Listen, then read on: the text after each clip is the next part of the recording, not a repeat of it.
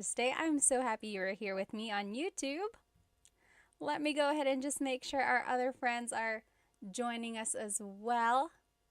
We have a really fun class tonight. Hello, everybody. Welcome to Tagalog Thursday. I have missed you. I've missed you a lot.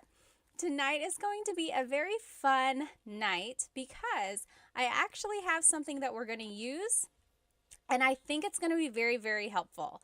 So if you looked at my Instagram story, you'll notice that I put a link up there for some flashcards that I made for us. So I have been working really hard. I made some Tagalog verb flashcards for you. And not only are they vocabulary words about the different verbs in Tagalog, but on the back of the flashcards are conjugations of the verbs as well. Oh, TikTok, let me see if I can flip the screen so that you can see it. Is that better? Yeah, there we go. Okay. So these flashcards are so great because they have the word on them, and then on the back is how you conjugate the verb. Okay, a lot of you have said, oh, verbs and conjugation are like some of the most challenging things about Tagalog. And it's true.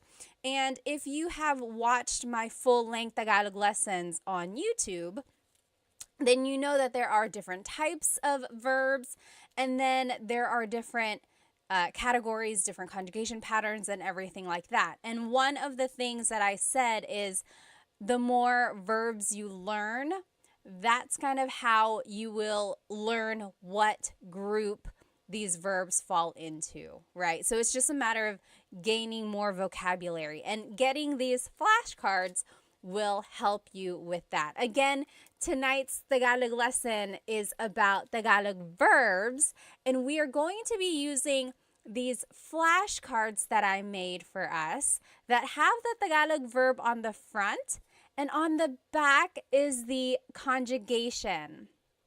Conjugation means changing something into a different form. So these are the conjugations in the present tense, the past tense, the future tense, and then there's one more conjugation in there, or one more type of phrase. It's the command. You'll see how they are used when we go through them. Again, if you want to get your own copy of these flashcards that I made, the digital download is on my Stan store. I put the link in my stories, but also it's in the in my bio as well. Go ahead and write where you are currently watching from. Maybe tell me how old you are, and does anyone have a shout out? One time someone said, oh, it's my girlfriend's birthday. Can you say hi? If anyone has a special event, please let me know. Or is it just a fun night? No special event on your side, but just something to celebrate, just being with me learning Tagalog. Let me go ahead and catch up on some of these comments. Okay, let me catch up on some of these comments on Instagram here. Major said, Ate Pat, gumagawa ako ng mabuti. You're doing something good. Are you trying to say you're doing well? You can say, mabuti ako, mabuti naman. What you said literally means I am doing something good, like you are doing a good deed or something. Oh, Chunkin Deuces said, quick question. Is there a difference between learning Filipino versus Tagalog? Very good question. Does anyone know? I know the answer. But does anyone know the difference between Filipino and Tagalog? Think about it, write it in the comments, and let's see what everyone thinks. Hello, magandang araw, Vic said. Let's see. Hi, Ate. Kawabanga said. Miss Anna Adams said, kumusta ka, ate? Mabuti naman. Hi, Love and Lulu. All right, let's see here. Again, we're just waiting for everyone to join. Hello, hello. Oh, so many people. Let's see here. Rose from San Diego, Ronnie from LA, Royston from Singapore. I'm Heme from California, Brandon from Jacksonville, Florida. Hello, hello. Dilshan from New Zealand, Fritz from New Jersey. Hello, hello. Mabuhay Thursday.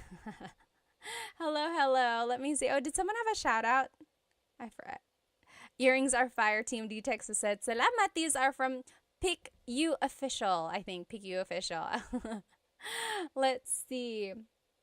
How about over here on TikTok? Captain says, I'm a Filipino. I'm all the way from LA, California. Hello, hello. Yes, exactly right. So Rocky's Barber.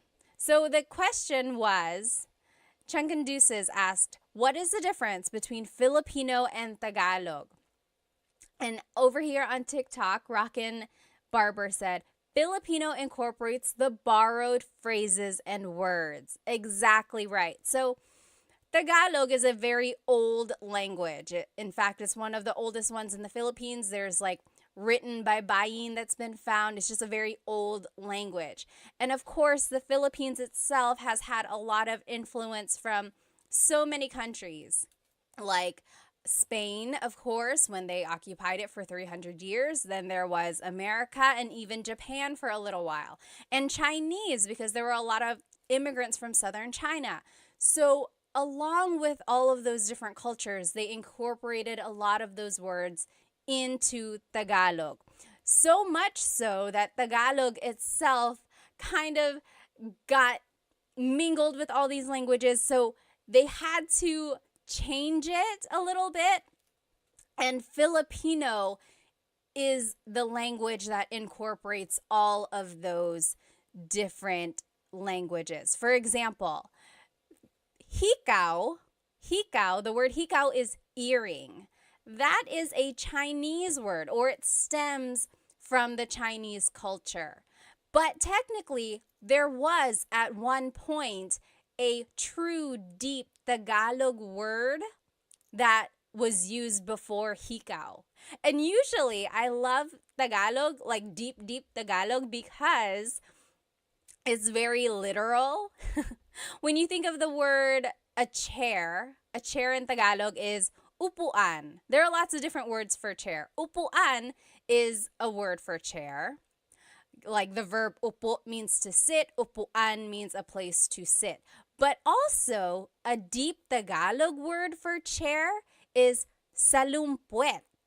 Salumpuet. So that's like true deep Tagalog. And it means, salo means to catch. Puet is your bottom. So salumpuet is something that is catching your bottom, right? Your chair. So that's the difference between Tagalog and Filipino.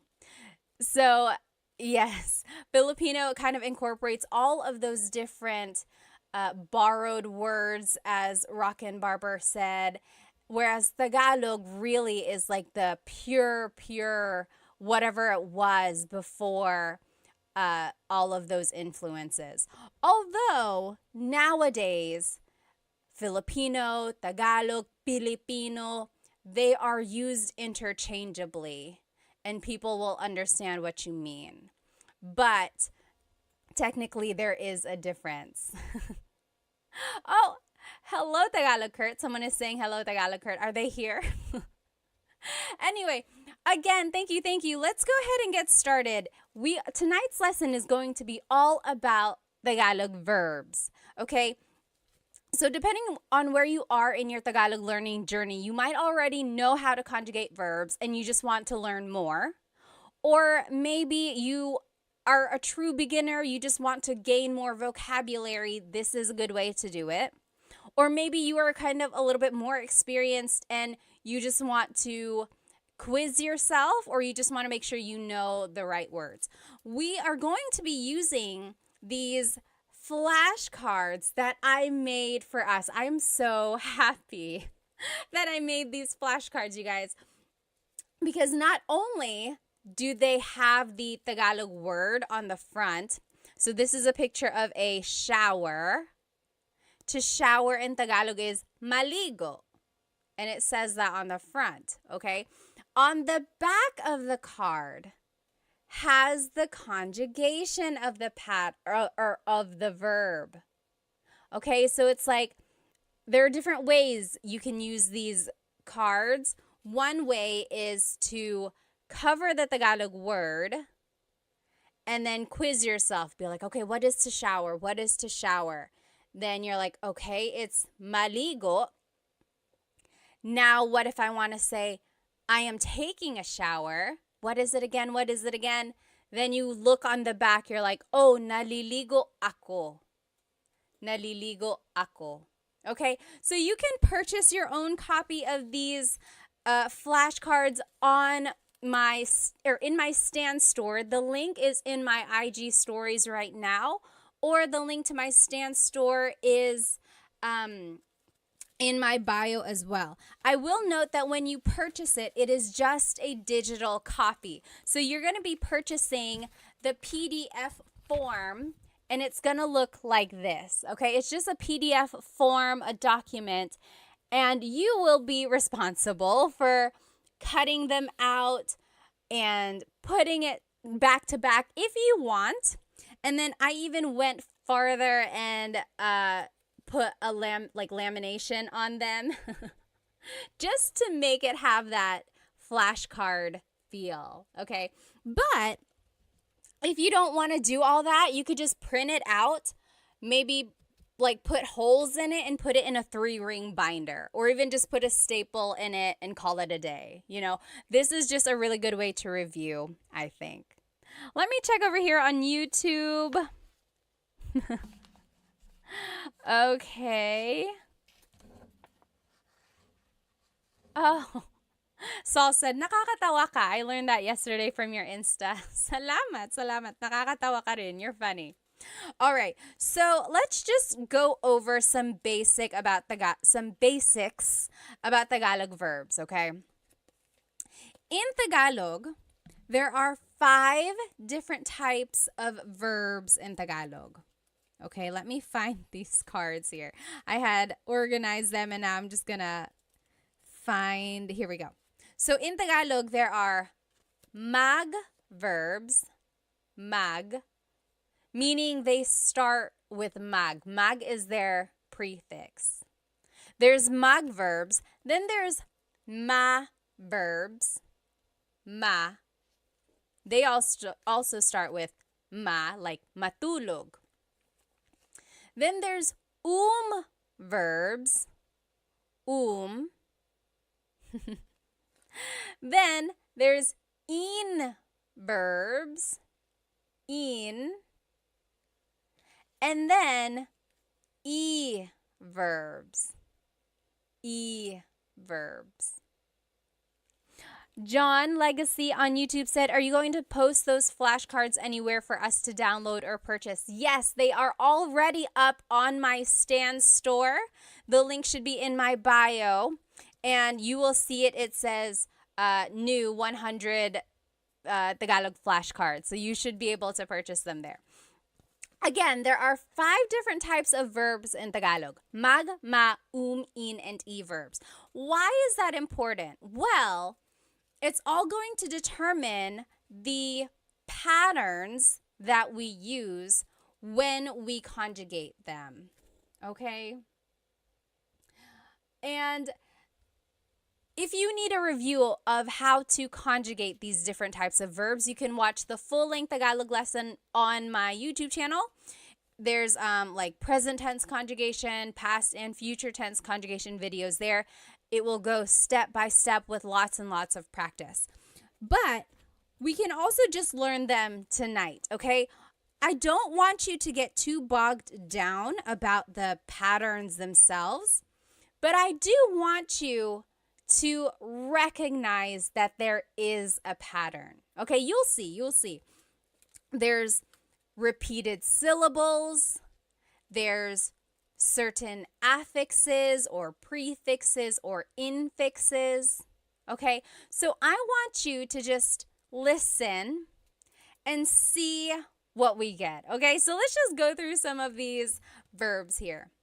If you know the answer, write it in the comments. What is to clap in Tagalog? What is to clap in Tagalog? Do you know? What is to clap? Oh, thank you so much for all the gifts on TikTok. They are going so fast. FJMLV, thank you so much. And I think someone else up there, thank you. What is to clap in Tagalog? To clap, yes, Mr. Mark Tricks. So, palakpak or pumalakpak? Very good. Yes. Oh, Solman, thank you so much for the roses on TikTok. Maraming salamat. Thank you. So, pumalakpak or palakpak. So, technically, the root word here is palakpak. Palakpak. All verbs in Tagalog have a root, and then something is added to them to change the tense. For verbs, sometimes they are referred to as just the root, palakpak. Sometimes they are referred to with the already in it. So if you said palakpak, that is correct. If you said pumalakpak, that is also correct. JB on YouTube said magclap. Yes and no.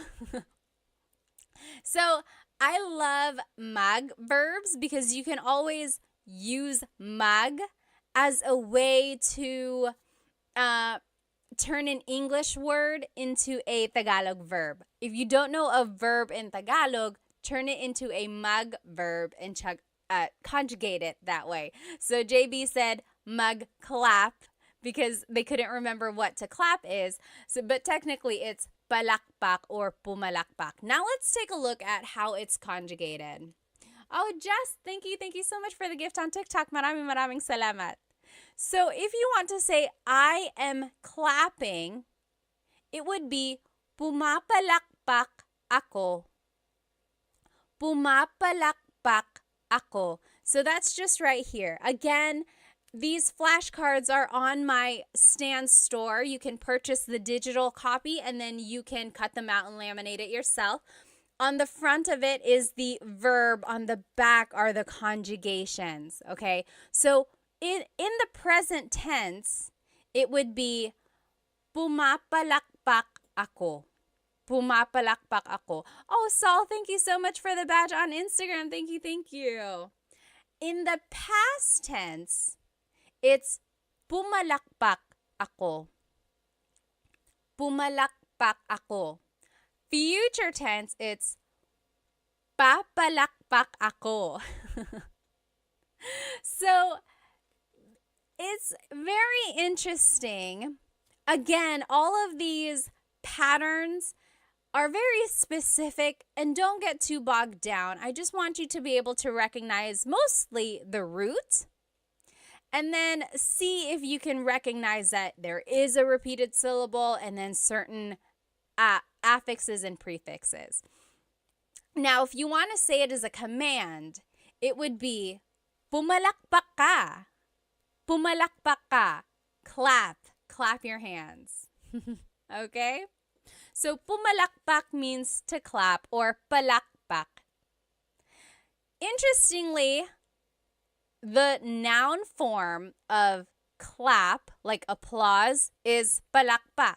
So sometimes it can be confusing if you don't use the People can be like, are you talking about the verb or the noun? And of course, you would just use context clues from there. All right, let's keep going. What is to yell in Tagalog? To yell. Do you know what to yell in Tagalog is? To yell in Tagalog is sumigaw. Sumigaw. So in the present tense, sumisigaw ako or sumisigaw siya. Yes, very good. Warhawk got it right on TikTok.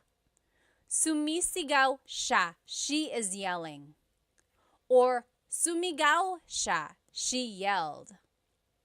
Sisigaw siya. She will yell.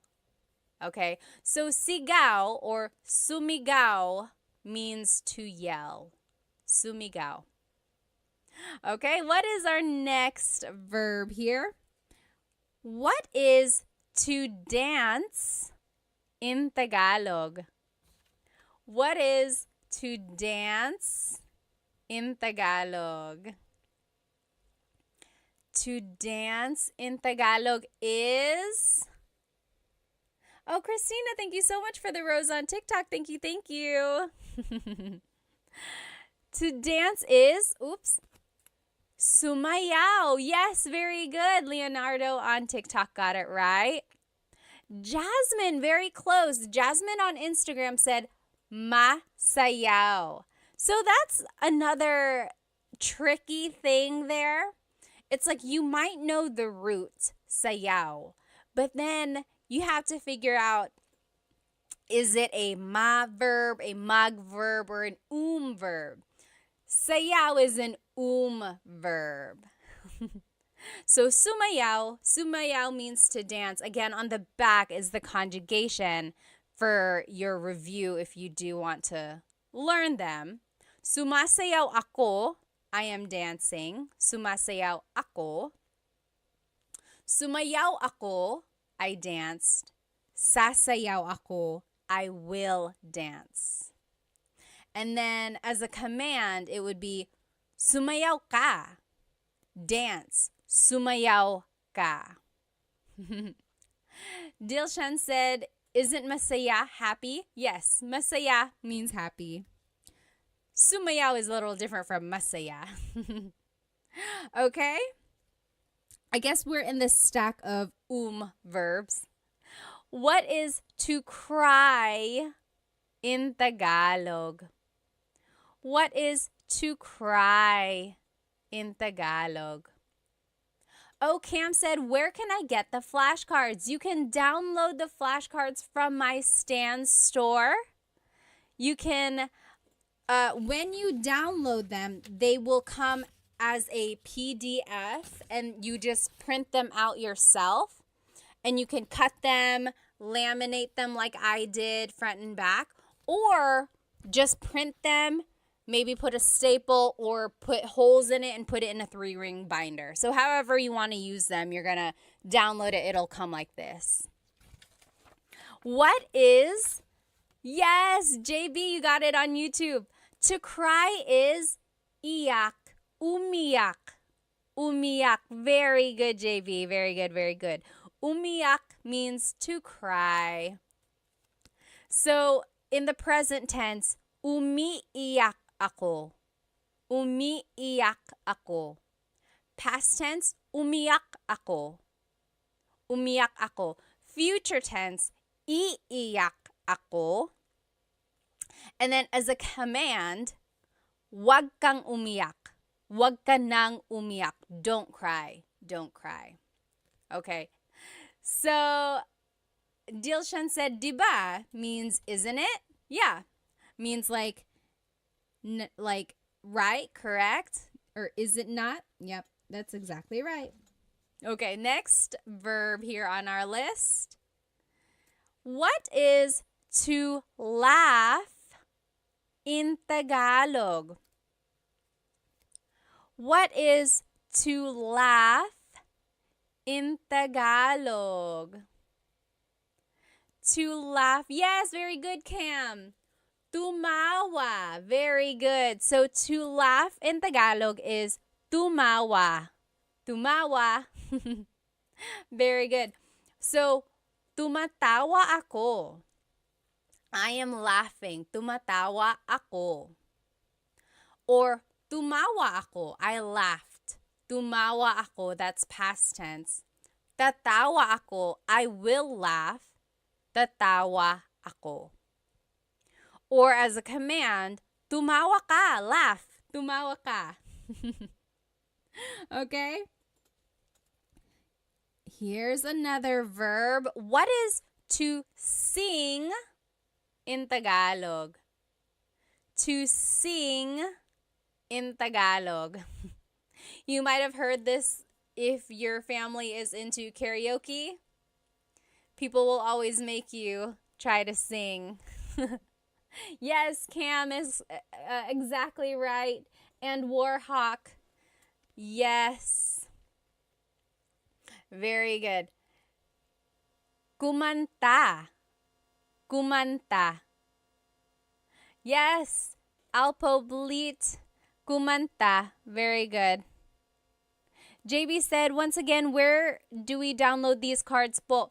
It's in my Stan store.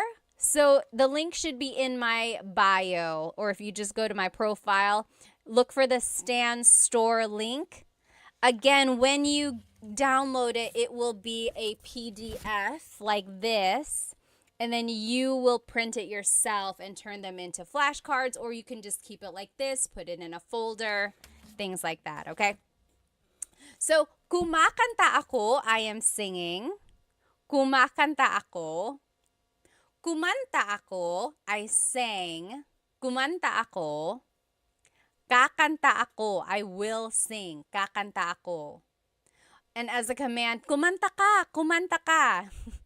If you've ever gone karaokeing or if you've ever karaokeed with Filipinos, they have probably said that too. Kumanta ka, sing, kumanta ka. They leave no one behind with the singing.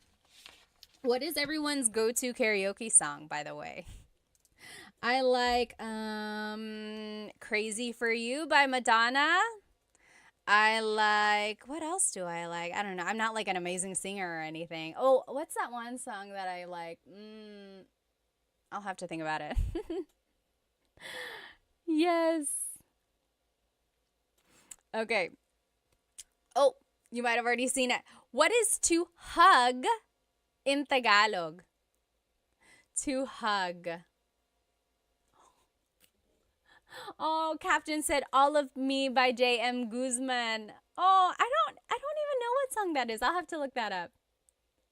Hart said Whitney or Mariah Star Spangled Banner. Number 1, do they even have that version? And number 2, I need some evidence, please. Yes, very good, very good. Oh, Captain said rap songs by Andrew E. Do you know who Andrew E. is? Andrew E. is a popular rapper in the Philippines. I feel like he was a lot more popular in like the 90s or early 2000s, like just really, really fast Tagalog raps. Are you into Glock 9? Glock 9 and like Ruby Ibarra, of course, Phil Am. There are lots of newer. Oh, and Easy Miller, hello. Like a lot of newer rappers out there. Yes, very good, very good.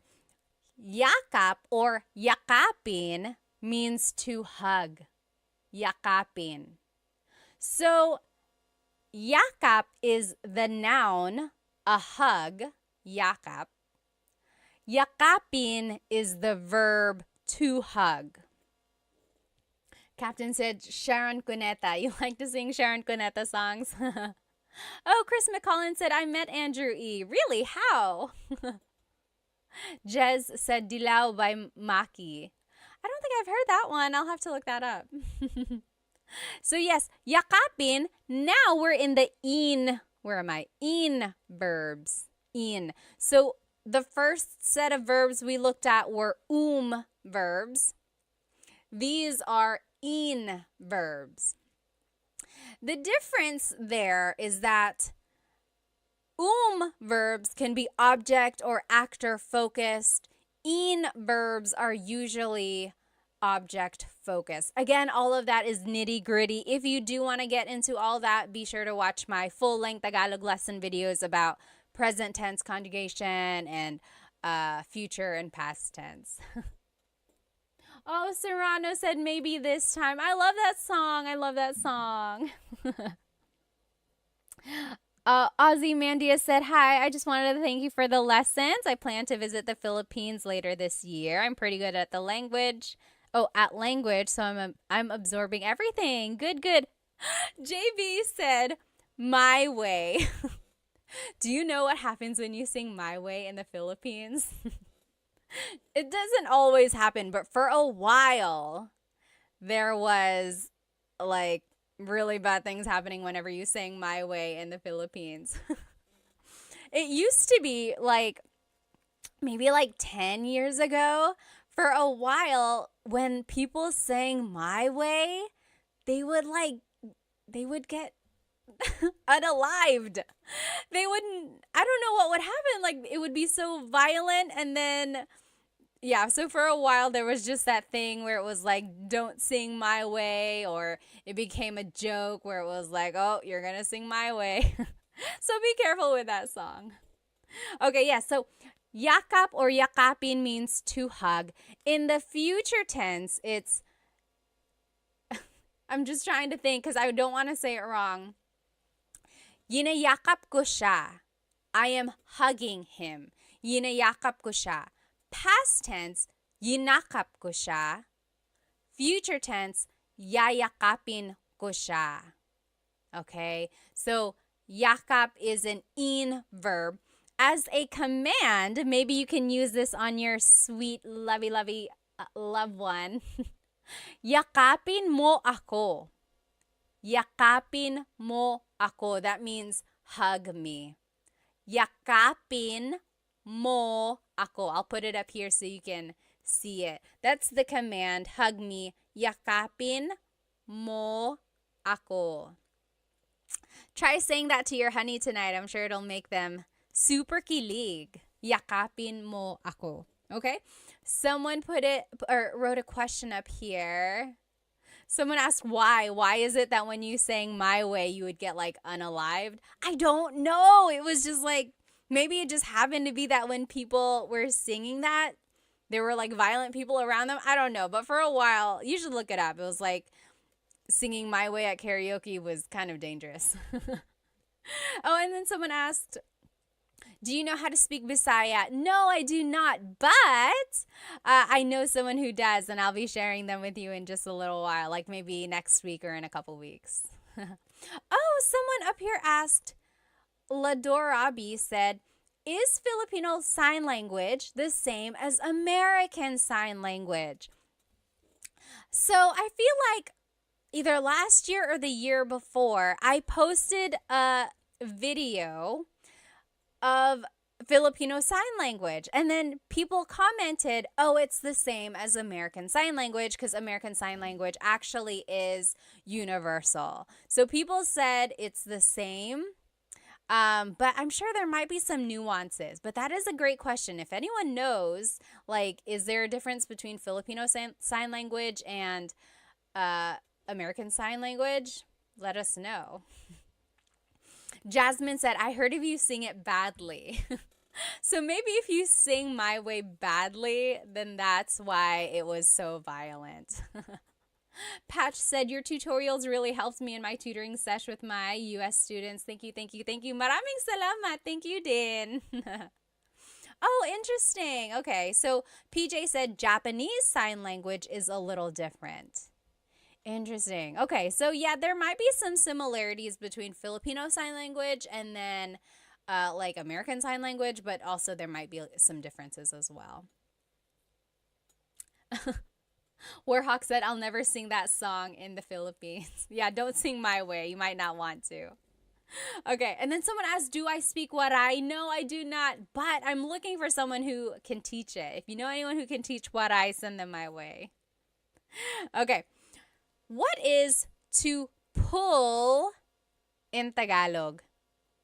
What is to pull in Tagalog? Yes, JB, yakapin was an in verb. We're actually in the in verbs now. Tots asked, can you speak Kapampangan? No, I cannot. I wish I knew people who could, though. Yes, Serrano. Hilahin. Very good. Very good, Warhawk. Hilahin. Hilahin. Very good. Hilahin means to pull. Hila means to pull. That's the root. Hila. Hilahin is like the conjugated version, or it's just incorporating that in affix there. So hila means to pull. Hilahin is conjugating it as an in verb. In the present tense, it's hinihila ko ang lubid. I am pulling the rope. Hinihila ko ang lubid. In the past tense, hinila ko ang lubid. In the future tense, hihilahin ko ang lubid. As a command, it would be hilahin mo ang lubid. Okay, so again, I just want you to notice the root word. I want you to notice that there is a pattern. You don't have to get into the nitty-gritty of all the exact patterns if you don't know them yet.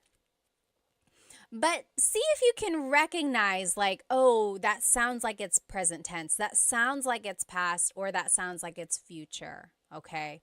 But more than anything, I do just want you to get the root word to be able to recognize that, oh, hila means to pull. Again, these cards, these flashcards are on my stand store. You can purchase them. When you buy them, though, remember that it's going to be the digital download, and it will come as a PDF. When you print them out, you can cut them, you can laminate them like I did, or you can just keep it like this in a folder and use it to study, okay? You said, can you send me that card? Someone said on TikTok. Just go ahead and get it from my stand store. There are 100 verbs. 100! I found 100 verbs for you. But tonight we're only going to do maybe 25 or 30. I went through and got some of the more common ones for us to learn. But there are 100 verbs. You gotta go get it. Oh my goodness, you gotta go get it. Okay. Now, what is to sweep in Tagalog?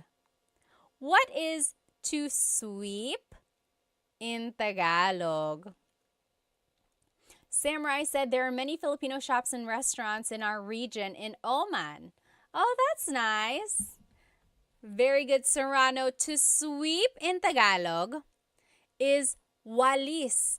Oh, Serrano, you bring up a really, really good point. So in this card, I am showing it to you as an in verb. Walisin. Take a look at the conjugations. Winawalis ko ang sahig. Winawalis ko ang sahig. I am sweeping the floor. Now, Serrano on TikTok said, magwalis. Oh, I love this, you guys. Walis is one of those verbs which can be either object-focused or actor-focused, okay?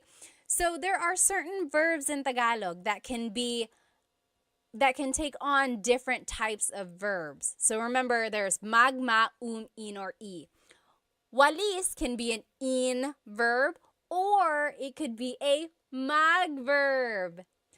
When it's an in verb, it's being conjugated as an object-focused verb. So you can even see it in the conjugation example. Winawalis ko ang sahig. I am sweeping the floor. The focus of this sentence really is the floor. What are you doing? I am sweeping the floor. Now listen to this. When I say, nagwawalis ako, now I'm conjugating it like a mag verb. Nagwawalis ako, that just means I'm sweeping, right? It's a complete sentence. Nagwawalis ako, I'm sweeping. There's no floor, there's no object. It's just about me, the actor. It's actor focused. What are you doing? I am sweeping. Versus, what are you doing? I am sweeping the floor. Do you see the difference there? That is a prime example of a verb that can be object or actor focused. Very good observation there, okay? Tim said, I love those cards. Thank you. Thank you. Again, these cards you can get on my Stan store as a digital download. When you purchase them, it's going to come as a PDF form and you can cut them out and laminate them like I did, like front and back. Or you can just keep it in a folder and use it to study that way. There are 100 verbs in this pack. Okay? Okay. Oh no, I have to go, Ryo said. Bye. Salamat. Let's see. This random name said, are you American? Yes, I am. And I'm also Filipino. Okay. What is to tell or to say in Tagalog? What is to tell and to say in Tagalog? Kakak said, how do I get the cards? They are, a link to them is in my bio, the Stan store. Look for the link to my Stan store. Oh, very interesting. String said, magsalita. Very close. Oh, very close, you guys. Yes. Dilshan on Instagram said, nagsasalita. JB said, is the Stan store on your IG page? You can find it in my YouTube channel as well. Just go to the About Me area and then look for the Stan store. Yes, JB actually got it. So it's sabi or sabihin. So very interesting. A lot of you are saying salita. Salita means, it also means to say, but really it means like to talk. Magsalita ka, talk. But also it can mean like say something. So salita and sabi are very similar. It's kind of like saying say, tell, talk, right? They're all kind of similar. Sabihin technically means to tell or to say. Very interesting. Oh, Yahia said, what is the best free app to learn Tagalog? Anyone know what is the best free app? I know of like this one app I made a video for. What is it? Turong Wika. Turong Wika. That means teaching a language. They teach Tagalog. I know other languages or other apps teach Tagalog as well. I just don't think they're free. Oh, Diego said, how do you say I don't know?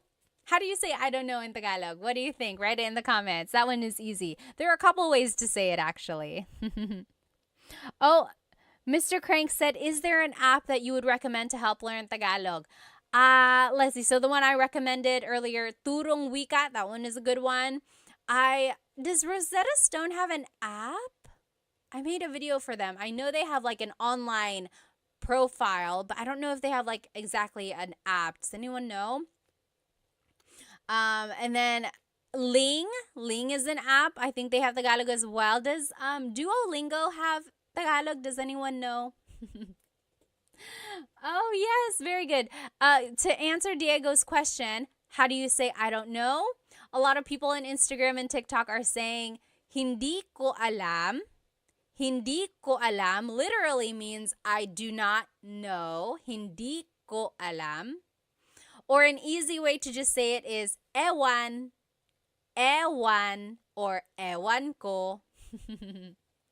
Very good, okay? Yes, someone had some questions up here. Oh, Diego said, hi Pat, ako si Diego. Currently started your first video on Tagalog and I can't wait to learn more. Very good, very good. Okay. Let's keep going. So yes, sabi means to say or to tell. So take a look at the conjugations. Maybe that'll help you kind of determine or help you understand the difference between sabi and salita. So, sinasabi ko sa kanya. Sinasabi ko sa kanya. I am telling him. I am saying it to him. You see the difference there? Sinabi ko sa kanya. I told him. Sasabihin ko sa kanya. I will tell him. Okay? And then, as a command, sabihin mo sa kanya. Tell him. Sabihin mo. Okay.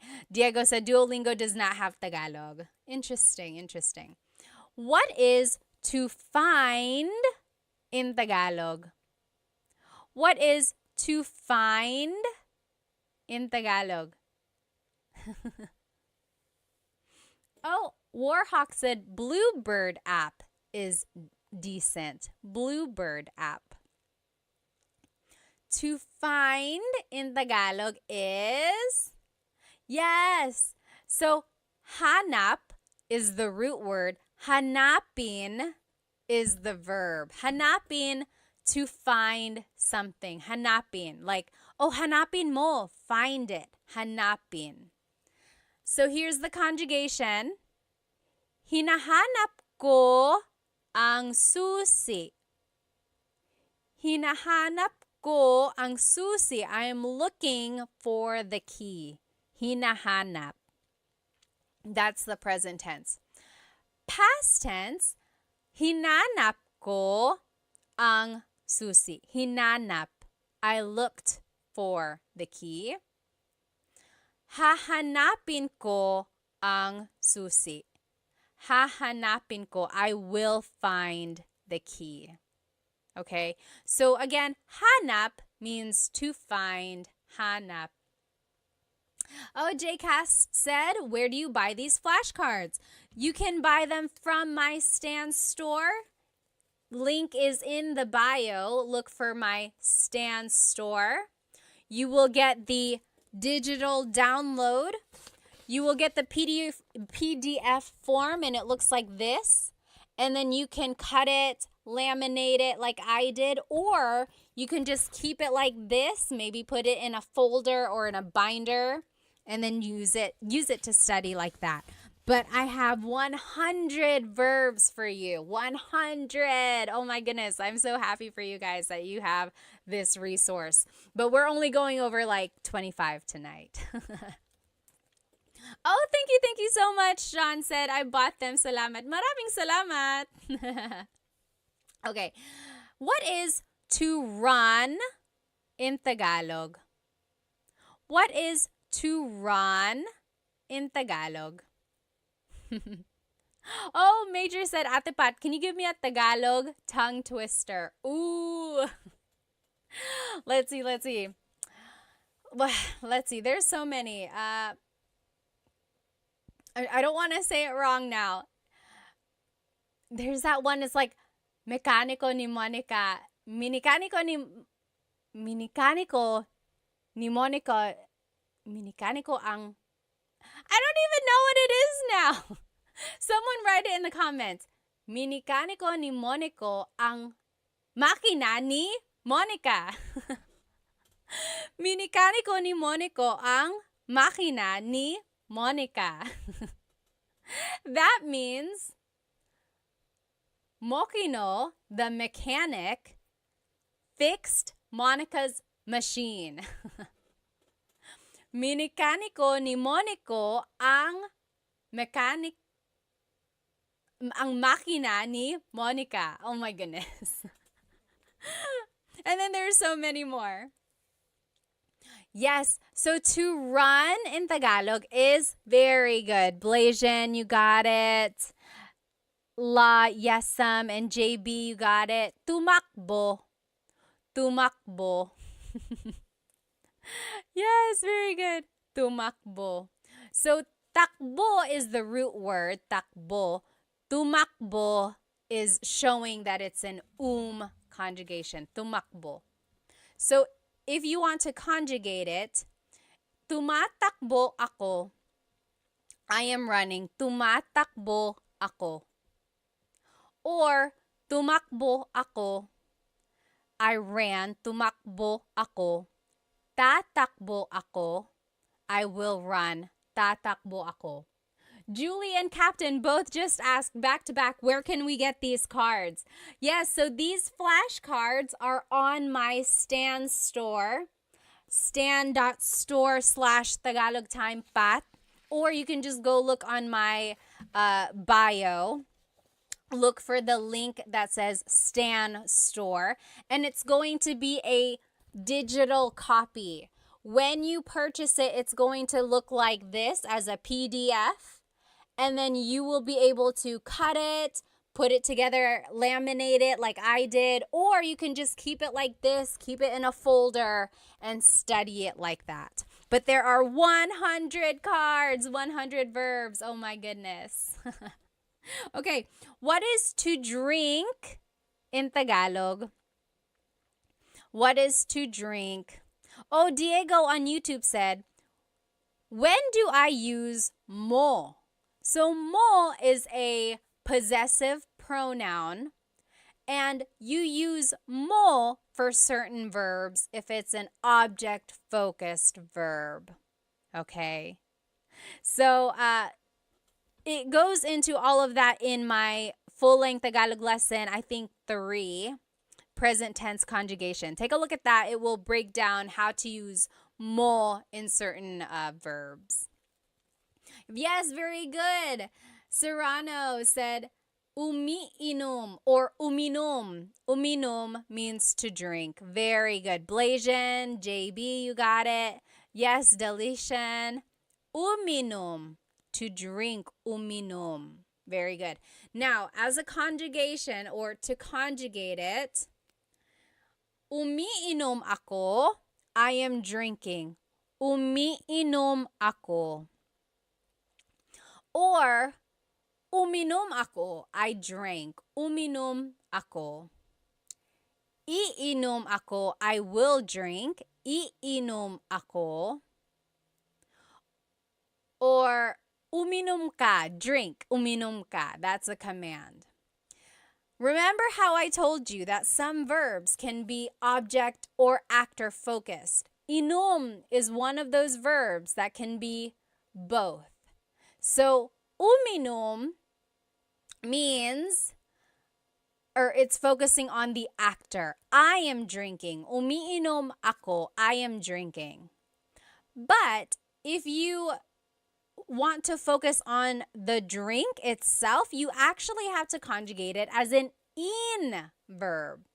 So, iniinom ko ang kape. I am drinking the coffee.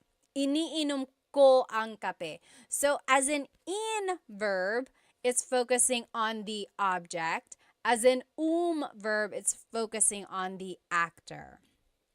Very interesting. Only a few more will do here, guys, because it's getting kind of late. So here, what is to eat in Tagalog? What is to eat in Tagalog? Yes, Shalona McFarland said, where do we get these cards? These cards, again, are on my Stan store. I made them for you. They are the digital download. So go to my Stan store. The link should be in my bio. When you purchase them, you're going to get them as a PDF form. You're going to get it like this. And you can cut it and laminate it, or you can just keep it like this and study it like this. Keep it in a folder, put it in a 3-ring binder, whatever you want. Or you can cut it out and laminate it like I did. Very good. So, very good. Kain. Kain. Kumain means to eat. Kumain. Yes. Blasian said, pwede bang magtanong? Can I please ask? Why does it change to ininom? Like in the conjugation, iinom as the future tense, that's just the pattern that it is. You have to repeat the first syllable. Or, like, are you asking why does it become an in verb when it's an object-focused verb? It's just one of those things that it's like a thing in the Tagalog language. Some verbs can be actor or object focused, And that's how it would change. It would change by the affix or prefix. And not all verbs are like that, just certain ones. Very good. Oh, La Yesam said, can I get these cards in Canada? Yes, absolutely. When you purchase them, it's just a digital download. So it will go straight to your email, and then you can print it however you want, and then you can cut it out, or you can even just keep it like that. Very good. So kumain means to eat. Let's conjugate it. So kumakain ako. I am eating. Kumakain ako. Or past tense, kumain ako. Kumain ako. I ate. Kakain ako. I will eat. Kakain ako. And then as a command, kumain ka. Eat. Kumain ka. Okay, kumain ka. You might have heard that phrase. A lot of people like to feed their guests. So that is the thing there, the phrase that you might hear a lot. Let's see, what else? Let's take a look at some of these verbs. We didn't get to look at them. How do you say to write in Tagalog? To write. So to write something. I'll give you a hint. It's an verb. To write, Oh, hang on. Who was that? String Hands said, hi, Pat. Your content helped me talk to my mom during her last years before she died. Maraming salamat po. Oh, my goodness. Strings, first of all, I'm so sorry for your loss, but also, I'm so happy to have helped you. Stay strong, okay? I lost a parent too, and it's not easy at all. Oh, Julie said, I can't find your Stan store. Let's see. Go to my link or go to my bio, and I think just click on whatever link is there, and then more links should pop up. So go to the Stan store. Someone even put it up here. I think you just type in stan.store/Tagalog Time Pat or Tagalog Time.pat or something like that. You could even try to Google stanstore.com. I'll definitely put a post or make a post about it afterwards so we can all find it. Oh, very interesting. Yes. So Serrano again said magsulat. I have it as an verb, isulat. Yes, Blasian also said nagsulat. So yes, this is one of those things these are one of those verbs. Again, isulat means to write, but that's focusing on the object. Like, isulat mo ang pangalan mo. Write your name. Isulat mo ang pangalan mo. Write your name. But magsulat just means writing. Like, nagsusulat ako, I am writing. Oh, someone on TikTok said it's only showing the coffee, buy me a coffee. Oh, yeah.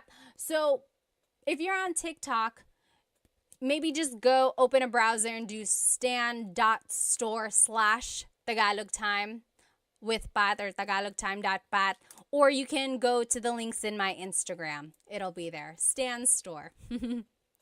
So, isinusulat ko ang libro. I am writing the book. Or isinulat ko ang libro. I wrote the book. Or isusulat ko ang libro. I will write the book. But again, sulat can be a mag-verb. Nagsusulat ako. I am writing. Or nagsulat ako. I wrote. Okay, let's do another verb. Actually, we'll do two because they're opposites.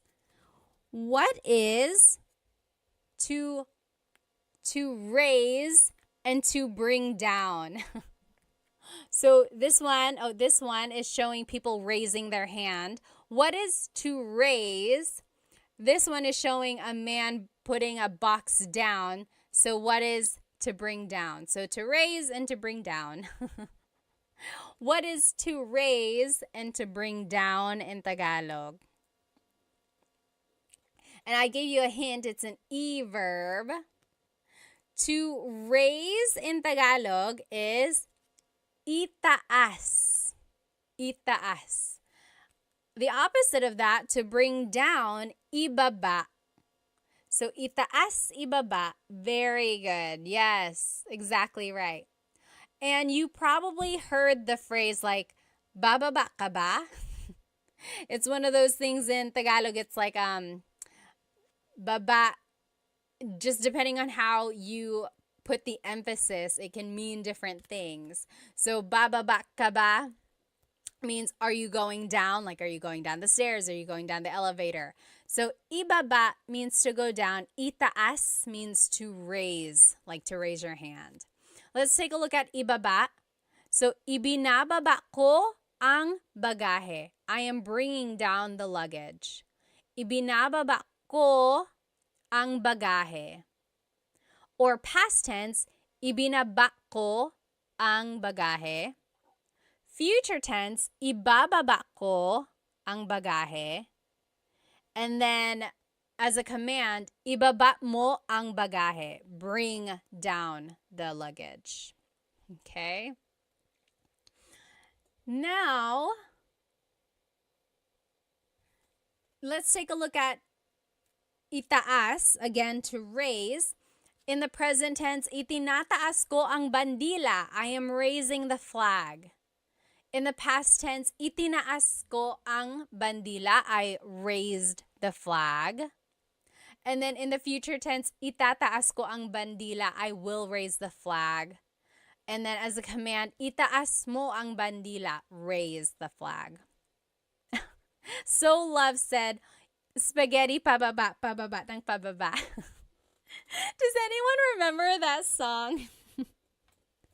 So baba means to go down, and there was this song back in the day, maybe like, was it early 2000s, I think? Spaghetti pababa, pababa ng pababa, Iser said. And then, spaghetti pataas, pataas ng pataas. And it was just this silly, silly dance, and you heard it on every variety show on the Filipino channel. You heard it on the radio all the time. People still dance it. I don't know why it's like that. It's like, why is the spaghetti going down? Why is it going up? Oh my gosh. You can't like not dance when you hear that song. Yes, Blasian said, is there another word for flag? Yes, so I said bandila. Bandila means flag. But watawat also means flag. There's another one, bandila, watawat, and does anyone remember what the other word for flag is? Wumagayway. Watawat, wumagayway. Wumagayway means to wave, or like to wave around, correct? I'm pretty sure. So watawat is like waving the flag, exactly. Oh, thank you, FJMLV said, I just got the flashcards. They look so good. I'm glad they have the sentences with them. Again, if you just joined, you can purchase these flashcards that we were using during the lesson. On the front is the Tagalog verb, and then on the back are the conjugation patterns in the present tense, past, future, and a command. It's like an example. So I think it'll really help you learn more verbs. And when you download it, it is a PDF digital download. So you will be able to cut it out and laminate it if you want to, like I did. Or you could just keep it like this. Maybe put a staple in it, or you can put it in a 3-ring binder and just use it to study that way, okay? And there are 100 verbs, 100. I looked up all of the different verbs for you, so I think this will really help if you're trying to learn more Tagalog verbs. Again, you can get it from my Stan store. Stan store. The link should be in my Instagram bio. I think on TikTok we're having a hard time finding it there. So just go to my Instagram or YouTube. The link is in there. Bandera. Yes, I think that's another word for flag as well. Well, you guys, I had so much fun with you tonight. I hope to see you again soon. There are so many more verbs. Again, there are 100 in this pack. This is only like 25 or 30. So maybe next time we will go through more. Oh, FJM said, what are on your YouTube slides? I'm trying to learn more for my fiance. The YouTube slides, if you decide to buy those are just the whatever slides you see in the video. So back up. I make full-length Tagalog lesson videos on YouTube, so those slides are what go with the full-length Tagalog lesson videos. Okay. Budak Baru said, where can I get the flashcards? I'm not from the Philippines. You can get them on my Stan store. Go to my Instagram, click on the link in my bio, and look for Stan store. And it will be a PDF download, and you can download them, you can cut them out, you can laminate it, or you can just keep it like this and study it, okay? Yes, let's see. Yes, Benny, did you get that? Benny also asked, where can I get them? Again, on my Stan store. You just get the digital download, and then you can make the cards, or you can keep it like this, okay? Well, I will see you guys next time. I hope you have a great rest of your night. Maraming salamat po. See you next time.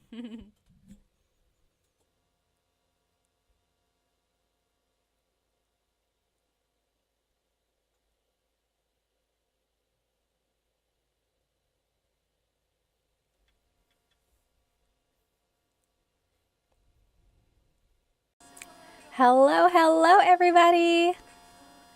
Welcome. Let me just go ahead and invite our friends. If you can hear me, let me know. Of course, write it in the comments where you are currently watching.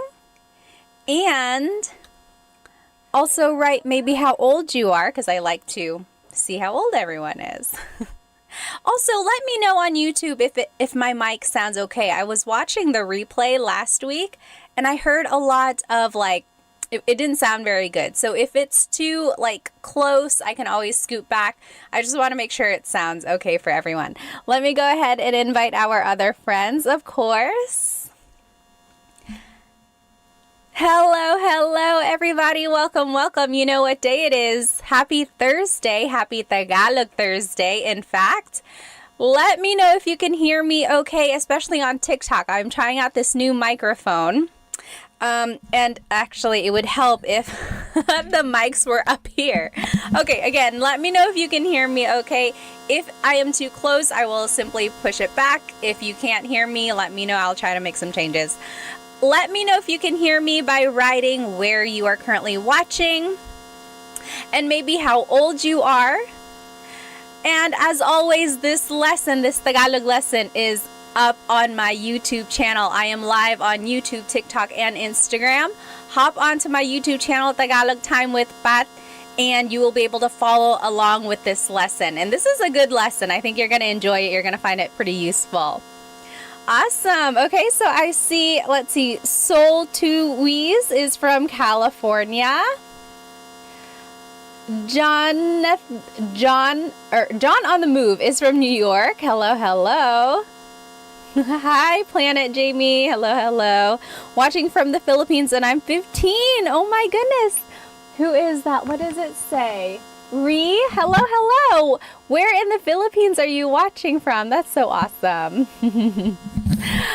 Jack DeHoog is from Alberta. Hello. Gene is from East Strickland. East Tennessee. His name is Gene. All right.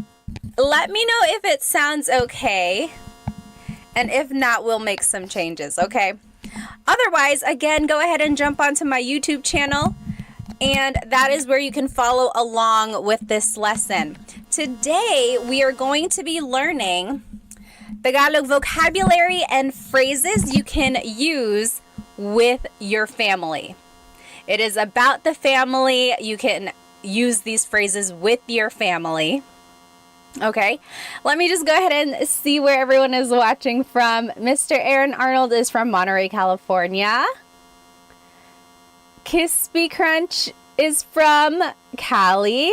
Crown, hello, hello. Hello from Texas. TMD Texas said. Gakukolka is from Hawaii. Hello, hello.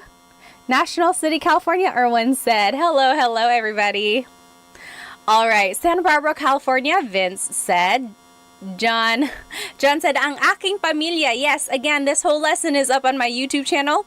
And today we're going to be learning about vocabulary phrases, or vocabulary words and phrases that you can say with your family. And I think it might be useful to you. So go ahead and jump onto my YouTube channel. So this is our lesson agenda for today. We're going to be learning family vocabulary. We're going to be learning phrases about the family. And then we'll learn phrases for the family, like things you can say to each other. And then we will review the vocabulary. And then we will do a translation practice. I always like doing this translation practice. At the very end of the lesson, I will say this paragraph or this short little monologue to you, and let's see if you can understand what I'm saying. Okay, so that's at the very end. Let's just go ahead and jump right into it. So again, this whole thing is on my YouTube channel. Here is a family tree. I think the easiest way to go through all of our family members is just to take a look at a family tree. So pamilya is family. Pamilya. Up here at the top, we have our lolo and lola. So lolo and lola, your grandfather and grandmother. Hang on one moment. Let me fix this for YouTube. Let me cover my face so you can see. There we go, YouTube. Okay, so here is the family tree. Again, lolo is your grandfather. Lola is your grandmother. Okay, and usually a lot of families distinguish their lolo and lola on one side from the other by giving them a nickname. Like I always called my grandmother Mama Lola. And my other grandmother, she passed away before I was old enough to really get to know her, but she was Lola as well. So some people call their Lolas something else, and their Lolos something else. Kind of like in English, we might call our grandparents like Nana, Papa, or something like that. What do you call your grandparents? Just wondering. Go ahead and write it in the comments. Hello. Oh, Yaz says, hi, I like all your videos. Maraming salamat. Music says, magandang umaga. Hello, hello. Oh, thank you so much for the gift. Maraming salamat. I wish it said the name whenever a gift was bought. Grin, thank you so much. Alrighty. Oh, my mother's name. My mother's name was Lola. Like Lola? Awesome. Yes. Mary Loves says Nanay. That's a very common name to call a Lola. Like even I call other people's Lolas and Lolo Nanay. I'm like, oh, kamusta si Nanay? How is your grandmother or grandfather? All right. So Lolo is grandfather. Lola is grandmother. Now, if we go down the family tree, now these are the mga magulang. Mga magulang, those are parents.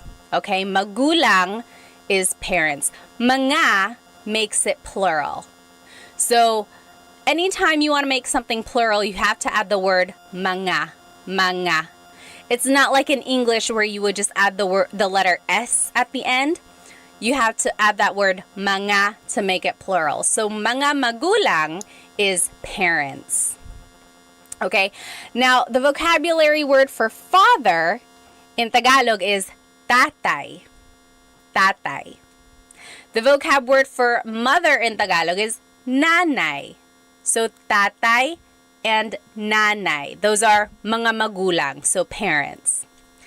Now, some people call their dad tatay. Some people call, excuse me, I could feel that coming. Anyway, some people call their mother nanay. Oftentimes, they call their mom and dad something else. Mama, papa, mommy, daddy, whatever you prefer. Thank you. Dominique said, bless you. Maraming salamat. Yes, yes. Francis said, nay. Sometimes you can just call your nanay, nay. Right? So, nanay, tatay, that is mother and father in Tagalog. And those are mga magulang, parents. Okay? Then, when they have a child in Tagalog is anak. Anak. That is a child. That is their anak. So, the nanay and tatay or the magulang, they have an anak. Anak. Sometimes moms and dads will call their child anak. Like, oh, anak, kain na tayo. Anak, kain na tayo. It's almost like saying, son, it's time to eat. Or daughter, it's time to eat. It's just anak. But very interesting is there is no word for like son or daughter. Anak by itself is a gender neutral word. In order to distinguish whether or not someone is talking about their son or daughter, what do you think you would have to do? We touched on this last week when we played Filipino Jeopardy. We had a question about like gender neutral words. Do you remember what you have to do in order to kind of distinguish what like gender it would be, whatever gender they're talking about? Well, so if you wanted to say son, it would have to be anak na lalaki. Yes! Richard V on YouTube, you got it. Anak na babae is daughter. Anak na lalaki is son. Drake on Instagram, exactly right. You got it. So again, anak is a gender neutral word. There are a lot of words actually in the family vocabulary that are gender neutral, which I find very interesting. Like anthropologically, why is that? It's just like one family unit, and it's like it doesn't really matter if they're talking about a boy or a girl. It's like, yeah, that's just my son. I think it's so interesting. Like a language will tell you a lot about the values of a culture. Anyway, that's a side note. So again, anak is a gender neutral word. So in order to say son, you would have to say anak na lalaki. So if someone was like, this is my son, it would be ito ang aking anak na lalaki. That was a very formal way to say it, but you get what I mean. They would have to distinguish anak na lalaki. Or if they wanted to say like, I am buying this for my son, it would be binibili ko to para sa anak kong lalaki. Anak kong lalaki. I'm trying to figure out where you add the nang. Anak kong lalaki. I think that's right. Anak kong lalaki. Anak na lalaki ko. No, you don't ever add ko at the end like that. But yes, you get what I mean. Yes, exactly right. A Douglas, babae or lalaki. Babae is woman. Lalaki is man. And then Ricardo said, like, ma'am, sir. Ma'am, sir is a little, it's an interesting thing. Like, whenever someone is shopping in the Philippines, they're like, hi, ma'am, sir. I think just over time, people got used to saying it together. And so it became one thing. Okay, so that's anak. Anak is child. Now, if a person gets married, that would be their asawa. Asawa. So again, if you're following along on YouTube, here's our family tree. Asawa is their spouse. Spouse. Again, another gender neutral word. It's not husband, it's not wife, it's asawa. Like, I call my husband asawa, not literally, but like he is my asawa, and he calls me, I am his asawa. You know, it's not like husband or wife, it's just spouse. Very interesting, right? So asawa is spouse. It encompasses like the wife and husband gender there. Let me go ahead and just read some of these comments. I don't want to miss any questions. Let's see. Okay. Yes, someone said, I'm sorry. Did someone ask, how do you say I'm sorry in Tagalog? I'm sorry is pasensya na. Forgive me is patawad na or patawad po. Please forgive me. Let's see. All right. Let's see. And then over here on Instagram, yes, asawa is husband or wife. All right. And then over here on YouTube, yeah, you guys got it. Ricardo said, I don't use asawa. It's too close to aswang. Aswang is a little different. Aswang is the supernatural being in the Philippines, like a vampire shape-shifting type of thing. But it's different. Asawa and aswang, they're different. Okay, so a person and another person get married. They are mag-asawa. Mag-asawa. That means they are husband and wife. Mag-asawa. When they have kids, here are the vocabulary terms for the order of kids, or just like family vocabulary words. Again, here on YouTube. So, ate is the older sister. Ate. Kuya is the older brother. Kuya. Then there's bunso. Bunso is the youngest child in the family. Ate is the oldest daughter, or not even oldest, it's just an older daughter, older sister. Kuya is an older brother. Bunso is the youngest child in the family. It could be a boy, it could be a girl, just the youngest child. They are the bunso. And then together, they are mga kapatid. Mga kapatid. Kapatid means siblings. Or sibling. Mga kapatid means siblings. Okay? This was the question in our Jeopardy game last week. The question was, how do you say brother or sister? A lot of you said ate and kuya. But remember, we had to distinguish gender if we were talking about younger brother and sister. So remember, ate and kuya are the older brother, older sister, or older sister, older brother. But if you wanted to talk about your younger brother, younger sister, that would be kapatid na lalaki, kapatid na babae. Exactly right, Francis. You got it right.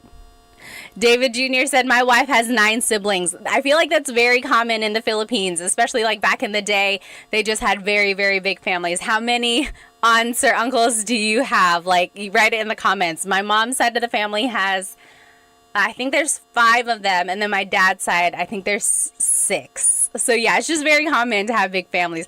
My husband's dad, there were 10 children in his family. And then I think on my husband's mom's side, I think there's like 5 or 6, something like that. But yes, it's very common to have very big families there. David Jr. said baby machines. Yes, Pia said 8 on my dad's side, 5 on my mom's. Wow. Yes. Okay, so again, kapatid na babae is your sister. Kapatid na lalaki is your brother. So in order to talk about like your brother or sister who's younger than you have to distinguish by saying babae, woman, or lalaki, man. Otherwise, kapatid by itself is a gender-neutral Tagalog word. Very interesting. Do you know where the words ate and kuya came from? Does anyone know where ate and kuya came from? I'm just catching up on some of these questions here. Major said, what is the English word for ipagpatawad mo, Pat? Ipagpatawad mo means like to forgive, right? Like ipagpatawad mo, forgive it. Or just like forgive me. Yes! Nick said, ate and kuya are from the Chinese culture. They have this idea of respecting their elders, whether it be their older, of course, relatives, aunts, uncles, but also their older siblings. So ate and kuya stem from the Chinese culture there. Yes, exactly right. Dan Santos got it. Richard, you got it. Yeah, very good. And it's interesting because in the Filipino culture, we don't only call our siblings ate and kuya. We use ate and kuya on our older cousins. Also, our older friends. Like if you are maybe like a generation under or like just a little bit younger than a friend, you can call them ate or kuya. We can also call our co-workers ate and kuya as well. So again, it's just kind of like a familial or just like a really courteous thing to address older people with some sort of name like this. But it's not like a hard rule. There are plenty of Filipino families who don't use ate and kuya either. What about you? What about in your family? Do you use it? We use it in my family. For my kids as well, we really try to encourage them to call each other ate and kuya. I think it's just we like to keep that in our family. Okay, so let's keep going. So that is our family tree. Okay, so there's the grandparents, lolo and lola. Mga magulang are the parents, and that's tatay and nanay. Then they have a child, that's anak. They get married, that's their asawa. Then they have kids. There's the ate, the older sister, kuya, the older brother, bunso, the youngest child. Altogether, they are mga kapatid, siblings.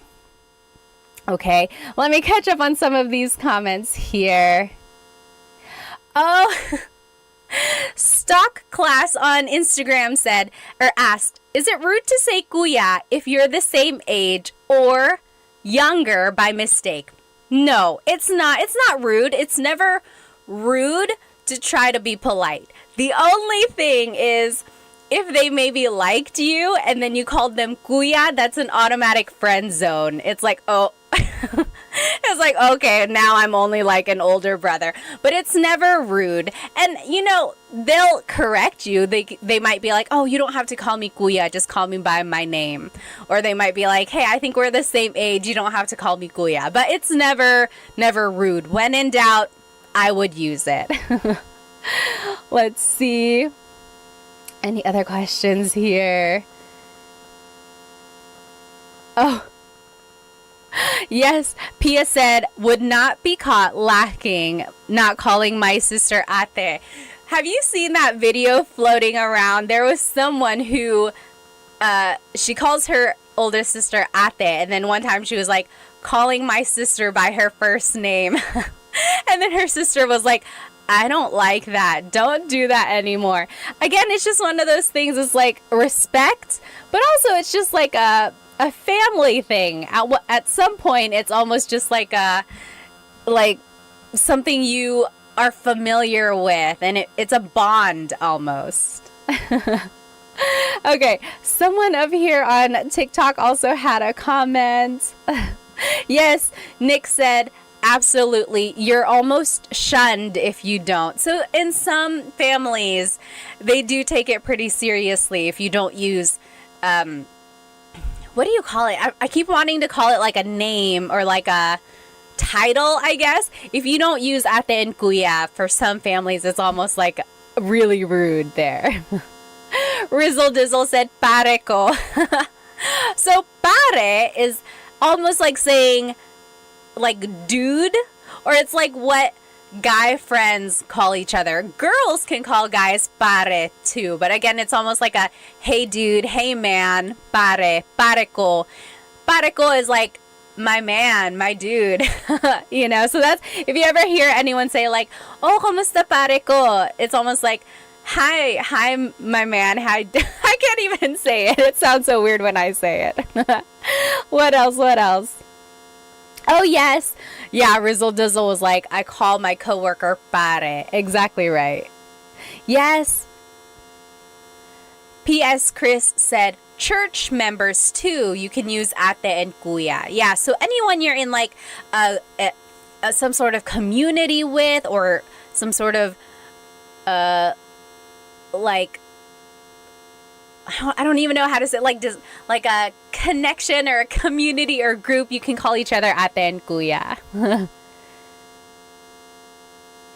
Oh, okay. Yes. Jordan said, sometimes I see Filipinos use pre in comments. What does that mean? Pre is just short for pare. So again, it's that word of like dude, man. It's just like, hey man, hey dude, pre. Yes. Jay from the Bay said, I thought pinsan is cousin. It is. We will go through that in just a second. Okay. Let's keep going here. Yes, Timothy said, I noticed that many Filipinos call their relatives cousin even if they aren't, even if they are technically not. That's a very common thing. Almost like we call our parents, friends, tito and tita, even though they are not literally our aunt and uncle. It's just one of those titles that we use. Again, it's almost like we are all just one big family. Okay, let's keep going. So here are just some more vocabulary words about the family. Someone mentioned it here on TikTok. Pinsan is cousin. Pinsan. Again, pinsan is one of those gender neutral words. So if you wanted to say my girl cousin, my guy cousin, it would be pinsan na babae, pinsan na lalaki.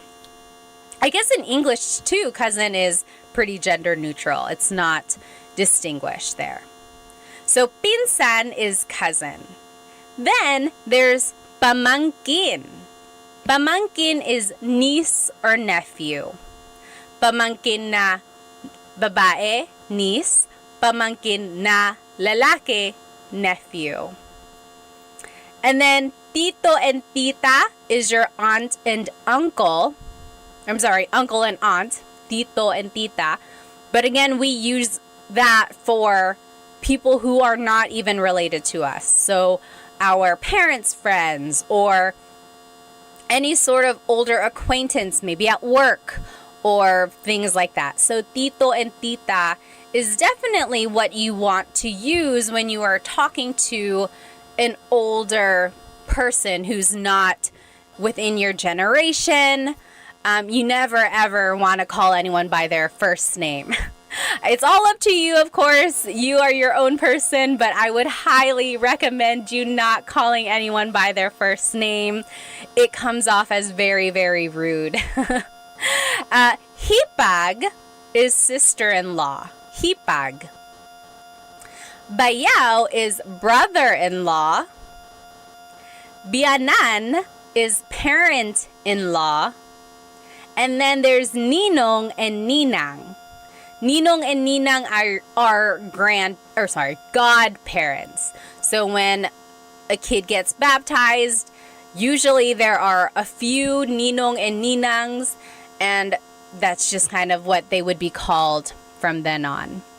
Oh, Mining Life, thank you so much for the badge on TikTok. Thank you. Let me look at some of these comments here. Yes. CV said, I also heard that kaibigan has two meanings. So kaibigan means friend, kaibigan. But if you put the stress somewhere else, like kaibigan, that means lover. So kaibigan is friend, kaibigan is lover, because the word ibig means love. Very interesting. It's a homonym there. All right. Let me look here on Instagram. Major Horn said, "Saan ka sa Pilipinas, Ate Pat?" Actually, dito ako sa Amerika. Dito ako sa North Carolina. Pero pinanganak ako sa Maynila. Lumipat kami dito sa States nung 1.5 ako. Dito ako nag 2 years old. Tapos dito na ako lumaki. Dito ako nag-elementary, middle, high school, college. Pero bumabalik kami sa Pilipinas mga every 2 years. Kaya palagi kami nandoon. Sila mama taga Sorsogon, sila papa taga Catanduanes. Kayo, taga saan kayo? Alright. Let me catch up on some of these questions on YouTube. Yes. Let's see. So Civil War guy said, would native speakers ever use kapatid na lalaki or babae for an older brother or sister, or would they always use kuya or ate? I want to say they will usually use ate and kuya, especially if it's an older sibling. That way it just encompasses the idea that, oh, it's the older sibling. Otherwise it would be kind of a long way to say it if they were like, kapatid na babae na mas matanda sa akin. It's like, why didn't they just say, oh, you're ate? So yes. Okay, yes. And then people were saying honorific, like to say, to be a little bit respectful, of course, you would say po. It's like an honorific gesture there. Yes, Ricardo said mare is the female version of pare. So again, there's this word pare, which is like dude, man. Mare is the female version of that. So it's like a lot of like godmothers use it with each other. It's like, oh, hey, it's my girlfriend. It's my girl who's a friend. You know, it's almost like equivalent of dude or man on a female side. Okay, let's keep going. So we learned a lot of vocabulary, right? So again, if you are just tuning in now, this whole presentation is on my YouTube channel. And we looked at a family tree. We learned all the different vocabulary words for grandparents and then parents and then all the way down to the children. Now, let's learn some phrases about the family. Okay, so if you want to maybe introduce your family members to someone, or if you're simply just like talking about them, these are some phrases that you might use. Okay? All right, let me just catch up on some of these comments. Need a nap has a really good question. How should I address my fiance's mother? Should I call her tita? This is an interesting question, of course, because of course you want to make a good impression, right? So number one, you don't ever want to call them by their first name. Tita is a good start. Yes, maybe just call them tita whatever. That will definitely kind of make them smile. Now, when you do get married, this is up to you. You can either start calling your mother-in-law mom or mama or nanay, whatever your fiance calls them, you know, just kind of assimilate. Or you can keep calling them tita. I don't know. What do you guys think? What is your vote? What was your name? Need a nap. What should Need a Nap call his fiance's mom? I think tita is a good start there. I know a family. The wife is Filipino, the husband is white, and he just calls her parents Mr. and Mrs. blank. You know, he didn't really take on the tita and tito concept. He just kept using Mr. and Mrs., which is fine as well. But if you really do want to kind of assimilate more to the Filipino culture, I would encourage you to use tita and tito. TMD Texas said, call her Lola. Maybe if you want to give her a heart attack. Maybe if you're like, hey, Lola, she's going to be like, are you guys pregnant?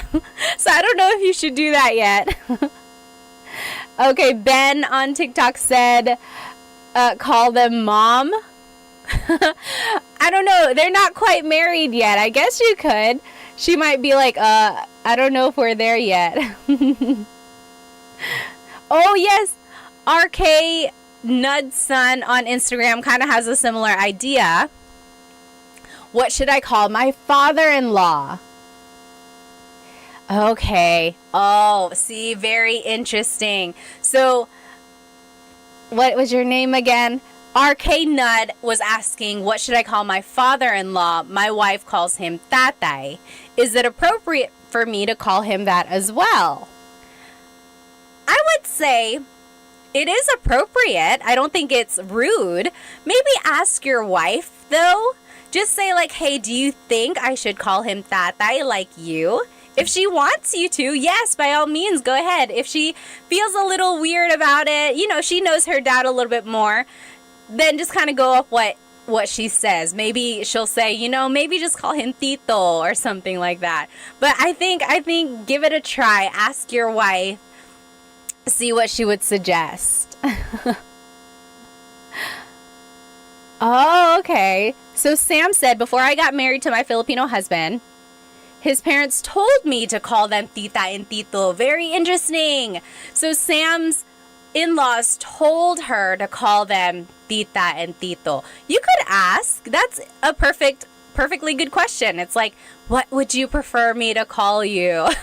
Or ask your significant other, and then they'll tell you. Oh, yes. Don't hate what I say said, I assimilated to make it easy, and I just call her nanay. I think that is so sweet. Also, props to my husband. Like, as soon as we got married, he started calling my mom mama. That is so sweet. Even now, he's like, hey, is mama home? Or, hey, does mama need food? So sweet. I think it's nice. You'll definitely get bonus points.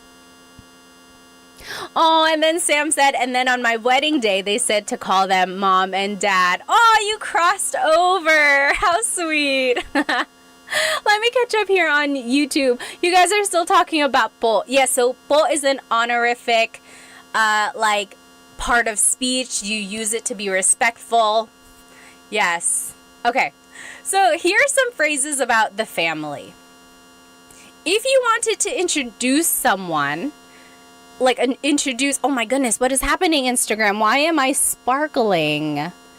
Okay, there. For some reason, sometimes I hit a filter and then it makes me look different. For a while over the summer, I always had like dog ears and stuff. Okay, so if you want to introduce your family member, you would say, ito ang blank ko. This is my blank. For example, ito ang nanay ko. This is my mother. Ito ang kapatid ko. This is my sibling. Ito ang asawa ko. This is my husband or wife, my spouse. Okay, so if you want to introduce a family member, it would be ito ang blank ko. Ito means this. Ang is a part of speech that can take on many different things, but in this phrase, it kind of translates to is. Ko is my. So, ito ang nanay ko, this is my mother. Ito ang kapatid ko, this is my sibling. And you can use that for anything. Like if you're like, oh, ito ang ballpen ko, this is my ball pen, this is my pen. Ito ang cell phone ko, this is my phone. So this is my blank. That's just the sentence structure there. If you want to be specific and you want to add someone's name, you would add this word si. Si. si is a part of speech in Tagalog which is used to introduce a person. So, ito ang nanay ko, si Samantha. This is my mother, Samantha. Ito ang kapatid ko, si AJ. This is my sibling, AJ. Ito ang asawa ko, si Chris. This is my husband, Chris. Okay, so I wanted to show you two different things on this slide. Again, this whole presentation is up on my YouTube channel. First, just get to know, become familiar with this phrase, ito ang blank ko. This is my blank. Ito ang nanay ko. Then, if you want to be specific, you can use this word, si.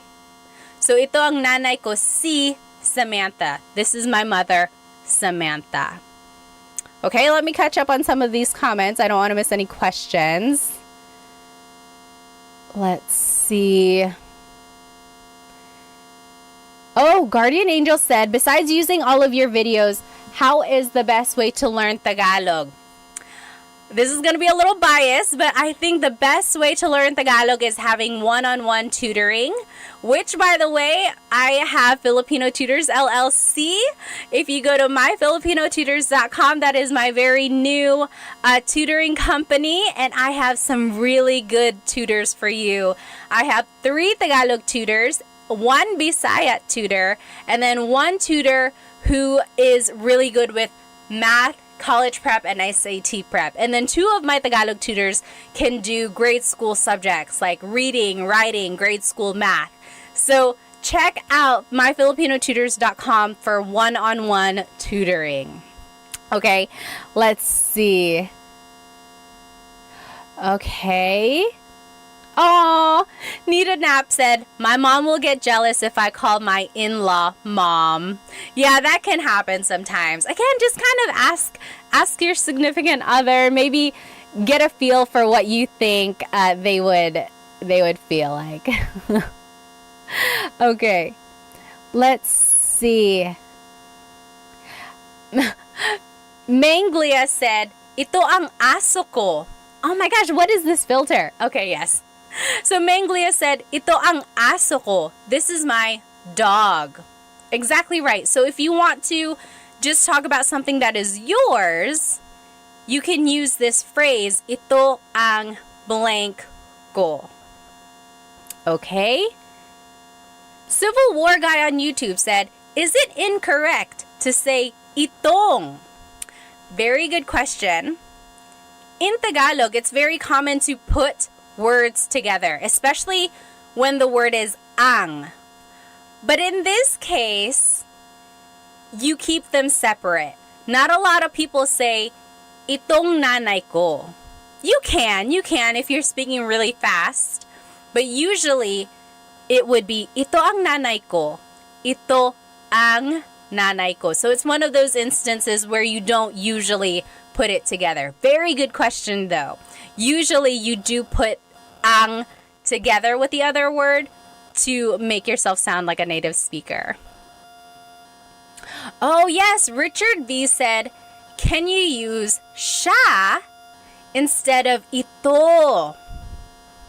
Yes, so siya is a pronoun that means he or she, right? So it works, you certainly can. You can say, siya ang nanay ko, si Samantha. She is my mother, Samantha. So if you want to say she, like, she's my mother, you can. Or you can say, this is my mother. Up to you if you want to say, she's my mother, or you can say, this is my mother. It depends on the context, depends on how you're wanting to present your mother, right?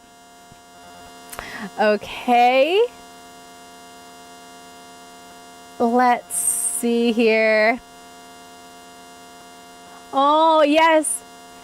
Santasio said, I have started one-on-one tutoring, but I have nobody to speak Tagalog with and practice. Do you have any advice? My advice, if you don't have anyone to practice Tagalog with, is to practice with yourself, right? That's all you have. So when you are driving, maybe have a conversation in your head. You could say, "Oh, Pat, kamusta yung araw mo ngayon?" Mabuti naman, medyo busy, pero marami naman akong nagawa. O talaga, anong ginawa mo? Naglaba ko, naglinis ako, nag-alaga ng mga bata. Wow, ang busy naman. You see, I'm just talking to myself. So, practice that. Practice asking yourself questions, and then practice like responding to yourself. Okay, give that a try. Okay, what else? What else? Yes, CV said. Just basically talking to yourself? Exactly right. Also, maybe find someone who is also learning Tagalog. Maybe like a Facebook group, or I'm trying to think like if there are any online groups that I know of. But like, try to find other people who are also learning Tagalog. That's a good way to practice. Okay.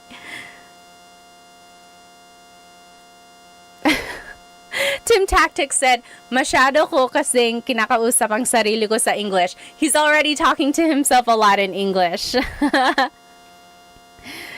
Yes. Let's see. Nita Nap said, my friend says uy a lot. So uy is just an expression that means like, oh. Let's see.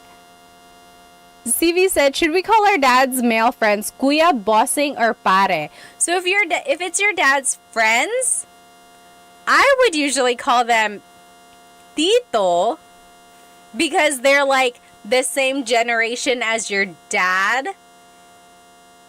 I guess depending on your relationship with them, they could also be kuya, but like usually it would be tito to me. Yeah, like uncle, exactly right. Tim Tactics said. Okay, let's keep going here.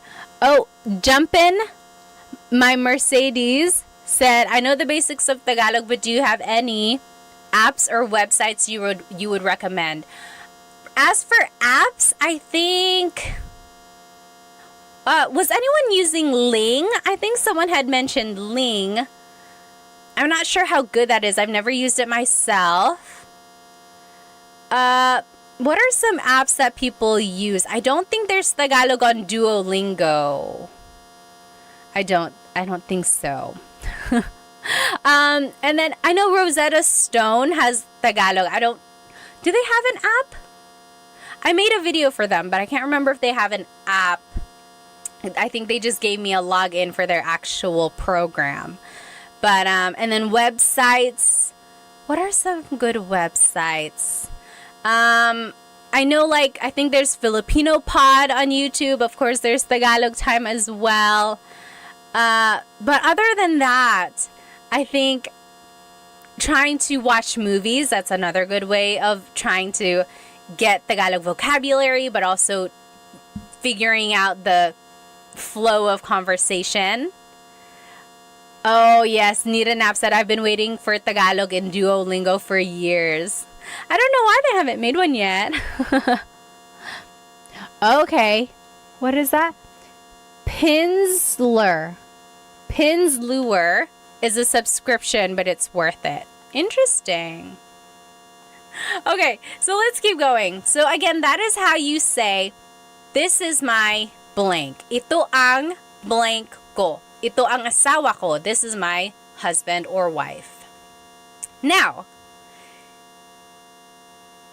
another way to say it, this is the same idea, just a different way to say it, is blank ko siya. Blank ko siya. So, Richard, this kind of goes off of your question. You could say, anak ko siya. He or she is my child. Tatay ko siya. He is my father. Or asawa ko siya. He is my husband. She is my wife. So, instead of saying, ito ang asawa ko, this is my husband, I could say, asawa ko siya. He is my husband. So do you see, Richard, this is exactly like the question you had asked there. Could you use siya? Yes. And then you can switch up the grammar there a little bit. So earlier it was siya ang asawa ko or asawa ko siya. So very interesting how you can kind of switch up the grammar and it would still kind of relay the same kind of message. Oh, A. Douglas on YouTube said, Turong Wika is an okay app. Yes, I made a video for them. It's called Turong Wika. Turo means to teach in Tagalog. Turo. So Turong, Turong, Turong, Wika. Wika is language. So teaching a language. Turong Wika. That's a Tagalog app. They're pretty good, actually. Yeah, I made a video for them. I forgot.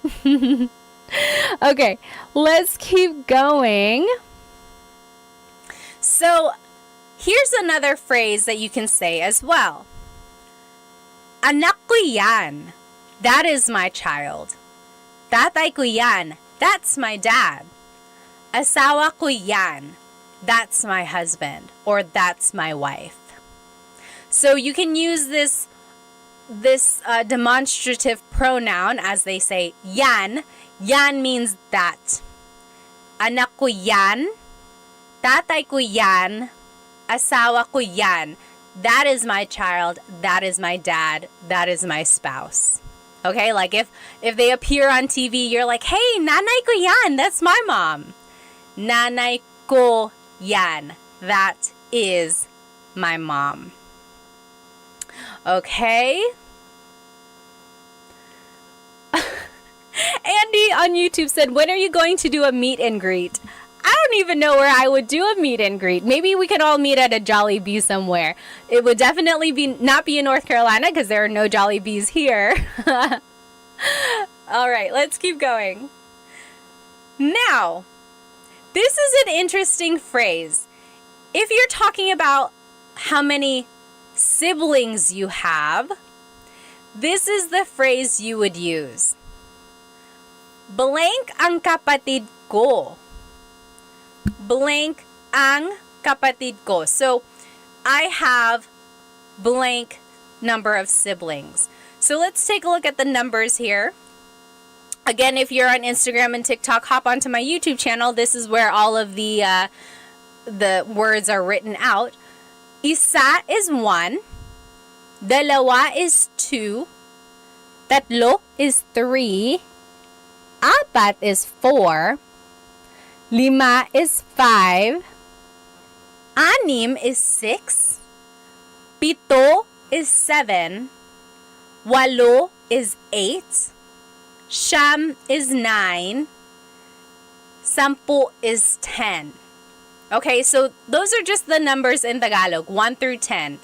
Isa, dalawa, tatlo, apat, lima, anim, pito, walo, siyam, sampu. Okay, so those are just numbers 1 through 10 in Tagalog. Now we're gonna use these numbers in this phrase. So if you want to say I have 3 siblings, it would be tatlo ang kapatid ko. Tatlo ang kapatid ko. So I have 3 siblings. Tatlo ang kapatid ko. Okay? Now, if you want to add like other words to be specific here, you could say like, isa lang ang kapatid ko. Isa lang ang kapatid ko. That means I only have 1 sibling. I only have 1 sibling. Lang means only. So, isa lang ang kapatid ko. Or if you don't have any siblings, you would say, wala akong kapatid. Wala akong kapatid. I forgot who it was who asked about putting the 2 words together. This is the case where you can. So, wala ako ng kapatid. You could just say, wala akong kapatid. Right? We're putting the words ako and nang together. Wala akong kapatid. I don't have any siblings. Okay? Yes, Aiden said, akong. So it's just one of those contractions. When you're talking really fast in Tagalog, native speakers will just put it together. Wala akong kapatid. Wala akong kapatid. I don't have any siblings. Let's see. Oh, yes! Melanie, you got it exactly right. Could you say, tatlo ang kapatid ko at babae silang lahat? Tatlo ang kapatid ko at babae silang lahat. The only thing I would change is I think I might add the word mga. Tatlo ang kapatid ko at mga babae silang lahat. You don't even have to really add lahat. You could say, tatlo ang kapatid ko at mga babae sila. Babae silang lahat. But that also works as well. Exactly right. Let's see. Okay. Yeah asked, how do I use siya? So again, kind of like in the last example, siya means he or she. So, siya ang kapatid ko or kapatid ko siya. He is my sibling. He is my sibling. Siya ang kapatid ko or kapatid ko siya. Same thing. All right. Let's see here. Mr. OK said, how old are you? How old do I look? Pop quiz, how old do I look? So, let's look at this. What was I trying to do with this asterisk? Can use for pinsan. Oh, yes. So you can also use this phrase if you're talking about your cousins or your ninongs or ninangs. So, apat ang pinsan ko.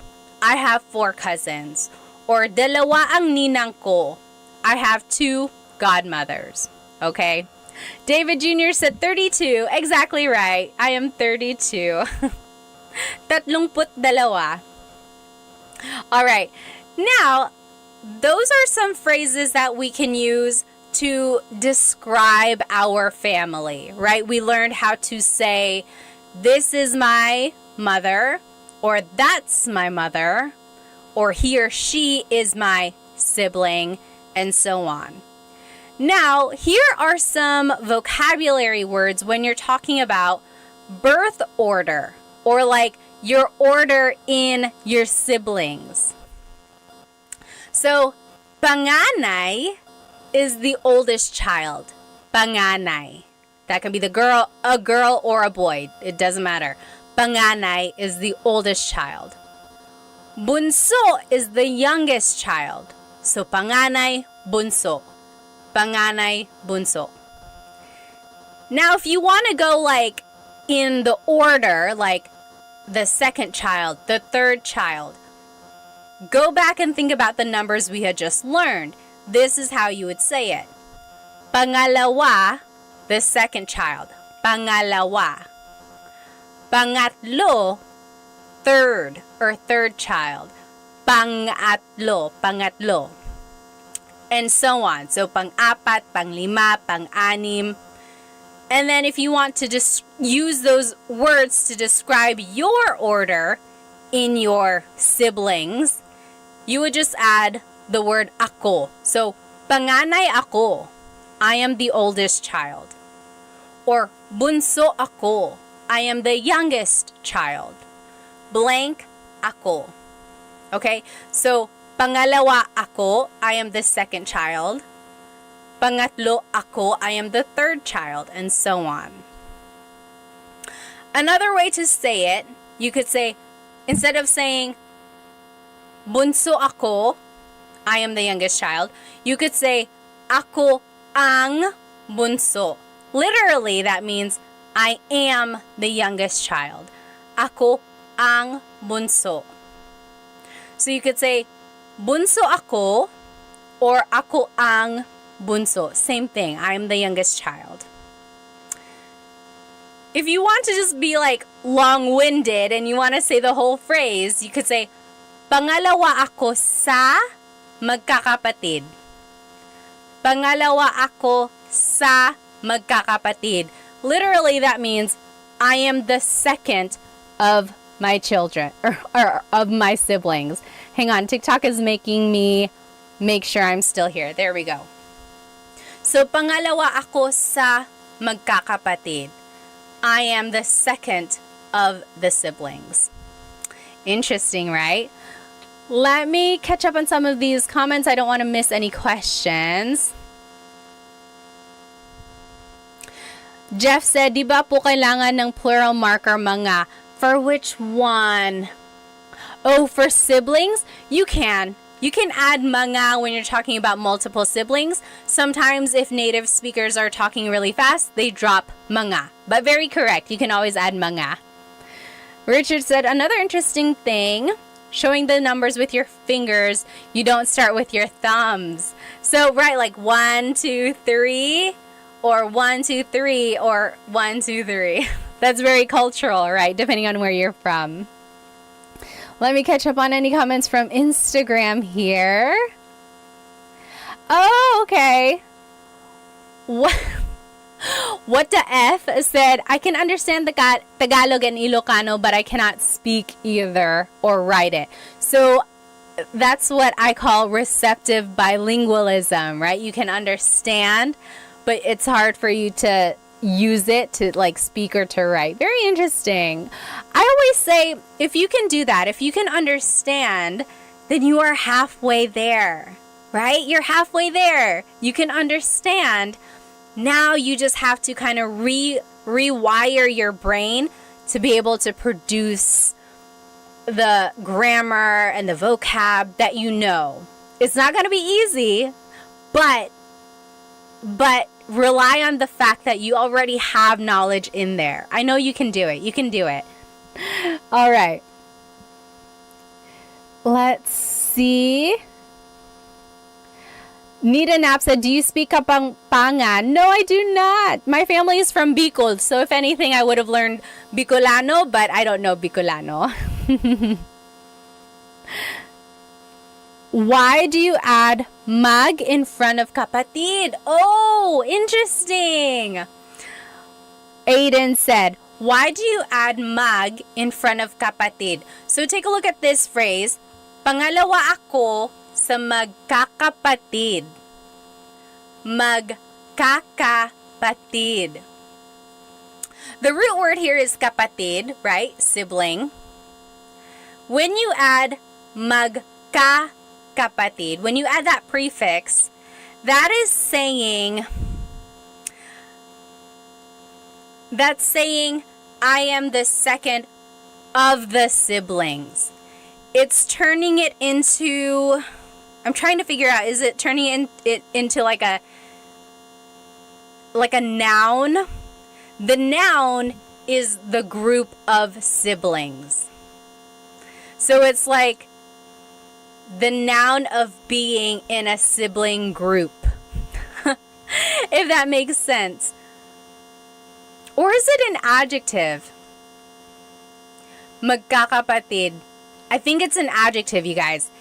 It's the description of being siblings with each other. What I want you to get from this is focus on the root word, right? Kapatid. And then use context clues to kind of figure out what the rest is saying. But you are very good at catching this prefix here. And now that you kind of know that it's used in this way, keep an eye out for other patterns like that. Okay, so now you know that the word can be rearranged like this to describe the group of siblings. Another use of this is magkakaibigan. Magkakaibigan. Same idea. That means the group of friends. Magkakaibigan tayo. We are all a group of friends. So it's the same idea, right? Magkakapatid sila. They are all siblings. magkakaibigan tayo. We are all friends. All right. Esteban said, "Are you still in the Philippines?" No, I'm here in the US. I'm here over here in I'm here in North Carolina. Superflative. Is that what it is? Superflative? Oh, Nair Grease said, "I love your YouTube channel. You explain stuff very easily. Salamat." Oh, yes. Learning Tagalog grammar can be very difficult. Okay, let's keep going. Mari said, "We're in North Carolina." I'm in South Carolina. I'm here in the Raleigh area. All right. Now, just a couple more phrases. These are phrases that you can use with your family. So we learned phrases that you can use about your family, right? If you're describing them. Now, here are phrases you can use with your family.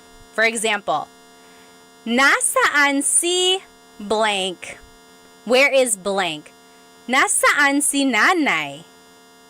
Where is mother? Nasaan si ate? Where is older sister? Nasaan si tito? Where is uncle? So, nasaan si blank.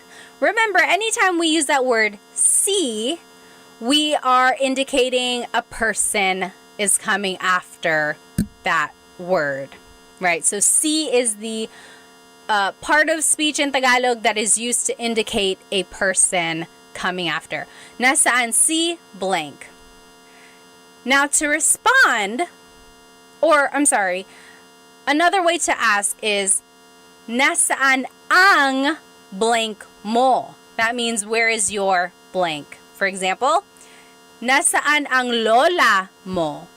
Where is your grandmother? Nasaan ang lola mo?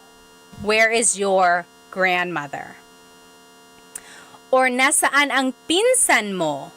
Where is your cousin? Nasaan ang asawa mo? Where is your husband or wife?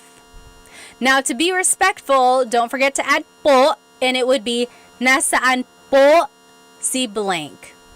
So if you're talking to your grandparents, you could say, nasaan po si nanay? Where's mom? Where's nanay? Nasaan po si blank? Now, to respond, you would simply use this phrase. Nasa blank siya. He or she is at blank. So, nasa trabaho siya. He or she is at work. Nasa tindahan siya. He or she is at the store. Nasa blank siya. Or to be specific, again, you can use that word si. It would be, nasa trabaho si ate. Ate is at work. Nasa trabaho si ate. Okay? And then, to be respectful, add po. So, nasa trabaho po siya. Nasa trabaho po siya. So, again, to ask where someone is, it was, nasaan si blank. And then to respond, nasa blank siya. Okay, very interesting there. And if you want to ask what someone is doing, it would be, anong ginagawa ng blank mo? What is your blank doing? So, anong ginagawa ng tatay mo? What is your father doing? Anong ginagawa ng kuya mo? What is your older brother doing? And then, if you want to kind of be specific, anong ginagawa ni tatay? What is father doing? So, you're dropping the your, right? So, anong ginagawa ng tatay mo versus anong ginagawa ni tatay? Both asking, what is father doing versus what is your father doing? And then don't forget to add po to be respectful. Ano po ang ginagawa ni tatay? Ano po ang ginagawa ni tatay? So I always get asked, like, where does po go in a phrase? Usually, po is the second word. So, ano po ang ginagawa ni tatay? Saan po si nanay? When in doubt, you can always add po to the end and it will work. It's not always common, like that's not where it naturally goes, but it will never be incorrect if you add it at the end. I do have a full-length Tagalog lesson video on my YouTube channel, how to use po. I think it's lesson number 2. On my YouTube channel, how to use po. There's lots of practice in there, and it goes through all of the different placements. You can check that out if you'd like. Now, you can ask someone, saan ka pupunta? Where are you going? Saan ka pupunta? Or, pupunta ako sa blank. Pupunta ka or pupunta ako sa blank. That means I'm going to somewhere. So, pupunta ako sa tindahan. I'm going to the store. Or, pupunta ako sa banyo. I'm going to the bathroom. Pupunta ako sa bahay ni Kuya JR. So, I want you to get used to this phrase here. Pupunta ako sa blank. I am going to blank, and then you can fill in the blank there. Let me just catch up with some of these comments. Okay. Let's just keep going here. Oh, CV said, I'm confused with past, present, and future tense in Tagalog. It can be very confusing. The main differences between the tenses in Tagalog is the prefix that is used. And there's a lot of different patterns depending on the type of verb you're using.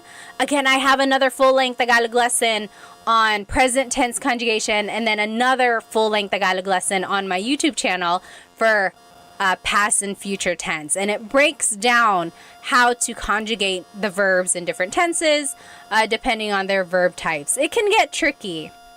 But with some practice, I think you can kind of see the differences. Okay.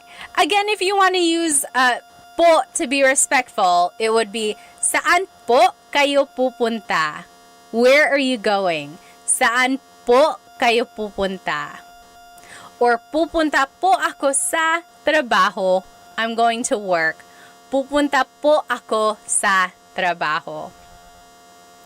The opposite of where are you going is where are you coming from? So, saan ka galing? Where are you coming from? Saan ka galing?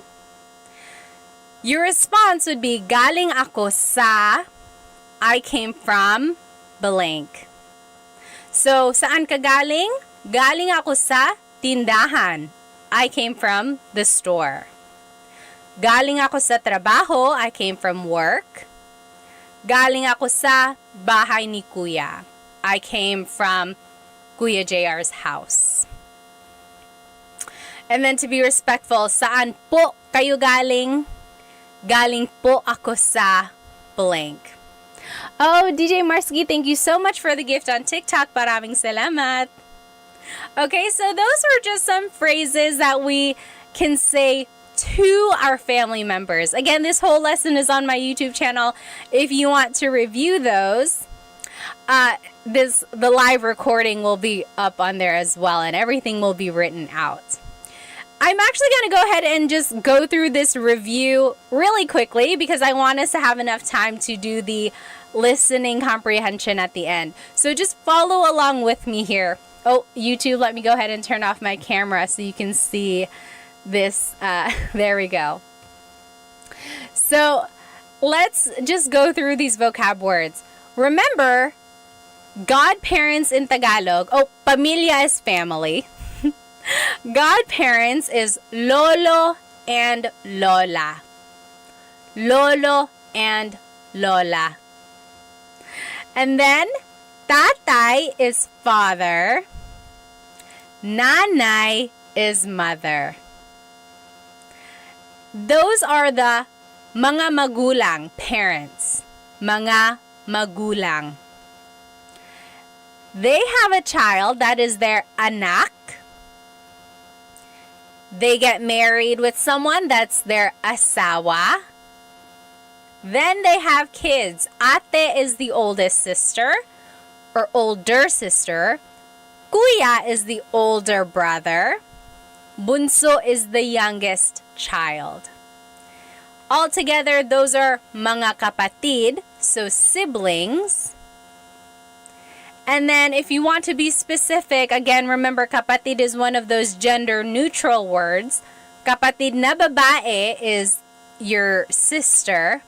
Kapatid na lalaki is your brother. Okay, here's a translation. I'm gonna say this chunk of dialogue in Tagalog. See if you can understand what I'm saying, okay? Uy, kamusta? Ako si Pat at asawa ko si Chris. 3 ang anak namin. 2 babae at 1 lalaki. 4 ang kapatid ko. Ako ang panganay. Si JP ang pangalawa. Si Marie ang pangatlo. At si Mark ang bunso. Nasa Pilipinas pa ang mga tito ko. Nasa Pilipinas pa ang mga tito, tita, at ang mga pinsan namin. Ikaw, may kapatid ka pa ba? Or may kapatid ka ba? May mga anak ka ba? Did you get it? I'll say it one more time, okay? I'll go slower. David said, "What?" And this is not accurate. A lot of this was just made up so I could use the vocabulary words. Someone was like, "You lost me at 3 siblings." I'll say it one more time, okay? Kamusta? Ako si Pat at asawa ko si Chris. 3 ang anak namin. 2 babae at 1 lalaki. 4 ang kapatid ko. Ako ang panganay. Si JP ang pangalawa. Si Marie ang pangatlo. At si Mark ang bunso. Nasa Pilipinas pa ang mga tito, tita, at ang mga pinsan namin. Ikaw, may kapatid ka ba? May mga anak ka ba? How was that? Oh, yes. Aiden said, "I understand, but it's still hard." Yes, exactly right. I see some people here. You guys are translating it. Very good, very good. Let's go through the translation line by line, okay? Again, it's all on YouTube. Kumusta? Hello. Kumusta? Ako si Pat at asawa ko si Chris. I'm Pat and Chris is my husband. 3 ang anak namin. 2 babae at 1 lalaki. We have 3 kids, 2 girls, 1 boy. And then, 4 ang kapatid ko. I have 4 siblings. Ako ang panganay. Si JP ang pangalawa. Si Marie ang pangatlo. At si Mark ang bunso. I'm the oldest. JP is the second. Marie is third. And Mark is the youngest. Do you see how I used all of those vocabulary words that we learned? Let's keep going. Nasa Pilipinas pa ang mga tito, tita, at ang mga pinsan namin. Our aunts, uncles, and cousins are still in the Philippines. Ikaw, may kapatid ka ba? Do you have siblings? May mga anak ka ba? Do you have any kids? What do you think? Oh, yes, Liana said, more please, I speak Bisaya, trying to improve my Tagalog. Oh, good for you, good for you. Unknown says, good morning from Kuwait. Very good. So, I want you, whenever someone is speaking Tagalog to you, don't get tripped up over every word. Okay? One trick to learning a language, I know this because I took 5 years of French in high school and college, so I know how to kind of learn a language, right? I know the challenges that come with it. Don't get tripped up over every single word that you don't understand. Try to, number one, recognize the words that you do know. Number two, use context clues. Okay, we learned a lot of this vocabulary in our lesson, so now we're just kind of putting everything together. Number three, kind of when you feel more comfortable with the vocabulary, the third thing I want you to do is recognize the grammar patterns. Oftentimes, the verb goes first, then it's a pronoun, then it's a noun, or something like that. But oftentimes, the verb in Tagalog goes first.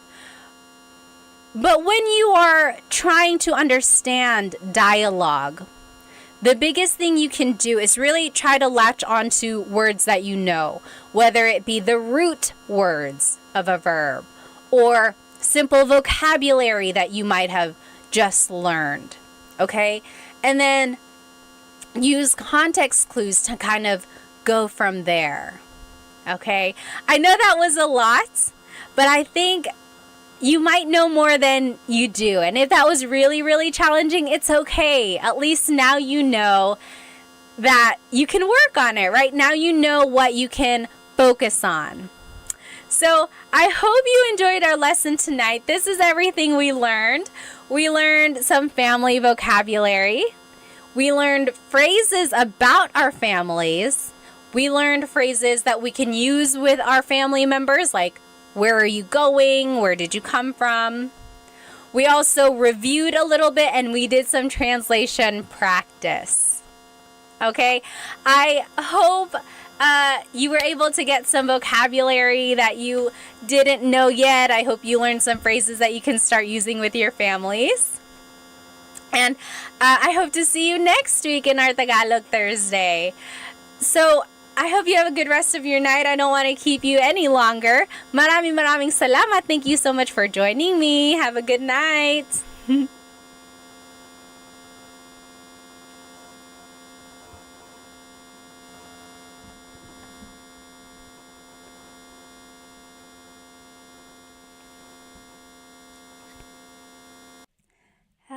Hello, everybody. Welcome. Welcome to Tagalog Thursday. Let me go ahead and log on to my Instagram here. Hello, everybody on Instagram. If you are joining me, welcome to Tagalog Thursday today. We will be learning some useful phrases that I think you can use every day. So, if you want to see my presentation, go ahead and hop onto my YouTube channel, and that is where you will see my slides and everything written out. There might be some animations in there as well. Hello, everybody. Go ahead and write where you are currently watching, and as always, feel free to write your age or your age range. I like to know my demographics, who's watching. I had Dita on here last week. 12 years old. Oh my goodness. Good for you. Good for you for learning Tagalog.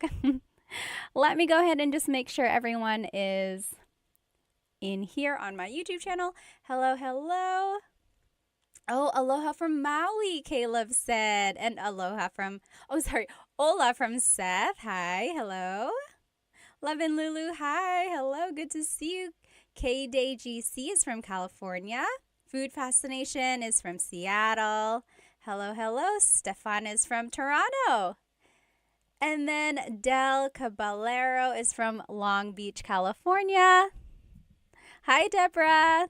Hi, Emily from Alaska. Oh my goodness. What time is it in Alaska? Over here in North Carolina, it is 9:13 p.m. Also, just checking, is my audio okay for both Instagram and YouTube? Let me know if it's not.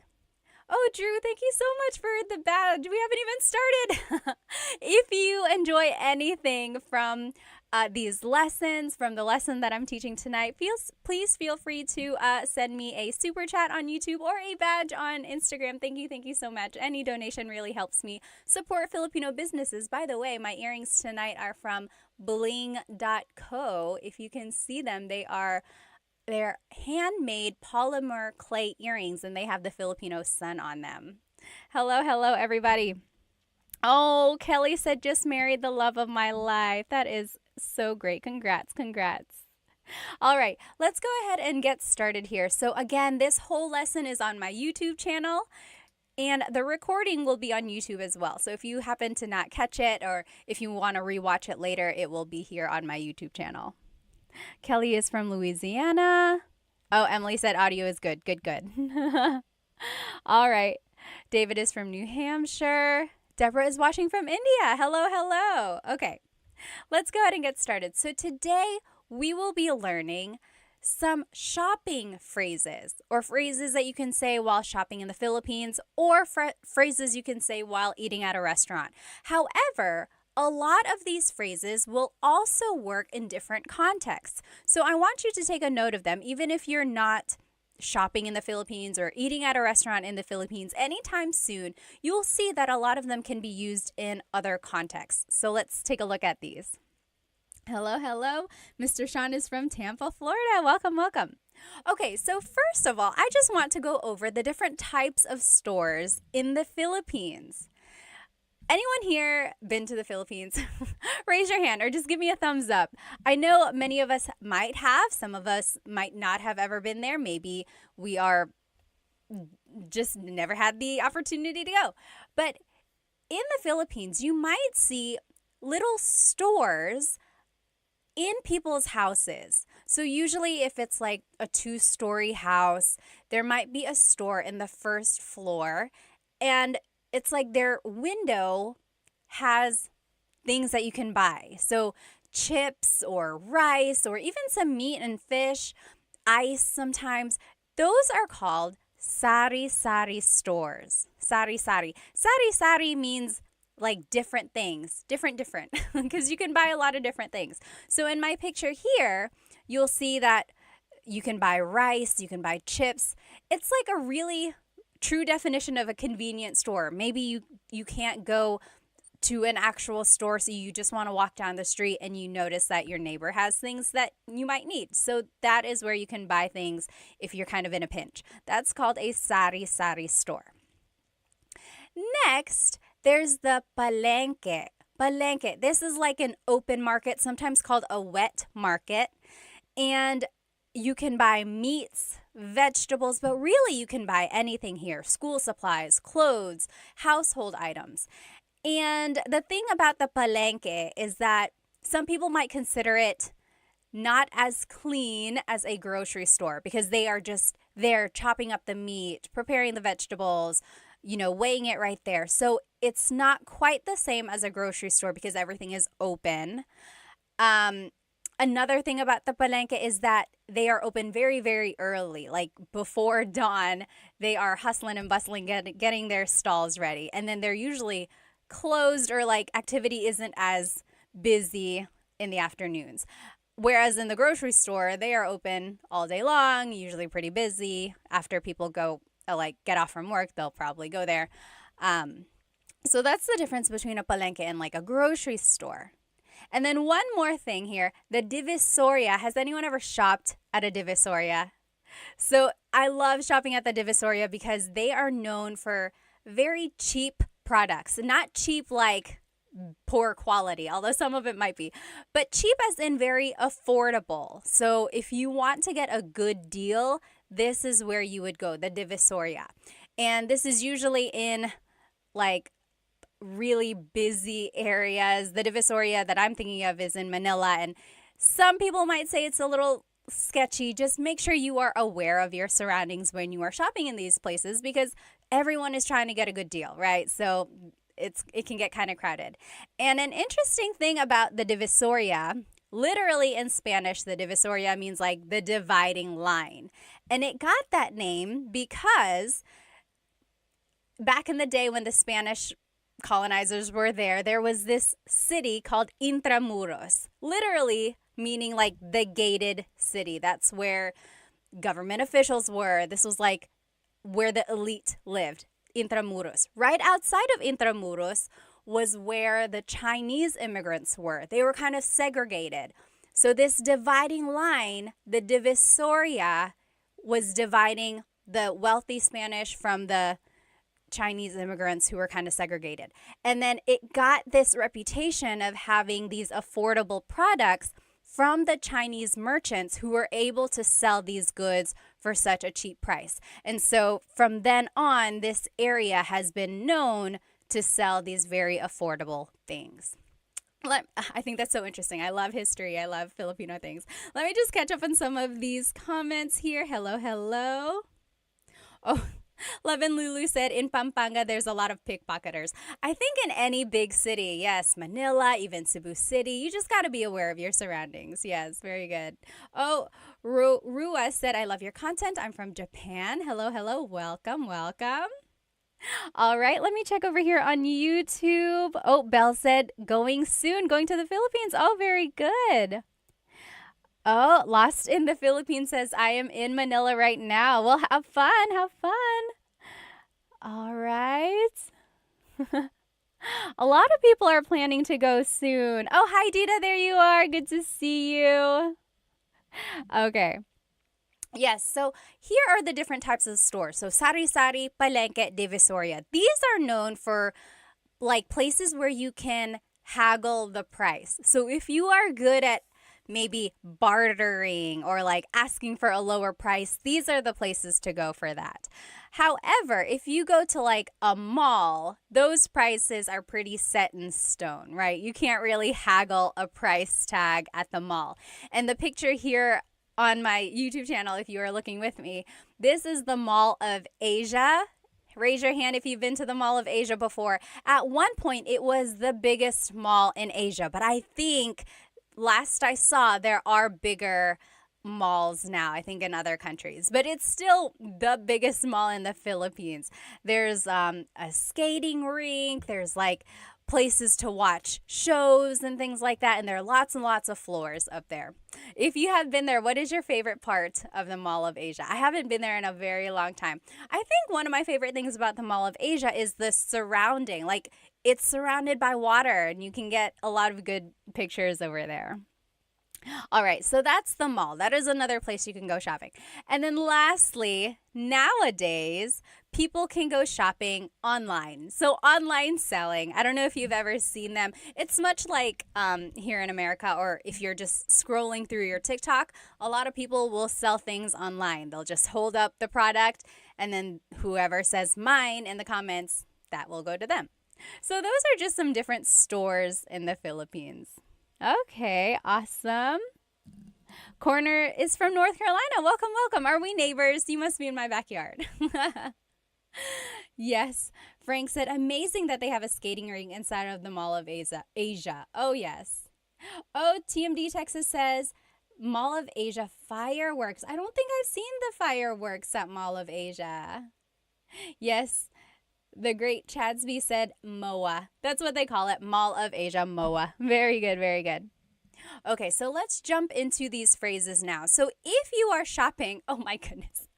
I don't know why I have this filter on my Instagram. If you're looking at me, I have dog ears. I don't know how to undo that. So it's going to have to stay like that. I'm sorry.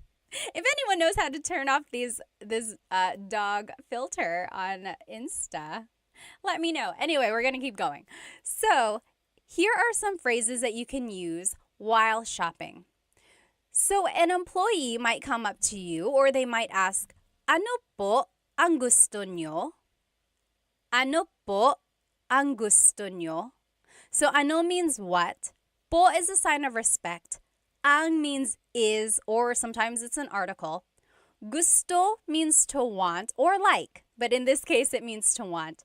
Nyo is referring to you. So, ano po ang gusto nyo? What do you want? That is something they might ask you when you enter a store. Yes, very good. And then to reply, you can say, pabili ng blank. Can I please buy blank? Pabili ng blank. When you're listening to Tagalog, this is one of my biggest tips for anyone who is like very beginner, still trying to get an understanding of Tagalog. Listen for root words. Okay, so let's take a look at pabili ng blank. The root word here is bili. Bili means to buy. Pabili, the prefix pa, is turning it into like a question. Can I please buy? Pabili ng blank. Can I please buy? So here are some things you might ask for. Pabili ng tubig, water, tubig. Pabili ng yellow, ice, yellow. And then pabili ng chocolate, chocolate, chocolate. So pabili ng blank. Ng means some or a thing. Can I please buy some water? Can I please buy some ice? And so on. Okay? Now, if you want to be specific, you can add an amount or like a number. So, pabili ng dalawang tubig. Can I please buy 2 waters? Pabili ng dalawang tubig. So, let's just take a look at some of these numbers. Isa, 1, isa. Dalawa, 2, dalawa. Tatlo, 3, tatlo. Apat, 4, apat. Lima, 5, lima. Anim, 6, anim. Pito, 7, pito. Walo, 8, walo. Siyam, 9, siyam. Sampu, 10, sampu. So say those with me one more time. Isa, dalawa, tatlo. Isa, dalawa, tatlo. Apat, lima, anim. Apat, lima, anim. Pito, walo, siyam, sampu. Pito, walo, siyam, sampu. So that's 1 through 10 in Tagalog. Again, if we want to use them, so if I want to say, can I please buy 3 waters? Pabili ng tatlong tubig. So the number goes before the noun. Now, I want you to listen carefully, okay? So I am saying tatlong, tatlong. There's an NG at the end of the number. The number is tatlo, but I'm saying tatlong tubig. That is because technically you're saying 3 of water. Tatlo ng tubig. So 3 of water. The NG we're just adding there at the end, or tatlo na tubig. And you only add this NG if the number ends in a vowel. So pabili ng isang tubig, pabili ng dalawang tubig. So both of those end with a vowel, so we're adding the NG. If the number ends in a consonant, we don't add NG, we add the word na. Take a listen. Pabili ng 4 na tubig. Can I please buy 4 waters? Pabili ng 6 na tubig. Can I please buy 6 waters? So that's the difference there. You can make the contraction if the number ends in a vowel. Dalawang tubig, tatlong tubig. If the number ends in a consonant, then you add the word na. 6 na tubig, siyam na tubig. Okay? So that's just a little side note. You could always say the number in English. Pabili ng tubig, how many? 6. 6 po. They'll get the idea. Okay? But if you want to practice your numbers, that's a good chance to do it. Okay. Now, let me see. Oh, Ben said the audio is completely out of sync on Instagram. Is that like if I'm speaking, can you not hear? Is it like really lagged? Also, gosh, these headphones or these dog ears are so annoying. I don't know how to turn it off. I'm sorry. Any questions? If you have any questions, please feel free to write them in the comments. Okay. Okay. Okay. It sounds like the audio is okay. Maybe it is the dog filter. I'm sorry. Again, if anyone knows how to turn this filter off, let me know. Anyway, we'll keep going. So those were some basic phrases. Now, if you want to ask how much something is, how much is something? So, magkano ito? Magkano ito? That means how much is this? Magkano ito? Now, again, if you are good at haggling, if you are good at bartering or asking for a lower price, this is something you could say. Walang tawad. Walang tawad. So, wala means nothing. The ng means of, so none of. Tawad literally means forgiveness. So, no forgiveness, walang tawad. Basically, that means, can the price be reduced?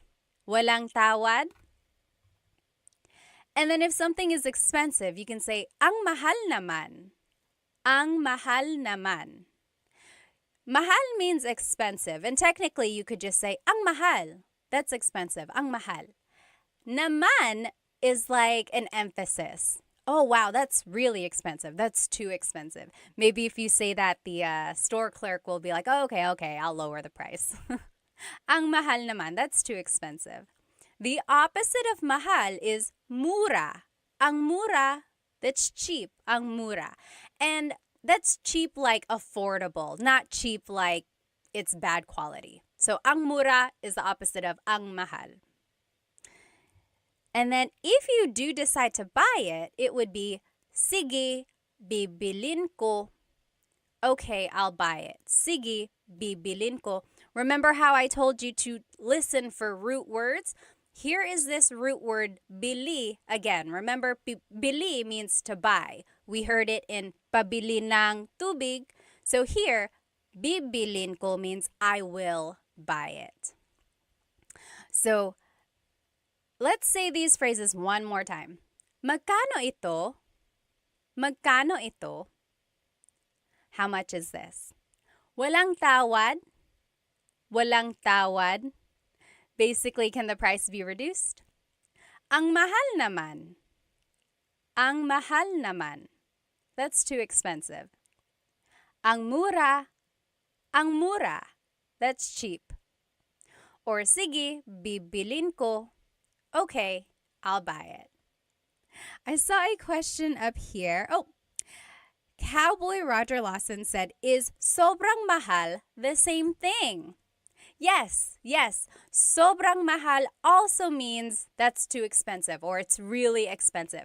Sobra means a lot, and then mahal, expensive. A lot of expensive. Really expensive. Very good. Sobrang mahal, same as ang mahal or ang mahal naman. Very good. All right. Next, maybe you are shopping around and you choose something that you like. You could say, gusto ko ito. I want this. Gusto ko ito. So gusto can mean I want or I like.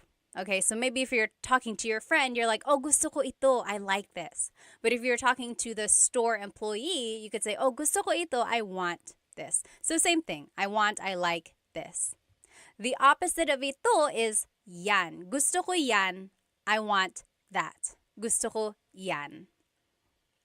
If you're looking on YouTube, technically it should be spelled I-Y-A-N. Gusto ko iyan. Gusto ko iyan. But if you're speaking quickly, you'll probably hear it more like gusto ko yan. Gusto ko yan. So that's how I spelled it. Gusto ko yan. So gusto ko ito. I want this. Gusto ko yan. I want that. All right. Oh, yes. Free Training Online said mahal, love versus mahal, expensive. So, yes, mahal is a homonym, so it has a couple different meanings depending on how it's used. and it can mean love or expensive. And I looked this up once. Someone had a very interesting theory. Mahal actually is used in other languages, like in Southeast Asia. Other countries use it. I think Malaysia, don't hold me to that. But like other countries also use the word mahal. And it means expensive for them. Or it means actually valuable. So someone like concluded that maybe if something was valuable, like over time, the person you loved is valuable to you. So that's how mahal came to be, love as well. So I think it originated as being valuable and then meaning expensive and then love because the person you love is valuable to you. Ah, nakakakilig. Okay, let's keep going.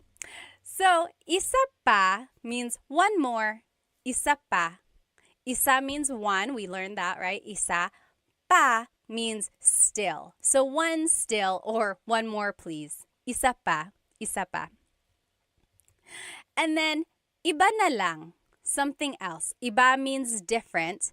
Na lang means instead. So something different instead or something else. So maybe the store employee came out with some options for you and you didn't really like any of them. So you could say, iba na lang. Iba na lang. Something else, please. Okay, I think someone had a question. Oh, yes. Chris Black on YouTube said, is there a please in Tagalog? Please in Tagalog is paki. Paki. So, like, buksan means to open.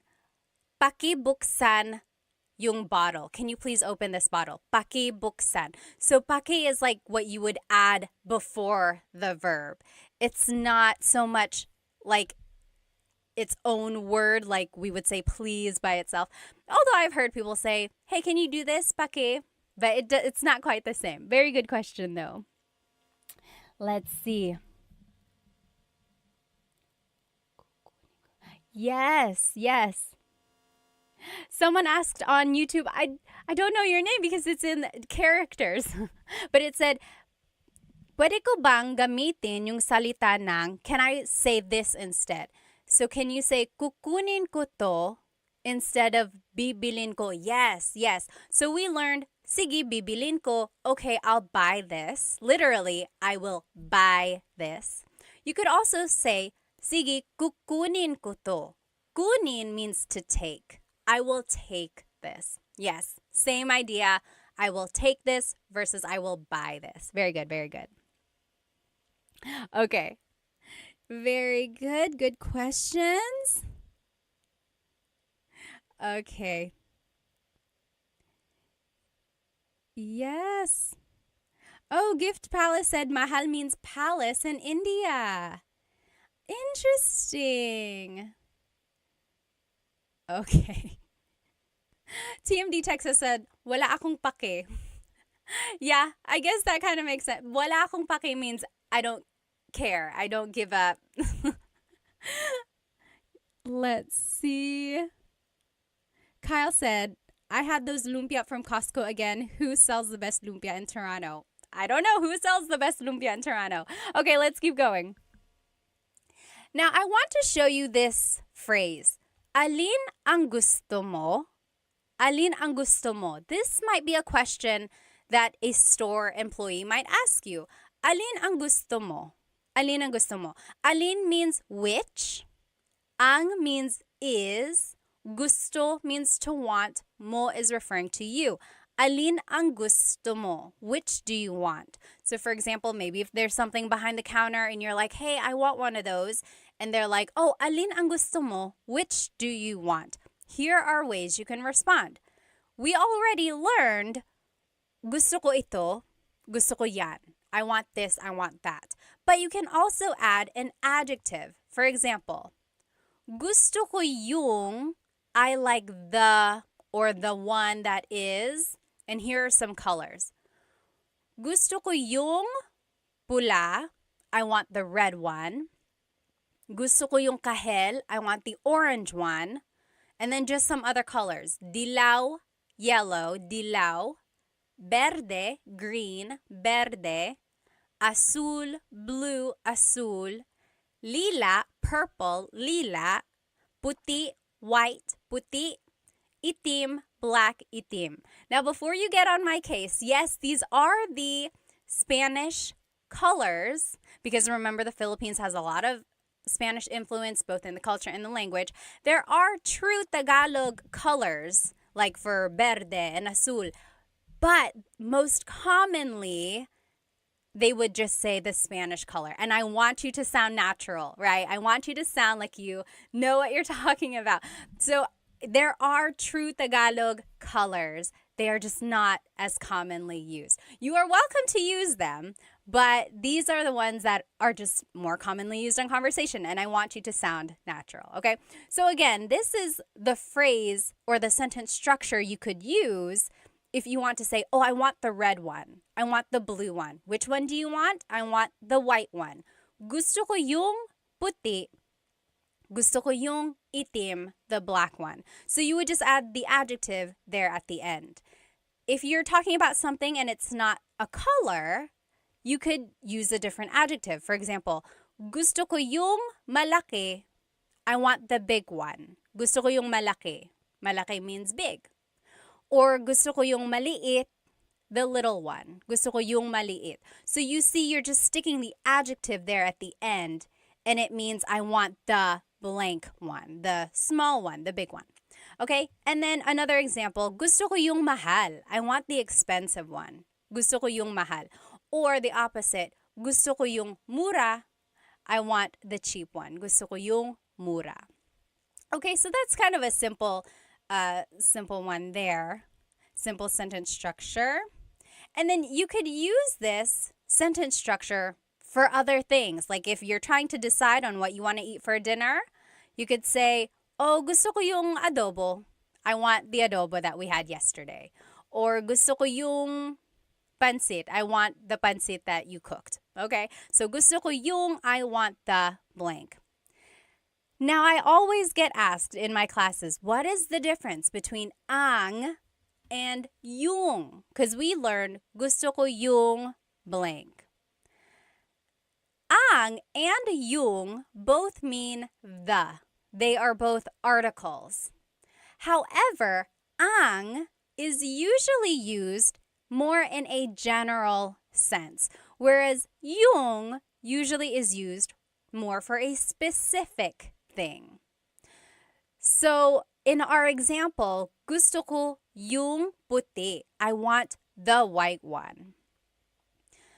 If someone said, gusto ko ang puti, it's like, I like the white one. Like, it's not as committal. I don't know. It's hard to explain. Here's one way to take a look at it. So, it's the dress versus the dress.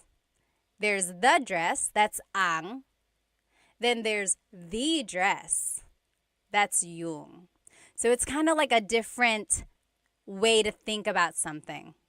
Okay. All right. Let's keep going here. Oh, Chandra said, are you taking online classes? We are just wrapping up class 4 now. So I did 1, 2, 3, and 4. So my class sets are just about done. Hopefully I can start another set in the fall. Okay, but I will still try to do these Tagalog Thursdays. This is like my 4th or 5th week. These have been fun. So join me every Thursday. Okay, now, if you want to be respectful while you are shopping, you can add po to any of the phrases we just learned. So remember, in the Philippines, we say po to be respectful to our elders, but also to people in authority. So, like priests, doctors, police officers, but also, even if they're not in authority, if you just want to be respectful, like to someone who is working at a store, feel free to add po. Here are the common placements of po. Usually, it's the second word in the phrase. Most commonly, it's the second word. Or it goes after the words ko or na if either of those appear in the phrase. Ko means I or my.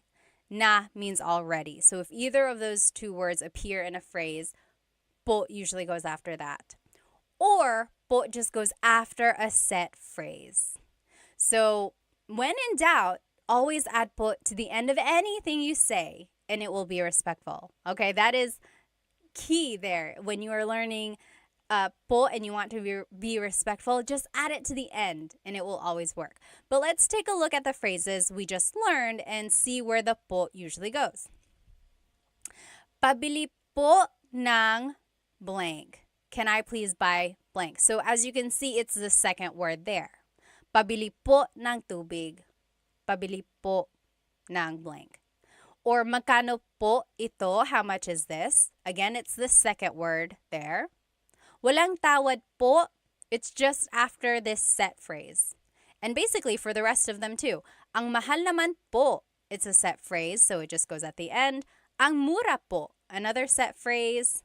And then, sige po, bibilin ko po. It's just another set phrase. Okay. Let's see. And then just to finish up, here are the other phrases we learned and where po would go. Gusto ko po ito. I want this.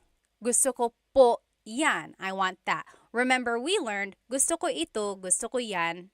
Gusto ko ito, gusto ko yan. If you want to add po, it's gusto ko po ito, gusto ko po yan. And that was rule number 2. If ko appears in the phrase, po would go after that. Next, isa pa po. Isa pa po, that's just a set phrase. One more, please. And then, iba na lang po. Something else, please. Iba na lang po. Just another set phrase. Let me catch up on some of these questions.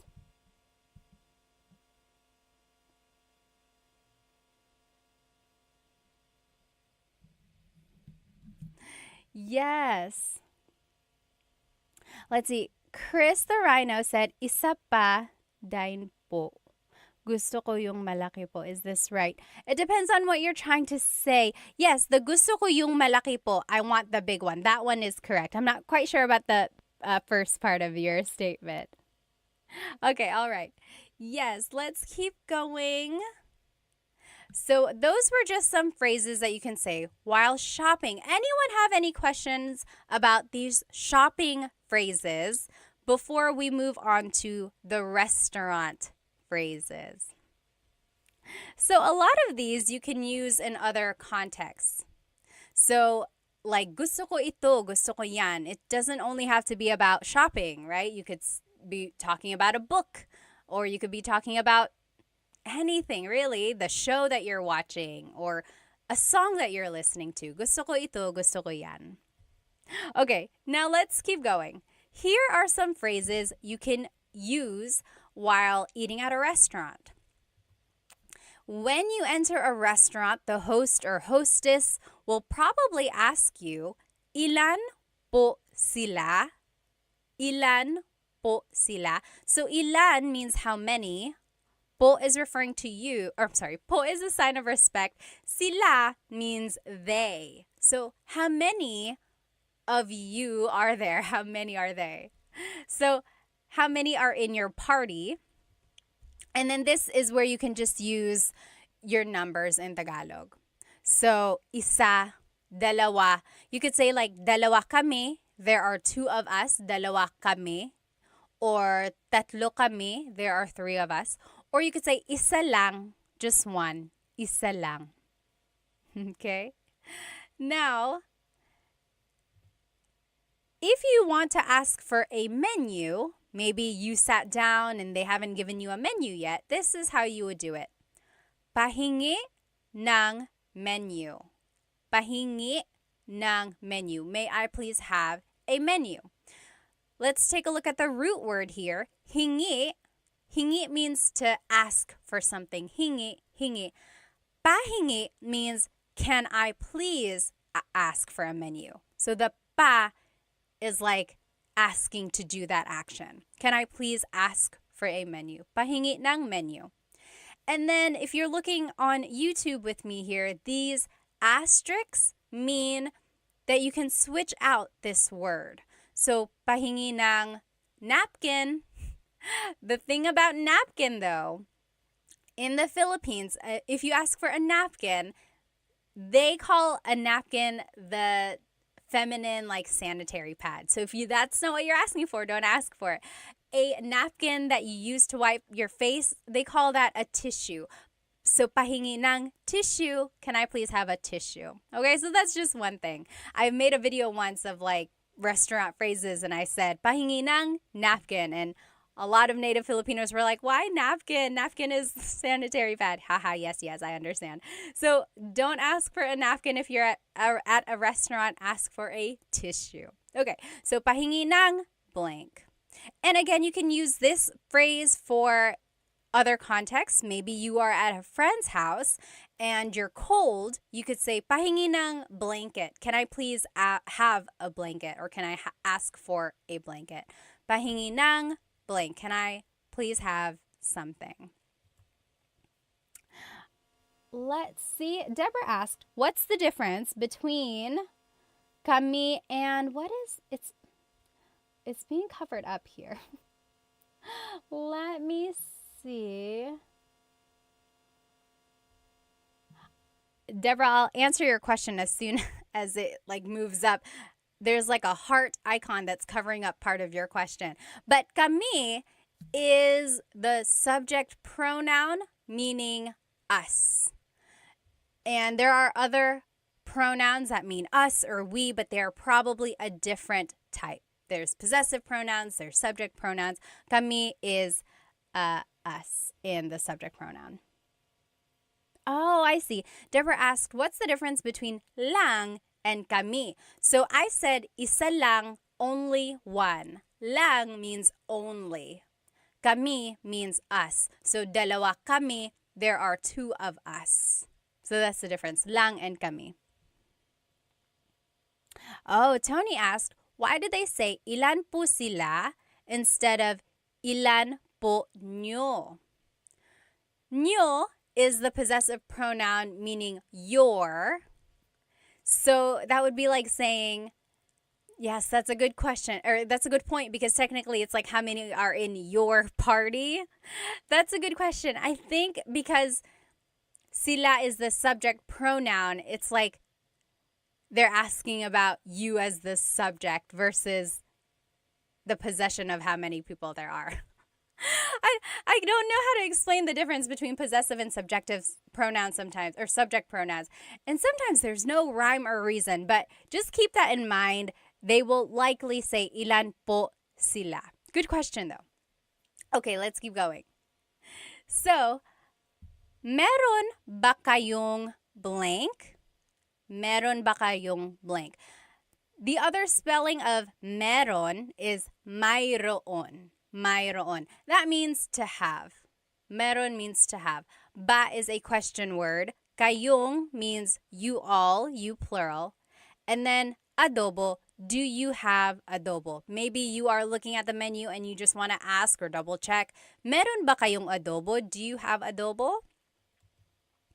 So that is one question you can ask. And then again, it's underlined because you can always switch that out. Meron ba kayong pansit?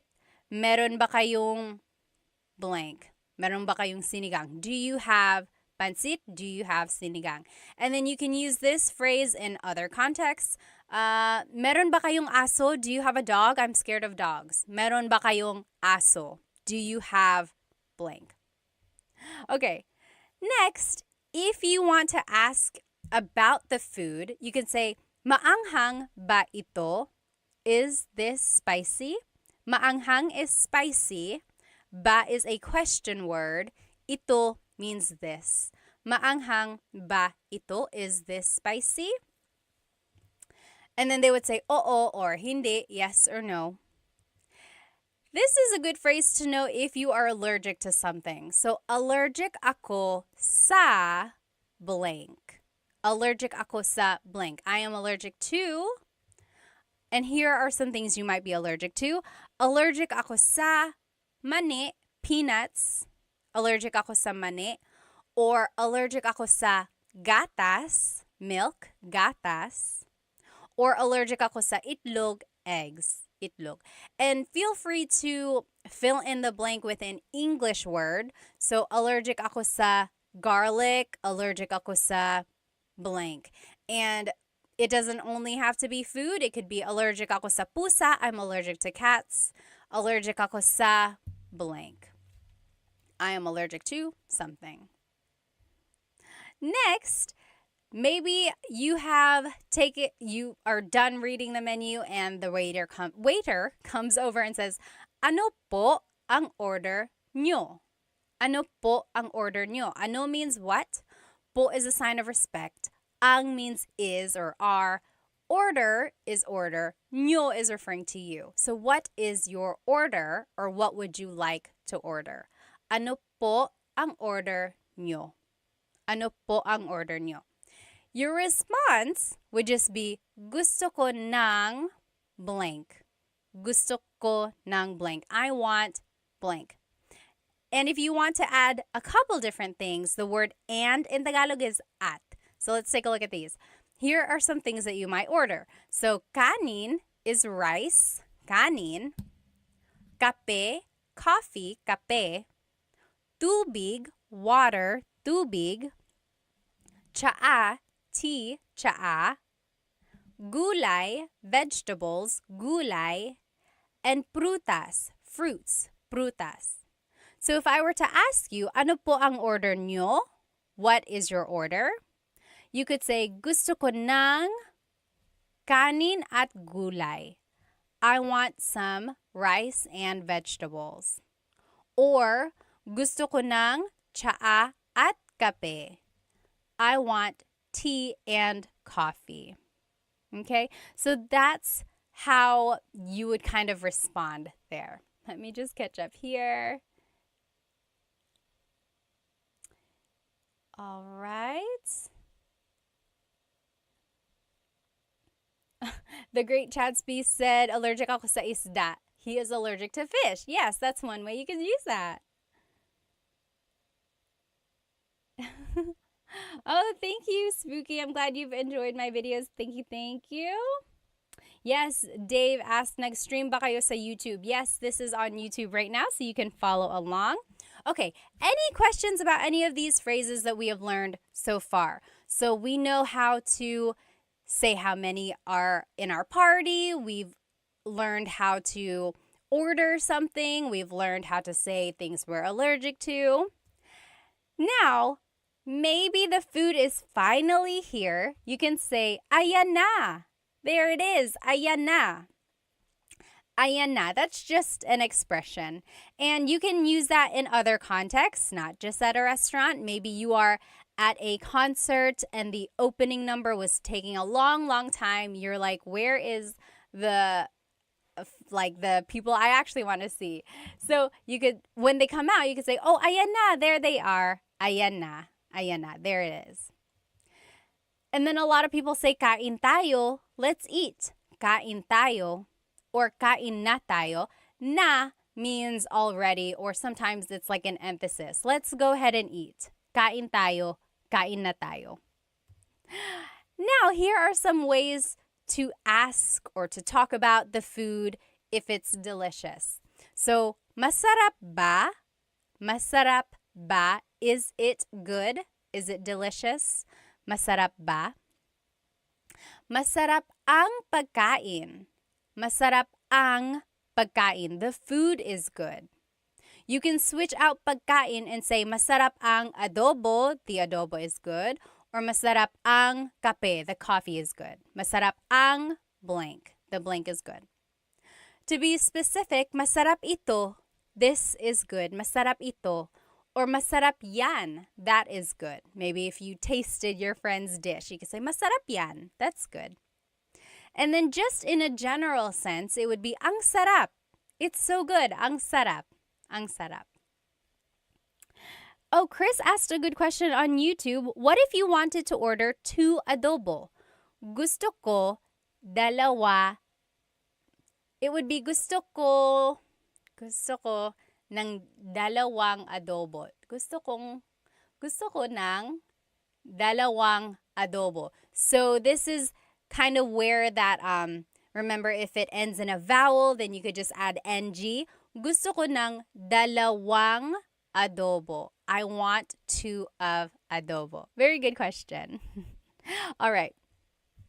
Next, if you want to talk about the food and maybe it's not so good, here are some things you might say. Maalat. It's salty. Maalat. That means salty.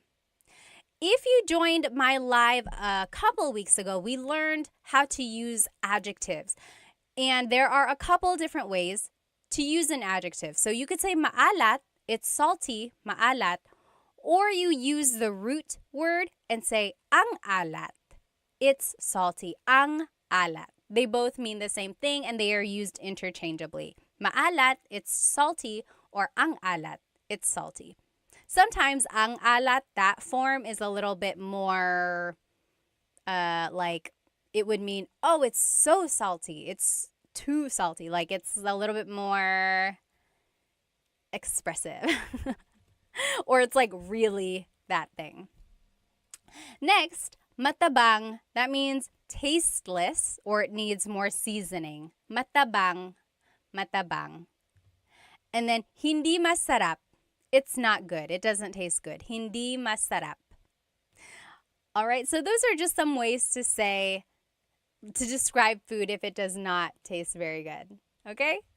So next, maybe you are on your way home and you are talking about your experience at the restaurant. Here are some things you could say with the people you are riding home with.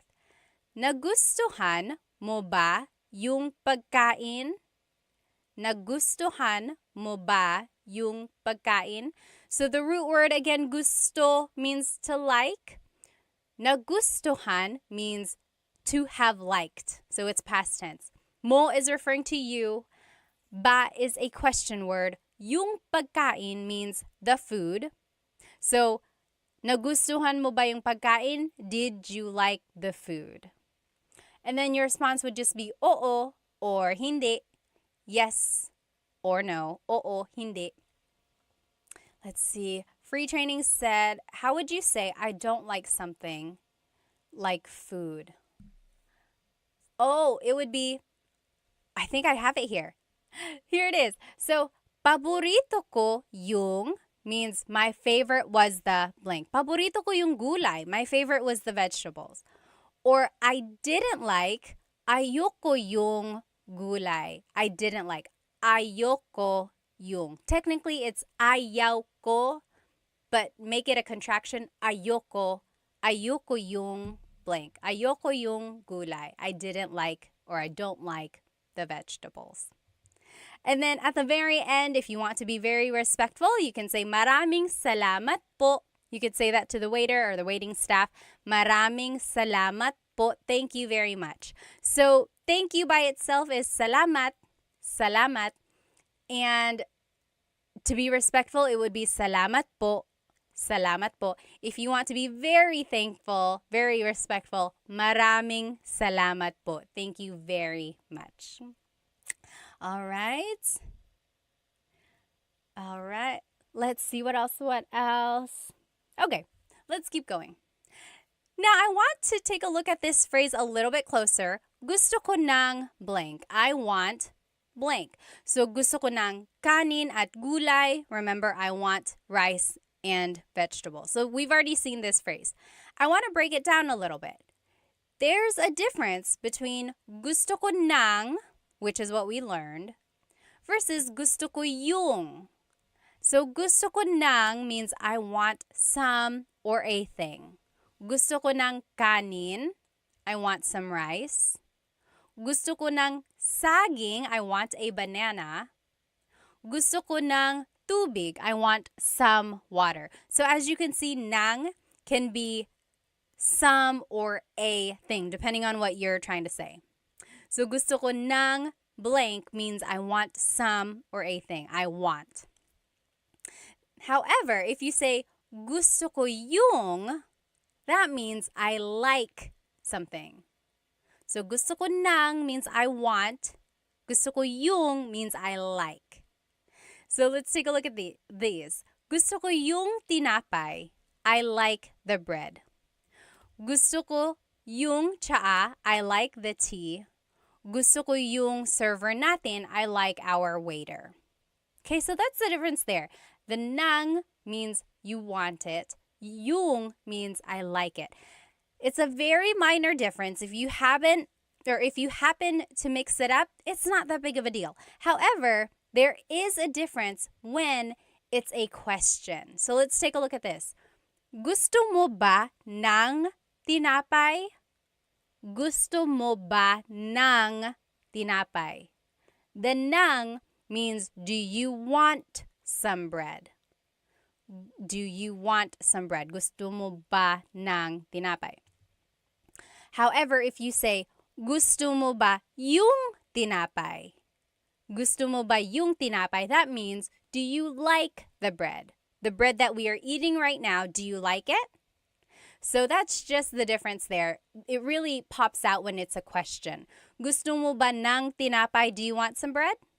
Versus gusto mo ba yung tinapay? Do you like the bread? Okay, so very minor difference there. If you happen to mix it up, it's not that big of a deal. It's just one of those things that is just like a nuance of Tagalog. Mr. Urban World said, gusto ko ng McDonald's. Ako din. You pay. Yes, mag-McDonald's tayo. Okay. Nanay, tatay, gusto ko ng tinapay. That's a nursery rhyme. Yes, Dennis said, gusto ko ng Jollibee. I want some Jollibee. You get it, you get it. So I want versus I like. Okay? Now, we are wrapping it up here. I will finish this lesson by asking you, ano ang paborito mong restaurant? Ano ang paborito mong restaurant? Can you figure out what I'm asking you? And then type it in the comments. Ano ang paborito mong restaurant? Or another way to ask it is, ano ang paborito mong kainan? Like, kainan literally means like the place to eat. So it's like technically restaurant. So yeah, that's the way you could say it. Ano ang paborito mong kainan? Yes, very good, very good. Filipino 25, got it right. What is your favorite restaurant? Love and Lulu said, my favorite restaurant is Korean. Lucky said chicken adobo, barbecue. Very good. Yes, SF180, you got it. Very good. Yes, Tony said, how would you say I want that bread?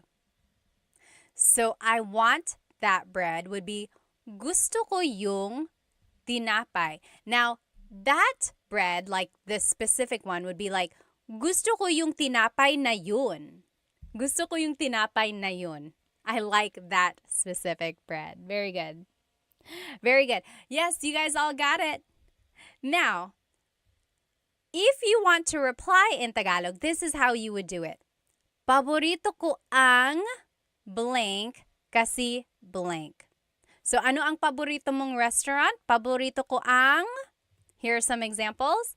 Paborito ko ang Jollibee kasi masarap ang pagkain. So, kasi means because, kasi. And then, masarap ang pagkain means the food is delicious. Very good. Paborito ko ang blank kasi blank. I want you to write that in the comments. Ano ang paborito mong restaurant? And then formulate your answer. Paborito ko ang blank kasi blank. Here's another example. Paborito ko ang McDo kasi mura lang. So my favorite is McDonald's because it's cheap. So that's just to show you the sentence structure here. Paborito ko ang blank kasi blank. My favorite is blank because blank. I'm just reading some comments here. So Free Training said, there's that word ba, and if you continue saying it, it becomes many different words. Oh, the ba. Are you talking about like ba? A lot of comedians make jokes about that, right? Like ba. So depending on how you're saying it, it could be ba, chin, ba. Emphasis is on the first syllable, ba. Then there's ba. Emphasis is on the second syllable. That means to go down, ba. Like going down an elevator, ba. Then there's ba, like the question word that we know. So a lot of people say like, bababa ka ba? Are you going down? Bababa ka ba? Are you gonna go down the elevator or going down the stairs? Yeah. Funny, funny. All right. Let's see what people's answers were. Oh, Tony said, paborito kong restaurant, ang Red Lobster. Or, paborito ko ang Red Lobster kasi, because, why? Very good, very good. Paborito ko ang ... So, those are just some phrases that you can use when you're shopping or when you're eating at a restaurant. Parker said, paborito ko ang mesa kasi masarap ang sisig. I've never eaten there before. Saan yan? Where is mesa? Filipino 25 said, love your earrings. Thank you. They are from bling.co. Make sure you find them on Instagram. Okay, so again, just to review, this is what we learned today. We learned the different types of stores. Remember, there are some stores in people's houses. Those are called sari-sari stores. Sari-sari means a variety, like a variety of things, because they sell a variety of things at their stores. So the stores in people's homes, those are sari-sari stores. Then there's the palengke, or the wet market. You can buy produce, you can buy meats, you can buy household items there. Then there's divisoria. That's like an outdoor, it's not even outdoor. It's just like a bazaar, or like a place where you can buy really affordable things, usually clothes or even household items as well. And then there's the mall. Of course, you can't really haggle the price at the mall. Those price tags are pretty set in stone. And then there's online selling, of course. And then we also learned some shopping phrases. So, can I please buy something? Or asking for more or something. Then we learned how to incorporate numbers and colors. And then we learned that you can use a lot of these phrases in other contexts, right? Not only in shopping, you can ask for something, maybe if you're at a friend's house, or you can say these phrases maybe when you're just hanging out, like watching a movie. And then lastly, we finished off by learning some restaurant phrases as well. We learned how to describe food, if food is delicious or something like that. Let me just catch up here. Oh, Hoff Basse said, shout out from Tagaytay, Vesh. When my kid gets old enough, I want him taught by you. Sige, kaya mo yan. You can do it. G-Max said, hi from Canada. Hello from Victoria, BC. Hello, hello, everyone. Oh, Deborah said, what's pasalubong? Anyone know what pasalubong is? Pasalubong is, so salubong, the root word salubong means to like meet someone where they are. Salubong.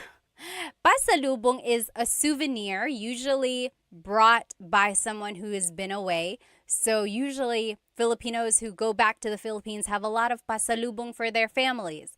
So chocolates, t-shirts, toys for kids, a lot of the things that they can't afford on their own, or things, just a way to show that you've been thinking of them. Or like if you just happen to go on a business trip, you might bring a pasalubong back for your family because you thought of them while you were away. That's a pasalubong.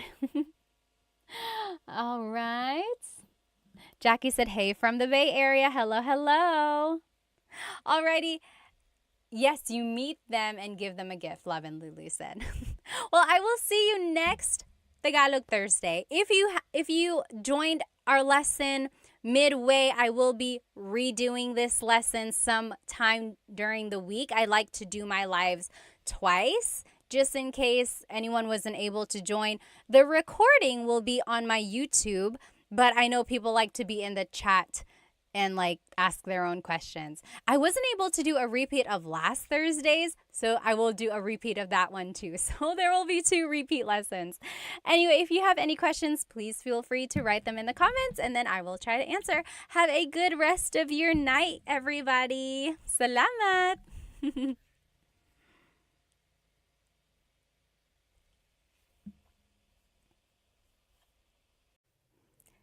Hello, everybody. Welcome to another live Tagalog lesson on YouTube. I am starting my TikTok now as well. So hello. If you are joining me tonight, we are going to be doing a live Tagalog lesson on YouTube. And I would suggest you go ahead and hop onto my YouTube channel so that you can see the presentation that I made. There are examples that we're going to do together as well.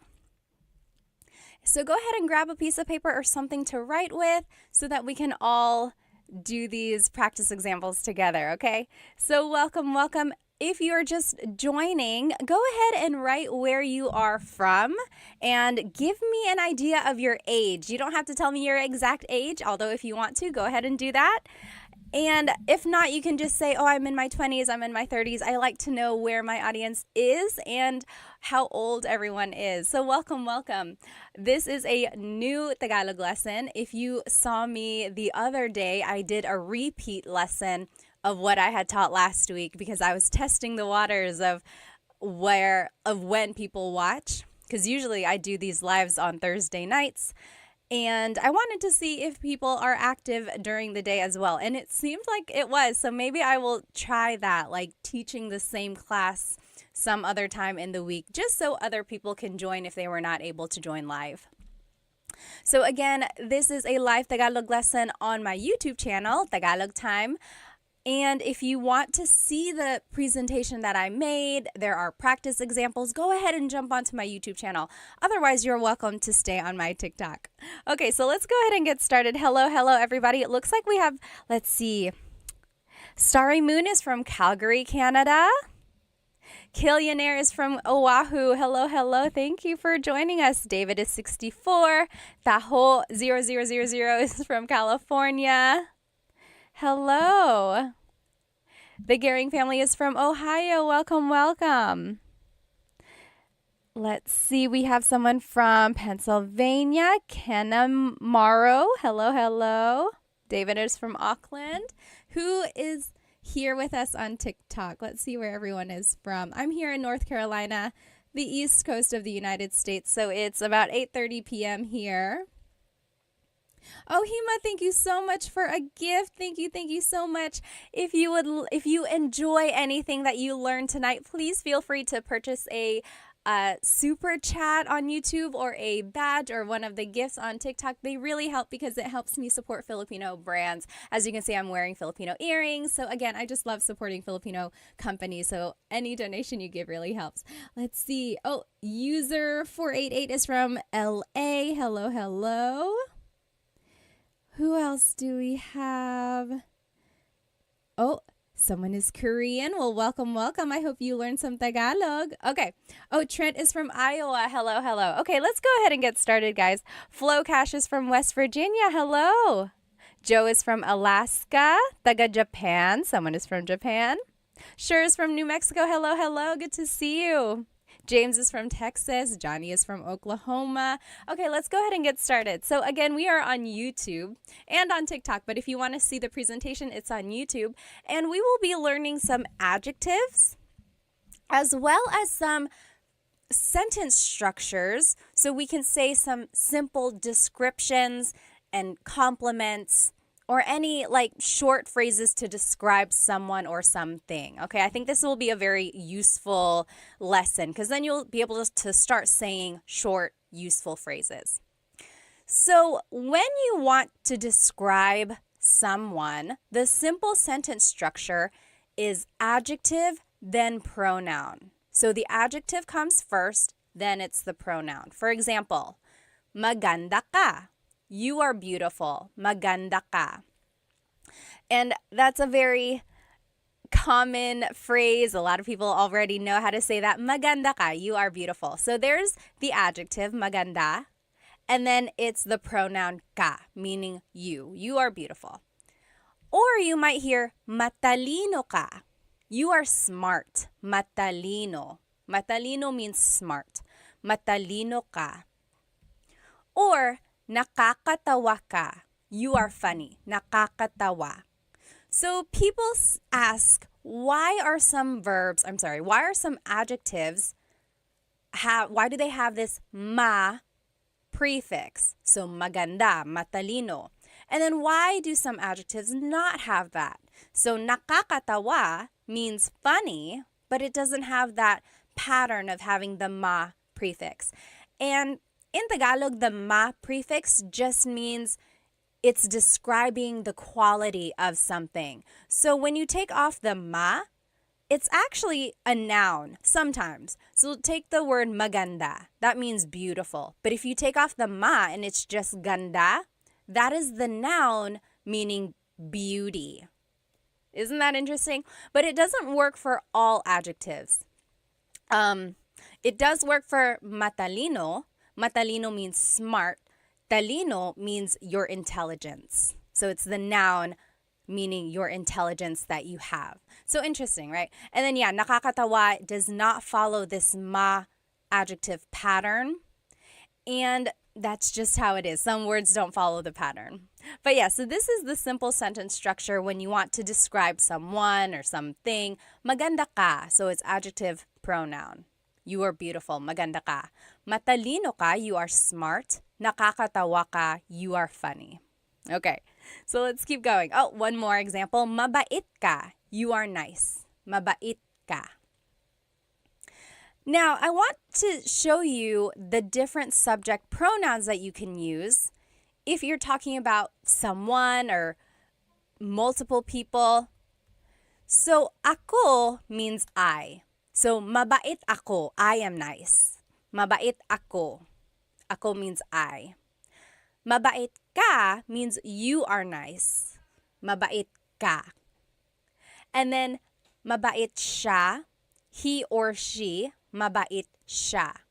A couple things I want to point out about siya. First is the pronunciation. It looks like it should be pronounced siya, siya, but it's actually pronounced sha, sha. So the S-I-Y, it's a sha sound, sha. And then another thing I want to point out about the subject pronoun siya is that it is gender neutral. So it can be man or woman. So you actually have to figure out who they're talking about based on the context clues.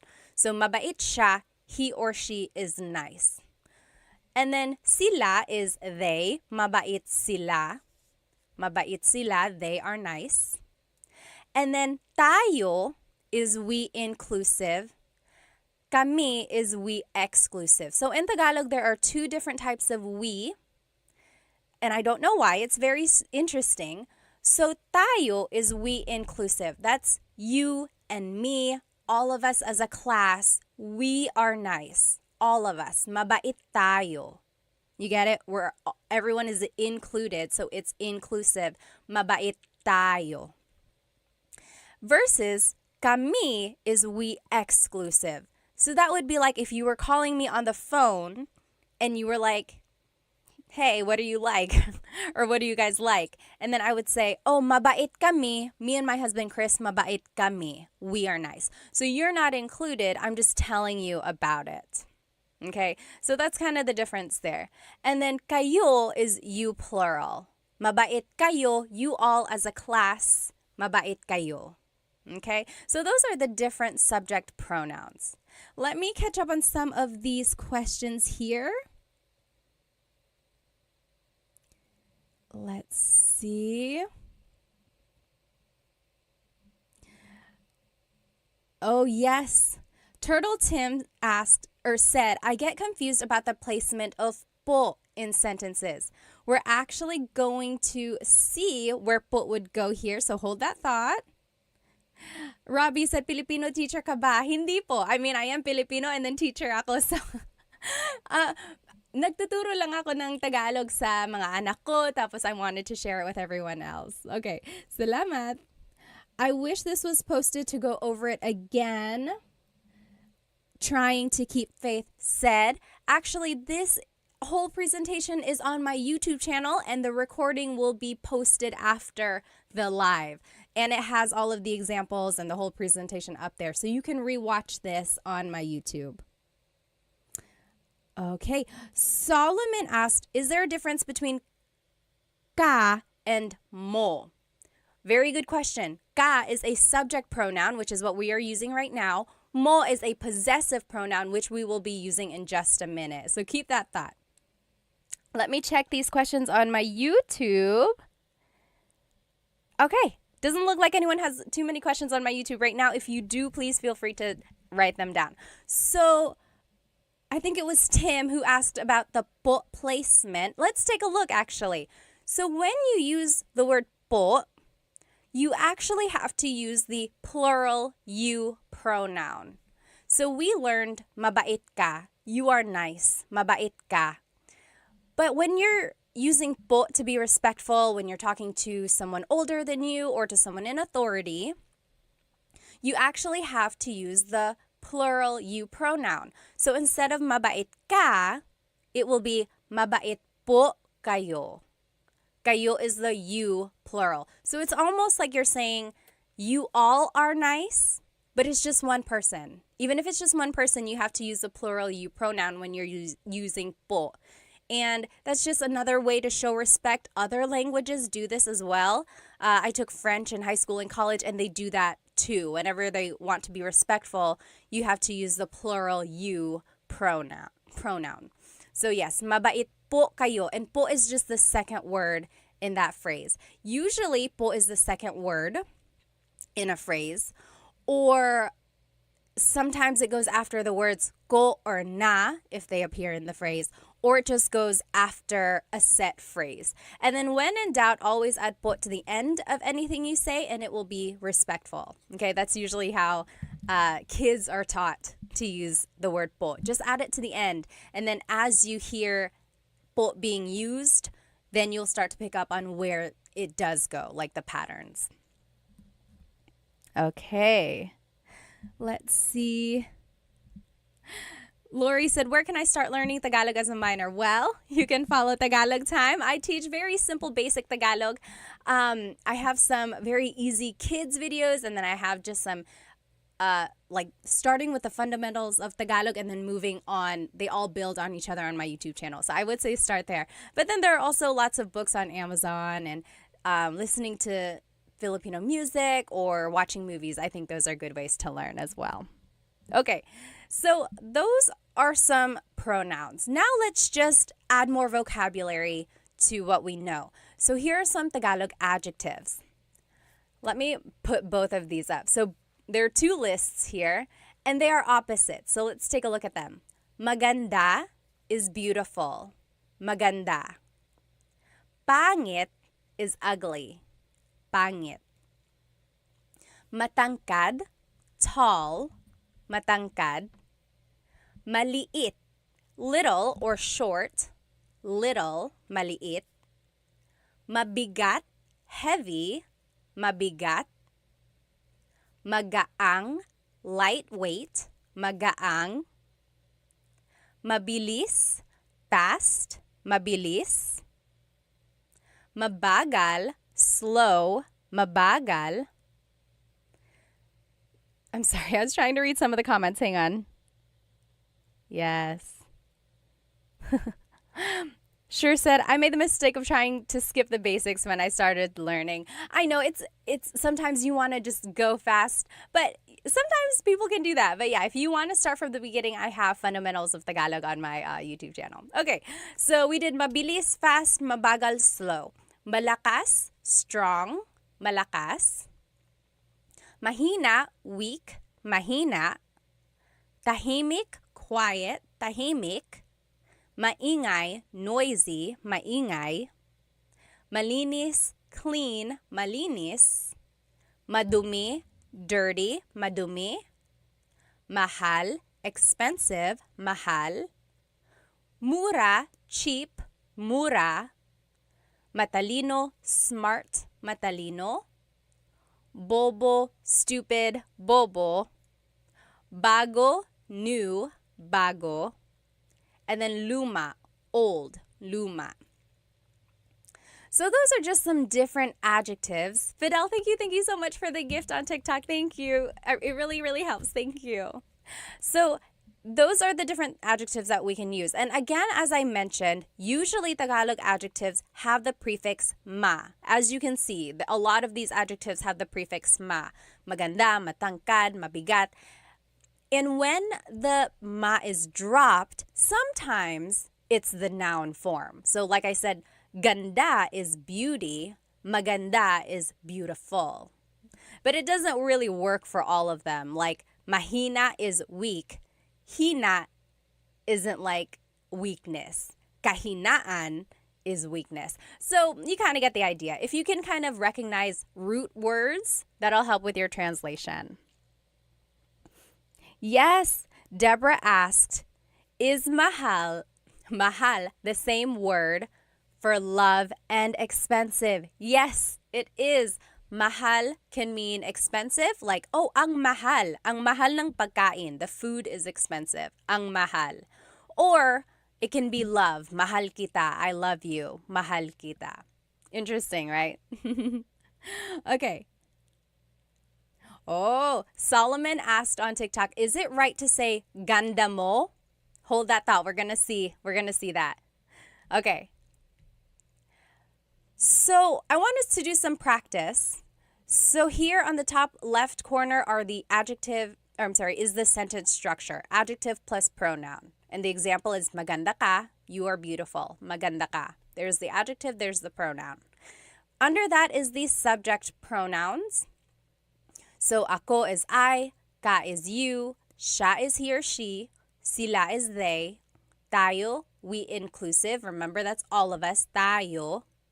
Kami is we exclusive. So me and someone else. That's kami, we. And then kayo is you all. So those are the different subject pronouns. Now on the right side of your screen, you will see the practice questions. I gave you the English statement, and I want you to translate to Tagalog. And I even gave you a hint. In the parentheses is a vocab word that you might need in the phrase. So for example, they are happy. They are happy. How would you say that in Tagalog? Let's do number 1 together. They are happy. So remember, we're just following this sentence structure. Oh goodness, my face on YouTube is covering up the part of the screen. I'm just going to turn off my face over here on YouTube. Okay, there we go. So sorry about that. So there we go. So this is what you're going to need to do these practice questions. Top left is the sentence structure. Bottom left are the subject pronouns. And then to the right side of your screen, you will see the practice questions. They are happy, and I gave you the hint. Masaya means happy. So let's do that one together. The adjective happy is masaya. And then it's the pronoun they. What is they? They is sila. Masaya sila. They are happy. Masaya sila. Easy, right? It's just 2 words. Masaya sila. They are happy. What do you think he is new is in Tagalog? He is new. How would you say that in Tagalog? Go ahead and take a minute to answer that. I'm just going to catch up on some of these questions or comments.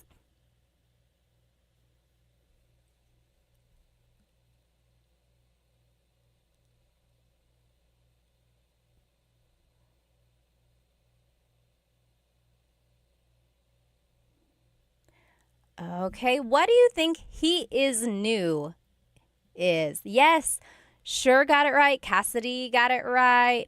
Rebe got it right on YouTube. Very close over here on TikTok. Very close. Yes, I'm seeing some very close answers. So in Tagalog, if you want to say he is new, it would be, the adjective goes first. New in Tagalog is bago. And then he is siya. Bago siya. Bago siya. He is right.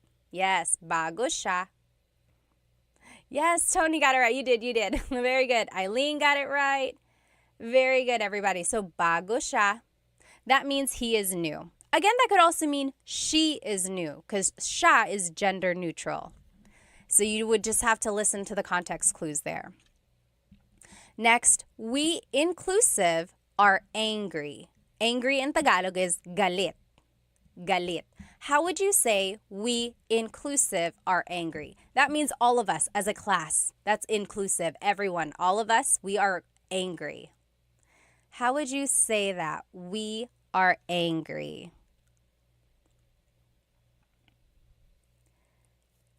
Yes, Carl. Oh, Carl is very close. Your pronoun that you are using, Carl, that's not quite the one we're using, but we'll actually see that in just a minute. Sorry, my nose gets so stuffed up. Eileen got it right. Twinkie's got it right. Bonnie, yes. So, galit tayo. We are all mad. Galit tayo. Very good. Yes, sure got it right. Kaz got it right. Yes. Okay. Number 4, I am sleepy. In Tagalog, sleepy is antok. How would you say I am sleepy in Tagalog? I am sleepy in Tagalog. I am sleepy is very close. Yes, Eileen, antok na ako. So, antok is the adjective and it goes first. And then it's just ako. Antok ako. I am sleepy. When you add na, like Almarie did and like Eileen did, na can mean already, like, oh, I'm already tired. I'm tired already. Or sometimes it's an emphasis. So like, oh man, I'm tired. Antok na ako. So yes, very good. But you could also just say, antok ako. I am sleepy. Antok ako. Yes, very good. Doctor got it. Sure got it. Very good. Yes, Cassidy asked on YouTube, can I use inaantok ako? And then someone on TikTok said that as well. Yes, inaantok also means sleepy. It's almost like the verb form of I am feeling sleepy, if that makes sense. Machi, thank you so much for the gift on TikTok. Thank you. But yes, basically the same. Inaantok ako and antok ako both mean I am sleepy, I am feeling sleepy. Very good. Last example here. Are you tired? So now this one is a little different because it's a question form. So I want to see if you can guess how to make it a question. So are you tired? Pagod is tired. Ba is the question word that you would add. Where do you think it would go? Are you tired? How would you say that in Tagalog?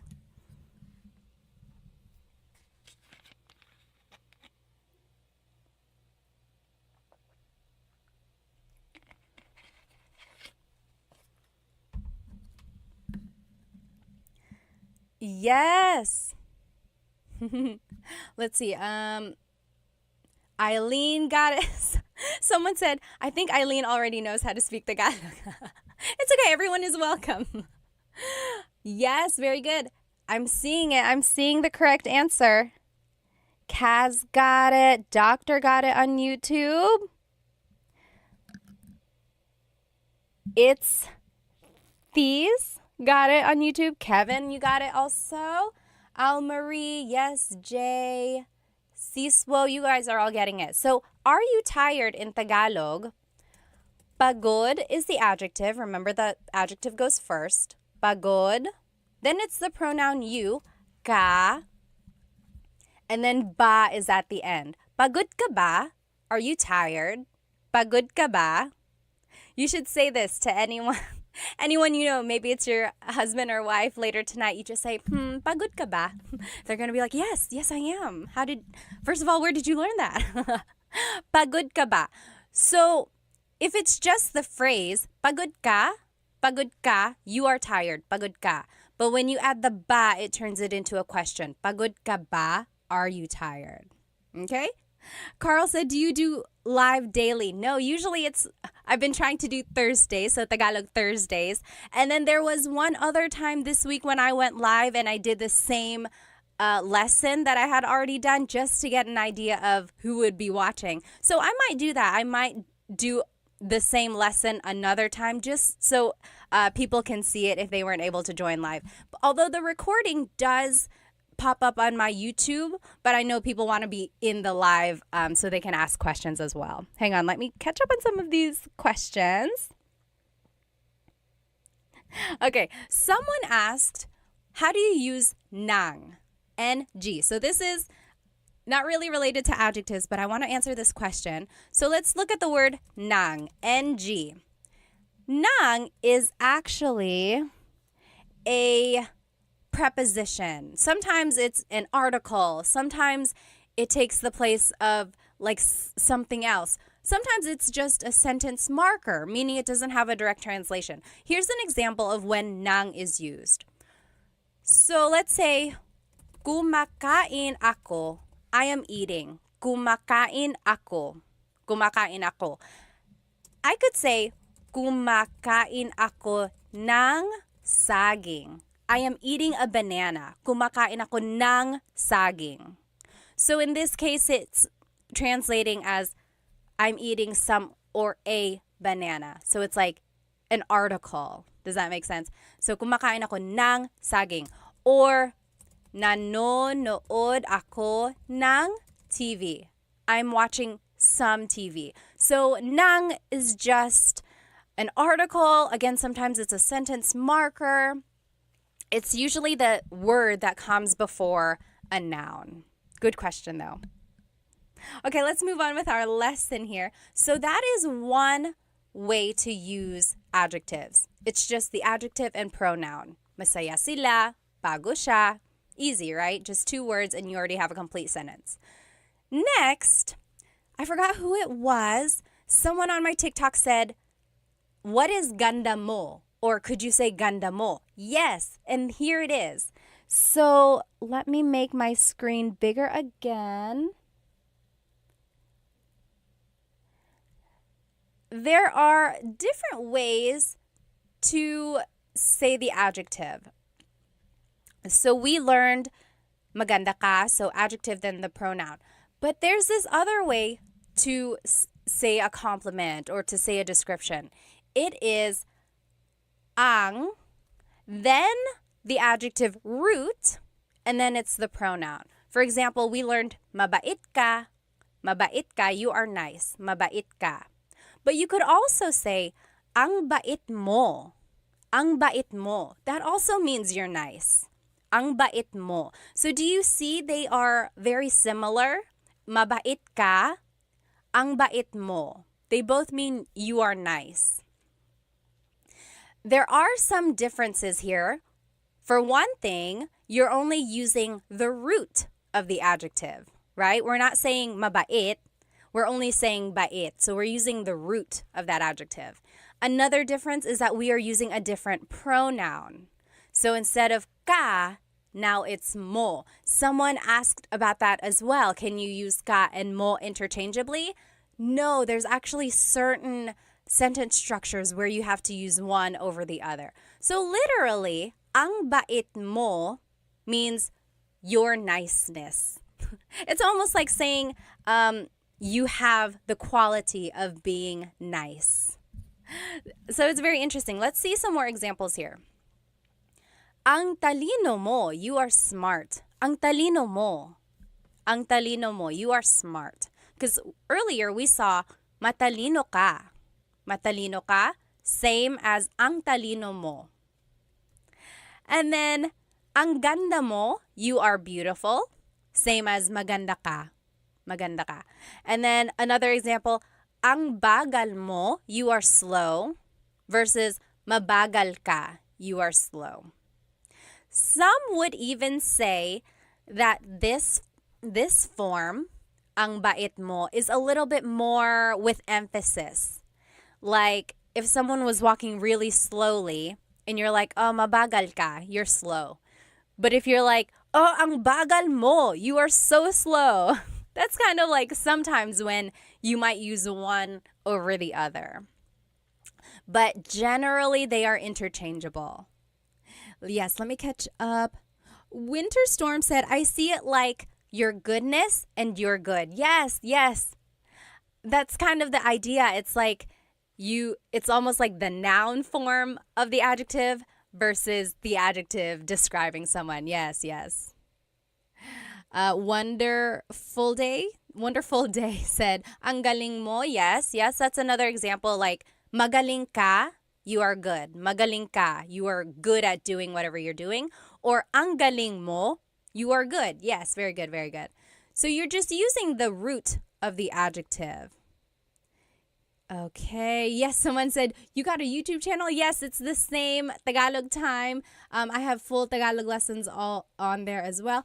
Someone joined on my Tagalog lesson recording, and they were like, I think they just wanted a faster lesson.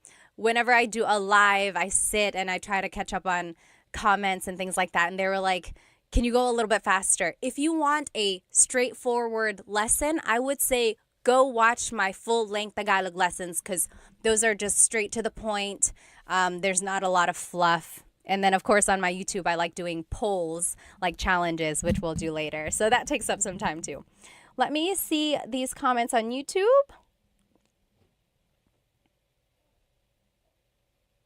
Okay, so Sure said, when asking a question like this, do you always have to add ba? Yes, that's right. Sometimes native speakers don't add ba. That is exactly right. Sometimes you don't have to add the word ba. You can just change the intonation of your voice, right? Like, pagod ka?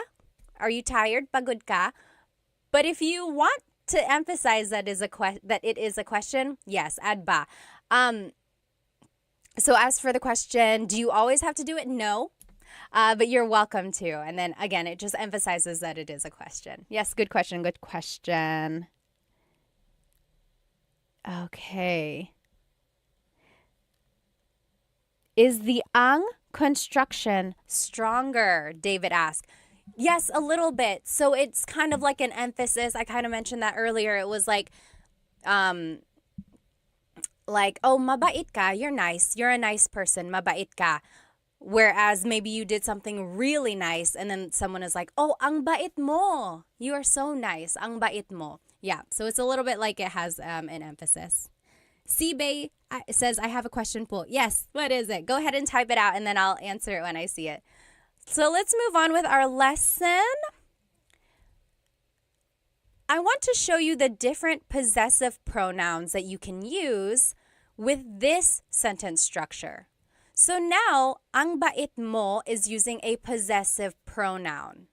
Earlier, we were using a subject pronoun. So these are the different possessive pronouns. Ko means I. Mo is you singular, ang bait mo. Ang bait niya, he or she, niya, he or she. Nila is they, ang bait nila, they are nice. Natin is we inclusive. Maybe we all did something nice, so I'm like, oh, ang bait natin. We are so nice. Ang bait natin. All of us. Versus, ang bait namin, we or me and someone else, we are nice. Ang bait namin. You're not included. I'm just telling you about it. And then, ang bait ninyo, you all as a class. Ang bait ninyo. Okay. So those are the different possessive pronouns. So whenever you're using the ang sentence structure, you have to use a possessive pronoun. And it's almost like, because bait is a noun, so it's almost like the person in the sentence possesses that quality. That's kind of how I see it. So again, when you're using po, you have to use the plural you pronoun. So instead of ang bait mo, it's ang bait po ninyo. Ang bait po ninyo. And po goes after the word bait here. And that doesn't really fall under the po placement rules that I had mentioned earlier. Usually po is the second word, or it goes after the words ko or na, or it goes after a set phrase. This one is just like a miscellaneous placement. But again, you can always add po to the end and it would work. Okay. Now, let's do some examples. Oh, I just want to show you again these Tagalog adjectives. We just saw these, and I want to show you that you can use them in this ang format. So, mabilis ka, you're fast. Mabilis ka. Or, ang bilis mo, you're so fast. Ang bilis mo. Ang bilis mo. Again, it's not always an emphasis, but that's kind of sometimes when it's used.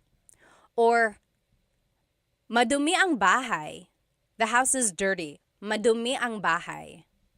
Or ang dumi ng bahay. Ang dumi ng bahay. So again, same translation there, just kind of a different way to say it. But they are interchangeable. Feel free to use whichever you would like.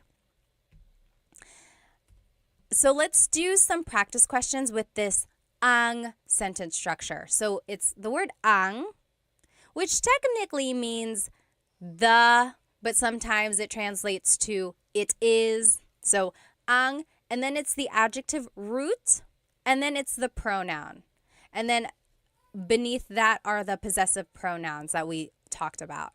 So over here on the right side are the examples that I want us to do. You are nice. Mabait is nice. But I want us to use the ang sentence structure. So we actually wouldn't use the whole word mabait. It would be ang, and then the root bait, and then you, pronoun is mo. Ang bait mo. You are nice. Ang bait mo.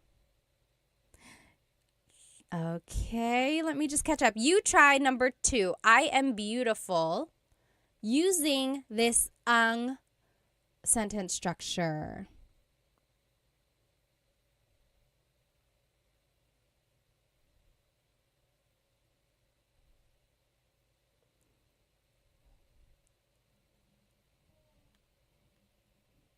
I will answer in just a minute.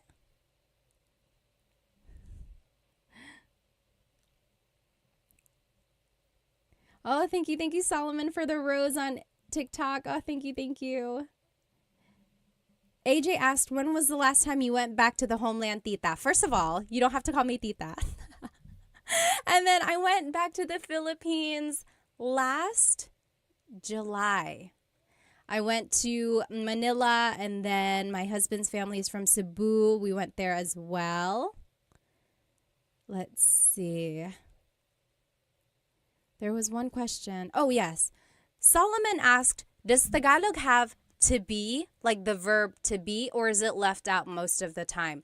Or is it I in Tagalog? Yes, AY means is or to be. Yep.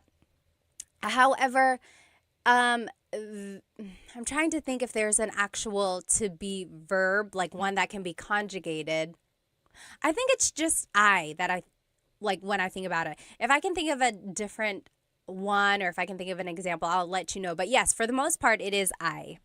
Okay, let me see on YouTube here. Oh, Kaz asked, are nila and sila the same? They both mean they. However, one is a subject pronoun, one is a possessive pronoun.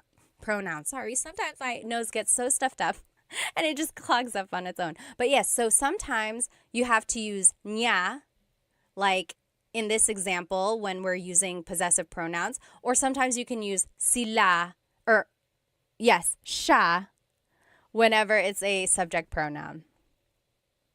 Okay, very good, very good. So it looks like you guys are getting it. If you want to say I am beautiful in Tagalog, in this ang sentence structure, it would be ang ganda ko. Ang ganda ko. Maybe you can say that to yourself whenever you're feeling a little bit down. Ang ganda ko. I'm so beautiful. Ang ganda ko. Very good. Ang ganda ko. What do you think? Number 3, we exclusive are happy. So me and someone else, oh, we're happy. We're happy. Not you. I'm just telling you about it. We're happy. And happy in Tagalog is masaya. Masaya. So you go ahead and jot it down. And then you can do number 4 as well. You all are fast. Mabilis. You all are fast. See if you can do those last 2. And then we will check. Yes, David said maging is to be. Yes, maging means to be, or like to become. Yeah, that is one for that's a way to say to be.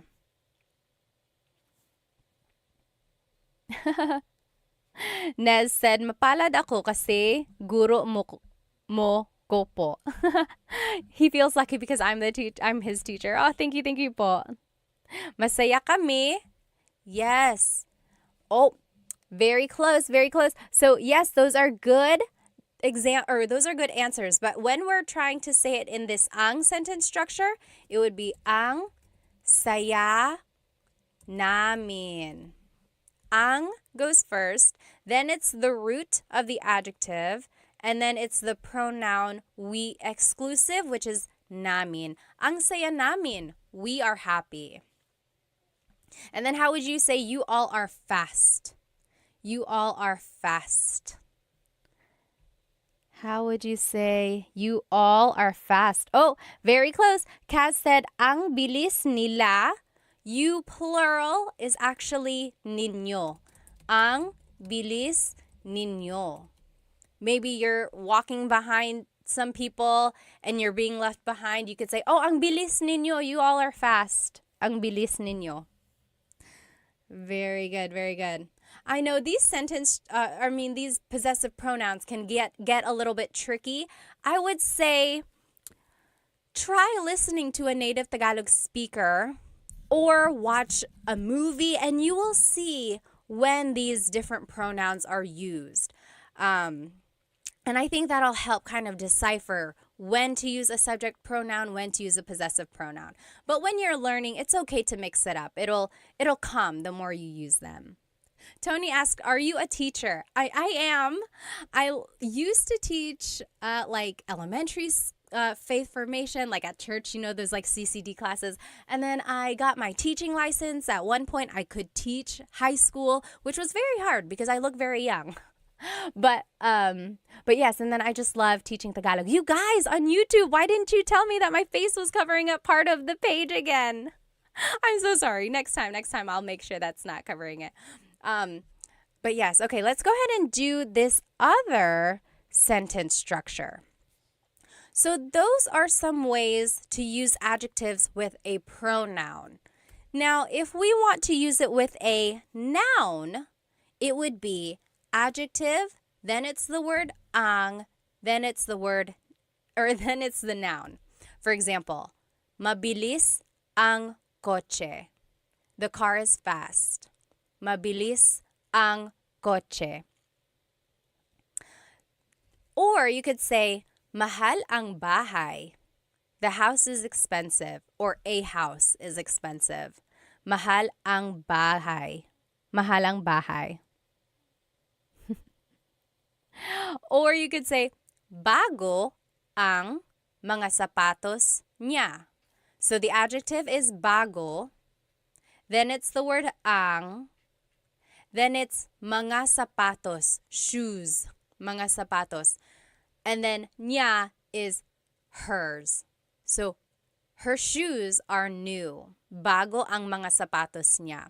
And I wanted to show you the mga sapatos because if you want to make something plural, you have to add this word mga. Mga sapatos, shoes. And then another example, maliit ang pusa. The cat is little. Maliit ang pusa. Okay? Kaz mentioned on YouTube, I've been speaking Tagalog wrong for so long and people don't correct you in the Philippines. Sometimes they don't. Sometimes they don't care. Sometimes they will correct you and help you out. Okay. Oh, yes. Nez said, make a video of how to use nang as a marker. I will. Maybe some prepositions, a video about that. Let me see on TikTok. Tony asked, do people mostly speak Tagalog or Bisaya? So it depends on where you go. In Luzon, up in like the northern area of the Philippines, sometimes in the central areas as well, those are the Tagalog speaking regions. When you go south, like in Cebu or Leyte, that's where they speak Bisaya. And then all around the Philippines, there are lots of different languages and dialects as well. Let me see. Okay. Yes, Winter Storm said TFC and GMA are TV channels that you can watch. They're Filipino channels. Okay, so those are just some ways to use the sentence structure. Adjective, then ang, then noun. So let's do some practice. Pretty easy, right? You just have to plug in the vocab. Up here in the top left is the sentence structure that we just learned. And then here's some examples. The food is hot. And I gave you some vocab words. Mainit means hot. Pagkain means food. How would you say the food is hot? We can do this one together. So the adjective goes first, which is mainit. Then it's the word ang. Then it's the noun. Food in Tagalog is pagkain. You guys on YouTube, I'm covering it up again. We'll fix that. There we go. So, mainit ang pagkain. The food is hot. You try number 2. The show is scary. The show is scary. How would you say that in Tagalog? Baby Doll said, I love this live. When will you be doing these lives? I try to do Tagalog Thursdays. So, yes, hopefully on Thursdays I'll be here again. And then I'm going to try to do the same lesson on a different day for those who weren't able to join live. So if you happen to catch me like on a random day, it might be the same lesson that you've already seen if you were with me on a Thursday. That's because I like to include people who might have wanted to join. But this recording will be up on my YouTube after the live if you just want to watch it there. Let me see.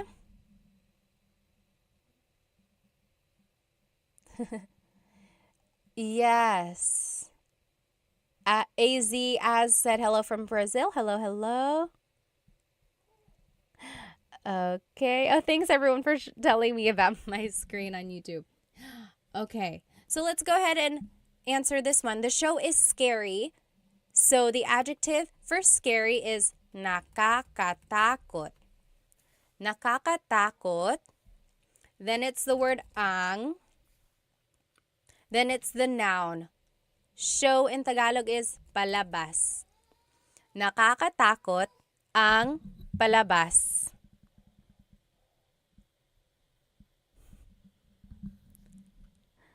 Yes, you're right. Very good. Everyone is getting it. Nakakatakot ang palabas. Okay, next. The house is messy. The house is messy. Magulo means messy. Bahay means house.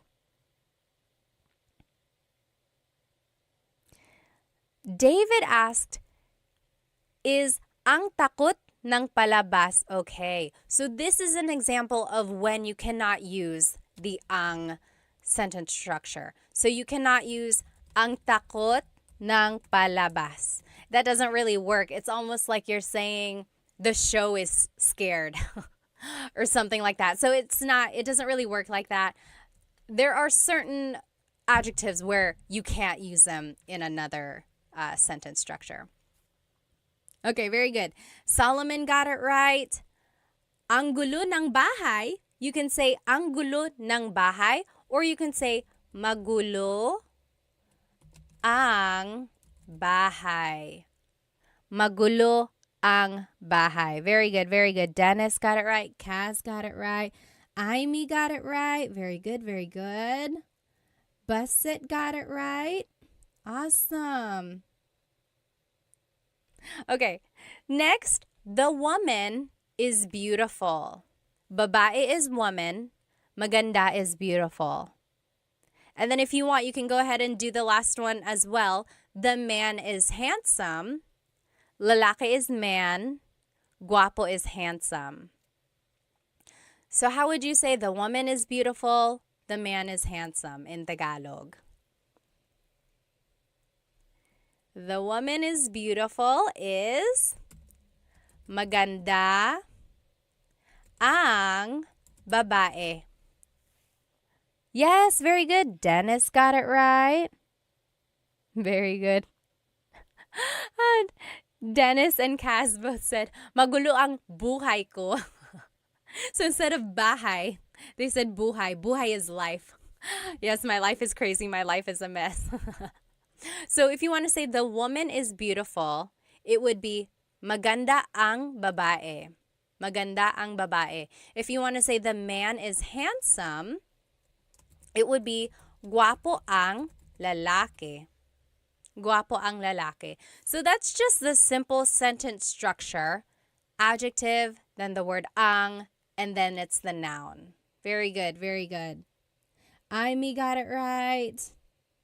Base got it right. Filipino kasi ako, ate. Mabuti naman. Okay. So that's another sentence structure. And this is the last sentence structure that we will see here.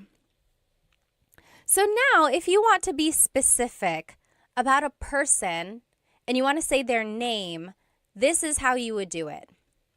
So it's the adjective first, like we've been seeing the whole time. And then it's this word, si or sina. And then the person. So you'll see what I mean. Tahimik si Tita Baby. Tahimik si Tita Baby. That means Tita Baby is quiet. Tahimik si Tita Baby. Versus malakas sina Paul at Sam. Malakas sina Paul at Sam. Paul and Sam are strong. Paul and Sam are strong. You'll see the difference here. When it's just one person, it's si. Tahimik si Tita Baby. Versus when it's more than one person, you use the word sina. Malakas sina Paul at Sam. So that's the difference there. When it's one person, you use the word si. When it's more than one person, you use the word sina. And that word si or sina is kind of like a preposition or like a sentence marker before a person's name. Here's another example. Matangkad si Tito June. Matangkad si Tito June. Tito June is tall. Tito June is tall. And then another example. Is there another example? Oh, that's it. So those are the three examples. So the only thing to remember here is if it's one person, it's si. If it's multiple people, it's sina. Okay. Let me catch up. Someone had a good question up here. Going back to one of the examples, Amy said, can you use maganda yung babae? Because we said maganda ang babae. Yes, you can say maganda yung babae. So ang versus yung is a very slight difference. Yung is a little bit more specific. It's like the woman is beautiful. The woman, that one, the one I'm looking at, that woman is beautiful. Or kind of maganda ang babae, the woman is beautiful. It's a little bit more generic or general. So that's the difference there, but usually they're interchangeable. Maganda yung or maganda ang. Yes, very good, very good. Solomon asks, when do you attach the ng or ang to the adjective? So yes, in Tagalog, we like to make a contraction or put words together when we can. Usually if the adjective ends with a vowel, then you can add the ng at the end. Yes, very good, very good. Okay, thank you again for another Rose Solomon. Thank you so much. Let's see. Pogi is another word for handsome. So in our example, we used guapo. But yes, pogi is another one as well. Let me check here on YouTube. Oh, Manny said, I really enjoy these lessons. Does anyone know of a good translator app for Tagalog? I don't know any apps, and I'm trying to think like Google Translate will get the job done. It's not always 100%, but I would say maybe start with Google Translate, and then the more vocabulary you learn on your own, I would say maybe like just kind of add to that. But their sentence structures aren't always correct, like their grammar. Very good. Okay, let's keep looking. A Kahoot company? A good app for Tagalog. Okay, maybe, yes. Jaina asked, how do you know when to interject po? How to after the words around it? Okay, so basically like when do you add po? There are certain placements for po. Usually it's the second word or after certain words or after a set phrase. But when in doubt, you can always add po to the end. So for these examples, tahimik po si Tita Baby. Tita Baby is quiet. Tahimik po si Tita Baby. So it's the second word there. Or malakas po sina Paul at Sam. Malakas po sila Paul at Sam. So second word again. Or matangkad po si Tito June. So for the most part, it's the second word. Okay, let's take a look at these examples. So at the top left corner is the sentence structure that I showed you. So adjective, then it's si and sina. And then it's the person's name. So let's take a look at the first one. Mom and dad are hungry. Nanay is mom. Tatay is dad. Gutom is hungry. So how would you say mom and dad are hungry? We can do this one together. And it's just a matter of plugging things in to the sentence structure. So the adjective goes first. Hungry in Tagalog is gutom. Then it's si or sina.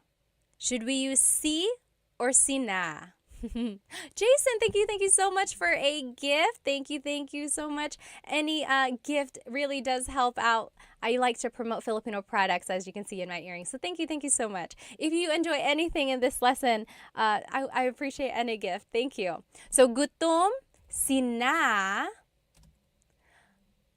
nanay, at tatay. So mom and dad are hungry. Gutom sina nanay at tatay. Marie said, hello ate. Hello po. Hello po sa inyo. Very good, very good. Kaz on YouTube asked, how often do you add po? I hear some people use it sometimes when they're talking to someone, then sometimes it seems like respect, and they use po a lot in sentences. Yes, there are times when you can add po multiple times in a sentence. Like, hey, do you want to come with me? Sige po, sasama po ako. So I used po twice there. Sige po, sasama po ako. But you don't have to add po after the sige. You could say, sige, sasama ako po. You could say it once. So it's up to you. If you say po at all, that is a very respectful thing. So add po to the very end, at least, and then it will cover your bases. If you want to be very respectful, then yes, add po everywhere. But you don't have to overkill. You don't have to do it so much. Very good, very good. Okay, number 2, Stacy is hardworking. Masipag means hardworking. So adjective goes first, masipag. And it's just one person, so it's si and then Stacy. Masipag si Stacy. Stacy is hardworking. Very good. Masipag si Stacy. How would you say John and Amy are lazy? John and Amy are lazy. Oh, Nick, thank you so much for the gift on TikTok. Thank you so much. I'm so glad you like these lessons. Thank you. Yes. Sean said, so po is out of respect for elders. Yes. So whenever you're talking to someone older than you, definitely your grandparents, even if it's someone else's grandparents, always add po. But you can also use po when you're talking to authority figures. So priests, teachers, police, doctors, anyone you want to show respect to, yes, definitely say po. And also, I would say to anyone in customer service, like if someone is helping you at a hotel or if someone is cleaning your room, I would say salamat po, maraming salamat po. Always add po. I don't think you can go wrong. Okay, there was one more thing I wanted to add here. Oh, Elena asked, what is excuse me in Tagalog? Honestly, it's just excuse me po. Excuse me po. It's very Taglish, and that is a lot more common than the actual Tagalog phrase, excuse me po, is almost like pasensya po. That's kind of like I'm sorry. Does anyone know what excuse me po in Tagalog is? Honestly, because everyone just says excuse me po. Let's go back to the example here. Yes, you guys are getting it. OP colon got it right. Sure, got it right on YouTube. Tamad sina John at Amy. John and Amy are lazy. Tamad sina John at Amy. Oh, yes. Ashley got it. Pasintabi po. See, no one says that. I guess you could.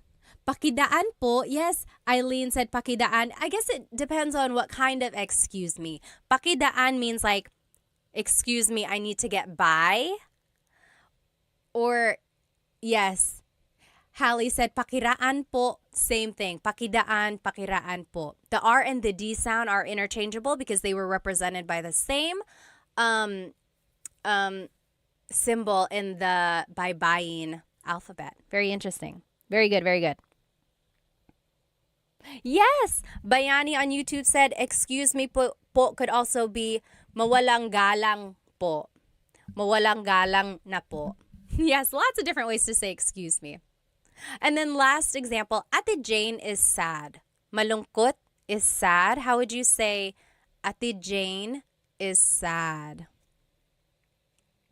Very good. Let's see. Ate Jane is sad. So malungkot is the adjective. Then it's just one person. So si. Yes, Millennial Aviation got it right. Malungkot si Ate Jane. Malungkot si Ate Jane. Yes. Crying Hashira got it right. Eileen got it right. Very good, very good. Awesome. Okay, now here is just a quick review of what we learned today. So we learned some adjectives. We learned a lot of vocabulary words. Hopefully you can start using. Take a look at that list of vocabulary words that I had shown you kind of in the beginning so that you can add these adjectives to your everyday conversation. We also learned the different sentence structures when you're using a pronoun or a noun or when you're adding people's names, right? Sometimes you have to add si or sina. Sometimes you have to add the word nang. And sometimes you can change up the whole sentence structure and it would be ang blank mo or something. So take a look at those different sentence structures. And then we talked about the po placement and then a little bit of question formation as well, right? So those are the different ways to use adjectives. Does anyone have any questions about this lesson before we move on to the poll? Can I do a poll on TikTok? There is a quick poll. Oh, that'll be fun. Does anyone have any questions about this lesson? If you do, go ahead and write it down. And then I am going to share my screen here. Let's do a quick challenge. If you don't want to do this contest or challenge, feel free to leave. Someone was like, you're doing too many games. You don't have to stay, but thank you for joining us. So here we go. Today's bracket challenge is our favorite Filipino American, not even Filipino American, our favorite Filipino athlete.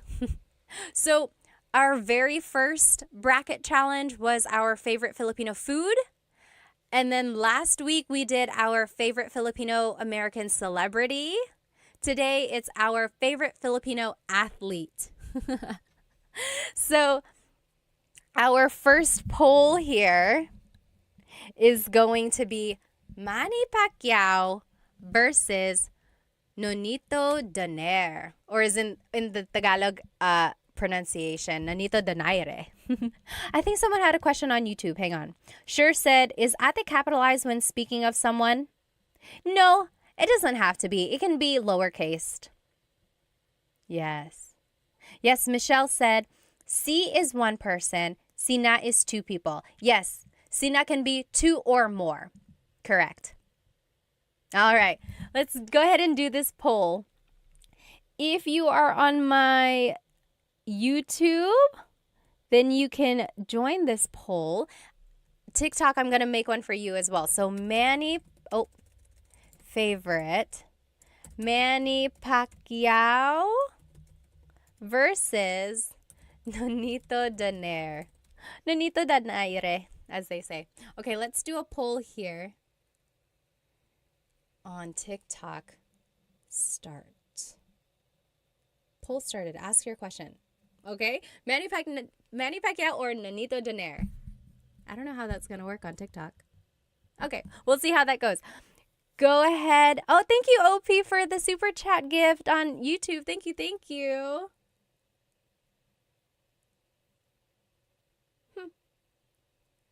Okay. There we go. So take about 30 more seconds. Who is your favorite Filipino athlete, Manny Pacquiao or Nonito Donaire? And then we'll move on to the next part of the bracket.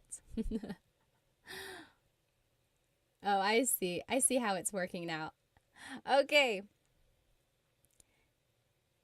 Yeah, so it looks like Manny Pacquiao is the winner by a landslide. Okay, so Manny Pacquiao is going to move forward in our bracket. You can follow along on YouTube if you're over here on my TikTok.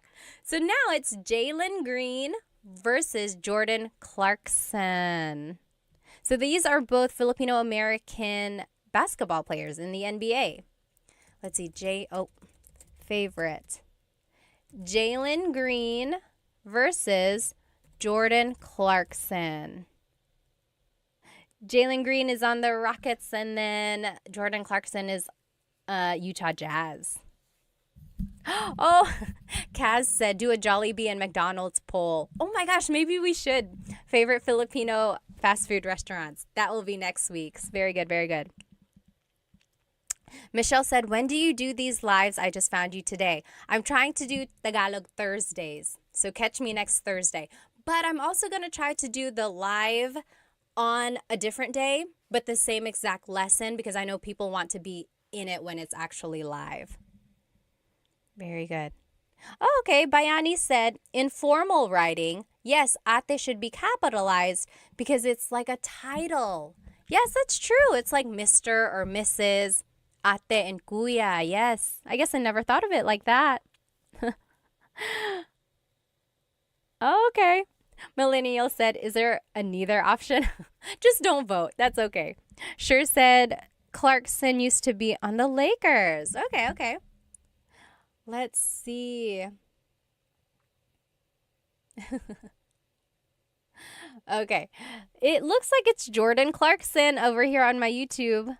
He is the winner. He's going to be moving forward. So Jordan Clarkson. And then, do you guys know about Bianca Bustamante? On Insta, she goes as Bia, Racer Bia. She is an F1 racer, and she's so cool. I wish I could be like her when I grow up.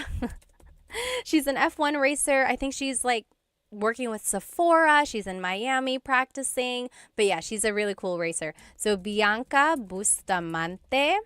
And then Heidelin Diaz. Anyone know who Heidelin Diaz is? She was the weightlifting gold medalist in the Olympics. What was that? Was that 2020? I can't remember now. Yeah, she was the gold medalist in one of the Olympics. Alrighty, so, very nice. Okay. Kaz said, Cebuano Saturdays. Do you know a Cebuano teacher? Because I want to learn. If you know, please tell me who they are. Solomon asked, is it night or day where you are? It is night for me. I'm over here in North Carolina, so the East Coast, same as like New York and Florida. It's 8:38 p.m. Or no, I'm sorry. It's 9:40 p.m. here.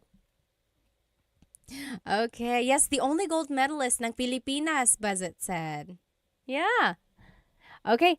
Bianca Bustamante is winning. Bianca will move forward. She is an F1 racer, like I mentioned. Oh, my screen is getting so crowded here. Oh my gosh, YouTube. Why are we not sharing the screen? I am so sorry. I'm the worst. I am the worst host. Here we go. Here we go. Ah, there we go. You guys are so nice. No one is like, hey, we don't see anything. Okay. Next, it's going to be Efren Reyes. Anyone remember him? Efren Reyes. He is a billiard champion. So pool. And then Alex Iala. She is a tennis player. So definitely different generations there. Alex is young. Efren is a little older. Let me see. Bayani said Jordan Clarkson should start learning Tagalog. Yes. Sure said Pinay F1 racer. That's so cool. Yeah, she is really cool. Very good, very good. Let's see. Maya said, did you grow up on the East Coast? Yes. So my family immigrated to North Carolina and we've been here ever since. I moved here when I was 2. Dalawang taon. Oh, Efren Reyes is winning. We have some old folks in here. Old at heart. Okay. So Efren is moving forward. Oh, as Bayani said, he is the goat. We can't mess with the goat. Okay, next. Okay, now we're moving on. It's going to be Manny Pacquiao versus Jordan Clarkson. Manny Pacquiao versus Jordan Clarkson. Do you guys remember when he got knocked out? Or are we not talking about that? I remember exactly where I was. I remember how I felt. 2008. I guess we won't talk about that. Oh, yes. Gabriel said, I have a friend who is what I wish she can join you and have what I Thursdays. And then John said, what I always sounds mad. There are some languages and dialects that just sound so angry, but they're not. That's just how they are. They're like very strong in their pronunciation. Okay. Oh, Manny Pacquiao is beating Jordan Clarkson. Oh, John said not sweet like Ilongga. Do they have a sweet tone? Veronica said, my fam is from Catanduanes too. Talaga? Taga saan sa Catanduanes? My family is from Bato. We usually fly into Virac. Very nice, very nice. Okay. Manny Pacquiao is winning. Manny Pacquiao is going to move on. No surprise. I'm not surprised. Okay. Next, it's Bianca Bustamante versus Efren Reyes. I think I know what's going to end up happening here. Is it going to be Manny Pacquiao versus Efren Reyes? Battle of the goats. So right now it's going to be Bianca Bustamante. Again, she is an F1 racer. Super young, super hip. Efren Reyes is a billiard champion. So he plays pool. Super popular back in the day.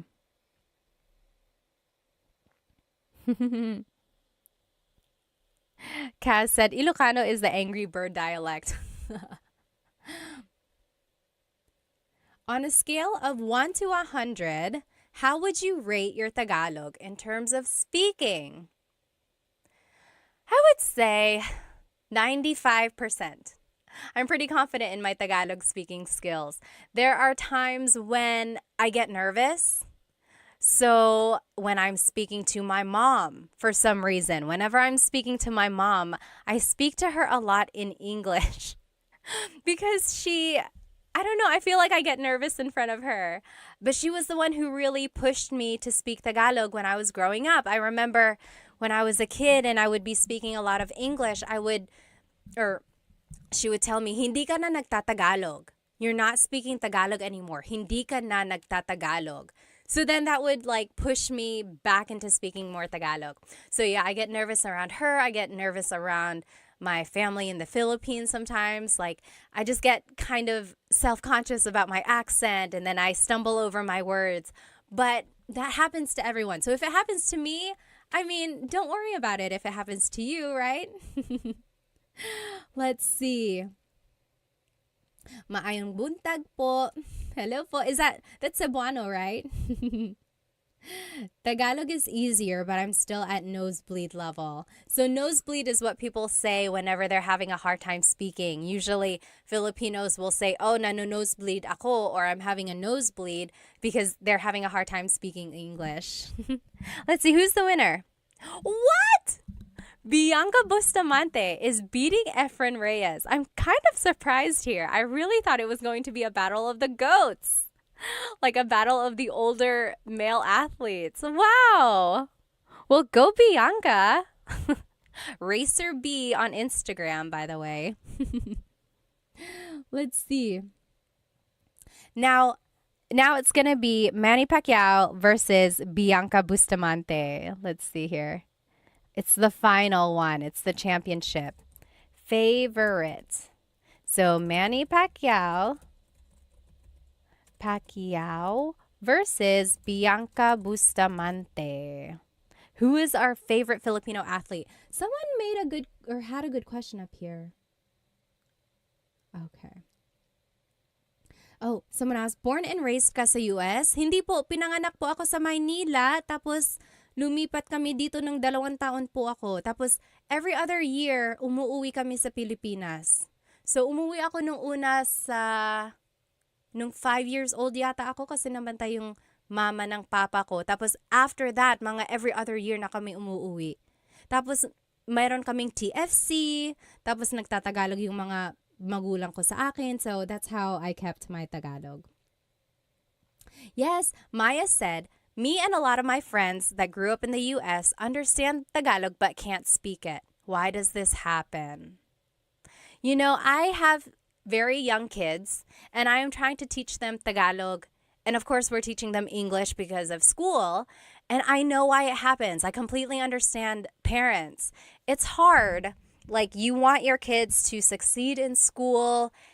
And it's natural for them to kind of get confused or like mix things up. So parents just kind of default to only teaching English because it will help the kids. And I completely understand that.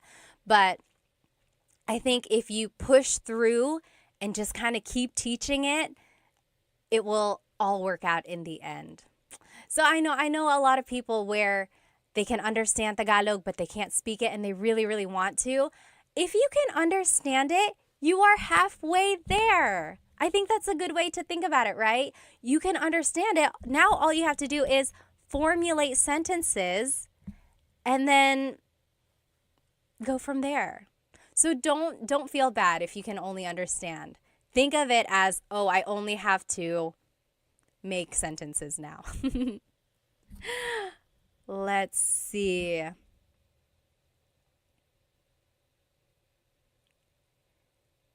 Let's see.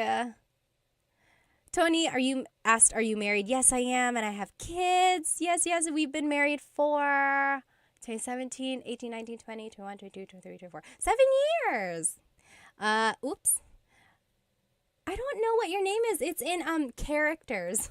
But yes, someone asked, that's rare, yung marunong magtagalog na lumaki sa US. Opo nga, ngayon ko lang na-appreciate actually, ngayon na matanda na ako. Pero nung bata ako, I always kind of got teased na marunong ako magtagalog. Okay, let's see who's the winner. Manny Pacquiao is the winner. He is the overall favorite Filipino athlete. Although I know there are some things that he's said and done that kind of make him not the favorite. Okay, Kaz said, I'm learning Cam Norte Bicol language. And then there's Sorsogon. Yes, my mom's side of the family is from Sorsogon, actually. Bayani said they forgot the greatness of Efren Reyes. I know, I was so surprised about that, actually. Let's see, does anyone have any questions about anything we learned today? Anything? Hello. Now that we are done with the lesson, I'll just turn on my camera here. Anyone have any questions about adjectives or about sentence structures? Or if there's anything you want to learn for next week, please write it in the comments because I love tailoring my lessons to what you want to learn.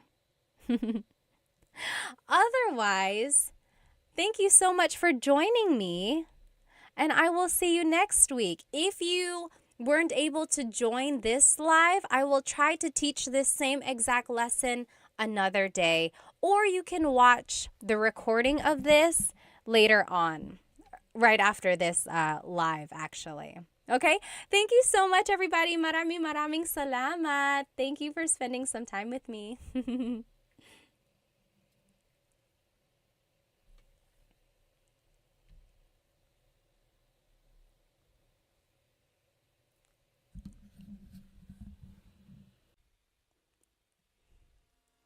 Hello, hello, everybody. Welcome, welcome.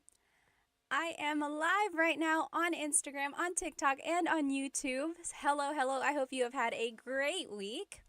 My week has been very busy. We finished a playground at my house, and I've just been busy. I've been doing lots of different things around my house. I have a really fun lesson planned for us tonight. If you are joining me on YouTube on Instagram or TikTok, go ahead and jump onto my YouTube channel because I have the whole presentation up here. You will be able to follow along. You can see the words, see any images up there that's associated with the lesson. If you are a paying Instagram subscriber, these slides will be posted on the news feed after the class. I would have done it before the class, but I just finished the slides. Next time I will do it early so that we can post it before the class.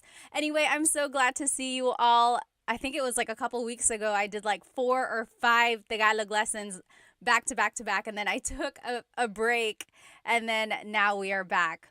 And the last couple lessons were just like games. We played Jeopardy, we played Filipino bingo.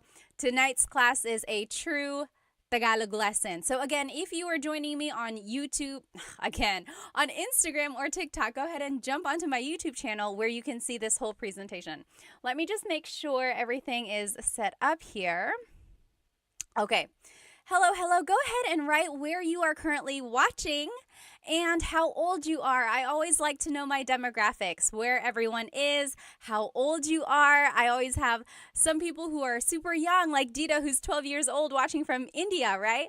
And then sometimes I get people who are just seasoned, as I call it. And also let me know why you are learning Tagalog. I like to know. Some people are either in a relationship with someone who speaks Tagalog, or they are relearning it. Maybe they knew it before, they lost the skill because they don't speak it with anyone anymore, and they just want to learn it.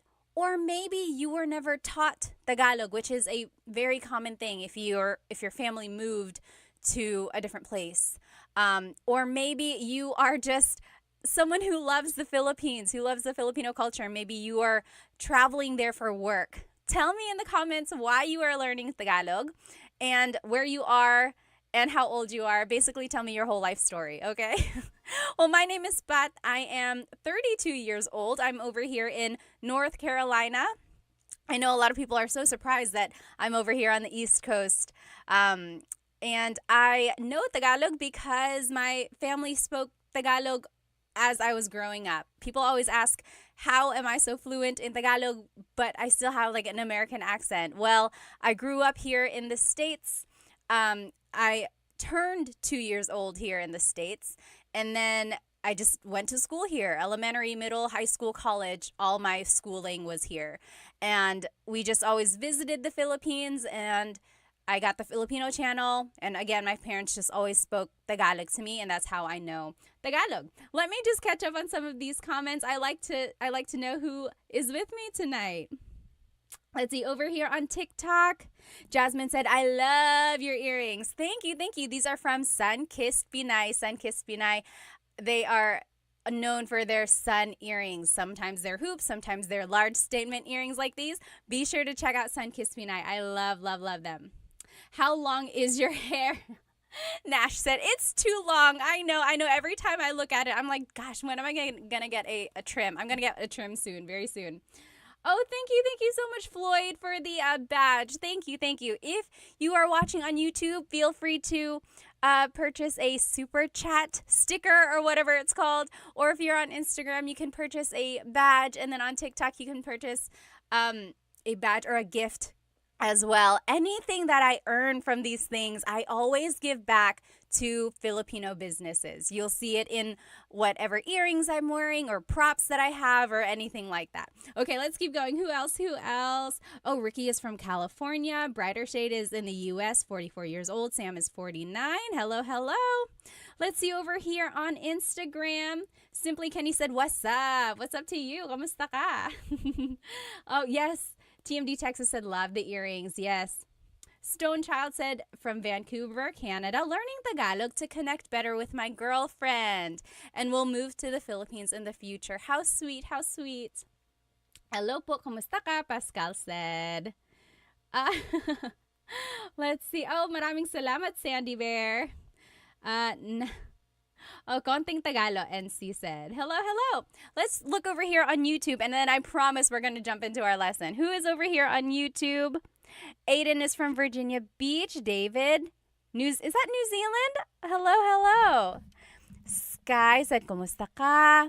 Ray is from Australia. Hello, hello. Christopher from Orlando. Jack is from Alberta. Hello, hello. Sky is 14 years old. Hello. Orpix is from Maryland, 19. Very, very good. Oh, nag-aaral ako ng Tagalog kasi Pilipina ang jowa ko. At ang sarap ng pakinggan ng Pinoy. It's nice to listen to Tagalog, and also his or her girlfriend is Filipino. Hello, hello. My mom speaks Tagalog and I'm trying to learn, Sky says. Oh, that's great. That's so great. Amos is on vacation in the Philippines. Christopher is learning because of my fiance, it says. Vince is in Santa Barbara learning because his asawa is Filipino, his wife. Oh, that's so nice. Okay, guys, let's go ahead and jump right into this lesson. Tonight's lesson is actually about driving. So things that you can say while driving or while riding a car or while riding in transportation in the Philippines. So if you are traveling to the Philippines, you'll be able to see all the different types of public transportation over there. We'll talk about them. And then here are some things that you can say just in the car if you're driving wherever you are. Maybe while you're driving or if someone is driving you. Here are some things that would be applicable. Let me know if you can't hear me. I think you can hear me since you're answering my questions, but there shouldn't be an echo. So TikTok, Instagram, YouTube, I have 3 mics because I have 3 different platforms. Let me know if the audio goes out or anything, okay? Let's keep going. I just want to make sure I don't miss any questions here. Oh, let's see. Oh, no sound. Oh, no. It's muted. You know what? I feel like the mic... Okay. Hello, hello. Instagram, is it working now? I feel like the battery died on that mic. So sorry about that. But I'll just try to speak loudly, okay? Let's keep going. Again, if you just joined me, this whole presentation is on my YouTube channel. And you should be able to follow along. Okay, everyone, can you hear me now? Let me know if you cannot. Ray said, how not to get scammed by a taxi in Manila. Alrighty, let's keep going. So here are just some vocabulary words about driving or about the car, about different things, okay? So these are just vocab terms. So a vehicle is sasakyan. Sasakyan. That's just a vehicle. It encompasses a bus, a car, a train, a bike. That's just a vehicle in general. Sasakyan. Sasakyan. I will say when I was growing up, my parents used coche and sasakyan interchangeably. Like if they were like, oh, nasan ang bag ko? Where is my bag? They would say, oh, nasa sasakyan. It's in the vehicle. It's in the car. But just know that technically sasakyan is vehicle. Okay? And here are the different types of vehicles, okay? Oh, let me just double check here. Their phone is sira. Whose phone is sira? Can you hear me okay? Oh, Joyce, Mommy, thank you so much for the gift on TikTok. Thank you, thank you. Okay. You got a Filipino accent. Me, a little bit, yeah. Okay, again, here are the different types of vehicles in the Philippines. This very first one, if you are here on YouTube, what is this called? What is this called? If you are here on Instagram and TikTok, I will describe it to you. So this vehicle is a very large and long vehicle. Inside it has benches where people can sit along the sides. There's usually a handrail at the top and you can grab on so that you're not like swinging back and forth. Yes, J-Rod, you got it on Instagram, and Philip Hattie, you got it on TikTok. Yes, and over here, Brian, Ray, Miss Signo, Dree, yep, you guys all got it. So this is a jeepney. A jeepney. So the jeepney is this very, very long jeep. It's like a long, elongated jeep. Inside, there are benches, and people can sit on both sides of the jeepney inside. And then the handrail is there so that when the jeepney stops and goes, you're not just like flying all around inside.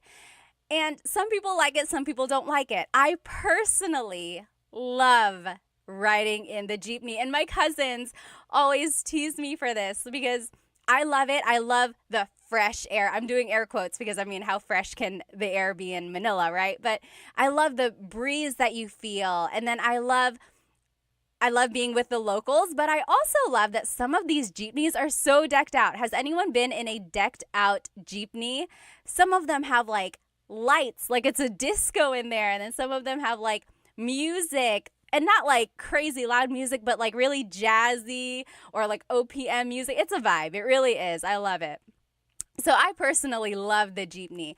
When it rains, if you're looking at the picture here on YouTube, the windows are just open. There's just a big opening on the sides here.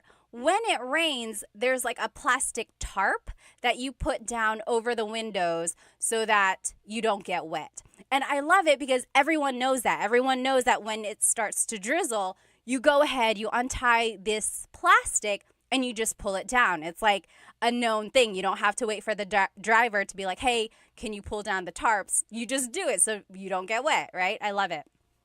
So again, this is called the jeepney. If you have ridden in a jeepney before, leave me a jeep emoji or like a car, whatever emoji looks like a jeep over there. I love the jeepney. Another thing, if you're traveling to the Philippines, this is how you ride a jeepney, okay? So jeepney riding 101. First, you have to find the correct jeepney stop. There are certain stops where jeepneys will go, and you have to look at the sign that's on the front of the jeepney. Sometimes they're small, so if you don't know what you're looking for, make sure you have someone there who knows how to ride a jeepney. You got to look for the sign, and it'll say like, oh, Cubao or Rosas. So it'll say the location it's going to, because not all jeepneys go to the same spots, right? It's like a bus. It has a route. So you got to find the right jeepney. Once you get in, they're going to slow down. You hop in, try to hop in as fast as you can. Number one, because there might be someone behind you. Number two, because the jeepney has places to go, okay? Everyone has a place to be. So just kind of run in there. And then when you sit down, that is when you pull out your money, okay? Pull out however much it is. At one point, it was like 8 pesos a person, but it might be different. If you are in the Philippines or if you've traveled to the Philippines recently, how much is it to ride a jeepney? It could depend on like the distance, but just like generally, how much is a jeepney nowadays? Write it in the comments. Anyway, you pull out your money, and then you got to pass your money person to person until it gets to the driver, okay? And you don't have to worry about like people stealing your money or taking your money. Usually it's just like a few coins, right? Now, if you do have a big bill and then they have to give you like a big change back, that might be a little iffy. But the general idea is that you pass the money from person to person. You say, bayad po, bayad po. So bayad is payment. Po is, oh my gosh, is it 20 pesos already? JP Hustle said, wow, okay. So yes, so yes, you say bayad po, which means payment, please. Okay, so that lets the driver know money is going to come their way. And they're usually facing forward, so they're going to reach back to get the money. Or someone might be beside them, like their assistant or something, grabbing the money. They will usually have like bills in their fingers, or they have a little container of coins and they'll just grab however much they need. Then they will send the change back to you. And again, it will go from person to person to person until it gets back to you. Okay, so that's how you pay, that's how you get your change. Now, if you are getting close to your stop, you really got to pay attention because they might just keep going. And your stop doesn't have to be at a designated stop. You can stop anywhere as long as it's on the route, right? Usually. There might be exceptions. When you get to the place you want to go, you have to say para. That means stop. Or like that's letting the driver know someone has to get off. Para po. Okay, para. So then they will stop. They will go to the side of the road. They'll stop. You just get out the way you came in, okay? Again, try to be fast, grab all your things, make sure you didn't leave anything behind, and then get off because, again, they have places to go. Also, be careful because someone might be trying to come in, okay? So just be aware of your surroundings, definitely. Be careful if you have, like, expensive things. Really hold your bags close to you and things like that. Just be aware. Be aware of your surroundings. And then that is how you ride the jeepney, okay? Another thing about the jeepney, goodness, I love the Filipino culture. I love jeepneys and everything like that. But it's really cool because on the top, on the front of the jeepney is usually a name. So like if a family has a jeepney, they might name their jeepney after one of the children, like Sabrina. It's like, oh, I'm going to take the Sabrina today. Or it's like this one in this picture says, what does it say? I think it says like God is with us. So sometimes it might just have like a saying, or usually there's a name, like a family member's name, just to kind of like how you name a boat or something like that, you know?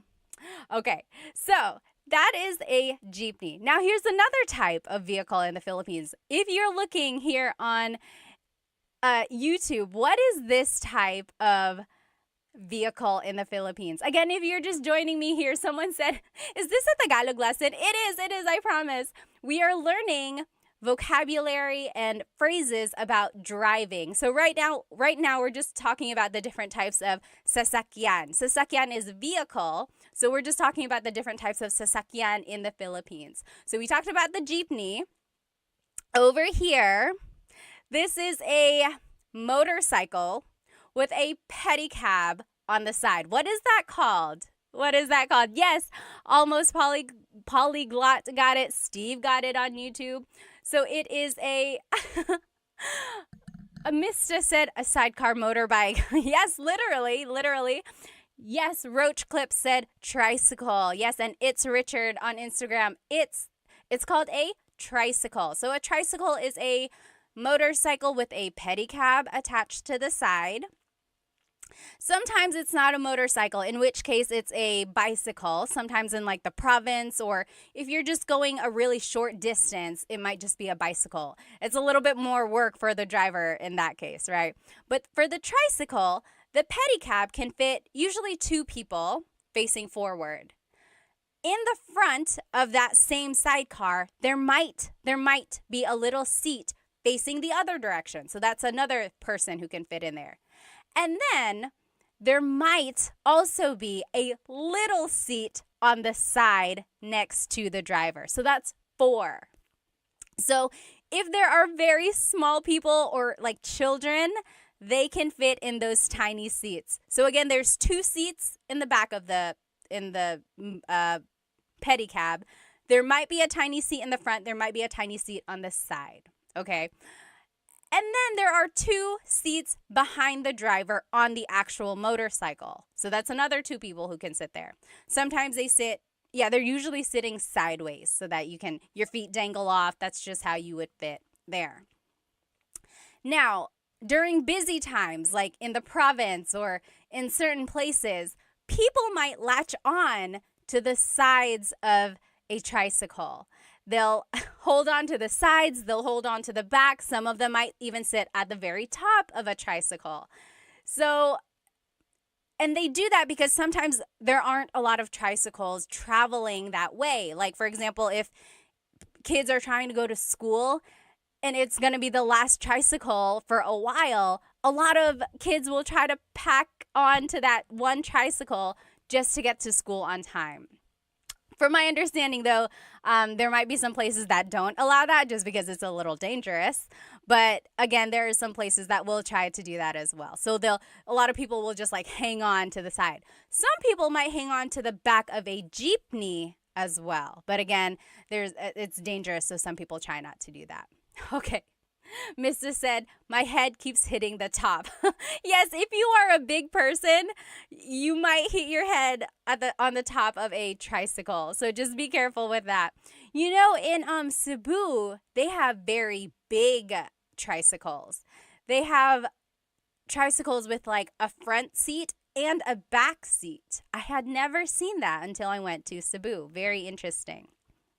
Okay, so yes, again, this is called a tricycle. And then in the Philippines, there are also other types of vehicles. There's a bus, or in Tagalog, bus.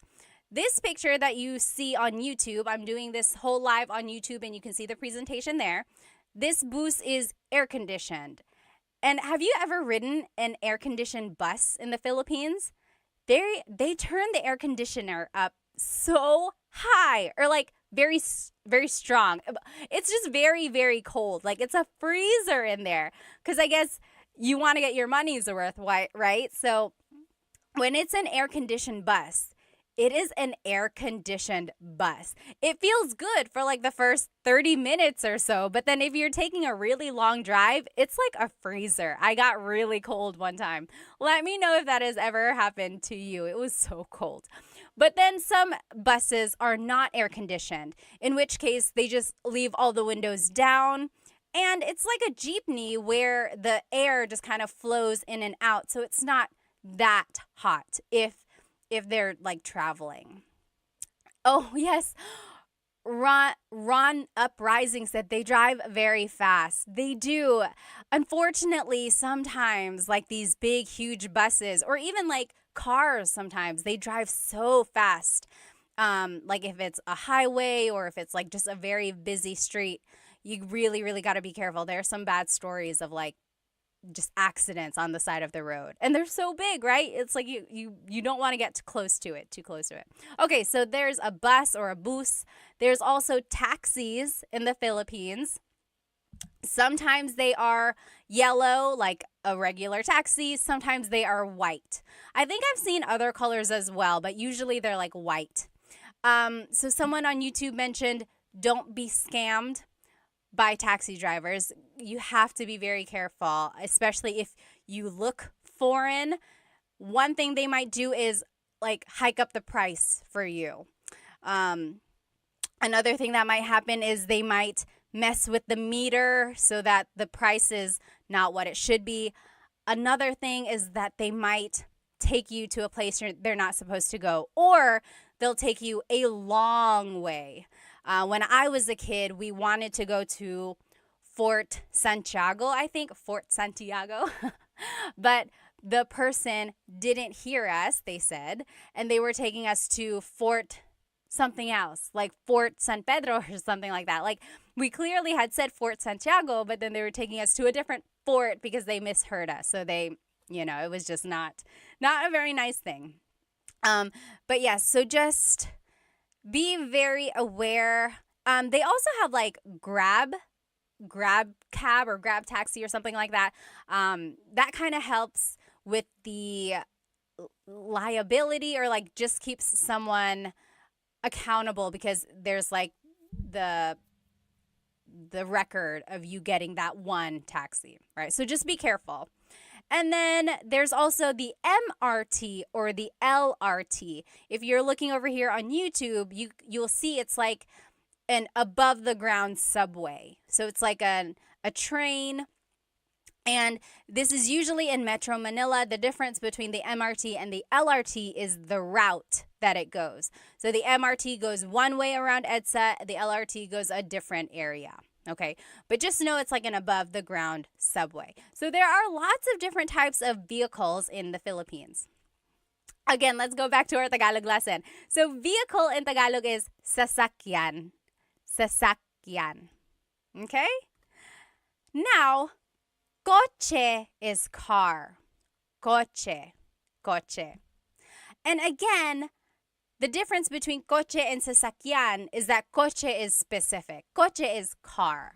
Sasakyan is vehicle. Okay, so sasakyan encompasses lots of different types of vehicles. But my family used sasakyan and coche interchangeably. It's like, oh, nasaan ang susi? Where is the key? Nasa sasakyan. It's in the vehicle. Okay? Now, license plate is placa. Placa. Can you say that with me? Placa. License plate. So it's like, nakuha mo ba yung placa niya? Nakuha mo ba yung placa niya? Did you get their license plates? Like, if something happens and like you need the taxi's information, it's like, nakuha mo ba yung placa niya? Did you get their license plate? Okay? Tire in Tagalog is gulong. Gulong. Gulong. That's tire. That's just one tire. If you want to say multiple, it would be mga gulong. Mga gulong. To make a noun plural in Tagalog, you have to add the word mga. Mga gulong. Steering wheel in Tagalog is manibela. Manibela. Manibela. So it's like, hawakan mo ang manibela. Hold this steering wheel. Manibela. Mirror, like your side view mirror or side mirror and then your rear view mirror, salamin. Salamin. That's just a mirror. If you know some Tagalog, salamin also means glasses. Salamin. Salamin. That's a mirror or like glasses. Salamin. A window, like the window of your car, that would be bintana. Bintana. Okay? And then headlights. Technically, there's no like real word for headlights that I know of. Usually, it's just referred to as ilaw. Ilaw. Ilaw is light. Okay, so it's like, naka-on ba ang ilaw mo? Is your light on? Are your lights on? Naka-on ba ang mga ilaw mo? Okay, so you see how I'm just using ilaw. Okay, let me just take a look at some of these comments and questions. If you have any questions at all, feel free to leave them. HM94 said, isn't that Spanish? Yes, absolutely. You will hear Spanish words in a lot of these vocab because there's a lot of Spanish words in Tagalog from the colonization period. Yep. Metch said, are you Bisaya or Tagalog, ma'am? Tagalog po, hindi po ako marunong mag-Bisaya. Okay. Travel with local or a girlfriend. Always ride with a local. Yes, yes, yes. Okay, any questions over here on Instagram? If you have any questions or comments, please feel free to leave them. How about over here on YouTube? Oh, yes. Yes, again, over here, everyone on YouTube is like, yes, that also sounds like Spanish. You're right, you're right. Sleepy Time said, did you talk about pajak? Pajak is the tricycle that has a bicycle instead of a motorcycle. Yep, we did talk about that. We mentioned it. Very good. Oh, someone said white taxis are the worst here in Manila. Are they? So white versus yellow? Okay. Let's keep going here. Oh, yes, someone talked about the UV Express. So another form of transportation that wasn't listed here is like a taxi, but you can have multiple people in one. So it's almost like a little SUV or almost like a little van, and it has air conditioning like a taxi would. and it just picks up multiple people and makes multiple stops. Kind of like a jeepney. It's a cross between a jeepney and a taxi, right? It's like multiple people, but it still has air conditioning, and it's making multiple stops like a jeepney would. Yep, that's like a UV Express. Oh, someone asked, is there Uber in the Philippines? There is, right? I'm pretty sure. If you're in the Philippines right now, let us know. But I'm pretty sure there is. There's Uber. There's, what is the other one? Not Uber. What are the rideshare? Grab. Oh, Grab. Okay, so someone was saying Grab. Grab is like the Uber there, right? Mr. Talk said. Okay, let's keep going. Oh, yes. Someone said, I kind of like the rideshare. I like it too. Yeah. Sometimes if you are trying to go to a place really, really fast, you might not want to do a rideshare. Very good. Okay, yes. Everyone is saying it's Grab. So instead of Uber, it's called Grab. It's an app, right? You just have an app. Lyft. Is there Lyft in the Philippines? Yes? No? Oh, Love and Lulu said it's expensive for locals. Yeah, I can see that. So if you're getting like Grab or like Lyft or Uber or whatever, yeah, it can be kind of expensive. Grab is the best, they're saying. Only Grab and taxi, Peter said. Interesting. Okay, let's keep going. So here are some more. Let's review though. These are the vocabulary terms about driving that we've learned so far. Repeat after me, okay? Sasakyan, sasakyan. Vehicle, sasakyan. Coche, car, coche. Placa, license plate, placa. Gulong, tire, gulong. Manibela, steering wheel, manibela. Salamin, mirror, salamin. Bintana, window, bintana. Ilaw, headlight or like light, ilaw. Okay? Very good, very good. So, now a license, like the license, the ID that you carry, that is lisensya. Lisensya. So it's like, nasaan ang lisensya ko? Where is my license? Nasaan ang lisensya ko? Lisensya, that's license. Ilaw, light. So again, we used ilaw for like headlight. Now you can say ilaw for like the stop light. It's like hinto ka dun sa ilaw. Stop at that light. Okay? And then gasolina, gasolina, that's gas, gasoline. Easy, right? Gasolina. Kanto is the corner, or like, so for example, if I wanted to say turn left at that corner, I would say kaliwa ka dyan sa kanto. Kaliwa ka dyan sa kanto. Kanto is corner. Okay?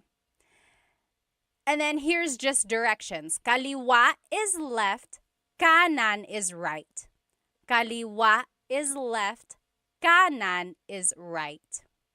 Okay? Now, is my audio okay? I don't know if someone mentioned that on TikTok here. So, the way I remember kaliwa and kanan is that kaliwa has an L for left. Kaliwa has an L for left. Oh, thank you, Blue. Said audio is good. Awesome, awesome. So, kaliwa and kanan. Kaliwa, kanan. Kaliwa is left because it has that L. Kaliwa, left. And then kanan, right. Grace said, do you guys have an alphabet? Yes, there is a Tagalog alphabet. Abacada. Okay. So, kanan is right. Kaliwa is left. Now, mabilis is fast. Mabilis. The opposite of mabilis is mabagal. Mabagal. Oh, Ms. Fernini had a great question. Can you use kanan like saying, yes, right? No, very good question. So kanan is the direction right. If you want to say right as in correct, that would be tama. Tama. Correct. Tama. Very good question. So again, kanan is right, the direction. Tama is right as in correct. Very good question. Okay, let's keep going here. So let's review these words again. So, licencia is your license. Licencia. Ilaw, stoplight or just light. Ilaw. Mabilis, fast. Mabilis. Mabagal, slow. Mabagal.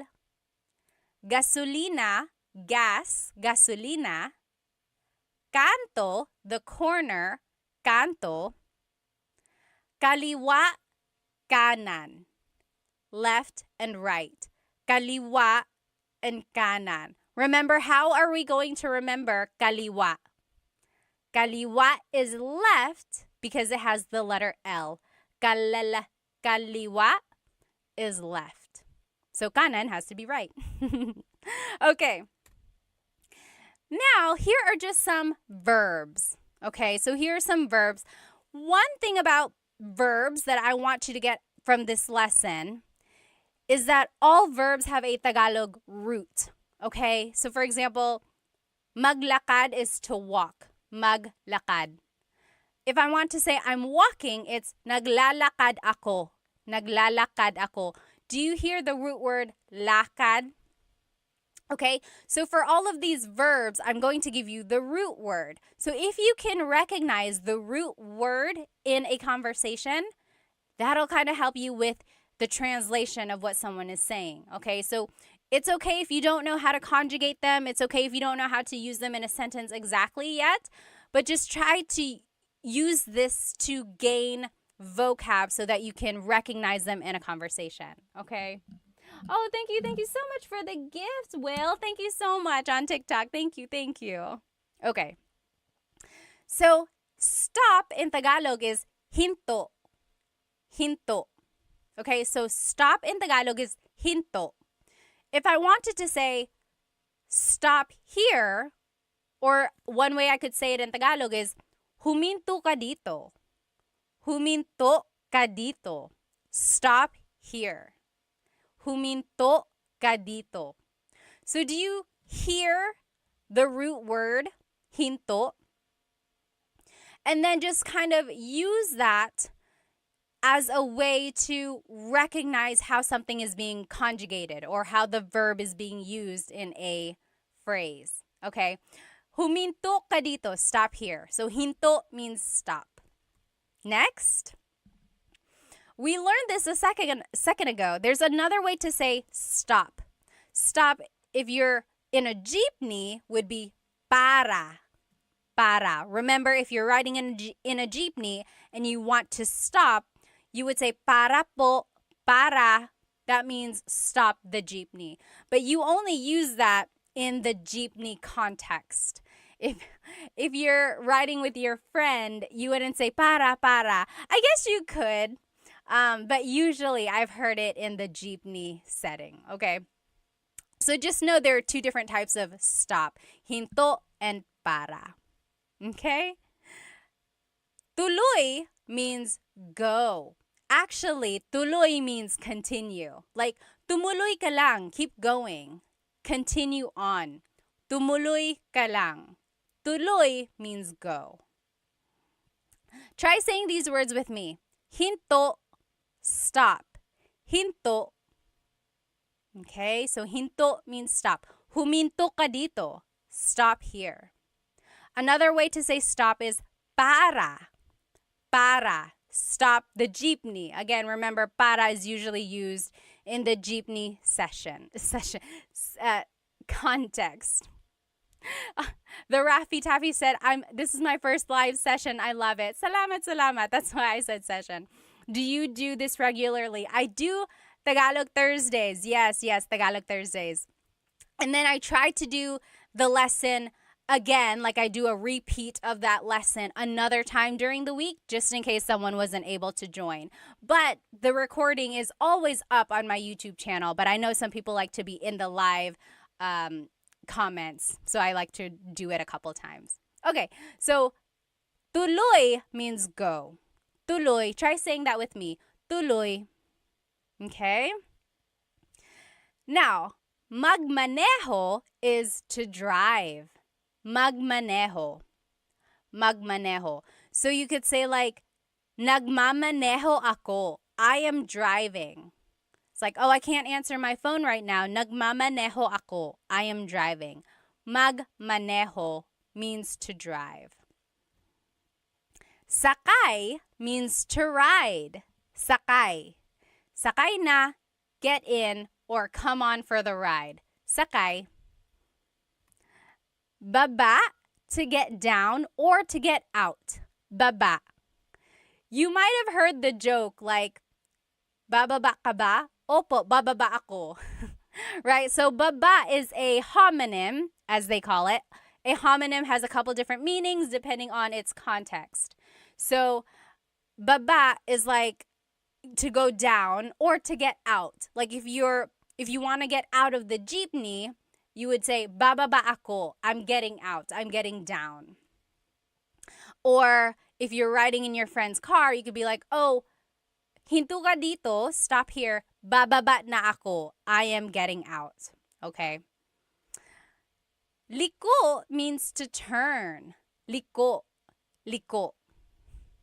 So it's like, lumiko ka dito.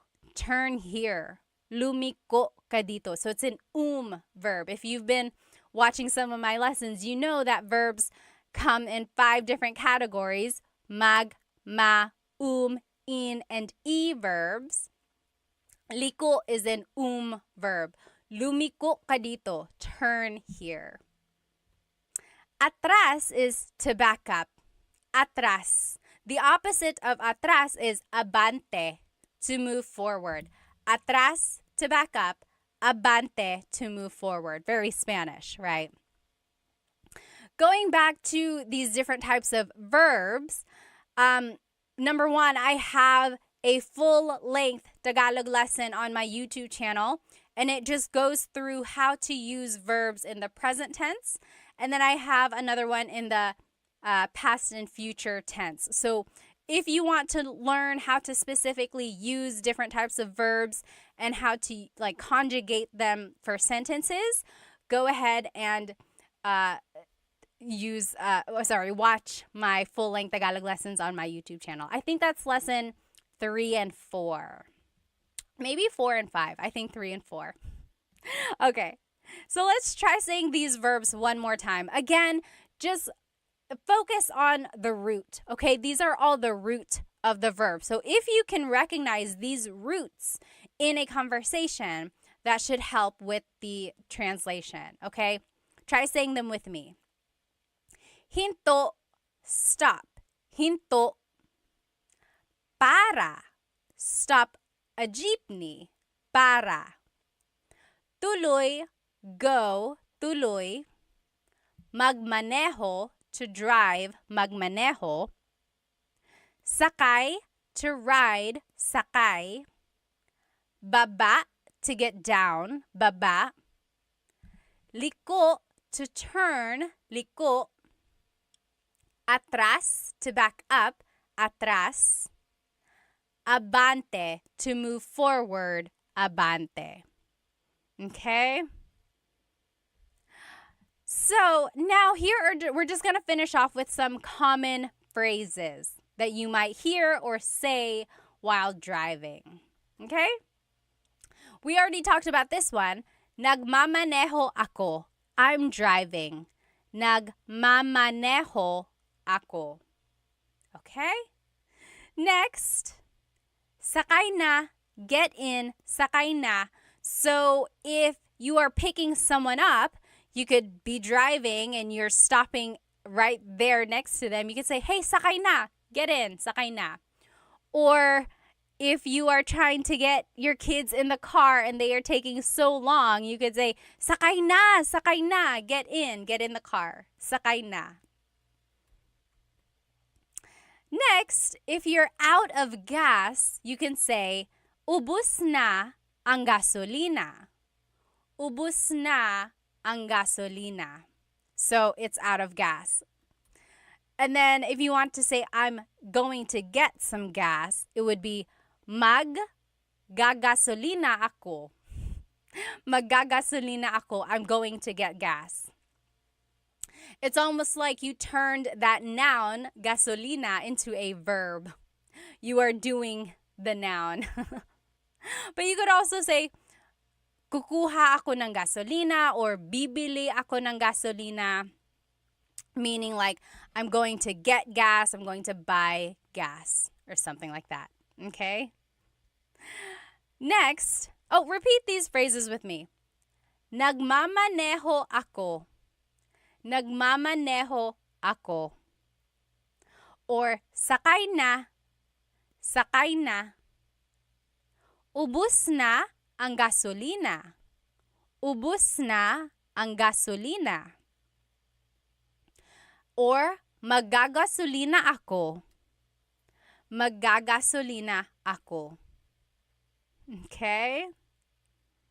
Someone said, ang mahal ng gasolina. Ang mahal ng gasolina. That means gas is expensive. You're right, you're right. Here are just a few more phrases. Susunduin kita. Susunduin kita.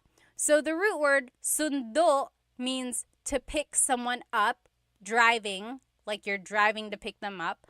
Susunduin kita means I will pick you up. Susunduin kita, I will pick you up. Okay? Now, malapit na ako, I'm close. Like I'm nearby. Malapit na ako. Malapit na ako. The opposite of malapit is malayo. Malayo pa tayo. We are still far away. Malapit na ako means I'm close, I'm nearby. Malayo pa tayo means we're still far away. Okay? And then if you finally get to your destination, it would be, nandito na tayo.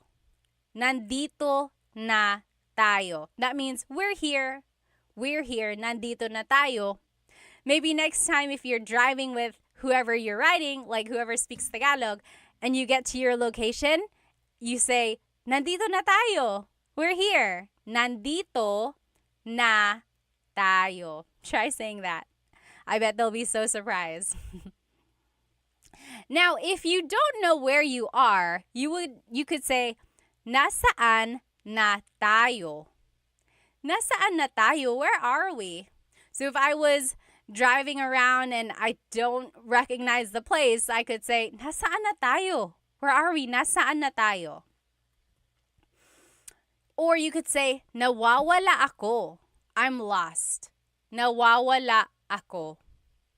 Okay, so wala means nothing or lost. So nawawala means you are lost. Nawawala ako. If someone is calling you and they're like, hey, where are you? You could say, papunta na ako. Papunta na ako. The root word punta means to go. So that means I am on the way. Papunta na ako. Papunta na ako. Okay? And then someone said this earlier. You could say, sama ako. Sama ako. Sama means to be with. Ako means I. So it's like, I want to come. Sama ako. So if someone is like, hey, I'm going to go to the store, you can jump up and you could say, oh, sama ako. I want to come. Sama ako. Alternatively, you could say, sama ka. Sama ka. That's a question, meaning, do you want to come? Sama ka. Okay? Try saying these phrases with me again. Nasaan na tayo? Where are we? Nasaan na tayo? Or, nawawala ako. I'm lost. Nawawala ako. Tanner Foss said, nawawala ako sa buhay. They're lost in life. Sana mahanap mo ang sarili mo. I hope you find yourself. Papunta na ako. I'm on the way. Papunta na ako. Sama ako. I want to come. Sama ako. Okay, so those are just some phrases. This next activity is kind of fun. See if you can understand what I'm saying in Tagalog, okay? So this is going to be like a little role play conversation in Tagalog. See if you can understand it, okay? Are you ready? O Pat, nasaan ka na? O Pat, nasaan ka na? O eto, papunta na ako dyan. Pero nawawala yata ako. O eto, papunta na ako dyan. Pero nawawala yata ako. Talaga? Anong nakikita mo dyan? Talaga? Anong nakikita mo dyan? Nakikita ko ang 7-Eleven at ang McDo. Malapit na ba ako? Nakikita ko ang 7-Eleven at ang McDo. Malapit na ba ako? Ay, malayo ka pa. Diretso ka lang ng 1 kilometro. Tapos kumaliwa ka sa Jollibee. Tapos kumanan ka sa gasolinahan. Pagkatapos nun, makikita mo na yung bahay ko. That was a lot, wasn't it? Did you get it? I will say the whole thing one more time, okay? O Pat, nasaan ka na? O eto, papunta na ako dyan, pero nawawala yata ako. Talaga? Anong nakikita mo dyan? Nakikita ko ang 7-Eleven at ang McDo. Malapit na ba ako? Ay, malayo ka pa. Diretso ka lang ng 1 kilometro. Tapos kumaliwa ka sa Jollibee. Tapos kumanan ka sa gasolinahan. Pagkatapos nun, makikita mo na ang bahay ko. What did I say? If you are just joining me, you're probably like, what are you talking about? So we are doing a Tagalog lesson about driving, directions, vocabulary, and just common phrases about like driving. And I wanted you to see if you could understand what I said. Brianna on YouTube said, I just joined. I'm very confused. I'm sorry. That was the worst time to join. But this whole recording will be up on the YouTube channel, okay?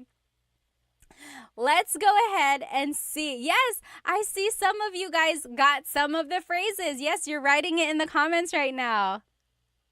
Oh, Agzi said, I understood pretty much everything, but I would be so confused in a real situation. I think you can understand more than you think. Even in a real situation, just kind of focus on what you know, okay? So let's go through these phrases one more time to see what it means, okay? O Pat, nasaan ka na?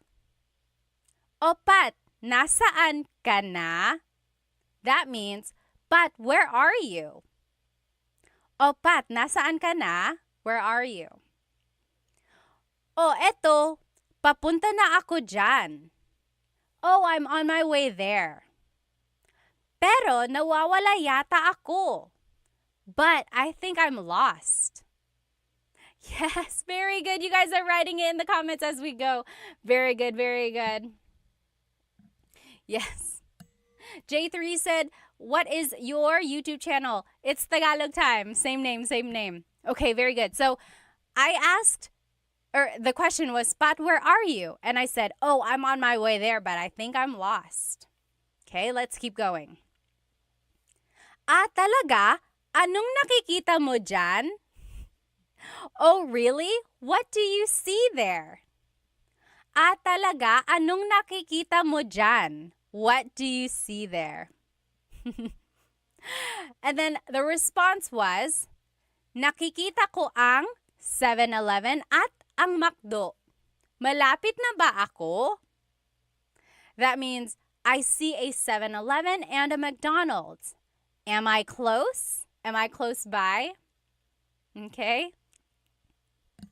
Yes. Swingovic said, I would just say mahal kita. I don't know if you want to do that. That might give off the wrong impression. I don't know what would happen if you say that. Okay, so are you with me so far? So first, it was like, hey, Pod, where are you? And I said, oh, I'm on my way there, but I think I'm lost. Then the person asked, oh, really? What do you see? And I said, I see a 7-Eleven and I see a McDonald's. Am I close? Let's see what else I said. Okay. Ay, malayo ka pa. Oh, you're still far away. Ay, malayo ka pa. Diretso ka lang ng 1 kilometro. Keep going straight for 1 kilometer. In the Philippines, they measure everything by kilometers, not miles, like they would in America. So, diretso ka lang ng 1 kilometro. Go straight for 1 mile, or 1 kilometer. Tapos, kumaliwa ka sa Jollibee.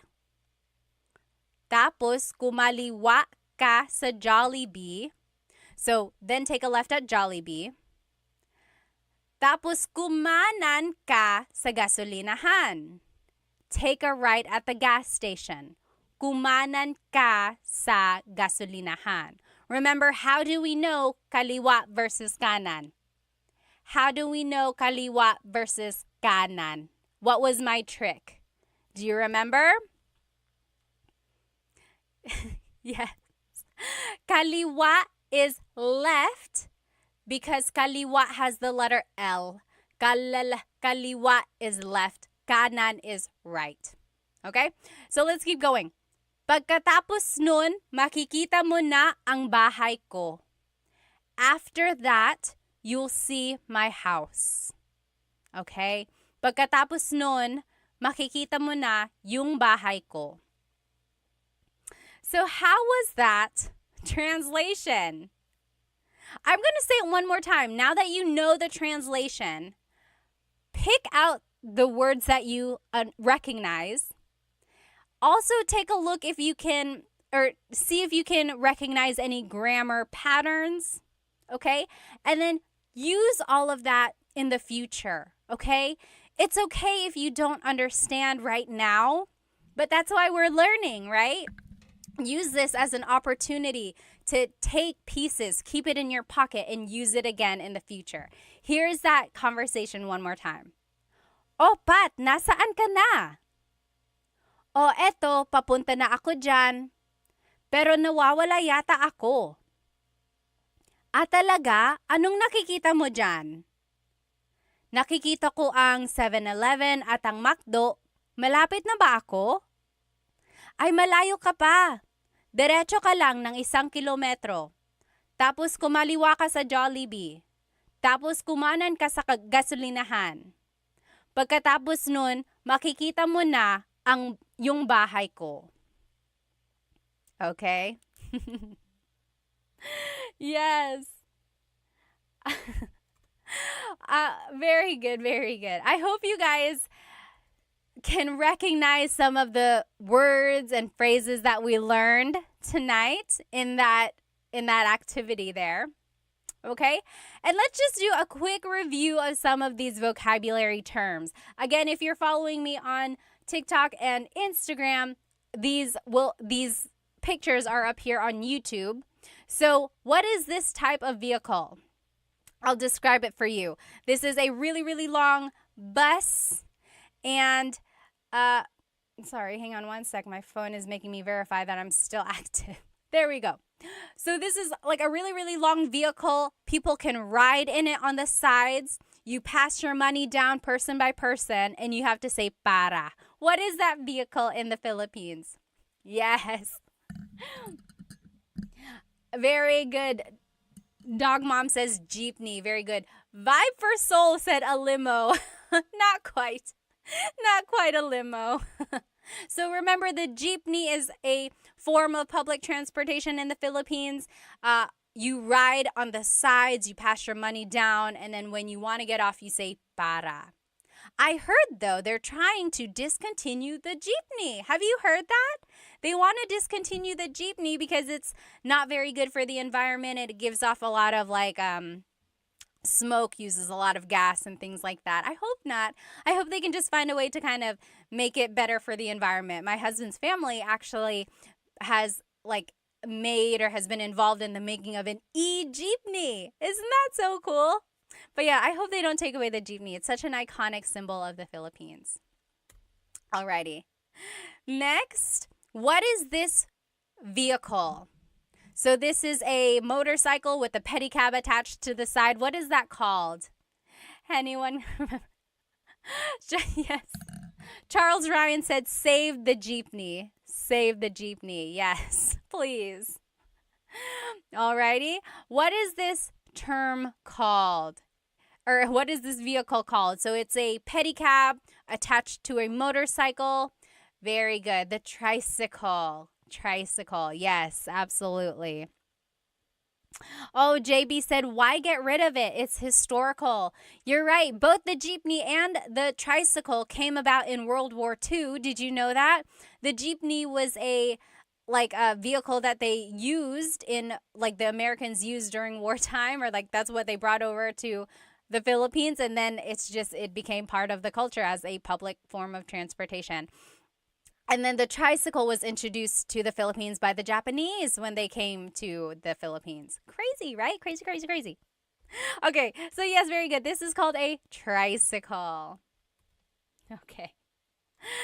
Yes, next, what is this? So what is the Tagalog term for vehicle? Vehicle. Sorry, vehicle. Pinay said, I love learning from your videos. Thank you. In all caps. Salamat. Maraming salamat. I love teaching you. So really, it's my honor. Salamat. Yes, this is a sasakyan. Very good. Very good. Gibolicious. Yes, sasakyan. Very good. Sasakyan is just vehicle in general. Okay. Next, what is car in Tagalog? Ano ang car sa Tagalog? Oh, Sha, thank you so much for the gift on TikTok. Maraming salamat. Thank you. And Shawnee, thank you for the gift. Maraming salamat. Yes, car in Tagalog. Gibilicious got it right. Yes, Sergey got it right on YouTube. Coche. Coche. Oh, yes, I am seeing some different spellings here. So, someone mentioned the Tagalog alphabet. In the Tagalog alphabet, there is no letter C in Tagalog naturally occurring. The ch sound is a TS combination. Coche, coche, car is coche with a TS spelling. Very good. Ano ang license plate sa Tagalog? Ano ang license plate sa Tagalog?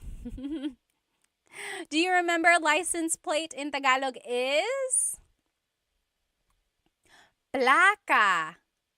Plaka. Salamat, Charles Ryan. Very good. Plaka. Very good, very good. Ano ang tire sa Tagalog? Ano ang tire? Yes. Very good. Almost polyglot said it's like the word chaa. Chaa in Tagalog is tea, like the tea that you drink, and it's spelled T-S-A-A. Chaa. Chaa. That's such a Tagalog spelling. I love it. There's the T-S sound and then the double vowel pronunciation. Chaa. It's so Tagalog. Yes, very good. What is tire in Tagalog?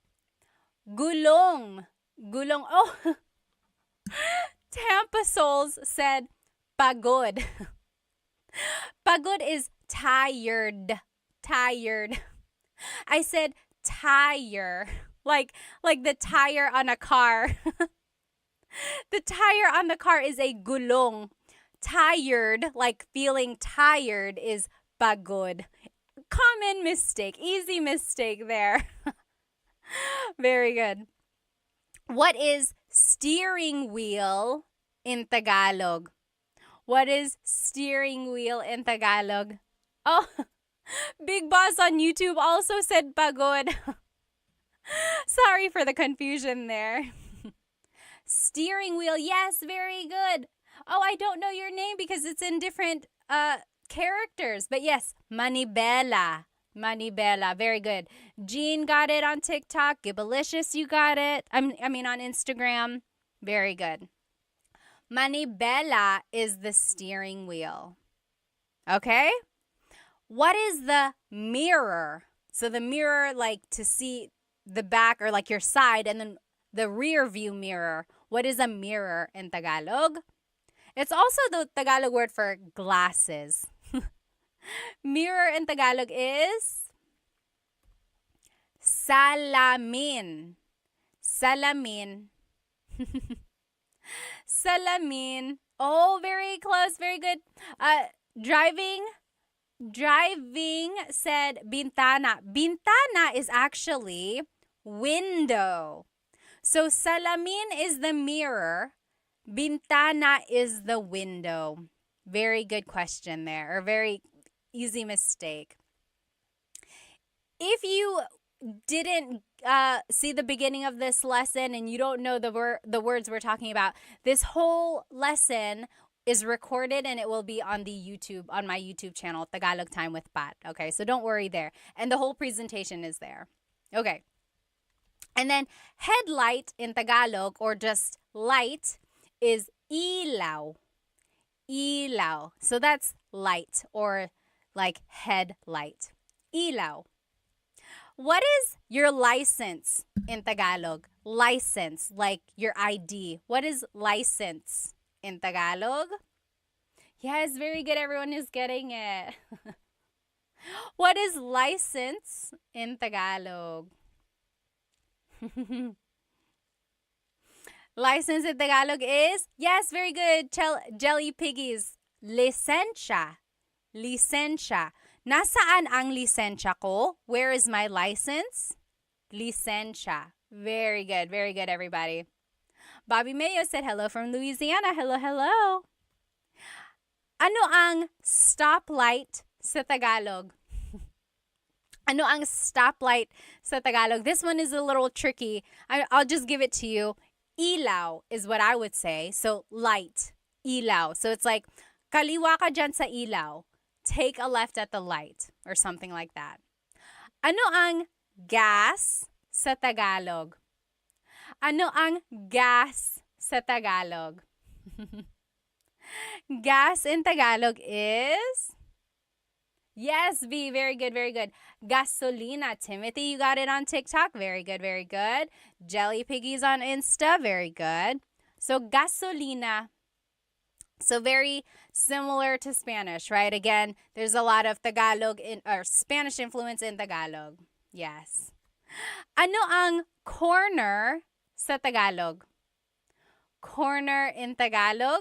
Like if I want to say turn at the corner, corner in Tagalog is kanto. So kanan ka sa kanto. Take a right at the corner. Tampa Soul said, stoplight, close the light. So yes, ilaw in Tagalog is light. And there's that running joke of Filipinos when they say close the light, right? When they want to say turn off the light, they say close the light. And that's because in Tagalog, if you want to say turn on the light, literally you say buksan mo ang ilaw. Buksan mo ang ilaw. That is how you would say turn on the light. However, buksan means to turn on or open. Okay, so that's why there's a little confusion when native Tagalog speakers are learning English. They want to say close the light because they are so used to saying open the light, right? So they're like, oh, well, what's the opposite of open? It would be close. But then they have to kind of learn later on that actually it's a different type of verb in English. Okay? All right. What is left and right in Tagalog? What is left and right in Tagalog? Remember, I gave you a way to remember it. What is left and right in Tagalog? Left. Yes, very good, very good. Aubrey got it right. Y got it right. Yes, so kaliwa is left. Kanan is right. Almost polyglot. You got it right. Very good, very good. Yes, so kaliwa is left because it has the letter L, right? Kaliwa, left. Kalala, kaliwa, left. Kanan is right. Okay? JB on YouTube said, I've heard patay mo ang ilaw or patayin mo ang ilaw. Yes.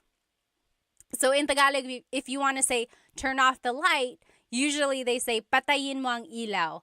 Patay means dead or kill the lights, literally. Kill the lights, patayin mo ang ilaw. Yeah, very good, very good. Okay, next. So kaliwa is left, kanan is right. How do you say fast in Tagalog? Ano ang fast sa Tagalog? Fast in Tagalog is, yes, V and Matt, Nick, you got it. Bilis. Bilis means fast, but if you want to use it like an adjective, like in a sentence, it's mabilis. Mabilis. Bilis is like the root word there.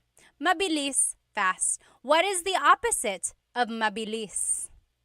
Ano ang slow sa Tagalog? Ronald Smith on YouTube said, rapido. Rapido. Yes, that also means fast. That's more of the Spanish. Ano ang slow sa Tagalog? Yes, very good. Matt, you got it. Nick, you got it. Slow is mabagal. Mabagal. I am seeing some people say nakaraan. So nakaraan means in the past. Like, if you've ever watched a teleserye, you know what a teleserye is? It's like a soap opera, a Filipino soap opera, or like a Filipino drama on the Filipino channel.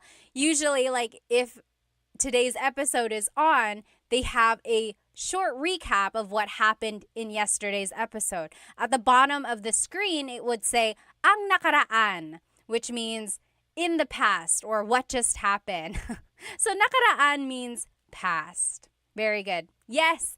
Yes, exactly right, Nick. That means previously on. Exactly. Ano ang paborito mong teleserye, ha? What is your favorite teleserye? Very good, very good. So, mabilis is fast. Mabagal is slow.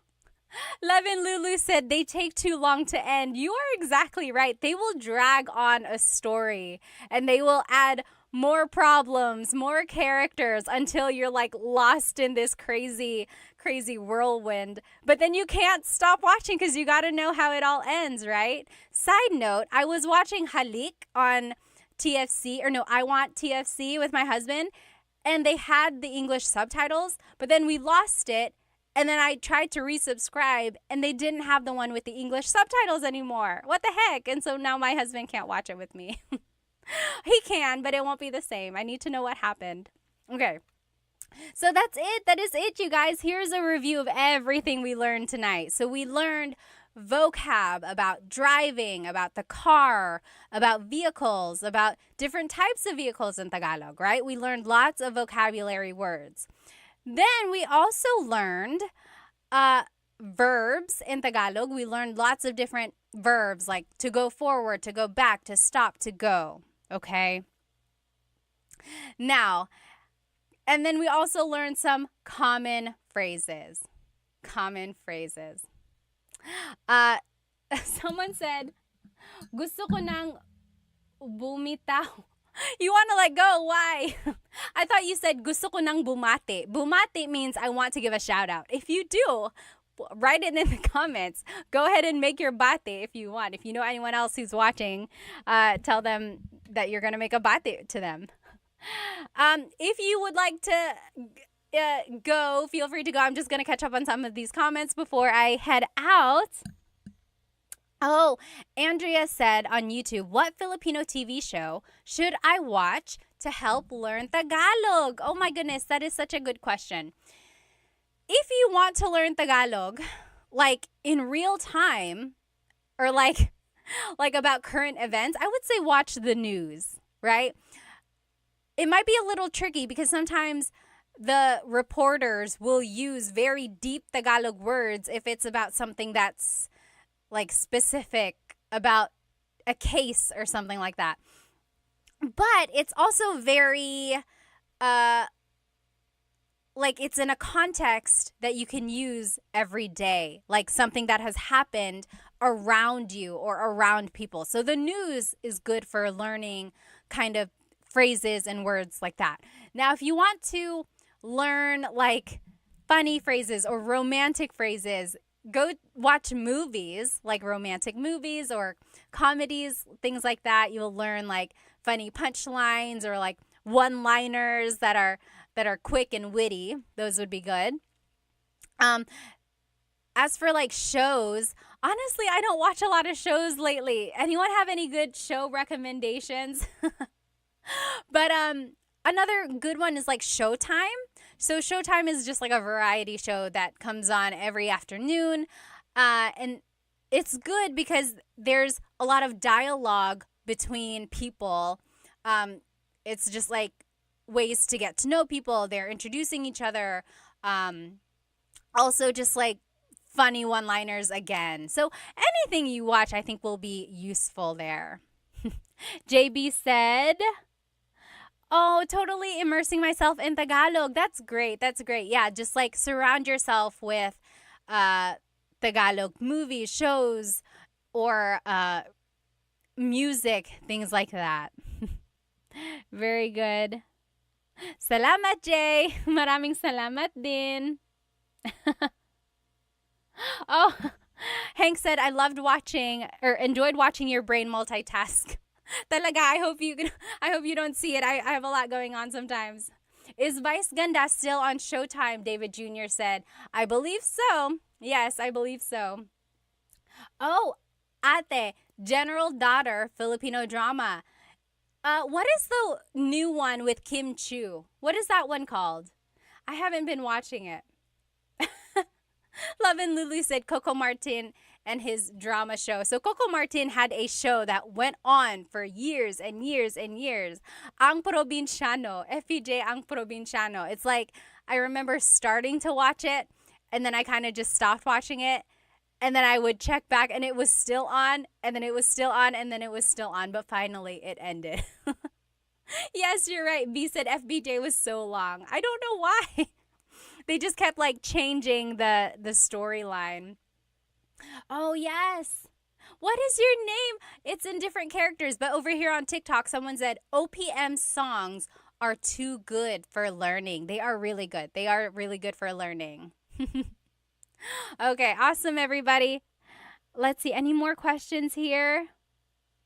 Oh, Maging Sino Ka Man. It's a pretty corny series.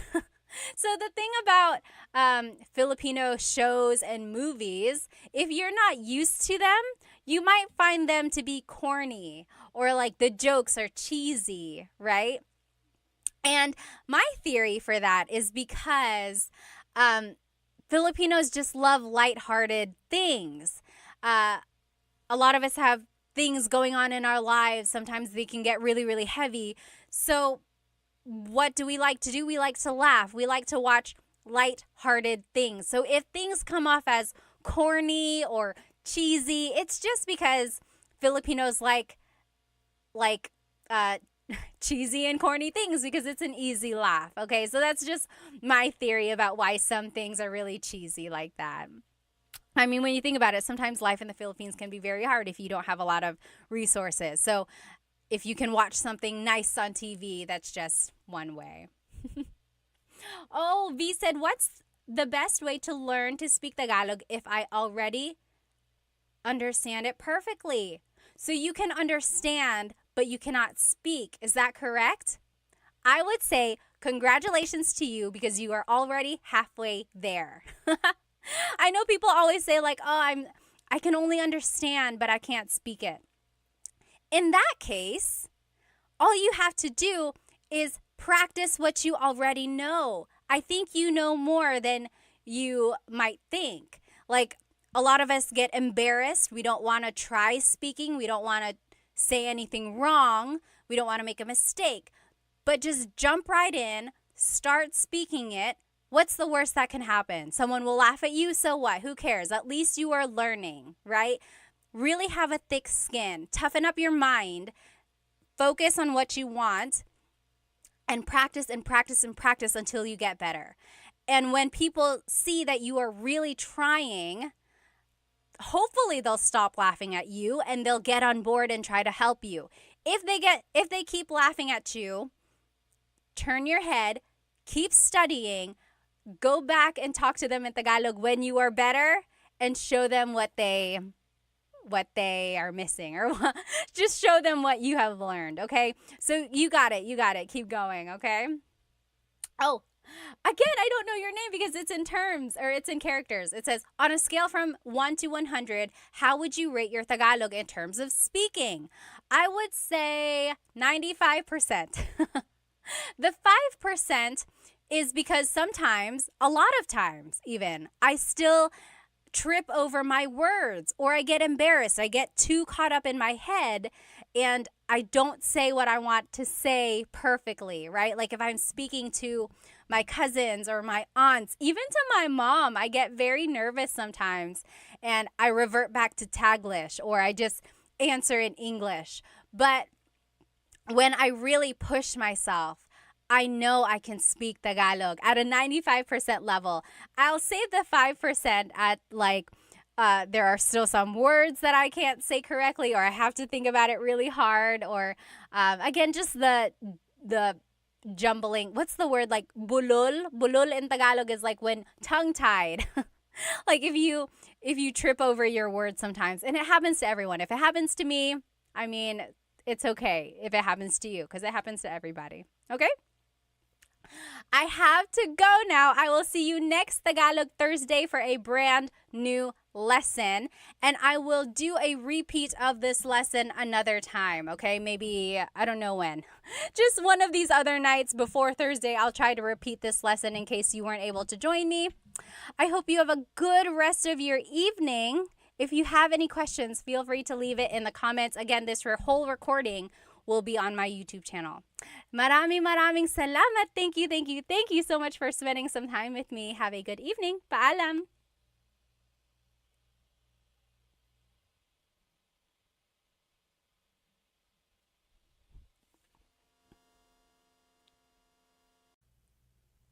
Hello, everybody. So sorry for the delay, but I'm so glad you're here with me now. Okay, I'm turning on my TikTok now. Let me go ahead and just make sure I can see all the comments because I do want to see you. Hello, everybody. Welcome to my live Tagalog lesson tonight on Tagalog Thursday. I think you're going to enjoy today's lesson. So today we will be learning some vocabulary. Last week we learned a lot of grammar. If you joined me last week, we learned adjectives, and then we learned some simple sentence structures so that we can use those adjectives in sentences to describe people or to describe things. Today we will be focusing less on sentence structure, so less grammar, and this time more on vocabulary. I know a lot of you guys wanted to learn more useful phrases, so I think tonight will be a fun lesson for you. Hello, everyone. If you are joining me on TikTok, you are welcome to join me on YouTube where you will see my presentation. And if you are on YouTube, hello. I know there's a little lag on YouTube, so if you are like listening to me on TikTok and then joining me on YouTube, there might be a little delay there.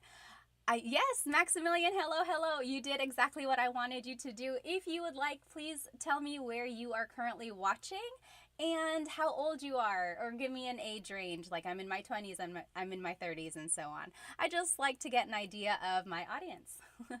So Maximilian is from Canada. Hello. Hi, Dita. Oh, you have school? Okay. Oh, you don't have school. Awesome, awesome. I'm so glad you're here. Hello, hello. Yes. Oh, thank you. Yes, my earrings are from Sunkissed Binay, my favorite. Be sure to check them out on TikTok, Insta, everywhere. Sunkissed Binay. Hello, hello. Dita is from Singapore, 12 years old. My goodness, Dita. Well, welcome, welcome. Sure is 33 from their house. James is in their 50s. Hello, hello. Aaron, thank you so much for sending me a badge on TikTok. Sorry. Any donation or anything you all give, I love giving back to Filipino businesses. Thank you, thank you. So if you like anything that you see in tonight's live, go ahead and either do a super chat or a donation on TikTok, but you don't have to. Thank you, thank you. Okay, so tonight we will be doing a Tagalog lesson about some vocabulary. So let's take a look here. Here's tonight's lesson agenda. We will be learning some house vocabulary. So we'll be talking about parts of the house. We'll be talking about the kitchen, the bathroom, and the bedroom. That's all we have time for today. There's so many words and so many things to talk about the house. We'll save the other rooms for another night. But tonight we will be talking about the kitchen, the bathroom, and the bedroom. And then some related phrases about those vocabulary words. Let me just catch up on some of these comments. If you have any questions, be sure to write them in here because I do want to make sure I catch them. Oh, yes, meeting you said, what about you, Pat? Where are you from? Good question. So sorry I didn't mention it. I am here in North Carolina on the east coast of the United States. It is 9:19 right now over here. So sorry for the delay. Ikwa is from Brunei, 26 years old. Ikwa is currently watching in class. You should probably pay attention to class, whatever class that is. Okay, let's go ahead and jump right into this lesson, okay? So, house in Tagalog is bahay. Bahay. Try saying that with me. Bahay. Bahay. You might notice that the spelling is A-Y at the end, so it looks like bahay, but it's pronounced bahay. That A-Y combination is bahay. Bahay. Now, you might also hear the word tahanan. Tahanan. That means home. So it's the difference between a house and a home. A house and a home. So bahay is house. Tahanan is home. Okay? And here are some phrases that you might hear about the house. Malaki ang bahay ko. Malaki ang bahay ko. So my house is big. Malaki ang bahay ko. The opposite of malaki is maliit. Maliit ang bahay ko. Maliit. So if you were with me last week or even yesterday when I did the repeat lesson, malaki and maliit were some of the adjectives we learned. Big and little. Malaki, maliit. Okay? So that's one way to describe your house. Now, you might want to say that your house is old or new. So if you want to say your house is new, it would be bago ang bahay ko. Bago ang bahay ko. My house is new. If you want to say your house is old, it would be luma ang bahay ko. Luma, that means old. So bago is new, luma is old. And it's just the same sentence structure all throughout. And we learned this last week, if you remember. So it's adjective, then it's the word ang, which means is or are. Technically, it's an article. It's all different. And then bahay, which is the noun, and then the pronoun ko. So bago ang bahay ko, my house is new. Okay? And then the last thing you might want to say about your house is the distance of it. So, malayo ang bahay ko. My house is far. Malayo. Malayo. And then, malapit ang bahay ko. My house is near or it's close by. Malapit ang bahay ko. Okay? So, those are the different things you can say about your house. Let me just see if there are any questions. Oh, Little Duck said, ang bahay ko ay malaki. Yes, so you can say, malaki ang bahay ko, or you can say, ang bahay ko ay malaki. both of those mean my house is big, right? They are the same. They just have a different sentence structure. Little duck, I will say your phrase is a little bit formal. It's not uh it's not like what is commonly used in common conversation, but it's not wrong. It's like almost too correct. But you can say that if you would like. Yes, yes. Okay, let me see. Let me catch up on some of these questions here. Tony on TikTok said, my house is pangit. Pangit means ugly. I'm sorry. Let's see. Johnny said casa. Casa is house in Spanish. So not quite. Almost, almost. All right. Yes, yes. One initiative said, is she streaming on YouTube too? Yes, yes, I am. So this whole lesson is on YouTube. The recording will also be on YouTube afterwards. And then I will also redo this lesson next Wednesday, hopefully. So I tried to do this lesson a couple times. All right. So these are just some things you can say. Try repeating it after me. Malaki ang bahay ko. Malaki, my house is big. Maliit ang bahay ko. My house is small. Bago ang bahay ko. My house is new. Luma ang bahay ko. My house is old. Malayo ang bahay ko. My house is far. Malapit ang bahay ko. My house is near. Okay, so those are things you can say about the house. Oh, Cece, thank you so much for a badge on TikTok. Thank you, thank you. Alrighty. Now, here are some other vocabulary words about the house. Okay. Bintana is window. Bintana. Very similar to Spanish. Again, remember, the Philippines was colonized by Spain for 300 years, over 300 years, starting in the 1500s. So there's a lot of influence in the Tagalog language as well as in the Filipino culture, religion, everything. Okay, so bintana is window. Now, door is pinto. Pinto. That's door. Pinto. Do you hear the glottal stop when I say pinto? Pinto. So it's not pinto. It's not pinto beans, right? It's pinto. It's pinto. Pinto. Make sure you stop it at the end. Pinto. Okay. And then hagdan is stairs. Hagdan. You might also hear hagdanan. That is just another way to say stairs, hagdan, hagdanan, mostly interchangeable. Okay? So try saying those with me. Bintana, bintana. Pinto, pinto. And then hagdan, hagdan. Yes. Little Duck said in Spanish we say ventana. So the V. And in Tagalog there is no letter V. They have the B sound. So they're like interchangeable there. Yes, yes. All right. Let me just catch up here. Yes, very good, very good. DC Stoy said, now it all makes sense. Well, I'm good, I'm good. Yes, that is true. DC said, I heard Tagalog was Latin-based. Yes, there are some similarities, I would say. Okay. Oh, Teddy Bear said it would be nice if we could see the spelling or kind of like a whiteboard. Teddy Bear, if you jump onto my YouTube, this whole presentation is there. Okay, so let's keep going. Now, here are some phrases about these objects in the house you might use them with. Bukas ang bintana. The window is open. Bukas ang bintana. Or bukas ang pinto.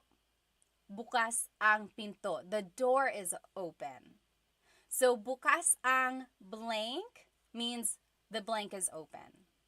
The opposite of bukas is sarado. Sarado ang bintana. The window is closed. Or sarado ang pinto. The door is closed. So bukas and sarado mean open and closed.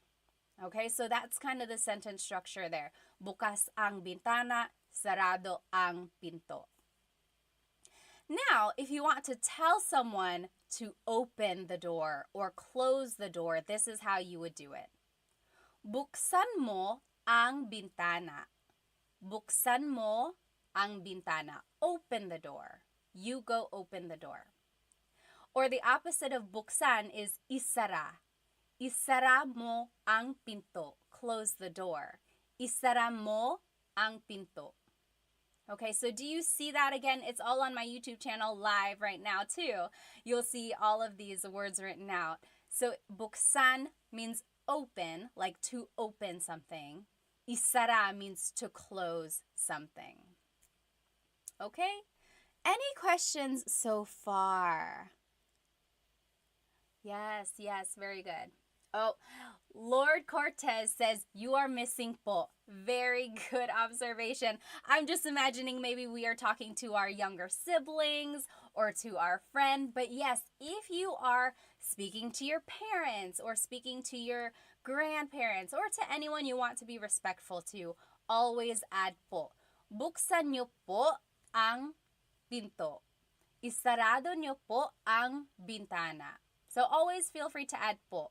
Usually, po is the second word in the phrase. When in doubt, add po to the very end and it will always work. Yes, good observation there.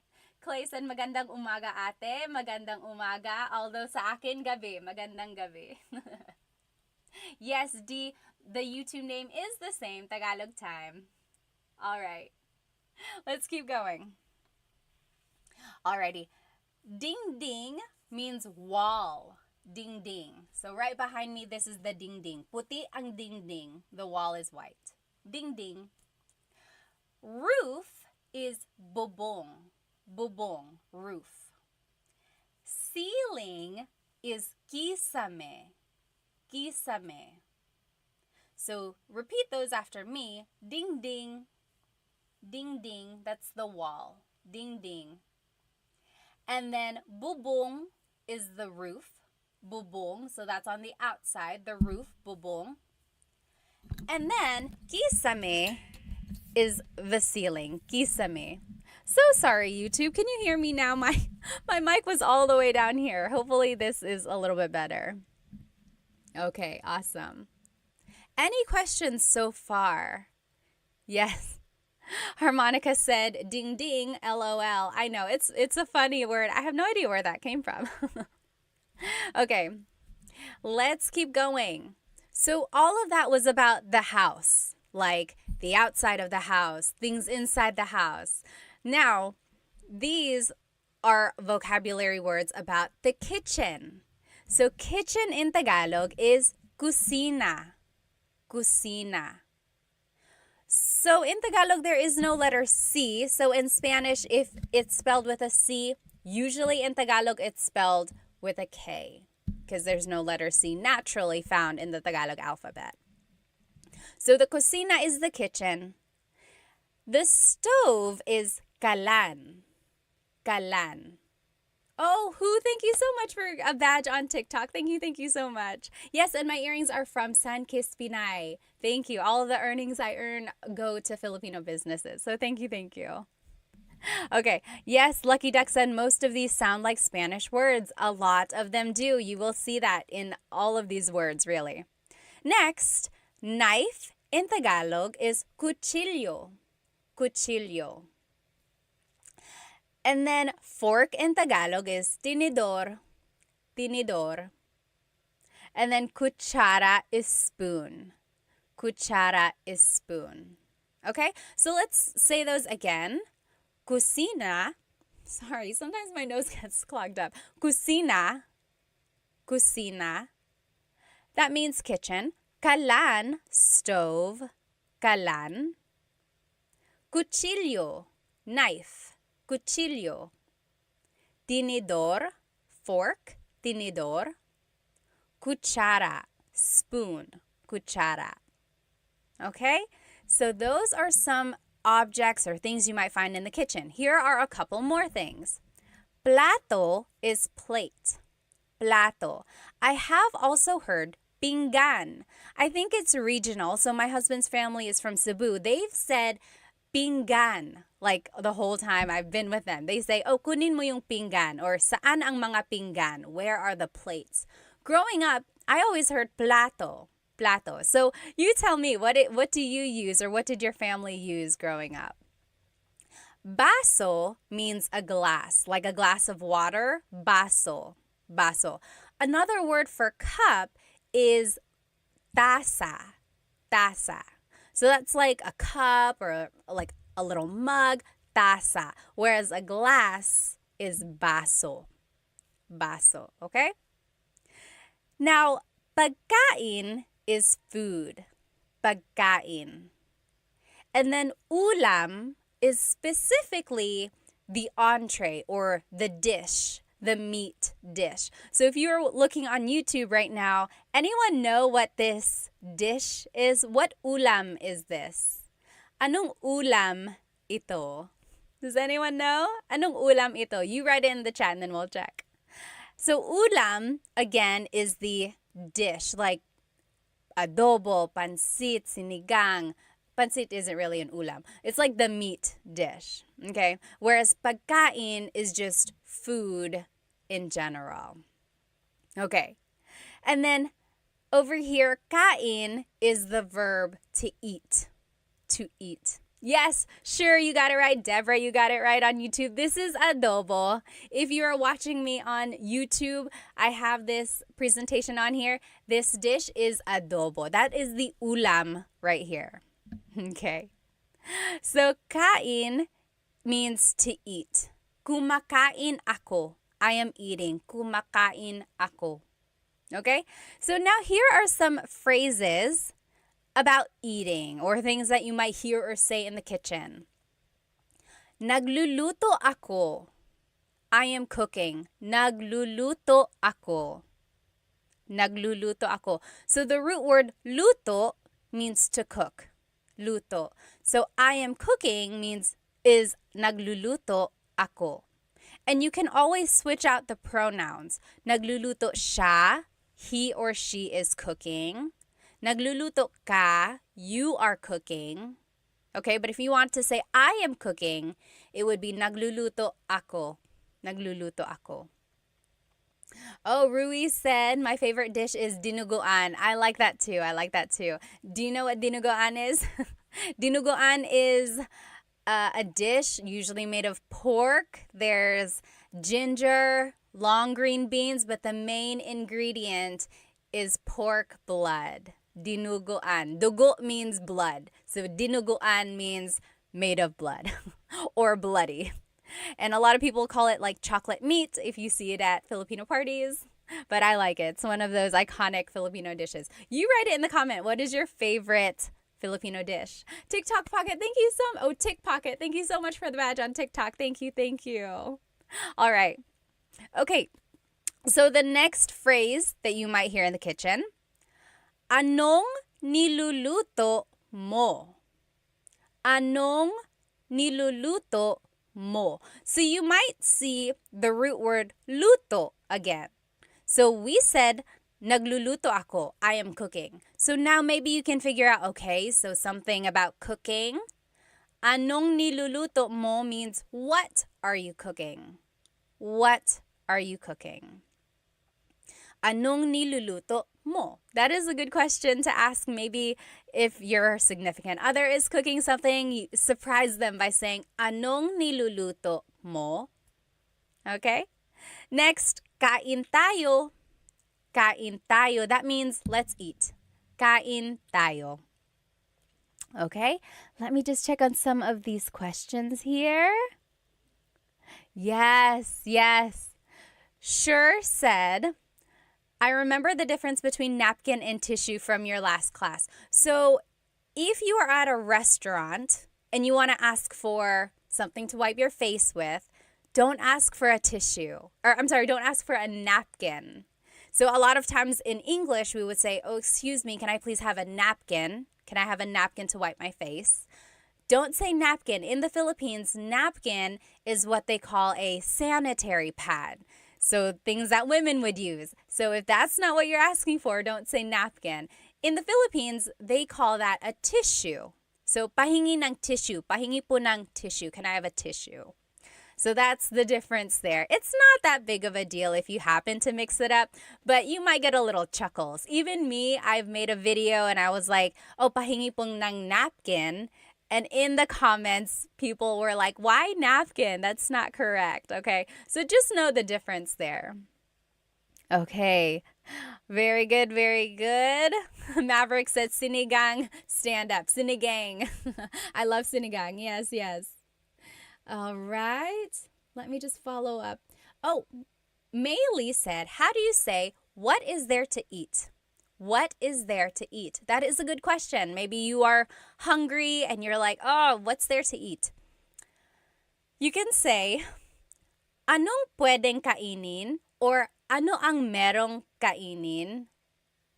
What is there to eat, literally. Or anong pagkain? What is the food? Food. Ano ang pagkain? Okay, those are all ways you can ask that. All right, any other questions? Tick Pocket said, do you have lives that teach people Filipino alphabet? I have not yet. No, I haven't taught the Filipino alphabet. I'll add that to my list of things to teach. All right. Yes. XOKZ asked, do you only speak Tagalog? Yes, Tagalog and English. I took a little bit of French in high school and college, but no, I don't speak Bisaya or Waray or the other languages or dialects. I would love to, though. I'm hoping to find someone who can teach me that online. So if you know any accounts, that would be so helpful. All right, let's keep going. Oh, IME said kare-kare and bagoong. I love that dish too. Kare-kare. Kare-kare is like usually beef and it has peanut butter. It's like a peanut butter sauce. So yummy, so yummy. Okay.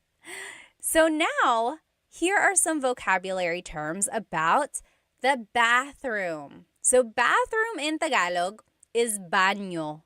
Baño. Baño. You might also hear it referred to as the CR. Anyone know what CR stands for? Kind of funny, but it's used all the time. It's like, oh, saan ang CR? Saan ang banyo? Saan ang CR? Yes! Sidewalk Chalk got it. Joseph got it. And Jack got it. Honey Badger. CR stands for comfort room. Yes, Richard, you got it too. Shaolin, conventional room. Almost. Yes. Bet said baño is the same as Spanish. It is. Yes, sure. And James and Deborah, you guys all got it. Yeman. So CR stands for comfort room. So sometimes that's what people call it. They say, saan ang CR? Where is the bathroom? Next, the toilet is inodoro. Inodoro. That's the toilet. Try saying it with me. Inodoro. Inodoro. Now, just to add to your vocabulary, here are some other things. So, pee is ihi. Ihi. That's pee. And then poop is tae. Tae. Just so you know the vocabulary, okay? Oh yes, Bumbero said dumihan. Yes, the toilet could technically also be called dumihan. Dumi means dirt, so it's the place to make dirt or to put the dirty things. Very good, very good. Okay, then lababo is the sink. Lababo. Lababo, that's the sink. And then paliguan is the bathtub. Paliguan, the place to take a bath. Ligo means to take a bath. Paliguan is the place to take a bath. Oh, someone wrote the tabo. I didn't have the tabo in my list. So the tabo is the little thing usually beside the toilet that people in the Philippines use to wipe their bottom, to wash their bottom, or they use it to take a bath as well, like a little bucket. Very good. All right. Try saying these words with me again. Just repeat after me. Baño. Baño. Inodoro. Inodoro. Ihi. Pee. Ihi. Tae. Poop. Tae. Lababo. Sink. Lababo. Paliguan. The bathtub. Paliguan. Okay. All right. Coconut Dream said, tae isn't a rude word. I'm always hesitant to say that. It's one of those things like read the room or like see if it's a little bit okay to be casual about it, right? So tae is like poop. If you don't want to say poop, a lot of people say like dumi, so dirt. That's another way to say it. Yes, Sidewalk Chalk said paliguan is shower too. Yes, basically anything or anywhere you can take a bath or take a shower. Yes, yes. Okay, very good. Someone said tabo is the Filipino toilet paper. Yes, Maverick said how to explain what a tabo is.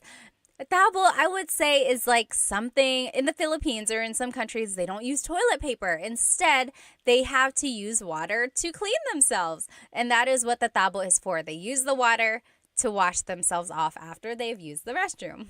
Or they also use it to take baths as well. Okay. So here are just some more words that you can use about the bathroom. Sabon is soap. Sabon. And then tuwalya is the towel or a towel. Tuwalya.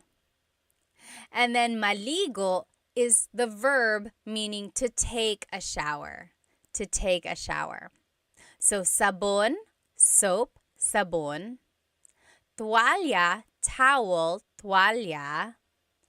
Maligo, to take a shower, maligo. Okay. Very good.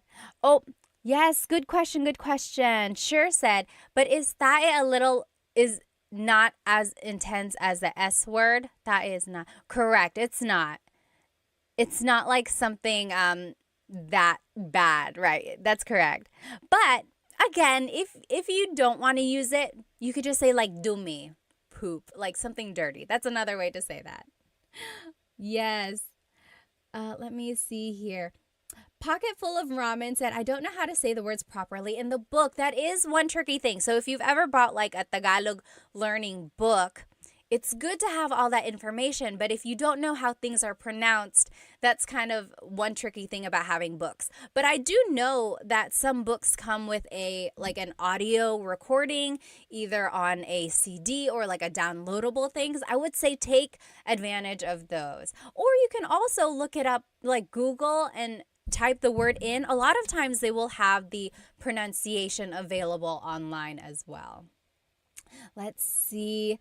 Mo Money said, do you teach intermediate to advanced classes? Not yet, not yet. I only have the basic, really simple, from the beginning Tagalog classes right now. But hopefully I can have some though.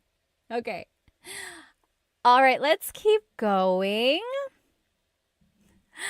So now, here are some words about the bedroom. So we learned words about the house in general. We learned words about the kitchen. We learned words about the bathroom. Now we're learning words about the bedroom. Okay, so bedroom in Tagalog is cuarto. Cuarto. Repeat it after me. Cuarto means bedroom. Cuarto. And then unan, pillow. Unan. Cama, bed, cama. And then kumot, blanket, kumot. All right. So any questions about these? These are just super basic, straightforward words here. Repeat them after me. Cuarto, again, is bedroom. Unan is pillow. Cama is the bed. Kumot is the blanket. I don't know about you, but if you have ever, maybe in your family, someone speaks Tagalog and then another family member might speak another language, like my dad spoke Bicolano, and he always called the blanket not kumot. He called it tamong, the tamong. And they were always interchangeable at my house. He would say, oh, kunin mo yung tamong, go get the blanket. But then sometimes my mom would say, kunin mo yung kumot, go get the blanket. So to me, tamong and kumot were both blanket. And then I went to Manila. I visited my cousins. Only a couple of my cousins speak Bicolano.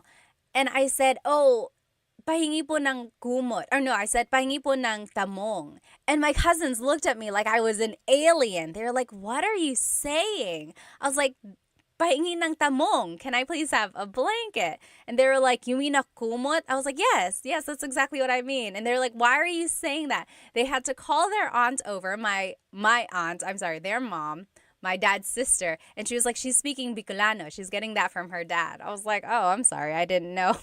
They were two different things. But so there you go. That's just one thing about kumot. All right. Now here are some other words about the bedroom or about going to sleep.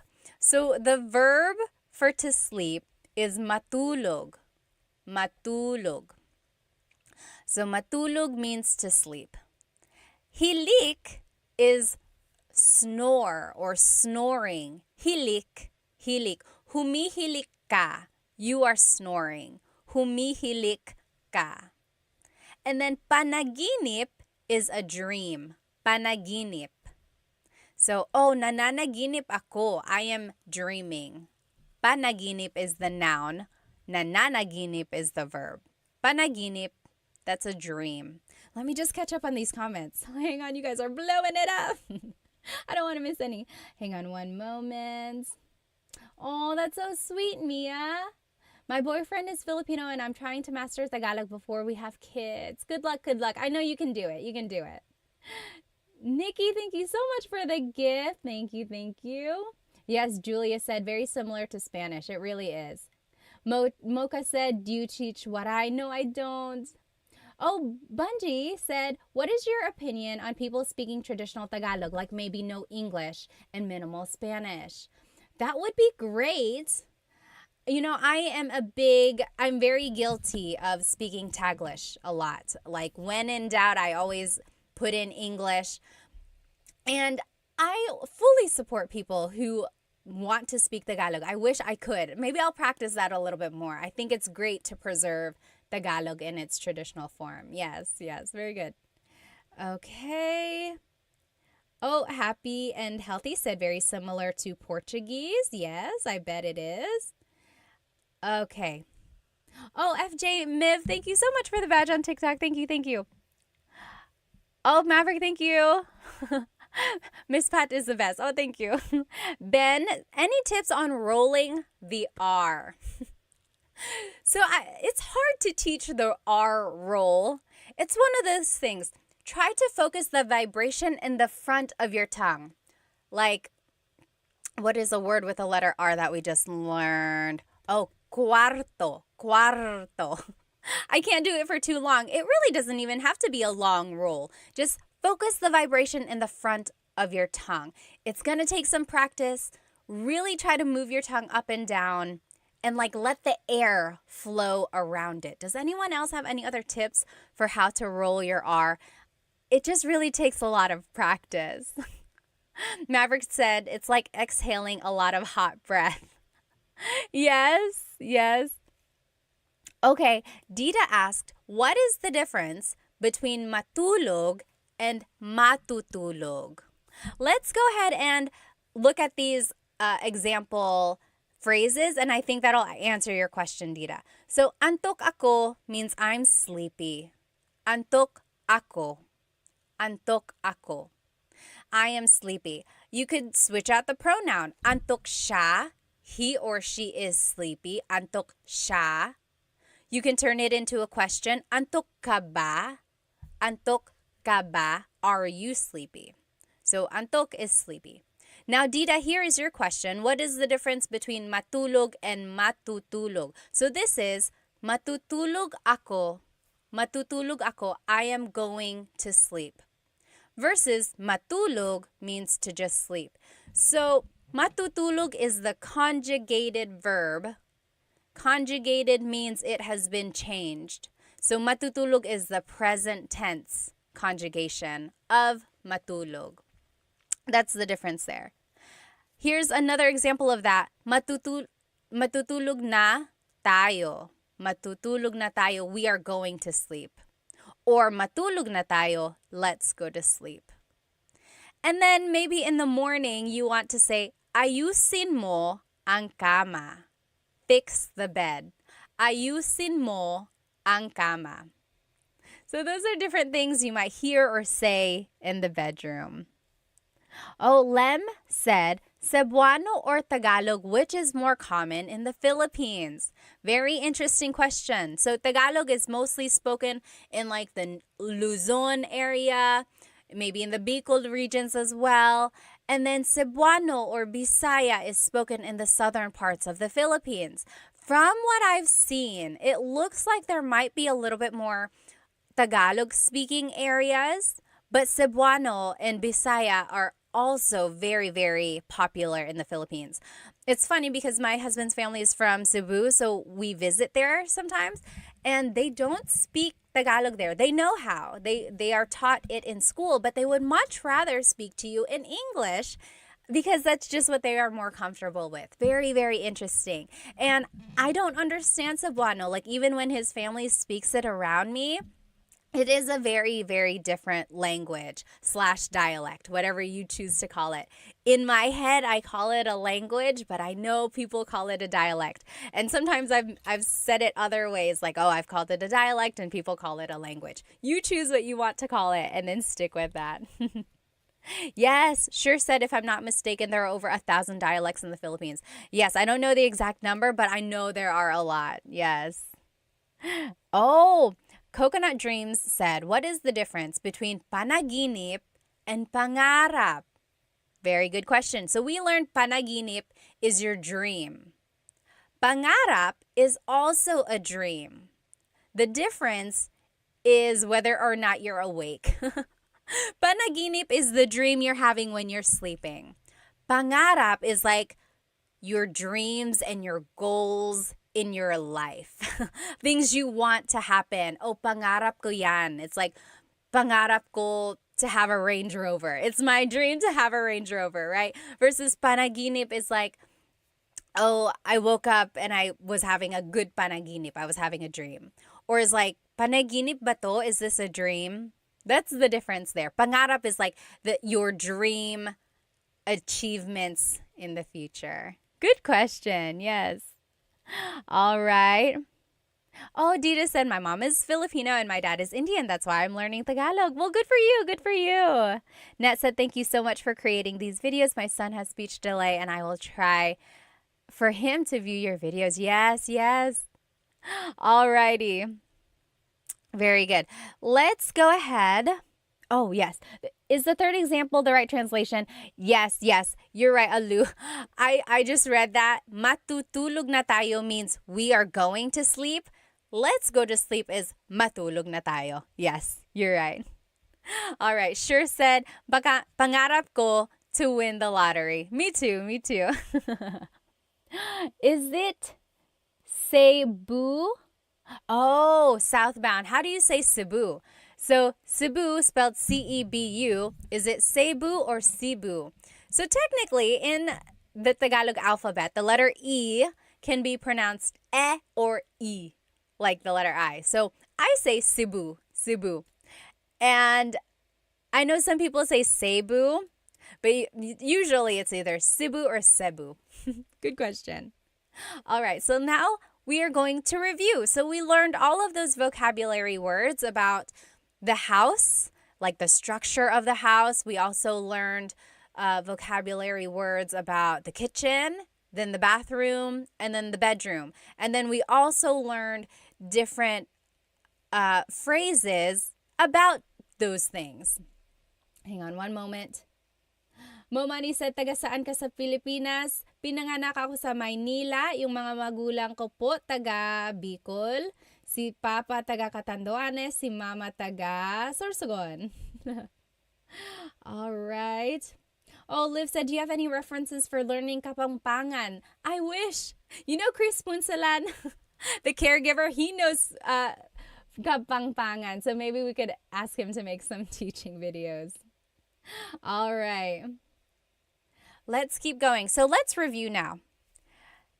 Now these are the slides, the same slides, but they are blank. So you have to tell me what these are, and then let's fill it in together. Okay? So ano ang house sa Tagalog? Do you remember? Ano ang house sa Tagalog? Yes, Dita got it right on YouTube. Dita says bahay. Very good, bahay. Do you remember what home is? So house versus home. Bahay is the house. Tahanan is the home.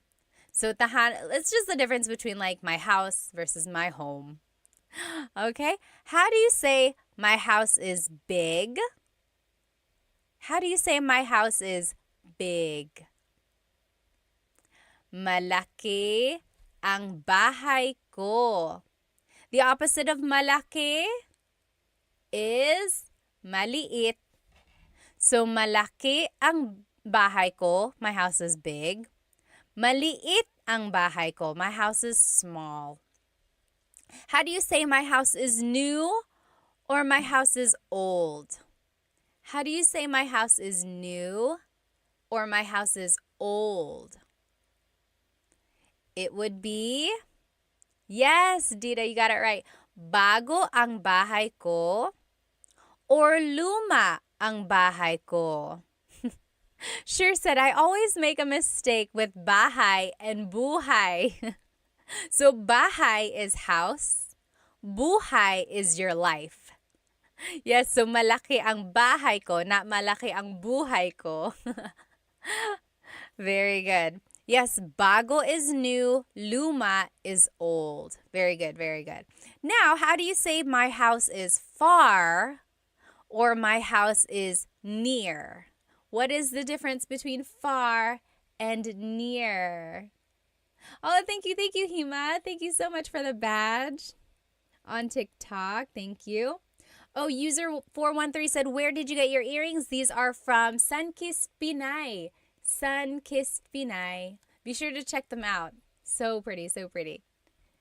Yes. Oh, Brooks Cooper, you're welcome. You're welcome. So thank you so much for the lesson. Very good. Luma is old. Bago is new. Now we're talking about my house is far, my house is near. Malayo ang bahay ko or malapit ang bahay ko. Yes. Very good, Coconut. So if you were in my lesson last week, if you attended the class, we learned a couple different ways to use adjectives. And those recordings are on my YouTube channel if you weren't able to catch it. But if you want to say malayo, you could also say ang layo. Ang layo ng bahay ko. Yes. Very good, very good. Okay. Now, what is window in Tagalog? Ano ang window sa Tagalog? Artsy, how do we join the lesson? It's on YouTube. Jump onto YouTube right now and you'll be in it. Shadi said, do you do one-on-one? I really want to learn. Not right now. I don't have any one-on-one classes. And my group classes are finishing up right now. We're on lesson 3 and my group classes. We're going to do lesson 4 next week. Oh, Shell, right there. I'm Kapangpangan. There you go. Shell, maybe you can teach us. Do you make lessons on somewhere? We would love to watch those. Yes, very good, very good. Sure. And Gabby, Harmonica, I think you might have just missed one letter. Window in Tagalog is bintana. Bintana. Tiny Pancakes, you got it. Bintana, that's window. Very similar to Spanish, remember. Ano ang door sa Tagalog? Ano ang door sa Tagalog? Diego, you're welcome, you're welcome. Door in Tagalog is pinto. Pinto. And remember, don't forget the glottal stop. Don't forget to stop the sound at the end. That's called a glottal stop. Pinto. Pinto. It's not pinto. It's pinto. Stop it at the end. That's just a word on pronunciation there. Alrighty, and then stairs. Hagdan. Hagdan. Stairs is hagdan. All right. Now, how do you say the blank is open or the blank is closed? Like the window is open. The door is open. It would be bukas ang pinto or sarado ang pinto? Yes, Dita says, ang pinto ay bukas or ang pintana ay bukas. That is correct. That is correct, Dita. Again, whenever you use I, it's kind of formal. It's not what is commonly used. More commonly, it would be said like, bukas ang pinto, sarado ang pinto. But you are correct. It's not wrong. It's just not casual. Very good, very good. All right. Sink said, amiga, amiga, are you Mexican? No, I get that a lot though. Okay. How do you say open the blank or close the blank? Open the door, close the door. Okay, how would you say that? It would be, buksan mo ang bintana, open the window, or buksan mo ang pinto, open the door. Buksan mo, isara mo, blank. So that is how you say open something, close something. Very good, very good. Next, ano ang wall sa Tagalog? Ano ang wall sa Tagalog? Oh, Lucky Duck or Little Duck said, how can I ask, is the window closed? So let's go back. Is the window closed? I would use the first phrase here. Sarado ba ang bintana? Sarado ba ang pintana? So, ba is a question word. So you're asking, sarado ba ang bintana? Is the window closed? Versus, sarado ang bintana, that's a statement meaning the window is closed. Yes, Tiny Pancake said pader. Pader is also another word for wall or ding-ding. Ding-ding. Very good. Ano ang roof sa Tagalog? Ano ang roof sa Tagalog? Just Jewel said, what about ibukas mo ang pinto? Yes, that also works. So you could say, buksan mo ang pinto or ibukas mo ang pinto. Yes, very good, very good. The only difference with that is sometimes verbs are object-focused, sometimes verbs are actor-focused. So, ibukas mo ang pinto is the object-focused verb, whereas buksan mo ang pinto is, maybe I'm getting mixed up. Ibuksan mo. No, I would say it's correct. Sorry, it's very grammatical there. But yes, you are correct. All right. Roof in Tagalog is bubong. Bubong. Yes, very good. Very good.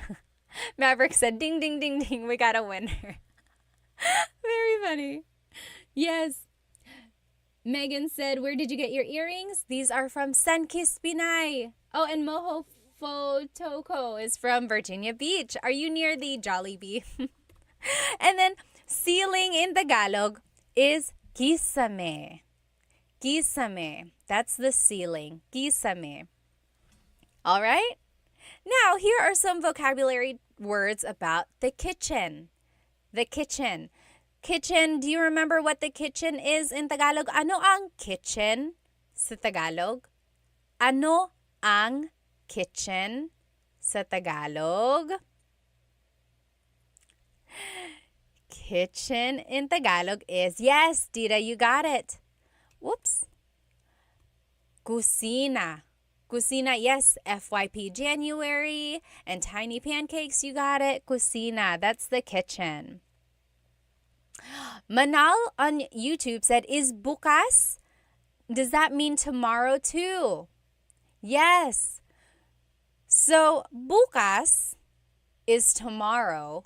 Bukas means open. So, it's a homonym. Homonym means it has more than one meaning depending on the context or depending on the pronunciation. If you say bukas, bukas, the emphasis is on the second syllable. That means open. If you say bukas, bukas, emphasis is on the first syllable. that means tomorrow. Very interesting. Like, oh, may work ako bukas. I have work tomorrow. May work ako bukas. Or, bukas ang bintana. The window is open. Bukas ang bintana. Very good, Manal. Very good observation there. All right. Yes, very good. So next, what is stove in Tagalog? Ano ang stove sa Tagalog? Stove in Tagalog is kalan. Kalan. Kalan. Okay, how do you say knife in Tagalog? How do you say knife in Tagalog? Knife in Tagalog is cuchillo. Cuchillo. Maverick said, how do you say we open tomorrow? Bukas kami bukas. Bukas kami bukas. Funny, funny. Very good, Gabby. You got it. Cuchillo. That means knife in Tagalog. How do you say fork and spoon in Tagalog? How do you say fork and spoon in Tagalog? Very similar to Spanish. Yes, Shal, you're right. How do you say fork and spoon? Fork in Tagalog is tinidor. Tinidor. Yes, Elizabeth, you got it. Cuchara. Cuchara. Elizabeth is spelling it with C's. So instead of C's in Tagalog, it's K's. And the TS makes the ch sound. In Tagalog, there's no letter C in the abacada alphabet. That only came later on. In Filipino, in the Filipino alphabet, there is a letter C. So Filipino is different from Tagalog. Filipino incorporates all of the loan words and all of the influences from Spanish, Chinese, and English. So yes, the Filipino alphabet has the letter C, but the Tagalog alphabet, abacada, does not. Very interesting, very interesting. All right. Oh, Isa said, how do you say see you tomorrow in Tagalog? Kita tayo bukas. Kita tayo bukas. Kita means to see. Kita, tayo means us. And then bukas is tomorrow. Very good, very good. Very good. Tinidor is fork, kutsara is spoon. Next, what is plate in Tagalog? Ano ang plate sa Tagalog? Ano ang plate sa Tagalog? What is plate in Tagalog? Plate in Tagalog is, yes, madapaka and... Are you saying madapaka? And just Jewel, yes, you guys got it right. Plato. Gabby, you got it right. Dita, you got it right. Very good, very good. Plato, again, in different regions, it's different. Like in Bisaya, I've heard pinggan. Pinggan also means plate. Ano ang glass sa Tagalog? Ano ang glass? Like a glass cup. Ano ang glass sa Tagalog? Glass in Tagalog is baso. Baso. Baso is glass. If you are just joining me on TikTok, this whole lesson is on my YouTube channel right now. Okay, ano ang food sa Tagalog? Ano ang food sa Tagalog? Yes, Gabby, Manal, Little Duck. You guys all got it right. Cassidy, very good, very good. And then harmonica, correct. Tasa is for a regular cup. Tasa is a regular cup. Baso is for a glass. So what is food in Tagalog? Yes, very good. Just Jewel got it. Definitely not Robin got it. Harmonica and Gabby, yes. Pagkain is food. And then the meat dish or the entree is the ulam. Ulam. So, ano ang ulam natin? What is our dish? Ano ang ulam natin? Oh, adobo, or sinigang, or kare-kare, or dinuguan. All of those are ulam. James said ulam. O-O-O-L-A-M. Very good. And then what is to eat in Tagalog? To eat. To eat in Tagalog, what is the verb to eat? To eat in Tagalog is kain. Very good. Just Jewel, kumain. Yes. So you could say kain or you could say kumain. Kevin said kakain. So all of these are different conjugations or different ways to use kain. Very good. Very good. Someone had a question up here. Oh, Sure said, I always mess up pagkain and kumain. Yes, so pagkain is the noun food. Kumain is the verb to eat. Very good. Someone else had a question up here. Hang on one moment. Oh, Cody Paul said, do you visit the Philippines much? I do. I try to go every couple years, every 2 to 3 years. When I was younger, my family visited every other year, and I think that really helped me retain Tagalog. Yes, yes. Okay, very good.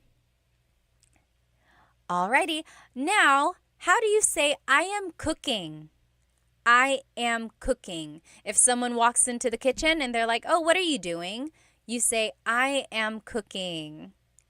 It would be, nagluluto ako. Nagluluto ako.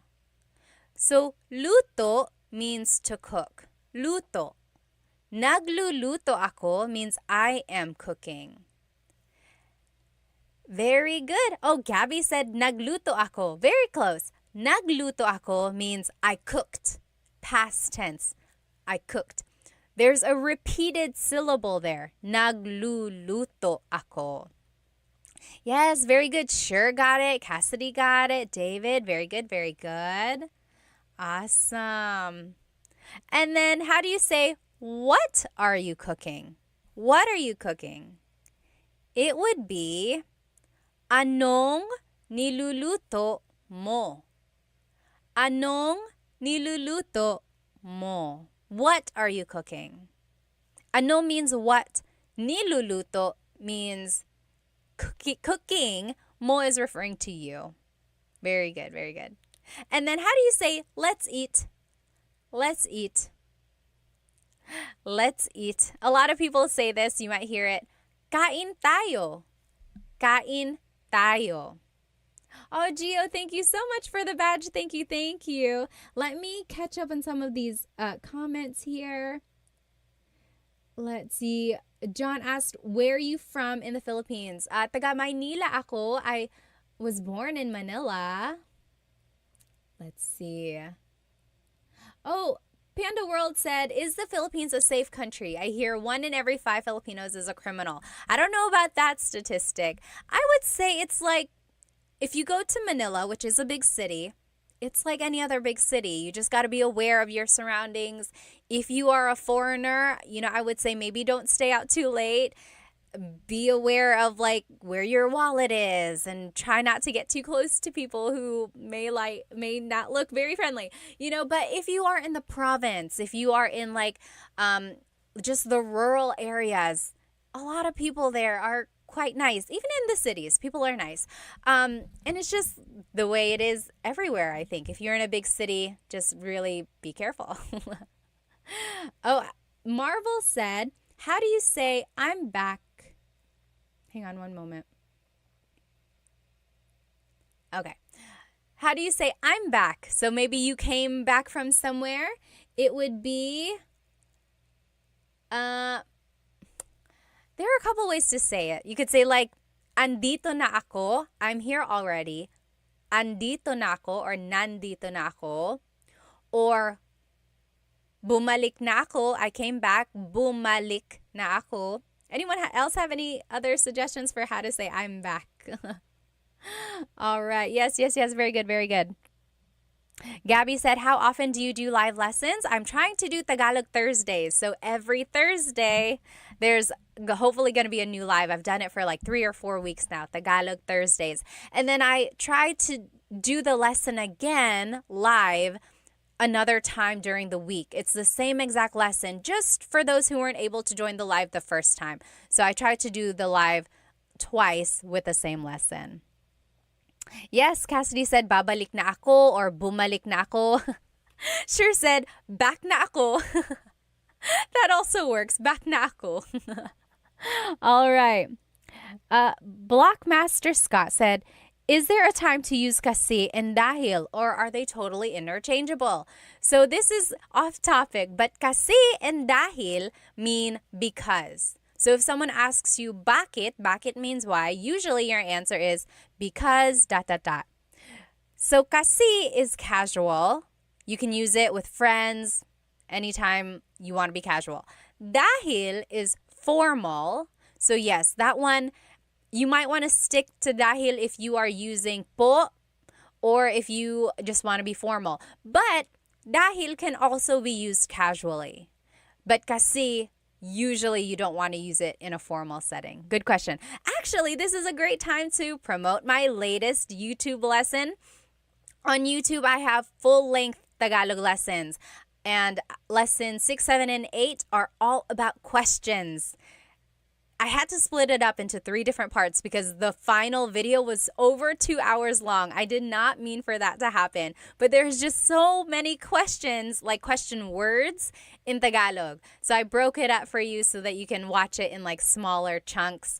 Go take a look at that. And I talk about the words dahil and kasi in there. All right. Let's get back to work here. Okay. Shell said Tuesdays and Thursdays for Tagalog lessons. Usually it's Thursdays. Sometimes the repeat is on Wednesdays. Okay. Now, how do you say bathroom in Tagalog? How do you say bathroom in Tagalog? Anyone know? Bathroom in Tagalog. There are 2 ways. Bathroom in Tagalog is? Yes, you guys got it. Just Jewel, Gio, Aaron, you guys are getting it. Yes! And Avalon. So, banyo or CR. Yes, Sergey, workout, got it. Maximilian, you guys are getting it. Harmonica, palikuran. Yeah. Paliguan, maybe. Very good. Gregory and Dita. Yes, Blockmaster. Very good. Okay. So, how do you say toilet in Tagalog? How do you say toilet in Tagalog? So, CR, remember, stands for comfort room. Comfort room. So sometimes people say, saan ang CR? Where is the bathroom? Saan ang CR? Same as saan ang banyo. Inodoro. Inodoro. Toilet. That means toilet. Inodoro. Han Solo said, are you American? I guess technically I am. I'm an American citizen. I was born in Manila, so Filipino-American. And remember, just so you can have the vocabulary, ihi is pee, tae is poop. Now, what is sink in Tagalog? What is sink in Tagalog? Sink in Tagalog is? Yes. A lot of people on TikTok are saying, oh, it's so similar to Spanish. It really is. A lot of these words are so similar to Spanish. Oh, Tony, thank you. Thank you so much for the badge. And to Full Hound, thank you so much. Yes, very good. Sink in Tagalog is lababo. Lababo. I always thought that was a fun word to say. Lababo. Lababo. Very good. Han Solo said, I knew it. Filipino Americans have the same look, either this or the one with eyelashes and mascara. Okay, I don't know. How do you say bathtub in Tagalog? How do you say bathtub? Let's see. K Fantasy said, how do you say see you Saturday? See you Saturday would be kita tayo sa Sabado. Magkita tayo sa Sabado. Kita tayo sa Sabado. Yes, sure said lababo reminds me of bubbles. That's a good way to remember it. Lababo, bubbles. Yes, very good. Ano ang bathtub sa Tagalog? Paliguan. Paliguan. It could also mean shower. Ligo means to take a shower or to take a bath. Paliguan basically just means a place to take a bath, a place to take a shower. Yes, William, you got it. Very good, very good. What else? How do you say soap in Tagalog? Soap in Tagalog. Soap in Tagalog is sabon. Sabon. Habon. I think I've heard that before. Yes, yes. Sabon, also soap. How do you say towel? Do you know how to say towel in Tagalog? Towel in Tagalog is... Yes, Little Tuck, you got it, you got it. The Mantis, you got that too. Yes, toalla. Toalla, towel, toalla. Very good. And then how do you say to take a shower? The verb to take a shower. Yes, Annalise says, so similar to Spanish. It really is. To take a shower is maligo. Maligo. Very good. Very good, everyone. And let's just go through these phrases together. I am taking a shower. I am taking a shower. Naliligo ako. Naliligo ako. And then, are you done yet? Tapos ka na ba? Tapos ka na ba? And then, hurry up. Dalian mo na. Dalian mo na. So these are just some phrases you might hear. Again, if you're just joining me on TikTok, this whole lesson is on YouTube right now too. I'm doing a live on YouTube and you'll be able to see the lesson there with all the words and the pictures as well. So let's just go over these phrases one more time. Naliligo ako. I am taking a shower. Naliligo ako. And then, tapos ka na ba? Are you done yet? Tapos ka na ba? Maybe if someone is taking a long time, you can say that. And then if you want to say, hurry up, it would be, dalian mo na. Hurry up, dalian mo na. Very good. Yes, can you make a list of words? Again, I use those to help. Bones, I would say, look on my YouTube channel. This lesson will be on there, the recording, and everything is written out on there for you. Now, this is the bedroom. Ano ang bedroom sa Tagalog? Ano ang bedroom sa Tagalog? Bedroom in Tagalog is cuarto. Cuarto. Bedroom in Tagalog is cuarto. Ano ang bed sa Tagalog? Ano ang bed? Ano ang means what is blank. And that's a good phrase to know if you're learning Tagalog. You could say, ano ang bed? What is bed? Ano ang bed sa Tagalog? Bed in Tagalog is kama. Harmonica said kama room. Almost. Kama. Kama, yes. Kama. Ano ang pillow sa Tagalog? Ano ang pillow sa Tagalog? Yes, Cassidy said, can dalian be replaced with bilisan? So we learned dalian mo na. That means hurry up. Dalian mo na. But you could also say bilisan mo na. Bilisan. Bilis means fast. So bilisan means go faster. Hurry up. Go faster. Very good. Pillow in Tagalog is unan. Unan. Sergey said ulam. Remember, ulam is the food, the dish. Adobo is ulam, kare-kare is ulam, pillow is unan. Unan. I know they sound very, very similar. Very good. All right. How do you say blanket in Tagalog? Blanket in Tagalog is kumot. Kumot. Kumot is blanket in Tagalog. All right, and then just a few more words here. How do you say to sleep? The verb to sleep. How do you say to sleep? Yes, Dita, very good, very good. You got kumot. To sleep in Tagalog is matulog. Matulog. Oh, Twofold Hound, thank you for the ice cream badge. Thank you so much. Yes. Very good. Yes, Coconut said, I usually say bilisan too. Yes, they're interchangeable. Bilisan mo, dalian mo. Very good, very good. Matulog. How do you say snore? Do you remember what snore is? Oh, Daniel said higa. So, does anyone know what higa means? Higa is the verb to lie down. Nakahiga ako, I am lying down. That's like the adjective.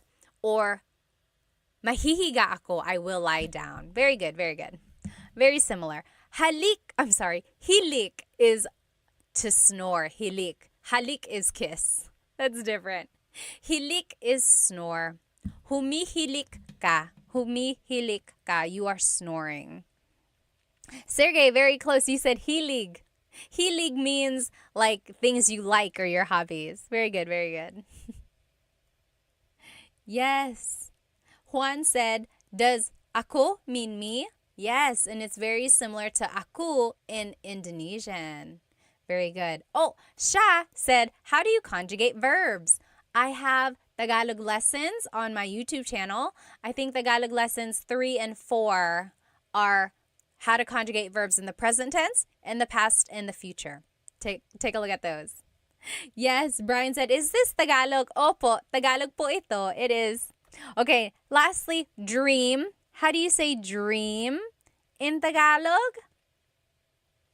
Dream in Tagalog is panaginip. Panaginip. And remember, Coconut asked, what is the difference between panaginip and, what was the other word for dream?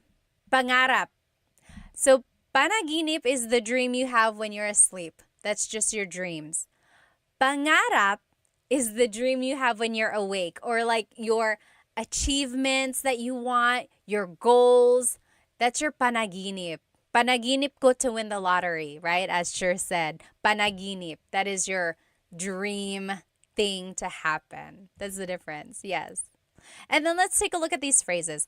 I'm sleepy would be antok ako. Antok ako. Try saying that with me. Antok ako. And then I'm going to sleep. Matutulog na ako. Matutulog na ako. And then let's go to sleep. This was the wrong one. Matutulog na tayo means we are going to sleep. If you want to say let's go to sleep, it would be matulog na tayo. Matulog na tayo. And then if you want to say fix the bed, like fix the sheets, fix the pillows, it would be ayusin mo ang kama. Ayusin mo ang kama. Very good. Oh, Sha said, can you omit ako? Can it be assumed? It depends on what you're trying to say. So like, antok ako, you need the ako there. Otherwise, you're just saying antok, antok. That means sleepy, sleepy. So it's not really a phrase. Also, with matutulog na ako, you need the ako there. Again, because you're saying I am going to sleep. If you say matutulog na, you could say matutulog na if someone asks you, Anong ginagawa mo? What are you doing? Oh, matutulog na. I'm going to sleep. But usually you do need ako. So I would keep ako in there. Oh, Isa Turtle said, what about pagod? Pagod means... Oh, Gabby on YouTube also asked that. Pagod means tired. Pagod ako, I'm tired. Antok ako, I'm sleepy. Very similar, but just a little bit different. All right. William said, is Tagalog a strange language? I guess it depends on what you think is strange.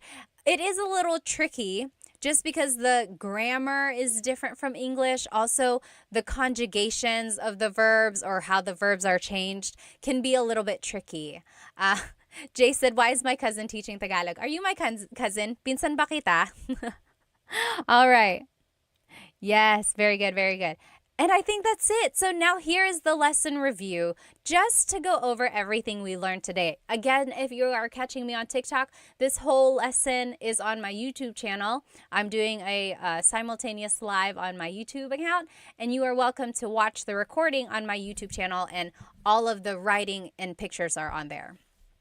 So just to review, we learned vocabulary about the house. We learned vocabulary about like the structure and like the windows, the doors, everything like that. So just about the house in general.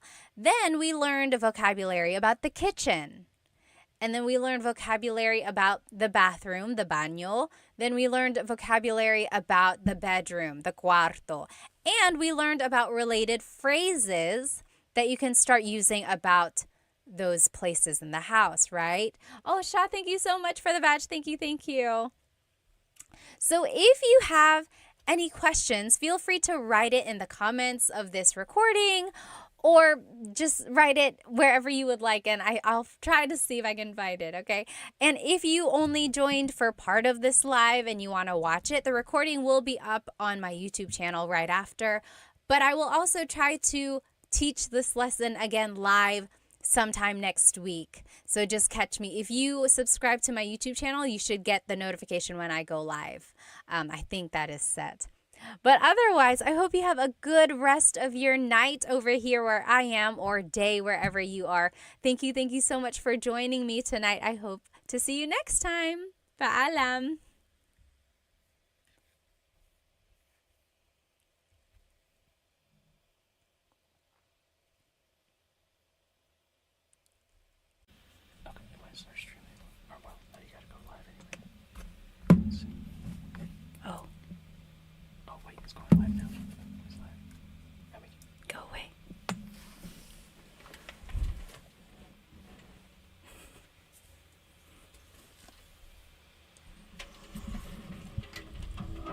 Hello, hello. Please let me know if you can hear me.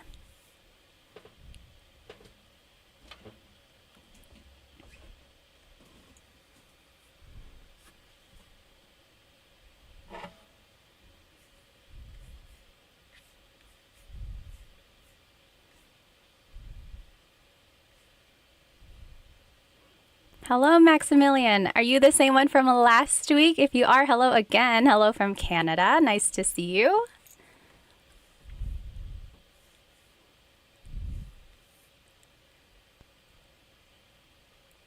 Great. Loud and clear from Australia. Hello, hello. Let me go ahead and share my screen again, like I did last time.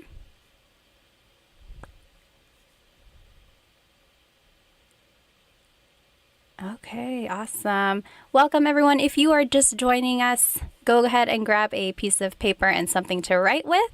Today, we're actually going to be learning how to use gusto ko and ayaw ko phrases.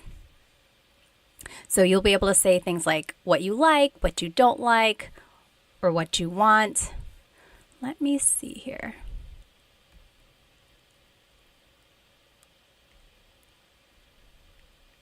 Oh, I see. There we go.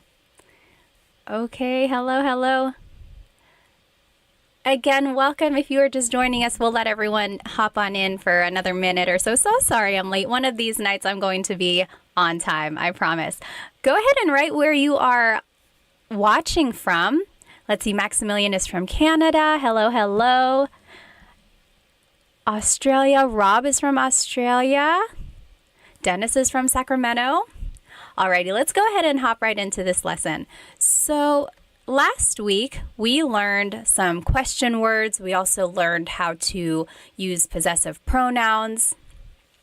And we learned how to put everything into a sentence, a simple sentence, and then how to answer those questions as well. Today, we're going to be learning how to say I like or I want something, and then how to say what you don't like or you don't want something. And then we're going to learn the kasi clause. Kasi means because. So everything's going to tie into each other. Let me just read these comments here. So I see Scott is from Washington State. Hello, hello. Sure is from New Mexico. Kevin is from Rhode Island. Coconut Dreams. Yes. Oh, okay, you're living in the Philippines, but you're from Ohio. That's so cool. Jimmy is from Massachusetts. Jared is from Montreal. Rich is from New York. Yawanthan is from Cali. Hello, hello. Let's go ahead and jump into this lesson. So, gusto ko means I like or I want something. So, depending on how it's used in the phrase, it means I like or I want. Oh, Travis, hello from Sorsogon. My family is from Sorsogon, actually, my mom's side. That's so cool. So, if you want to say that you like something, you can just say gusto ko by itself. Gusto ko. For example, gusto ko ito, gusto ko yan. I like this, I like that. So, for example, if you are shopping with a friend and you can't decide, you're like, which one do you like? And your friend says, oh, gusto ko ito. I like this one. Gusto ko ito. Or I like that. Gusto ko yan. Gusto ko yan. So you could just say it by itself. Gusto ko ito, gusto ko yan. You could also add a pronoun. Gusto ko siya. I like him or her. Maybe if there's a new employee at your workplace and you're like, oh, he was really nice. Gusto ko siya. I like him. Gusto ko siya. Also, romantically, you could use it like that as well. Gusto ko siya. I like him. I like her. Gusto ko siya. So that means I like him or I like her. So that's the first way you can use gusto ko. You can use it by itself or you can add a pronoun or a demonstrative pronoun as well. So gusto ko, I like it. Oh, Travis, you're from Donsol. Yeah. Have you swam with the whale sharks? I know you can do that over there. And then Stellar's from Italy. Hello, hello. Kawika from California. Welcome, welcome. Now, if you want to say that you want something, you would say gusto ko ng plus a noun. So the word ng is just a sentence marker. It's something that goes in front of a noun usually. It doesn't really have a direct sentence, a direct translation. It does mean some or a thing. So it could be either one of those, but technically it's just kind of a sentence marker is what they call it. Okay. So gusto ko ng pagkain. I want some food. Gusto ko ng pagkain.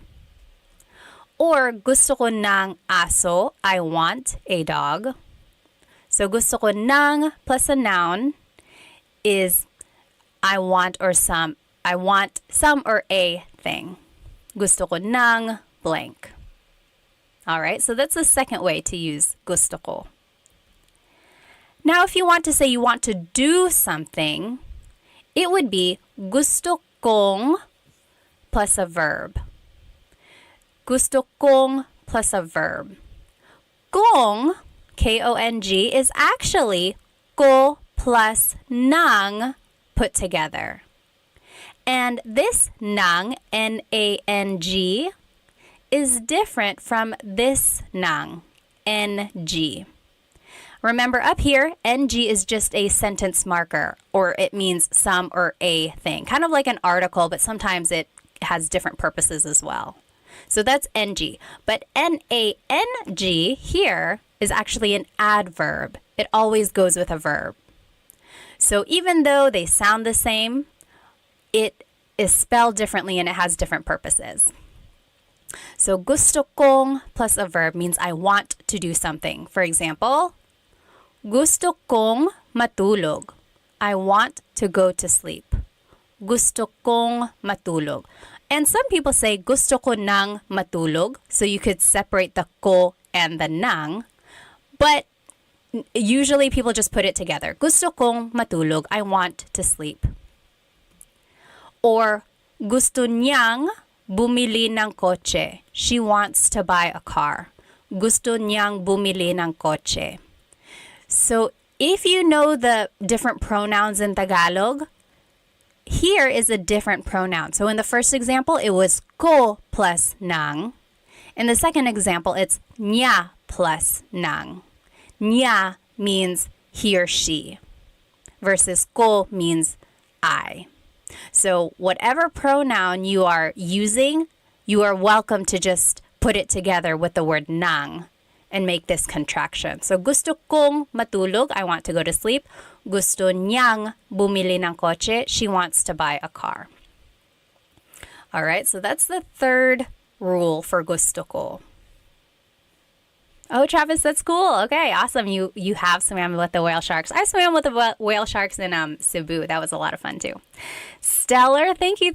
I'm so happy that you and your daughter are watching. That's so fun. Okay, now next, you can say gusto ko si plus a person. So if you want to say I like a person, it would be gusto ko si blank. For example, gusto ko si Tita Baby. I like Tita Baby. She is a great cook. Gusto ko si Tita Baby. I like Tita Baby. Or, only one example. Gusto ko si blank. So anytime you have a person's name following, you have to use this preposition si. So that's what would go before a person's name. Now, if you want to say I like it in a place, gusto ko sa, then the place. So now the word is sa. That's the leading word there. Gusto ko sa Japan. I like it in Japan. So gusto ko sa Japan because it's very historical. Gusto ko sa Japan. Versus gusto ko yung plus a noun. That means I like something. So the difference here in rule number 2, gusto ko ng plus a noun versus gusto ko yung plus a noun. So very similar, but the leading word is different there. Remember up here in number 2, gusto ko ng plus a noun means I want something. I want some food. But gusto ko yung means I like something. For example, gusto ko yung buhok mo. I like your hair. Gusto ko yung buhok mo. So yung means you like it. Nang means you want it. Right? So we're not saying I want your hair. You say I like your hair. Gusto ko yung buhok mo. And then gusto ko yung damit mo. I like her dress. Gusto ko yung damit niya. Gusto ko yung damit niya. I like her dress. So gusto ko yung and gusto ko nang are very similar. And if you happen to mix it up in conversation, it's not a big deal. People will understand what you mean. But technically, there is a difference there. Oh, thanks, Basil. Gusto ko yung this channel. I love it. Gusto ko yung channel na ito. Thank you. All right. Any questions about these gusto ko grammar rules? So these are essentially how gusto ko can be used. There may be other ways, but these are the main ways gusto ko is used. So just depending on what you want to say, you have to think about the preposition or the leading word that would go before it. Go ahead and write any questions in the comments, and then we will go ahead and hop into these practice questions in the meantime. So up here on the top left corner are the rules that we just learned. Remember, gusto ko means I like it. Gusto ko ng plus a noun means I want something. Gusto kong plus a verb means I want to do something. Gusto ko si plus a person means I like a person. Gusto ko sa plus a place, I like it in a place. And then gusto ko yung plus a noun, I like something. So now let's go ahead and do these examples. So number 1, I want some bread. Bread in Tagalog is tinapay. Tinapay. The AY makes an I sound. Tinapay. It's not tinapay. Tinapay. Okay, so I want some bread. Let's do this one together. Take a look at all of the rules here. Which one is I want something? So number 1 is I like it, so that's not it. Number 2, I want some or a thing. Yeah, that could be it. Number 3, I want to, but then it's a verb, so that's not it. And then the last 3 are I like, I like, I like. So that's not it. So I want something, that would be rule number 2. Gusto ko ng plus a noun. Oh, I'm seeing the correct answers in the comments. What do you think it is in Tagalog? I want some bread. So we are just going to follow the rules here. Gusto ko ng tinapay. Gusto ko ng tinapay. So remember, I want some bread. Gusto ko ng tinapay.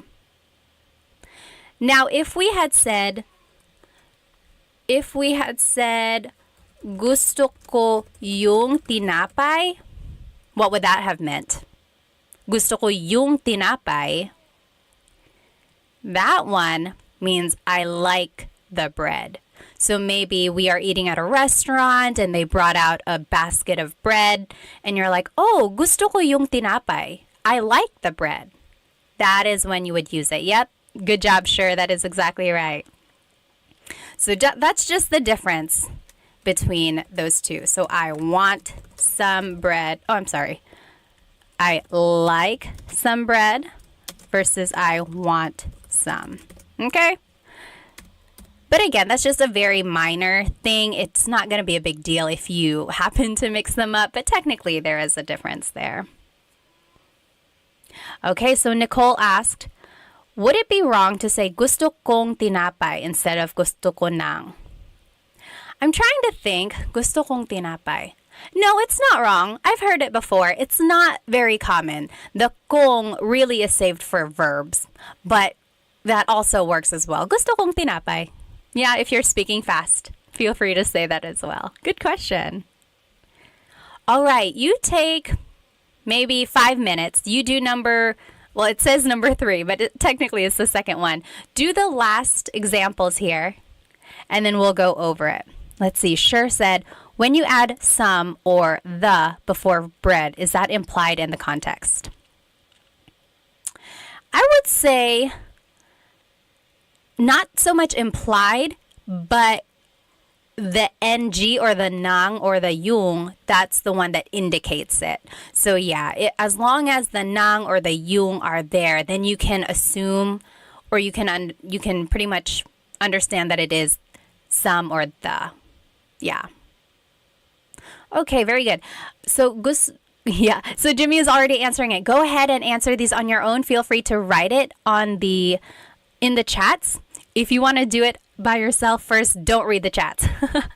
And then we'll go over it in about 3 minutes.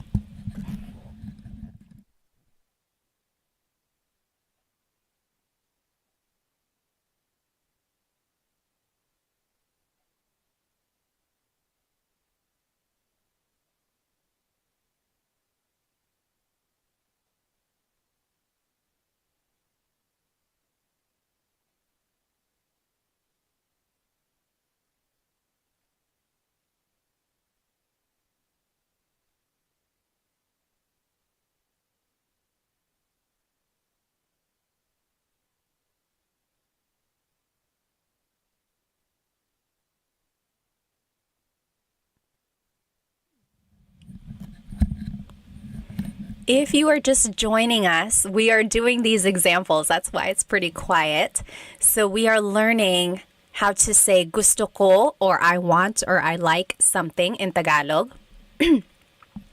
And then here on the left side are the rules we just learned. So depending on what you want to say, there are certain prepositions or leading words before the rest of the phrase.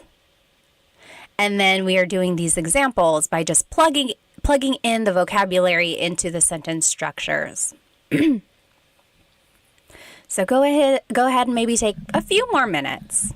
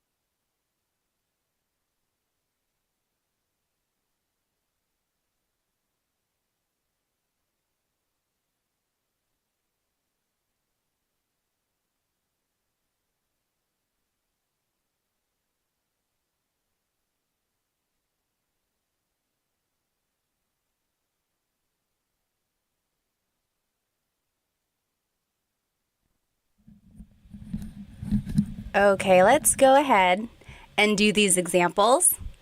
I just turned on my live on Instagram as well. If you happen to turn that one on, you are going to hear that information first because there is a delay on YouTube. So if you are joining me on Instagram, hello, go jump onto my YouTube channel because we are doing a live Tagalog lesson and I'm sharing my screen there.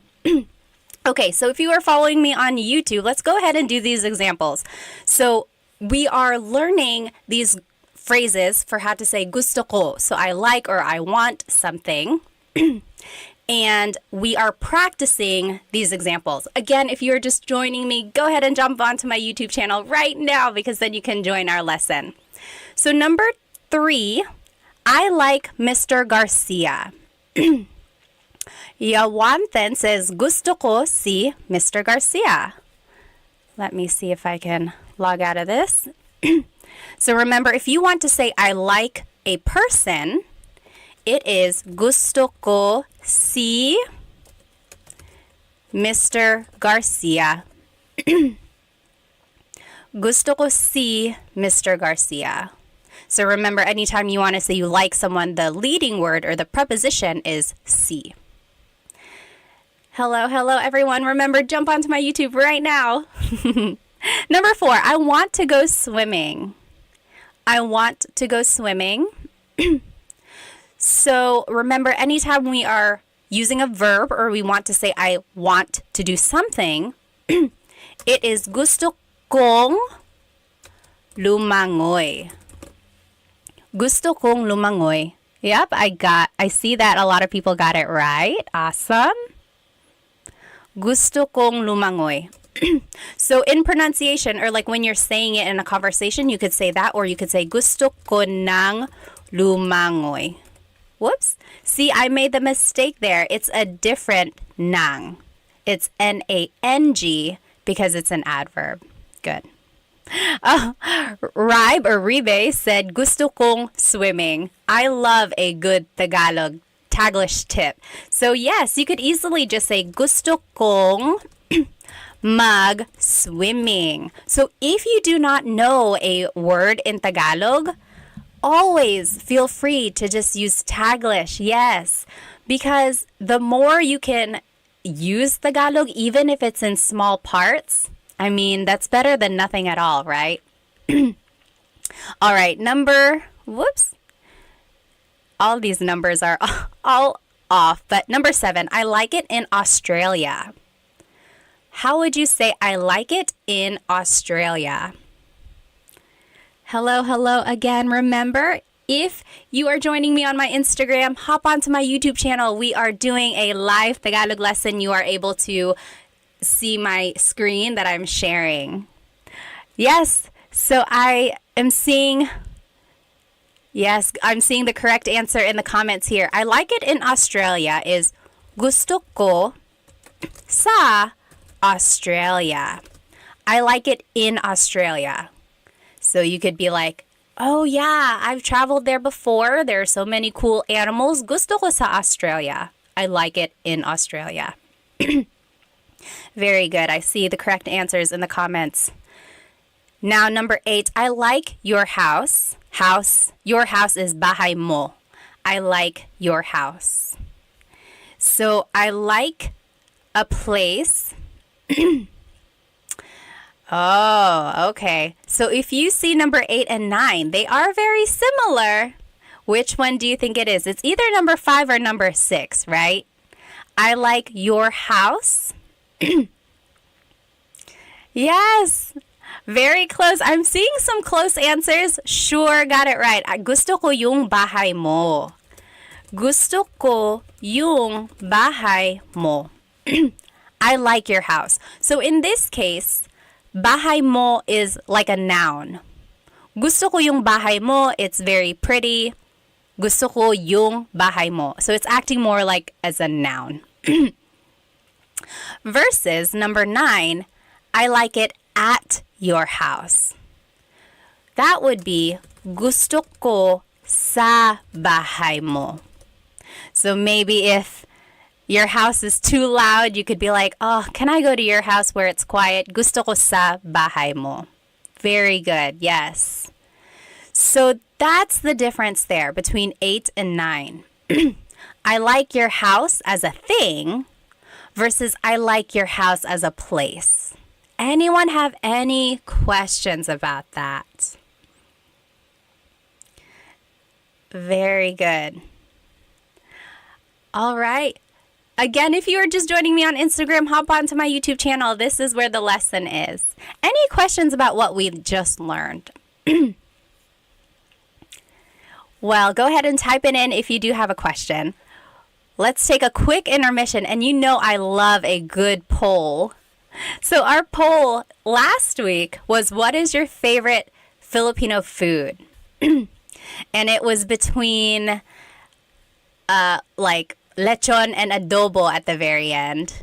Today, we are going to do who is your favorite Filipino American celebrity? Okay, so if you are a big like Hollywood fan, or if you just love the Filipino culture like I do, you probably know a lot of these people. I mean, who doesn't? Hang on, let me see if I can make this bigger. Okay, it looks like that's as big as it's gonna get. Hopefully you can read it okay. So who is your favorite Filipino American celebrity? Let's do this one here. Oh, someone had a quick question. Let me see. David said, is gusto ko ang bahay mo wrong? Gusto ko ang bahay mo. Oh, I see. If you want to say, I like your house, gusto ko ang bahay mo. Yes, that is correct, actually. That's correct. I didn't mean yes, that's wrong. Yes, that is correct. Gusto ko ang bahay mo versus gusto ko yung bahay mo. Very similar. The only difference between ang and yung is that yung is more specific. Like yung kind of means that. I like that house that is yours.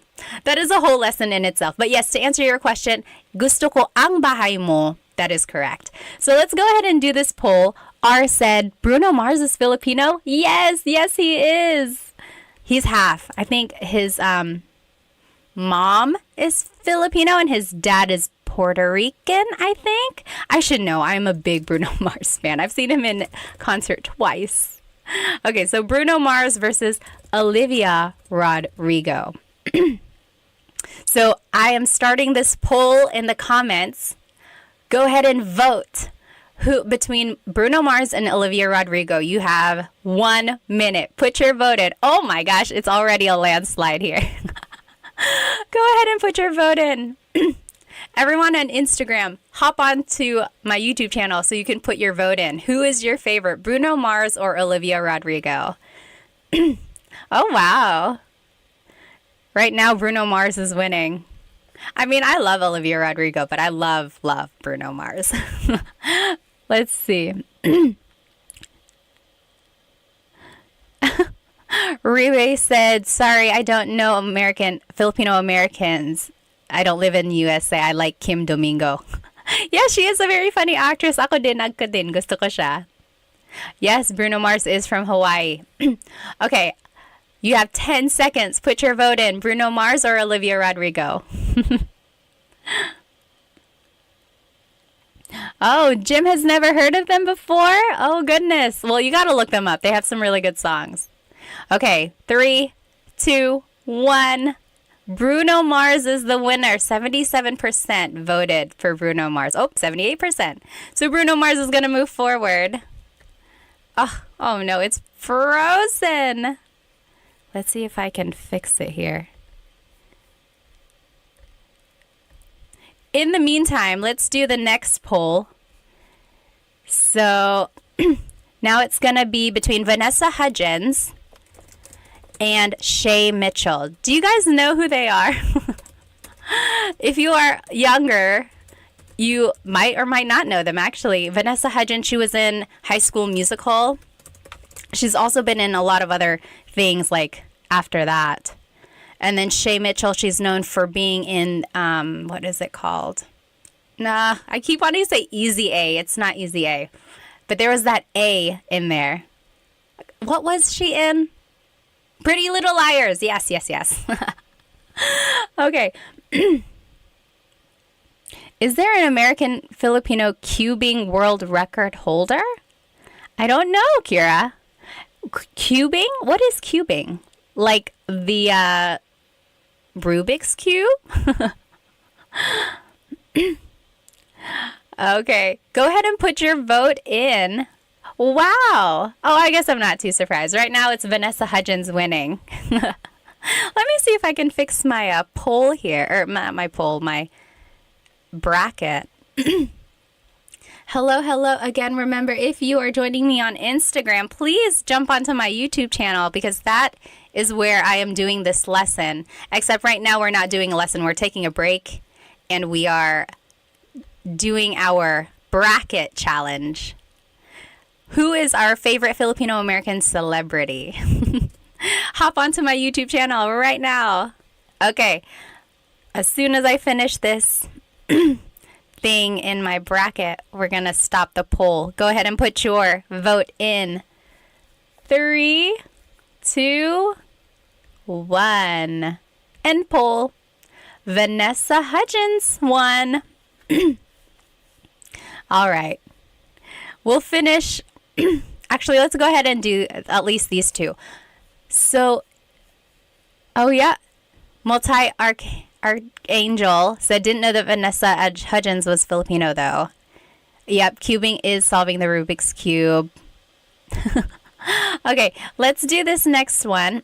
So who is your favorite Filipino-American comedian? Favorite. So, Joe Coy or Christine Gambito. I am proud to say that I have met Christine. She is Happy Slip on YouTube. So if you were watching YouTube a long time ago, okay, not a long time ago, I don't want to say she's old or anything, but like she is an OG YouTuber, Christine Gambino. She's known as Happy Slip. And I've met her. She's, oh my gosh, I want to say we're friends.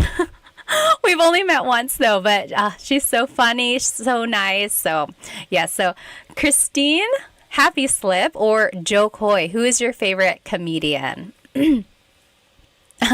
Multi-Archangel said, how did Vanessa win over Shay Mitchell?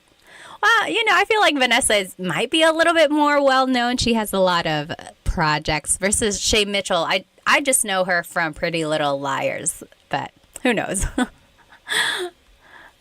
All right, get your vote in. Who do you think is your favorite Filipino-American comedian? Christine Gambito or Joe Coy? Yeah, you're right, Ray. He said not fair. Happy Slip versus Joe Coy, different eras. Although I feel like it's just like Joe Coy has gotten a lot bigger, but Happy Slip and Joe Coy have been doing comedy a long time, I think. But yeah, let's see. Okay, go ahead and put your vote in. 3, 2, 1.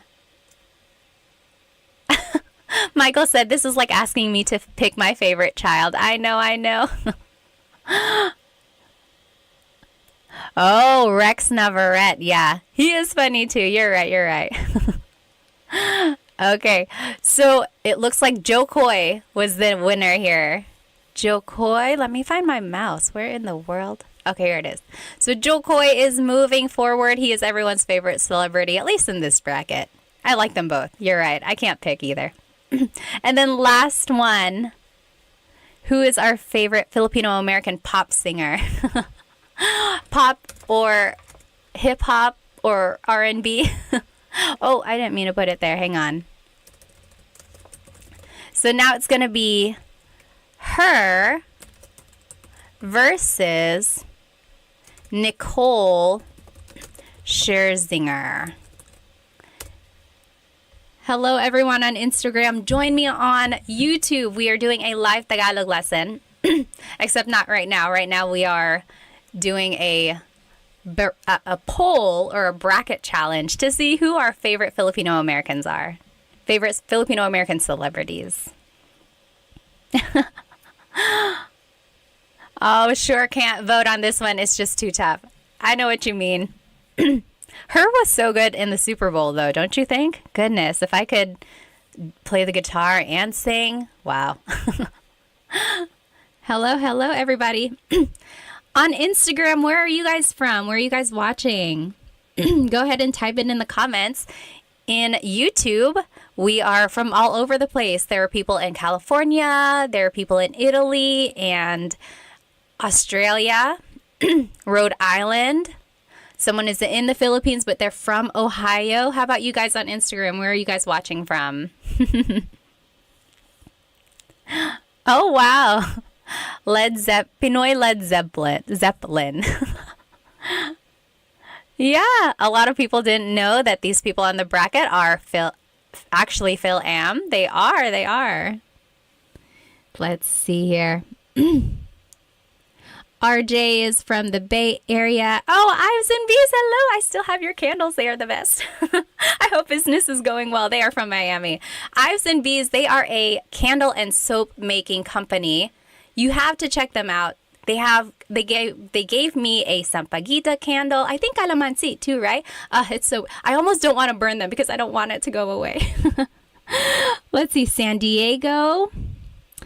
French the Great, kumusta po? Kumusta din kayo? Winnipeg, Canada. Okay, let's go ahead and see who the winner is. Oh, a lot of people here. Nicole is from Durham. Are we neighbors? Nicole, where are you? Where do you live? Let's see, Kira's from Houston. Mercury is from Michigan. Dennis is from Maryland. Oh, Michael, aloha from Hawaii. Zandra from New Jersey. Samantha from Washington State. We got some New Yorkers, Canada, Greensboro. Hello, North Carolinians. Good to see you. Atlanta, Taiwan. Wow. Michigan and the Philippines. Okay, who is the winner here?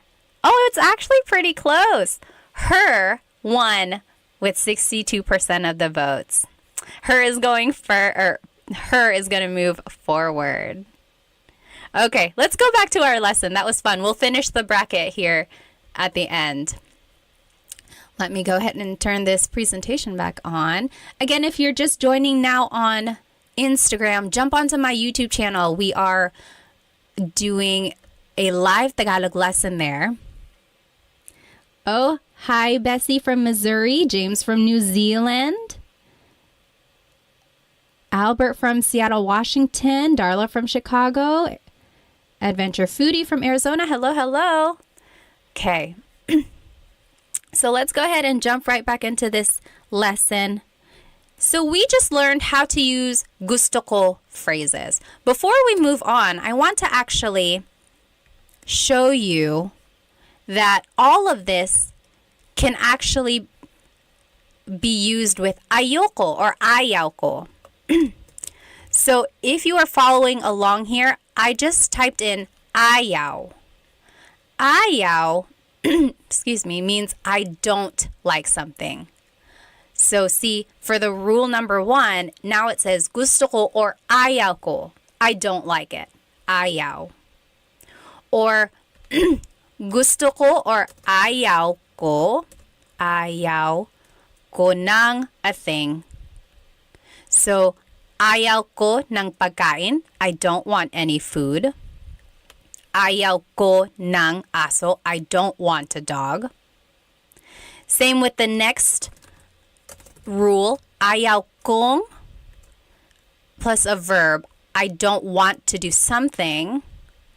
So, ayaw kong matulog. Ayaw kong bumili ng kotse. I don't want to sleep. I don't want to buy a car. Or, ayaw ko see plus a place. So, that's all I'm doing. I'm just adding this word ayaw in the beginning. And that just means I don't want or I don't like something. So, that is the opposite of gusto. It's ayaw. Okay, so now you have it. So someone asked, where can I get a copy of these slides? I don't have them posted anywhere. Maybe I'll try to figure out a place where I can post them. But if you sign up for one of my Tagalog classes, which start this weekend actually, you will get a copy of these slides directly to your email. So yes, this is from the class, but I'm going to change it up for when the class actually starts. But otherwise, this is going to be recorded, so you should be able to watch it again. Okay, so there we go. The opposite of gusto is ayaw. So there it is all right there. Ayaw ko ng thing, ayaw kong plus a verb, and so on. All the rules apply. It just means the opposite. Any questions about ayaw? Okay. Oh, hello. Someone from Winston-Salem and Raleigh, North Carolina. Seriously, are we neighbors? Where are you guys? You must just be in my backyard. Okay. Am I going to leave this in any playlist? Usually the lives are under the live tab, I believe. At least that's where I see my last live. Okay, so any questions about gusto ko or ayaw ko? If you have a question about those, just type it into the comments. Okay, so now, can we use it on a person? Yes, so I guess that would fall under rule number 1. Gusto ko siya, I like him or her. But if you want to use it against a person, you could say, ayaw kita, I don't like you. I would say that maybe like jokingly to my husband or just to a friend if you want to tease them. Ayaw kita, I don't like you. Ayaw kita. Or ayaw ko siya, I don't like him or her. Okay, right? So if someone is mean and you're just saying like, oh, ayaw ko siya. That's another thing with pronunciation. Usually it's pronounced ayoko siya. So if you want to sound a little bit more natural, you put everything together, ayoko siya. Ayaw ko siya is ayoko siya. But no big deal if you happen to separate them. Oh, Marcus asked a very good question. What is the difference between ayaw and hindi ko gusto? So, hindi ko gusto means I don't like something. Ayaw also means I don't like something. So, I feel like there are just certain times when ayaw works better than hindi ko gusto. Like, ayaw ko ng pagkain. I don't want any food. Versus, hindi ko gusto yung pagkain means I don't like the food. So it's like, ayaw can be I want, or I'm sorry, I don't want, I don't like, whereas hindi ko gusto just means I don't like. So I'm going to make that distinction here. Ayaw means I don't want or like, whereas hindi ko gusto only means I don't like. Does that make sense, Marcus? That is a very good question. Let's see. Bug Bubble said, I always knew ayaw, ayoko, is that the same thing? Yep, ayoko. That's just a pronunciation thing. Ayoko ng pagkain. I don't want any food. Yeah, but technically it's ayaw ko ng blank. Nicole said, is using hindi gusto more common? When would we use ayaw versus hindi? I would say they're actually used pretty often, like interchangeably. Although again, sometimes ayaw is more used in certain circumstances, like in the I don't want something. So yeah, good question. All right. Mercury said, ayoko durian, the durian fruit because it stings. Yeah, ayoko ng durian. Okay, awesome. What's up with ko, nang versus gong? So remember, that was up here in rule number 3. Does anyone want to explain? So just again, if you have already heard this, so sorry. Feel free to kind of doze away if you want. But so gong is ko plus nang. N-A-N-G is an adverb, so it always goes with a verb. That's why we say gusto kong matulog. Anytime there's a verb, it's nang. Versus gusto ko ng ng, in this way it's being used more as a preposition or an article, like some or a thing. So they are spelled differently because they have different purposes, but when you pronounce them, they are pronounced the same way. Okay. Oh, Amy said, you don't want to. Is it ayaw mo or something else? Yes. You don't want to.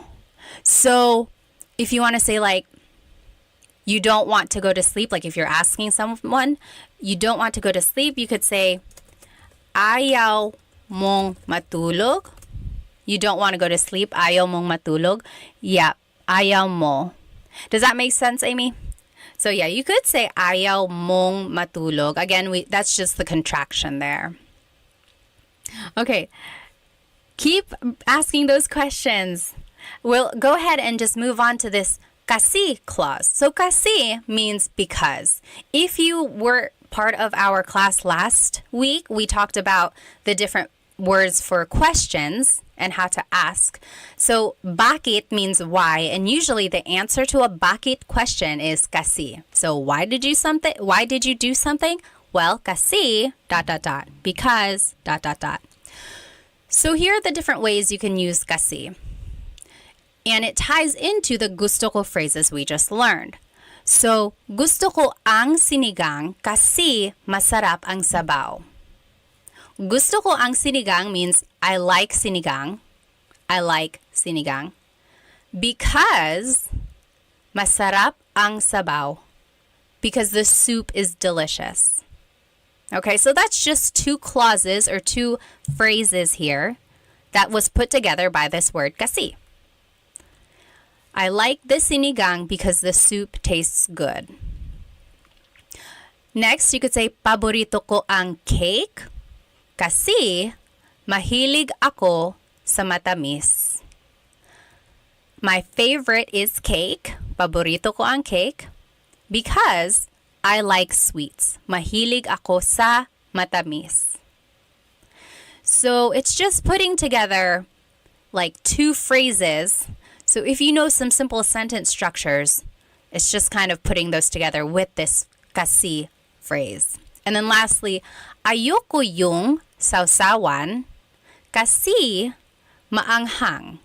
I don't like the dipping sauce because it's spicy. Okay, so those are just some examples here. If I were to ask you, ano ang paborito mong pagkain? What is your favorite food? Ano ang paborito mong pagkain? I want you to jot it down using this kasi clause. Paborito ko ang blank kasi blank. So my favorite is blank because blank. And here are the examples again to the left. Gusto ko ang blank kasi blank. So paborito ko ang blank kasi blank. My example, let's go over these vocabulary words. Matamis means sweet. Matamis. Maalat means salty. Maalat. Maanghang means spicy. Maanghang. Maasim means sour. Maasim. Matabang means bitter. Matabang. Mainit means hot. Mainit. And then malamig means cold. So for example, I would say, on a hot summer day, paborito ko ang ice cream kasi malamig. My favorite is ice cream because it's cold. Paborito ko ang ice cream kasi malamig.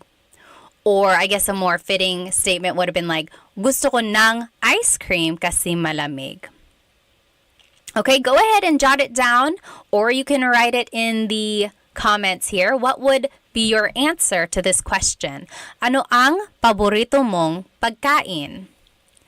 Hello again on Instagram. If you're just joining me, we are on YouTube. I'm doing a live Tagalog lesson. You will be able to see my presentation shared on your screen there. We are just doing an example here of how to use kasi clauses. Let me see if I can catch up on some of these comments. Go ahead and jot it down. What would be your answer? You can write it in the comments as well.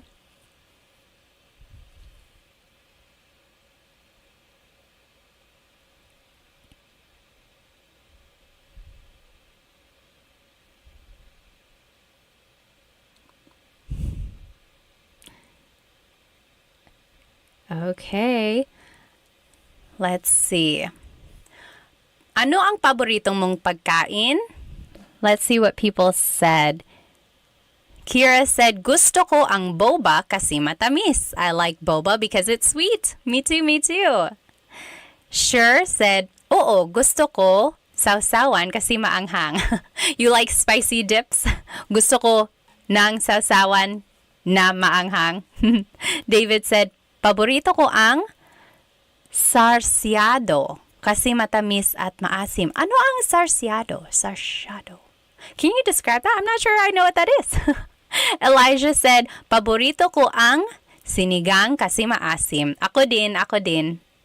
Wendy said, paborito ko ang tamales kasi mainit. Do you mean maanghang, spicy, or hot? Like warm in temperature?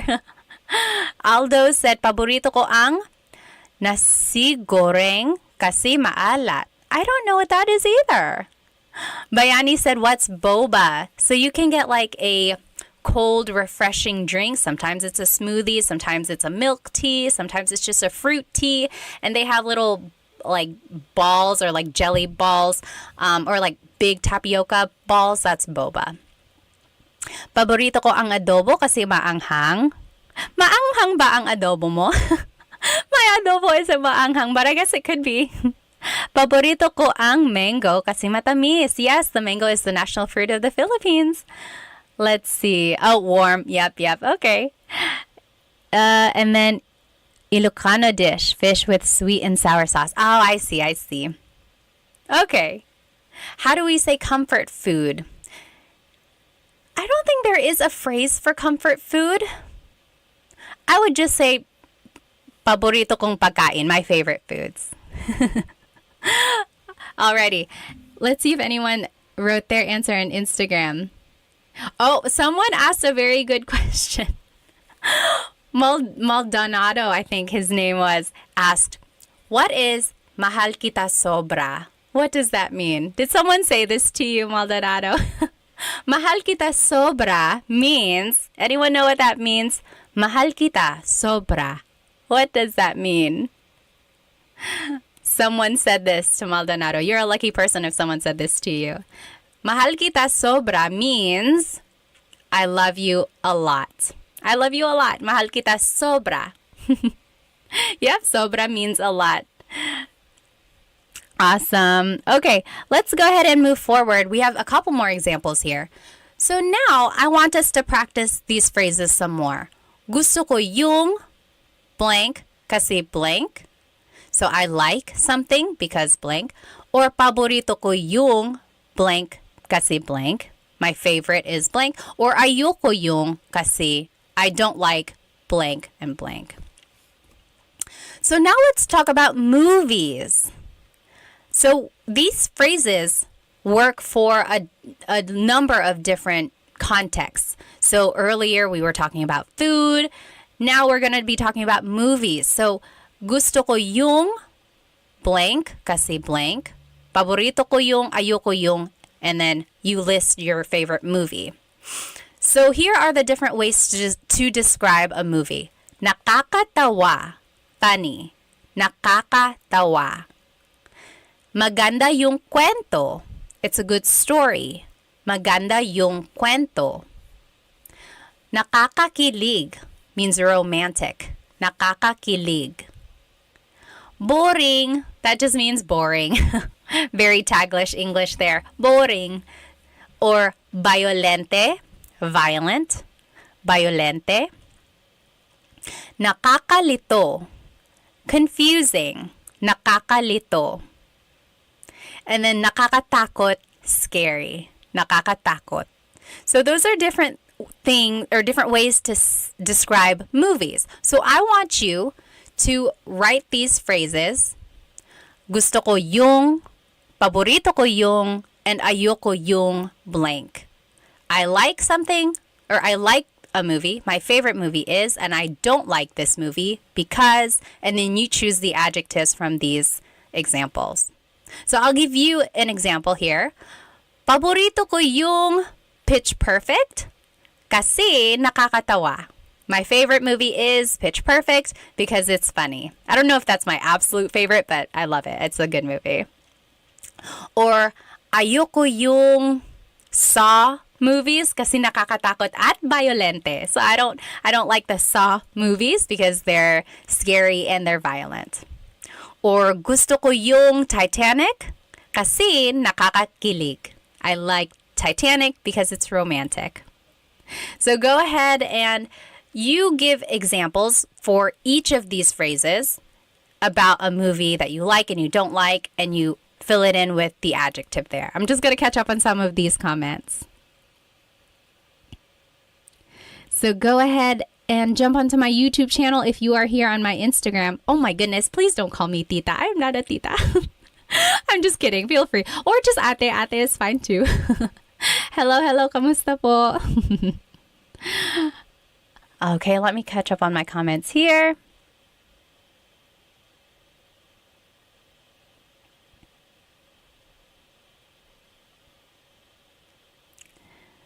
Let's see. Someone asked, where did it go? Oh, what does mahilig mean? Mahilig means you like to do something or you like something. So, mahilig ako magbasa. I like to read. Mahilig ako magbasa. Or mahilig ako sa strawberries. I like strawberries. Mahilig ako blank. That just means I like. EJ said, saan ka sa US? Pinoy here living in Miami. Dito ako sa North Carolina. So hello sa mga North Carolinians dyan. Okay, if you want to share your example, go ahead and type it into the comments. Let's see. Sure said, ayoko yung paranormal activity kasi nakakatakot. Ako din. Ayoko sa nakakatakot na pelikula. EJ said, ayoko yung Cannibal Holocaust kasi nakakadiri. Yeah, I've never seen that. Nakakadiri means gross. So, like, oh, vomit, nakakadiri, or something like that. Yeah, gross. So FF Noob said, I just joined. Can I watch this later when I can I watch this video on your channel? Yes, it will be recorded and it should be under the live tab. So it should be there. Mooney said, gusto ko yung Friday kasi nakakatawa. David said, ayoko ang mga action movies kasi boring. Oh, really? Some people would think it's actually not boring. But yes, sometimes it's boring too. Mooney said, paborito ko yung Hello, Love, Goodbye kasi nakakakilig. Okay. Royden said, gusto ko Kung Fu Panda kasi nakakatawa. Very good, very good. So again, you can use these phrases and these, like the kasi clause, in different contexts.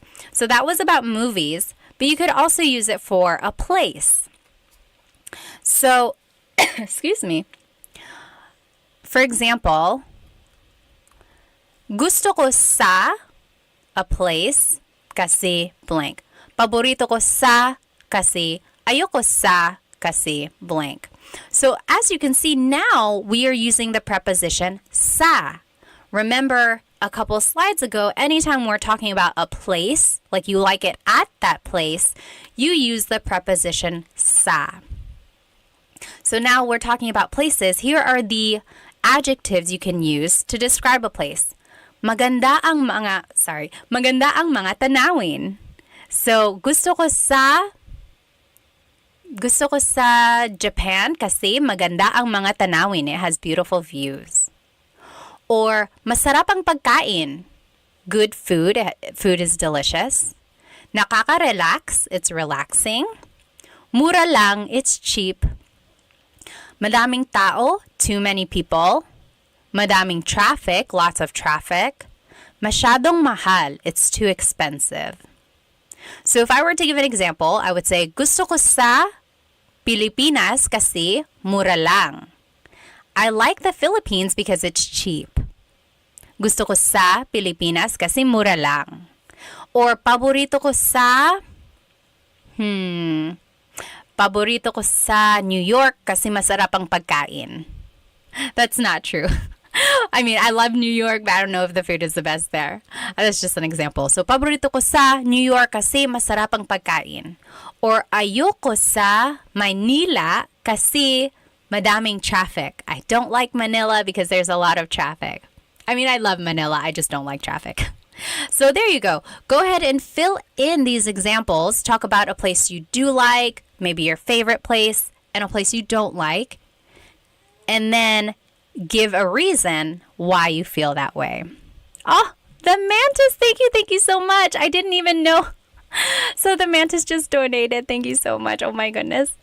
Thank you. I love teaching. I really do. So any donation or any sort of likes or shares, those are just icing on the cake. But thank you so much. It warms my heart.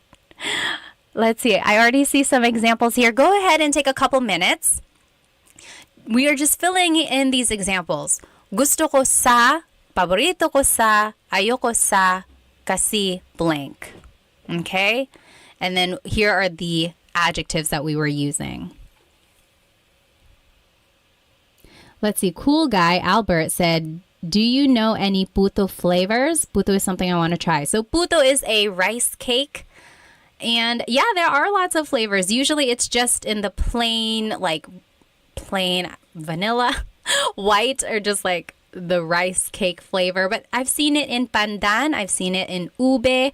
Usually there's a slice of cheese on the top. Lovin' Lulu said, I'm getting nosebleed. Bakit ka na nosebleed? Nagtatagalog tayo dito. So usually Filipinos, whenever they're speaking English a lot, they say, oh, I'm getting nosebleed, or nosebleed ako. And that's just a silly way of saying, my brain can't take it. I don't know how to speak English. But yes. Any questions on what we're learning so far? So if you are on my Instagram, go ahead and jump into YouTube. That is where the lesson is. You'll be able to see the presentation on your screen. Okay, so I am seeing some good examples. Let's see. Kevin said, paborito ko sa Jollibee kasi masarap ang pagkain. Yes. So it can work for a place or it can work for a restaurant. That is exactly right, Kevin. Sure said, gusto ko sa bahay ko kasi masarap ang pagkain. Sure likes it at their house because the food is delicious. I totally get it. Me too. And it's cheap. David said, gusto ko sa Pilipinas kasi sobrang mabait ang mga tao. Oh, how nice. He said, I like it in the Philippines because the people are really nice. I'm glad you had a great experience there. Yes, Filipinos are known for being welcoming. They really are. And just being so happy and smiley all the time. Kevin said, ayoko sa New York City kasi madaming tao. Yeah, I don't like it in New York because there's a lot of people.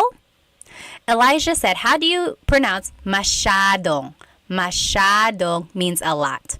So the S-Y-A is a sha sound. Masyadong. Yep.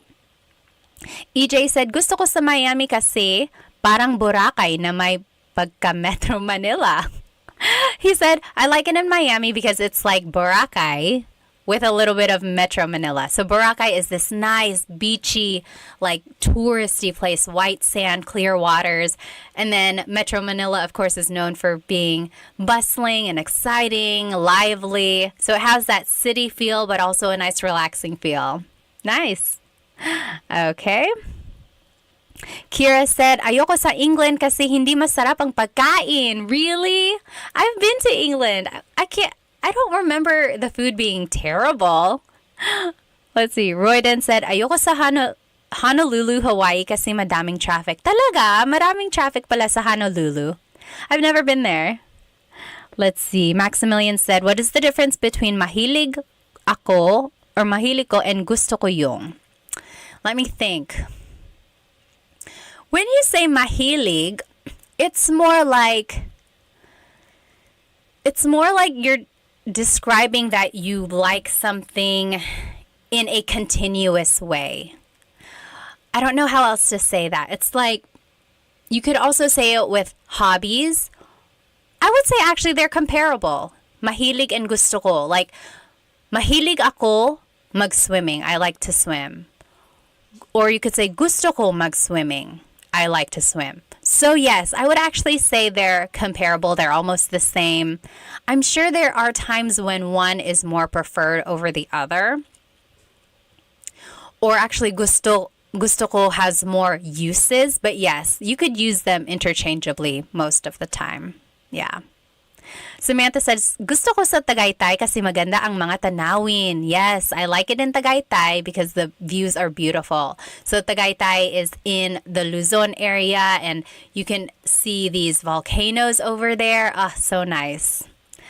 Gusto ko sa Minnesota kasi ito ay tagsibol. What is tagsibol? Brandon said, paborito ko sa Japan kasi masarap ang pagkain. Yes, I bet. The only time I've been in Japan was for a layover. I've been there many times, but only for layovers to the Philippines. Hopefully one day I can go see the sights and stuff. Gusto ko sa Korea kasi magaganda ang mga babae. Talaga, EJ, yun talaga. He said, I like it in Korea because the women are beautiful. Wendy said, gusto ko kapag sinabi ng kaibigan ko, nababush dahil nakakatawa. Babush. Ah! Babush. So she likes it when her friend says babush kasi nakakatawa. Paborito ko sa pizza kasi masarap ang tanawin. Sa pizza? Did you... I think you meant to say... I don't know what you meant to say. You said, I like it at pizza because the views are delicious? Let's see. Oh, Leaf said, hi, nako ate. Is there ever any announcement of these live streams? I would definitely love to catch them live but never see them being announced. Sorry, I put them on my story on Instagram, and I put it on my TikTok story, and then I put it on the community post on YouTube, and then I put it on my Facebook story as well. So if you ever see a story, you might want to open it because it might be alive. Oh, tagsibol is spring. Okay. Yes, Bayani said, mahilig means something that you love doing on a daily basis. Again, it's that idea of doing it like at a continuous level. Like you just love doing it or you love doing it a lot. Let's see. Ayoko sa Vegas kasi mainit dito, Elijah said. Yeah, he doesn't like it he or she doesn't like it in Vegas because it's hot there. Okay, let's move on now. Let's see. Let's finish up our poll. Back up. Anyone have any questions on these kasi phrases? So, kasi just means because. So remember, if someone asks you a bakit question, so why, you can always ask kasi. Bakit ka umiiyak? Why are you crying? Kasi masakit ang ulo ko because my head hurts. Or why, bakit ka galit? Why are you mad? Kasi dot dot dot. Kasi hindi ka nakikinig because you're not listening. Okay? So that's what kasi is. And then we were able to put together the gusto and ayaw ko phrases that we learned. Any questions about these things? Feel free to write them in the comments. Otherwise, I'm going to go ahead and pull up our bracket challenge here. If you are joining me on Instagram, jump onto YouTube because then you can join our poll, our contest here. So we are choosing our favorite Filipino American celebrities. And let me show you what we got so far. So first, we were doing Bruno Mars versus Olivia Rodrigo, and Bruno Mars won that. Then we did Vanessa Hudgens versus Shay Mitchell. Vanessa Hudgens won that. Then we did comedians, so Christine Gambino or Happy Slip, and Joe Coy. Joe Coy won that. And then there was her and Nicole Scherzinger. Her won that one. That one was a pretty close one, actually. Let's do Bruno Mars versus Vanessa Hudgens. Let me see. I am starting a poll. So go ahead and sign into your YouTube account and then join our poll if you would like to vote. So Bruno Mars versus Vanessa Hudgens. So this is where it gets a little unfair because they're all different genres now, right? Because Bruno Mars is a singer, Vanessa Hudgens is an actress. But I mean, who's your ultimate favorite Filipino American celebrity? Go ahead and vote Bruno Mars or Vanessa Hudgens. I'm just reading up on some of these comments here.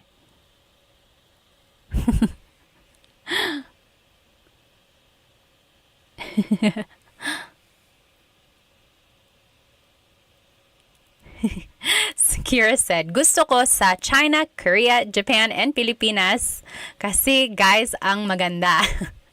Or you could say kasi guwapo ang mga lalaki because the guys are handsome. Liza on Instagram is voting for Bruno Mars. Jump onto my YouTube so you can cast your vote in. So we are doing a live Tagalog lesson on my YouTube channel here. Actually, now we're not doing a live. We're not doing a lesson. We're actually just doing a contest to see who our favorite Filipino American celebrity is. And it's between Bruno Mars and Vanessa Hudgens right now. Take 10 seconds. Oh, I didn't know that. Sure said the lead guitar player from Metallica is Pinoy. He's my fave. I didn't know that. Okay, 3, 2, 1. Bruno Mars. Bruno Mars is the winner. He is going to move forward.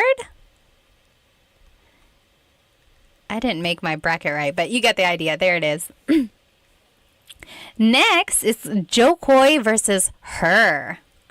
Who is your ultimate favorite Filipino celebrity? Filipino American celebrity. Favorites. Let's see. Joe Coy or her. Oh, that's hard. I love her. And I love Joe Coy. But you got to choose one. Only one. If you were going to be stuck on an island, who would you choose to be with? Elijah said, I wonder if some of these celebrities speak Tagalog. I know Christine and Joe Coy do. I don't know. Maybe they do, or maybe they can understand. Kirk Hammer is the guitarist. Okay, Jed. Awesome. Bayani said, kind of unfair because Vanessa Hudgens didn't get a lot of opportunities in Hollywood. Yeah, you're right. She was more on like Disney and stuff. Although she has other movies too. Oh, on my Instagram, we have a lot of votes for her. Oh, wow. Even on YouTube. I'm actually kind of surprised. I thought Jokoi would win. So again, if you're joining me on Instagram, we are on YouTube doing a live Tagalog lesson. We are doing our bracket challenge. And we're choosing between Jokoi and her for our favorite Filipino-American celebrity. Okay. 5, 4, 3, 2, 1. And her is the winner. I really thought Jokoi was going to go pretty far in this. Her. Okay. Oh, this is going to be a close one. So this is for all the marbles. Bruno Mars versus her. Bruno Mars versus her. This is really hard. I don't even know if I could choose. Favorite. So Bruno Mars or her. Hello, hello. If you're just joining on Instagram, we are on YouTube and we are doing a poll. Oh, sure said, hindi ko kilala or hindi ko alam her. Her is a hip-hop, R&B pop singer. She plays the guitar. She is half Filipino. Yes, you should definitely check her out. She was on the Super Bowl with Usher this year. She's so talented. Oh, goodness. She's on a commercial. I think it's State Farm. Is it State Farm? No, Nationwide, I think. It's Nationwide. But she's so good. Brandon said, Tito Mars. He's just Tito now. Wow, Bruno Mars is winning. Let's see here. Take another 30 seconds to vote. In the meantime, I'm going to ask you, what are some things you want to learn in these lives? Go ahead and write it in the comments. What do you want to learn in our next live? I want to know so that I can make a lesson plan for us. Okay, 5, 4, 3, 2, 1. Bruno Mars is the ultimate favorite Filipino-American celebrity. Okay. I'm going to answer some of your questions here. So someone asked here on Instagram, how do you say this? How do you say this in Tagalog? Let me open up my screen again here for our friends on YouTube. Again, this is a live Tagalog lesson on YouTube. Feel free to join us here. Oh, I must have... Okay, so the question was, how do you say this in Tagalog? Oops, let me turn my screen back on. Oh, where is it? There it is. Oh, wrong. Anyway, if you want to say, how do you say this in Tagalog? It would be, ano ang blank sa Tagalog? Ano ang blank sa Tagalog? So, how do you say in Tagalog? So, someone asked that on my Instagram here. How do you say blank in Tagalog? It would be, ano ang blank sa Tagalog? That is a very good phrase to know, because if you're traveling in the Philippines, or even if you're just trying to learn more vocabulary, always ask this phrase. So I would say like, ano ang car sa Tagalog? Ano ang car sa Tagalog? Kotse. Kotse, right? So ano ang blank sa Tagalog? Or Ano ang ano ang dog sa Tagalog? Oh, sa Tagalog, aso. So that is a good phrase to know if you just want to learn more vocabulary. Ano ang blank sa Tagalog? Yes. Let's see. What else? What else? Oh, someone asked, what is the difference between hindi ko alam and ewan ko? Hindi ko alam, ewan ko. Anyone know? What is the difference between hindi ko alam and ewan ko? Hindi ko alam and ewan ko both mean I don't know. That's all it means. And they're used interchangeably. Ewan is more slang. Like it's just quick and easy, whereas hindi ko alam is, I would say, the more proper or formal way to say it. Yep. Oh, Desiree said formality. Yep. Pretty much. That's the only difference there. Let's see. A couple more questions before I let you go. David said ewan ko is more abrupt. Sometimes, yeah, maybe if you're like a little upset with someone, you're like ewan ko. Yeah, it could be. All right. Anyone have any other questions about anything we talked about? Sorry if I missed your question or your comment. Otherwise, I will see you next time. And let me go ahead and turn my screen back on. I will make sure that this recording is up on my YouTube channel. Hello. And it should be under the live tab. So if you weren't able to join us on YouTube, but you were here on Instagram, then you should be able to see the lesson recording there. Okay, well, I will let you guys go. I hope you have a good rest of the night, and I hope to see you next time. Paalam! Hello, everybody. Welcome to another live Tagalog lesson. Let me go ahead and start my Instagram as well. You know I like to do a couple different platforms.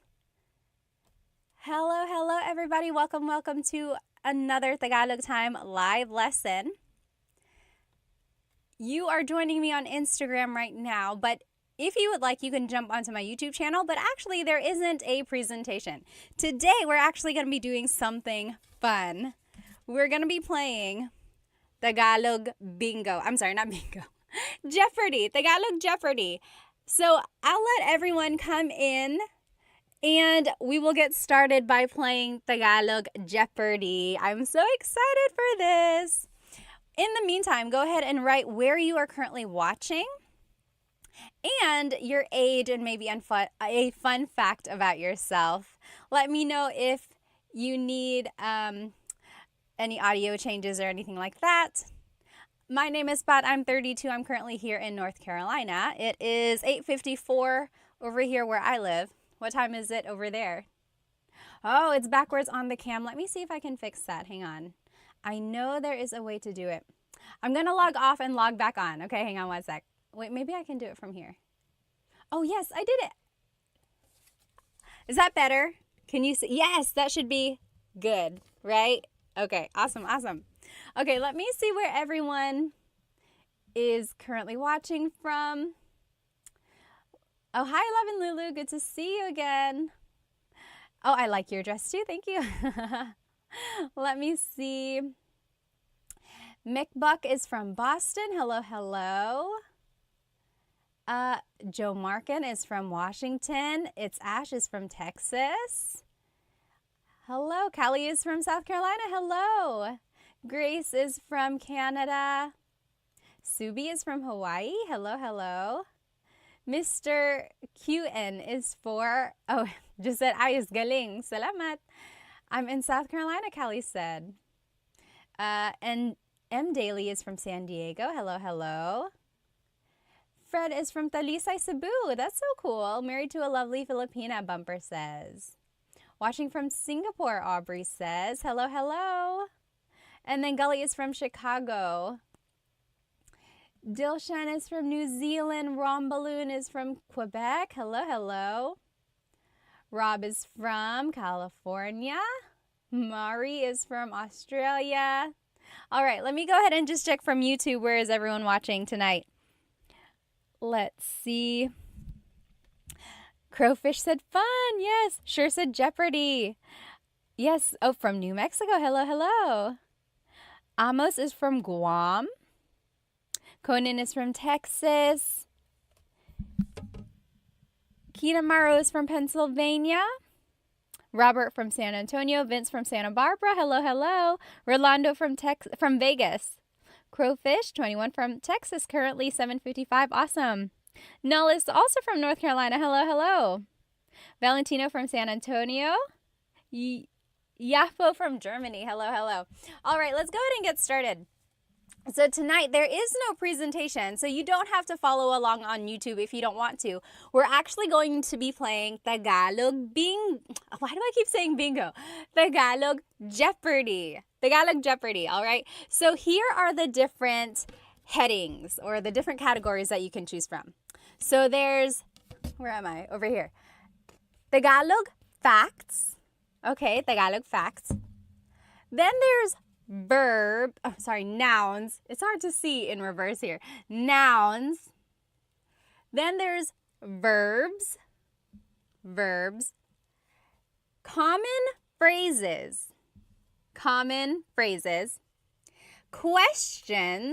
So just like some common questions in Tagalog.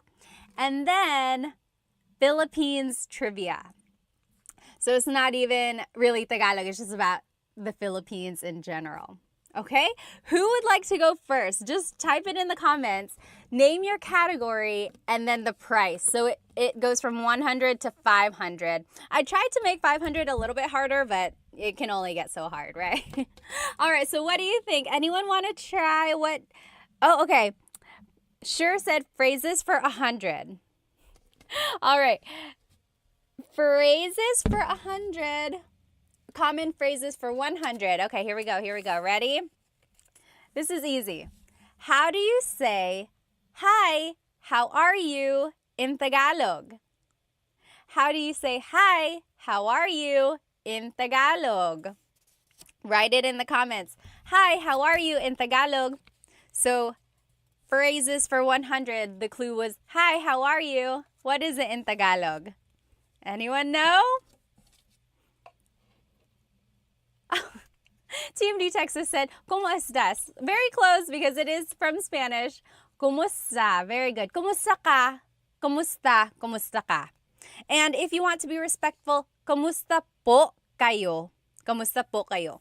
So anytime you're using po, you have to change ka to kayo because you change a singular you pronoun to the plural you pronoun. So, ¿Cómo po kayo or ¿Cómo ka? Very good.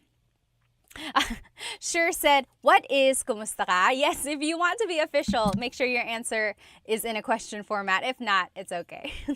All right. What is the next question that we should do? Hang on, I saw some up here.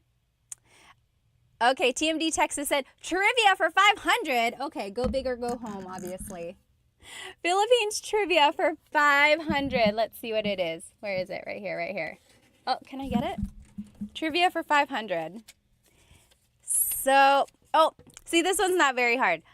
What is the national animal of the Philippines? What is the national animal of the Philippines? So we're doing Philippines trivia for 500. What is the national animal of the Philippines? Yes, TMD Texas said carabao. Calabao in Tagalog, calabao. Carabao in English. Carabao, caribou, water buffalo, all of that is the same thing. Calabao. So that is the national animal. Thalamomo said pusit. Pusit is a squid. Very good. Williams said the Jollibee. Almost. Oh, Amos on YouTube said the eagle. So the Philippine eagle is... I'm trying to think now because I guess it depends on who you ask. Some would say the Philippine eagle is the national animal. Some would say the kalabaw. But I can see either way. Yes, good answer, good answer. Nay Hidden said aso. Aso is dog. No, not quite. Okay, what should we choose next? So if you're just joining us, we are doing Tagalog Jeopardy. And here are our categories: Tagalog facts, nouns, verbs, common phrases, questions, and Philippines trivia. And it goes from 100 to 500. Okay, Brandon said verbs for 300. Verbs for 300. Here we go. I want you to give me a Taglish version of how you would say walking. Like, I want to go walk. I want to take a walk. How do you say it in a Taglish version? Anyone know? If you've taken my class, you kind of know what I'm asking for. So I'll give you like two chances. You could either say the Tagalog phrase for to walk, or you could say the Taglish phrase. How would you say? Oh, very good. So Thalamos has the idea. He or she said, mas strolling ako. Very close, very close. David Jr. said, walk mo. Very good. Yes, sure said, magwalking.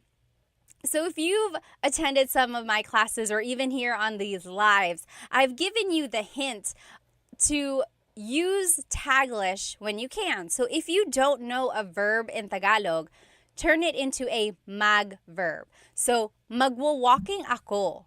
I will go walking. Mag-cook ako, I will cook. Or magsisleep ako, I will sleep. So in that way, you're using the English verb, but you're kind of doing the Tagalog conjugation. Okay, so magwo-walking, that was kind of what I was looking for. Anyone know what to walk is in Tagalog? How would you say, I am walking in Tagalog? What is the Tagalog way to say it? Levin Lulu said, let's go walking na. Yes, that also works. Yes. Oh, Brandon Connor said, lalakad or maglakad, Makbak said. So very good. So you might hear maglakad. So maglalakad ako or naglalakad ako. But you might also hear the verb lalakad. Lalakad ako. I've heard that as well. They are used interchangeably. Some might prefer one over the other. So yes, lakad, maglakad, lalakad. Very good, very good. All right, let's keep going. What is our next question? Someone choose. So Tagalog, what is it? Tagalog facts, nouns, verbs, common phrases, or questions. I'm going to scroll up and see what people suggested earlier, just so you don't have to keep writing it in. Let's see. It's too far to scroll back. Okay, Tagalog facts for 300, KFXXO said. Tagalog facts for 300. Here we go. Are you ready? Name 3 languages that have influenced Tagalog. Name 3 languages that have influenced Tagalog. So there's been lots of influences in Tagalog, like not just 3. I'm sure like lots and lots, there are lots of components of Tagalog that have been, from different areas. But yes, name 3 that have had like a very major impact in the language. Very good, very good. So I'm seeing Spanish. Oh, Arabic. I didn't think of that. That wasn't one on my list. Yes, English. There's one more. Yes, there it is. So grub down Chinese. So I'm seeing Japanese in there as well. Yes, my main 3 from what I've kind of looked up is Spanish, then Chinese actually, and then English. So those are 3 main influences in Tagalog. And of course, Tagalog itself is an Austronesian language, as they call it. So there's a lot of overlap in languages in the Southeast Asia region. So there's a lot of like similarities there. Very good, you guys. Okay, next, let's see. What has what has everyone suggested? Question for 200. Question for 200, someone said. Here we go. How would you say, where are you from in Tagalog? So questions for 200, the question was, how would you say, where are you from in Tagalog? Where are you from? Yes, very good. Brandon Connor said, taga saan ka? Taga saan ka? So taga means from, saan means where, ka is referring to you. Taga saan ka? Taga saan ka? Now, how would you reply?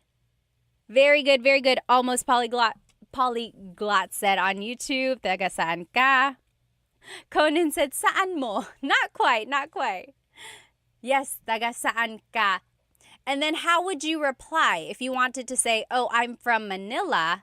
Yes, Brandon Connor, you got it right. So, taga California ako. Makpak said taga Boston. And then you could say ako. Very good, very good. Ria Rossi, taga Tondo. Talaga, you must be tough. TMD Texas said, taga dito. I'm from here. Very good, very good. And David Jr. just said, San Diego po. You could say that. Very good. So if you want to say, where are you from? It's taga saan ka? Taga saan ka? Where are you from? If you want to reply, it would be taga blank ako. So taga Manila ako, and so on. Okay, very good, very good. Someone suggested verbs for 100. Verbs for 100. Here we go. Easy peasy. How do you say to eat in Tagalog? How do you say to eat in Tagalog? What is to eat? Anyone? Anyone? What is to eat in Tagalog? To eat in Tagalog is kain. Kain, yes. Mari said kain na. Very good. Julia Chu, kumain. KFXXO said kaon. Kaon is actually Bisaya. I hear that a lot from my in-laws. Kaon. Very good, very good. Very close. Mukbak, kumain. Yes, very good. Everyone got it right. Kumain, kain. Yes. Kain, magkain. So, Sean said magkain. So, kain is actually not a mag verb. It's an verb, sometimes an in verb. So, yeah, you wouldn't really use mag with the word kain. But I see where you're coming from. All right, very good, very good. Okay, next, what is our next clue going to be? Let me see if I can scroll up and see what people have suggested. What should our next clue be? Okay, I see Philippine trivia for 200. Philippine trivia for 200. How many islands are in the Philippines? How many islands are in the Philippines, or how many make up the Philippines? This one is tricky, depending on who you ask. Yes, so Ria Rossi says 7,107. So that's a very common number. I think it's in like some songs. It's just like the trivia that everyone knows. 7,107. And then, see, R. Woody said 7,109. Some people are saying 7,000, 7,100. It really depends on whether or not it's high tide or low tide. This is what the internet says, and the internet is never wrong, right? Just kidding. Well, when it's low tide and all of the islands are out, yes, Samantha, you got it right, 7,641. So when it's low tide and all of the possible islands are out, it's 7,641. But the common number that everyone knows is 7,101, right? So it kind of just depends. Just know that there's over 7,000. Crazy, right? Crazy, crazy. Okay. Sure said trick question. It was a trick question. If you got over 7,000, I'm going to call it right, correct. Okay, next, what should we... Oh no, I'm getting a phone call. We'll have to skip that one. Okay, what should our next question B. So we have Tagalog facts, we have nouns, we have verbs, we have common phrases, questions, and then trivia. I think my nouns is falling down here. Okay. Oh, Kenneth said, how many of the islands are inhabited? That is a very good question. I don't know the exact number, but I know it's not all of them. Like a very large amount are just almost like rocks in the sea, and they count that as an island. Very good question. Okay, let's see here. Tablamo Game said nouns for 100. Nouns for 100. This is going to be easy. Ano ang dog sa Tagalog? Ano ang dog sa Tagalog? Easy, right? Easy 100. Ano ang dog sa Tagalog? Ano ang dog sa Tagalog? Yes, Going Banana said aso. Mukbuk said aso. Very good. You all got it right. Yes, Adriano, Lainey, Brandon, Connor, you got it right. Very good. Yes, almost. Polyglot on YouTube. Very good, very good. So dog in Tagalog is aso. Did you hear my question? Ano ang dog sa Tagalog? What is blank in Tagalog? Keep that question in mind the next time you want to say something in Tagalog. Don't get stumped by not knowing a vocabulary word. Just ask, ano ang blank sa Tagalog? And that's a good way to kind of get some vocabulary. Yes, Sure said, what is aso? Every time I see your question, I'm like, oh, are they asking? But no, you're just answering in the Jeopardy format. Yes, very good. Okay, Gatu said, Tagalog facts. Let's just do Tagalog facts for 100. Tagalog facts here. Oh, what is the name of the Tagalog alphabet? What is the name of the Tagalog alphabet? Do you know? I love the Tagalog alphabet because it's very phonetic. Oh, Brandon Connor said, baybayin. So there is a difference between baybayin and the Filipino or the Tagalog alphabet. Yes, Ria Rossi got it. Abacada. So the abacada is the alphabet of Tagalog. Baybayin is the ancient Philippine script. So baybayin is considered like the oldest type of writing in Tagalog, in the Philippines. And that's also why Tagalog is considered to be like the oldest language in the country. And some people say that's why it's the national or one of the national languages, because it's like the oldest documented language in the country. But anyway, so baybayin is like symbols and represents kind of like the old ancient language. And that's what Tagalog is derived from. So that's not technically the alphabet, although it has a lot of influence in the language altogether. But the Tagalog alphabet is called abacada. Abacada. And I think it's very interesting because it's like all the letters are just the sound, like abacada. And then whenever you're saying the word, that's the sound of the letter. I don't know if that made any sense, but I think it's very interesting. Okay, what is our next clue? Are we going to do Tagalog facts again? Nouns, verbs, common phrases, questions, or Philippines trivia? Anyone? How about over here on YouTube? What would you like to do? YouTube. There's a little lag on YouTube here, but we'll let them choose this time. Oh, noun for 100, Amos said. Okay, nouns for 200. Oh, how do you say hands in Tagalog? Hands. How do you say hands in Tagalog? There's something about this that I want to make sure you know. So it might seem easy. Oh, see, Adriano said kamay. Kamay. How do you say hands? Is kamay correct? Yes, Going Bananas, you got it. Mga kamay. Mga kamay. So kamay is hand. One hand, kamay.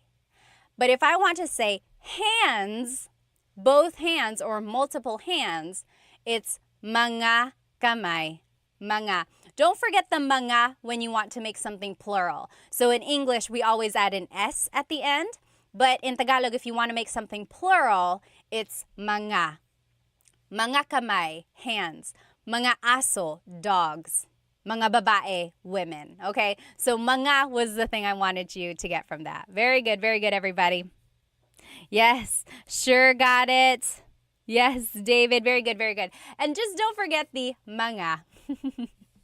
All right, next.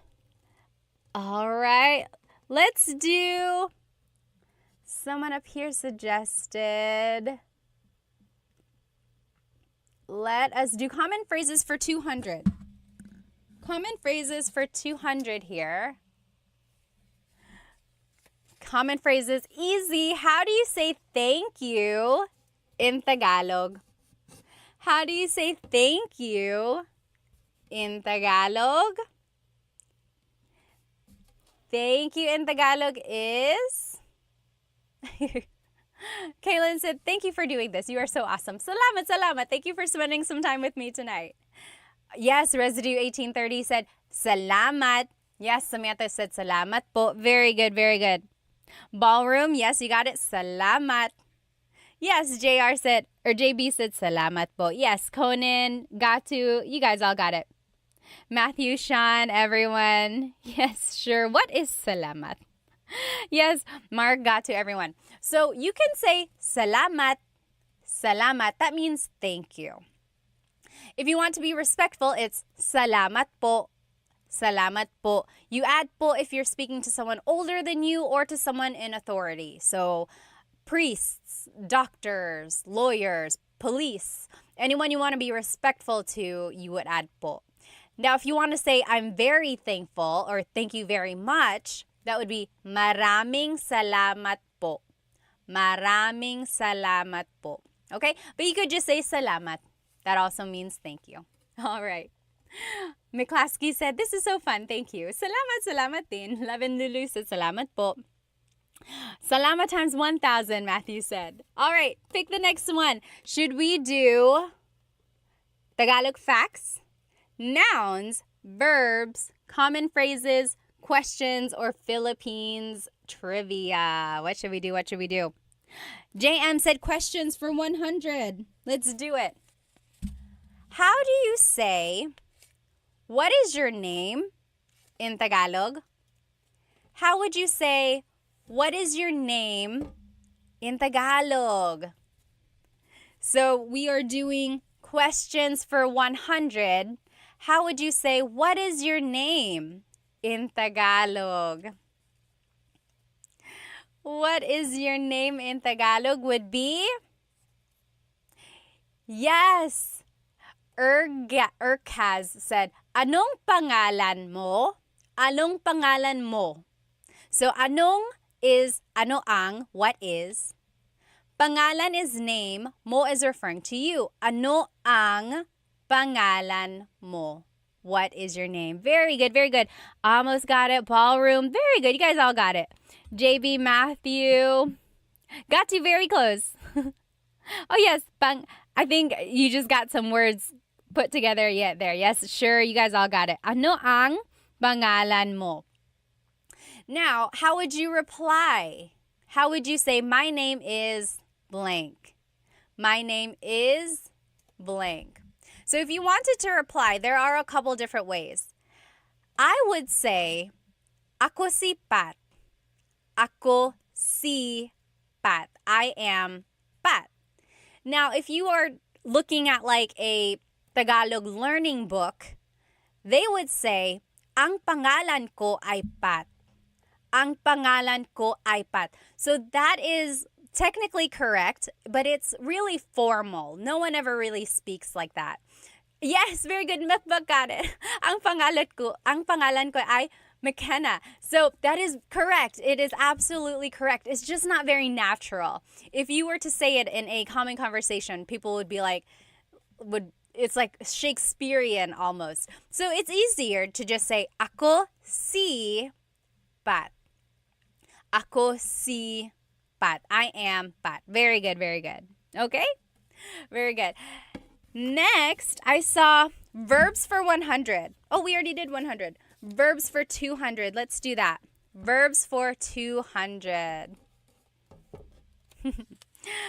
How do you say to cook in Tagalog? To cook. How would you say to cook in Tagalog? To cook in Tagalog. To cook in Tagalog, let me see. Urkaz said, why don't we say, ikinagagalak kong makilala ka anymore? So do you know what see, I can't even say it without reading it. Ikinagagalak kong makilala ka. That means, like, I am happy to meet you. It's like great meeting you almost. But I think because it's just so formal, maybe we don't say that. Very good. Yes, Mukbak said magluto. Travis on YouTube got it. Sean got to. Very good. So to cook in Tagalog is magluto. Magluto. If you wanted to say I am cooking, it's nagluluto ako. Nagluluto ako. To be specific, it would be nagluluto ako ng adobo. Nagluluto ako ng pansit.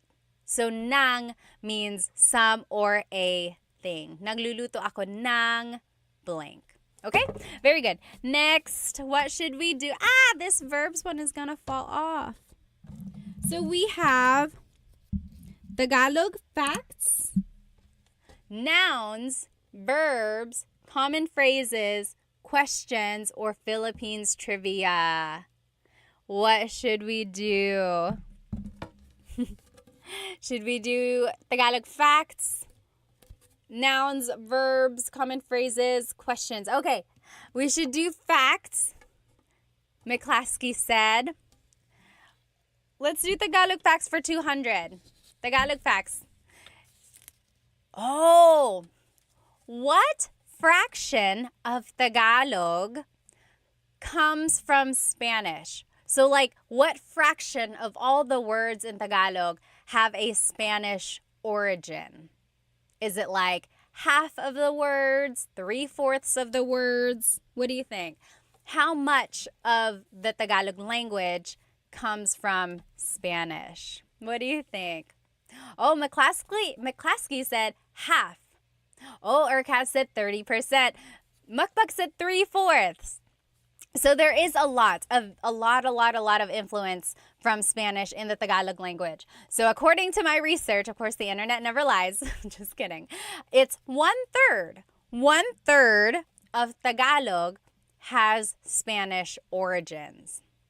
And it's interesting because different dialects, different languages in the Philippines have different amounts of Spanish in them. So my in-laws are from Cebu and they speak Bisaya. And there is a lot of Spanish words there. Like, there's a lot in Tagalog, but it's like there are some things that they would say that Tagalog they don't say. And it's just very, like, a lot more Spanish in what they're saying. All right. Yeah, so it's 1/3. 1/3 of Tagalog has a Spanish origin. 1/3 of all the words. Okay. I saw Philippine trivia. Let's do Philippine trivia for 100. Name 2 countries that colonized the Philippines. Bonus points if you can give a time period. Name 2 countries that colonized the Philippines. Sean said, no way, it's as high as 33%. According to my research, again, the internet never lies.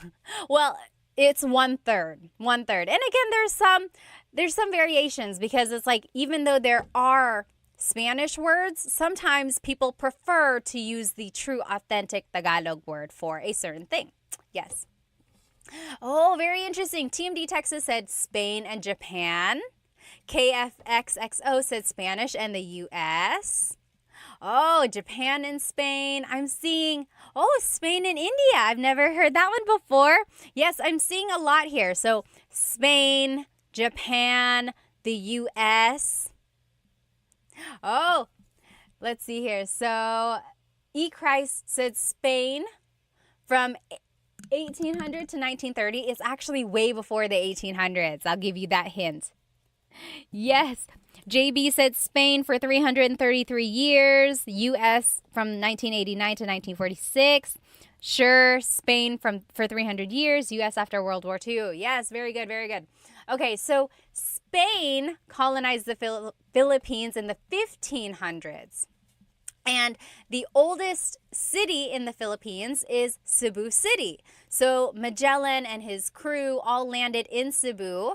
Magellan was actually killed by Lapu-Lapu. So Lapu-Lapu and his team kind of kicked Spain out. And Spain kept returning. And it wasn't for a while that Spain actually colonized. So like Lapu-Lapu killed Magellan. Their fleet kind of left and tried to keep coming back. But then they just kept getting like attacked by the natives. But then ultimately, maybe like with more and more weaponry and the development of war and everything like that, eventually Spain was able to colonize the Philippines in the 1500s until the early 1900s. Then in the early 1900s, late 1800s, like early 1900s, the U.S. came and colonized the Philippines. The U.S. bought the Philippines from Spain, and then the U.S. was there until World War II. So now people are saying Japan, right, in the comments. That's because during World War II, Japan occupied the Philippines. It was very, very sad. They were very, very mean. If you talk to people's grandparents or great-grandparents, they have some really, really bad stories of things that the Japanese did to Filipino natives there. There's like the Bataan March, and then just things they did to kids, and just a lot of torture. And then a lot of towns and cities were destroyed. So that's why Japan is being listed here. But technically, they didn't colonize. I don't think it's not really considered. Yes. McClaskey said Japan tried. They tried. They really did a lot of things there. And then after World War II, the Philippines was granted independence. And their Independence Day is actually coming up, June 12th. June 12th is the Philippine independence. What's interesting, actually, June 12th is the Philippine independence from Spain. July 4th is the Philippine independence from the U.S. And what's interesting, we'll get back to our Jeopardy game. I get so sidetracked. I remember in high school, I took AP U.S. history, and my teacher asked, when is the Philippines Independence Day? And I was so confident that it was June 12th. I know for a fact that it is because I was in the Philippines on June 12th one year when I was a kid, and there was a big celebration for Philippine Independence Day on June 12th. So I shouted it out. I was like, June 12th. And my U.S. history teacher said, no, it was July 4th. And he was very sure about that. And that's what it said in the book. And you're exactly right. G.W. Wenny said July 4th is considered Filipino American Friendship Day. That's kind of like when the U.S. granted us like independence from the U.S. But in the Philippines, their Independence Day, they consider it to be June 12th because that's when we got independence from Spain. Very interesting. I'll never forget that. Like, I was so confident. I was like, June 12th. And he was like, no, it was July 4th. And I was just so confused because in the Philippines, it was celebrated on June 12th. So now I get it. Okay. All right. Next. So are we going to do Tagalog facts, nouns, verbs, common phrases, questions, or Philippines trivia? Okay, Sean said it wasn't bought. It was a settlement given to the U.S. after the Spanish-U.S. War. I see. It was like their settlement there. Yeah. Yes, Sean said given the Philippines. Very good, very good. Oh, interesting. Dio said the reason the U.S. granted independence was because they didn't want to rebuild the Philippines after World War II. Oh. Okay, Jay said phrases let's do phrases for 300. That's 400. We're just going to do 400 because that's what I grabbed. How would you say, we already did this. My name is blank. My name, just try it again. How would you say, my name is blank? I didn't realize I made another one for that. So remember, we learned, how do you say, what is your name? Ano ang pangalan mo? And then if you want to say, my name is, it would just be, ako si blank. Ako si Pat. Very good. Okay. I saw one up here. Let's see. Trivia. Let's do trivia. Philippine trivia for 400, David Jr. said. Philippine trivia for 400. The last Philippine trivia here. Hang on. Can we get it? Who is the current president? Oh, Alpha, thank you on YouTube. Became a Tagalog Time subscriber on YouTube. Thank you so much. Who is the current president of the Philippines? Oh no, lost my audio and microphone. Is it back? Can you hear me on YouTube? It said lost the audio on the microphone. Hello. Let me know if you can hear it again. Okay, very good. Almost polyglot. So I think you can hear me because you're answering. So who is the current president of the Philippines? So yes, President Bongbong Marcos. Who is Bongbong? BBM, yes. So Ferdinand Bongbong Marcos is the current president. He is the 17th president of the Philippines. His father was the president as well in the 1960s to the 1980s, Ferdinand Marcos. So Ferdinand Marcos has had like varying degrees of whether people like him or not. Some people have said he actually really helped the Philippine economy. There were a lot of developments. Some say that the Philippine peso was actually worth the most during his term. But then also there's the understanding that he had some dictatorship qualities. He really enforced martial law, and he had a really, really long term from the 1960s to the 1980s. Like, he prolonged everything.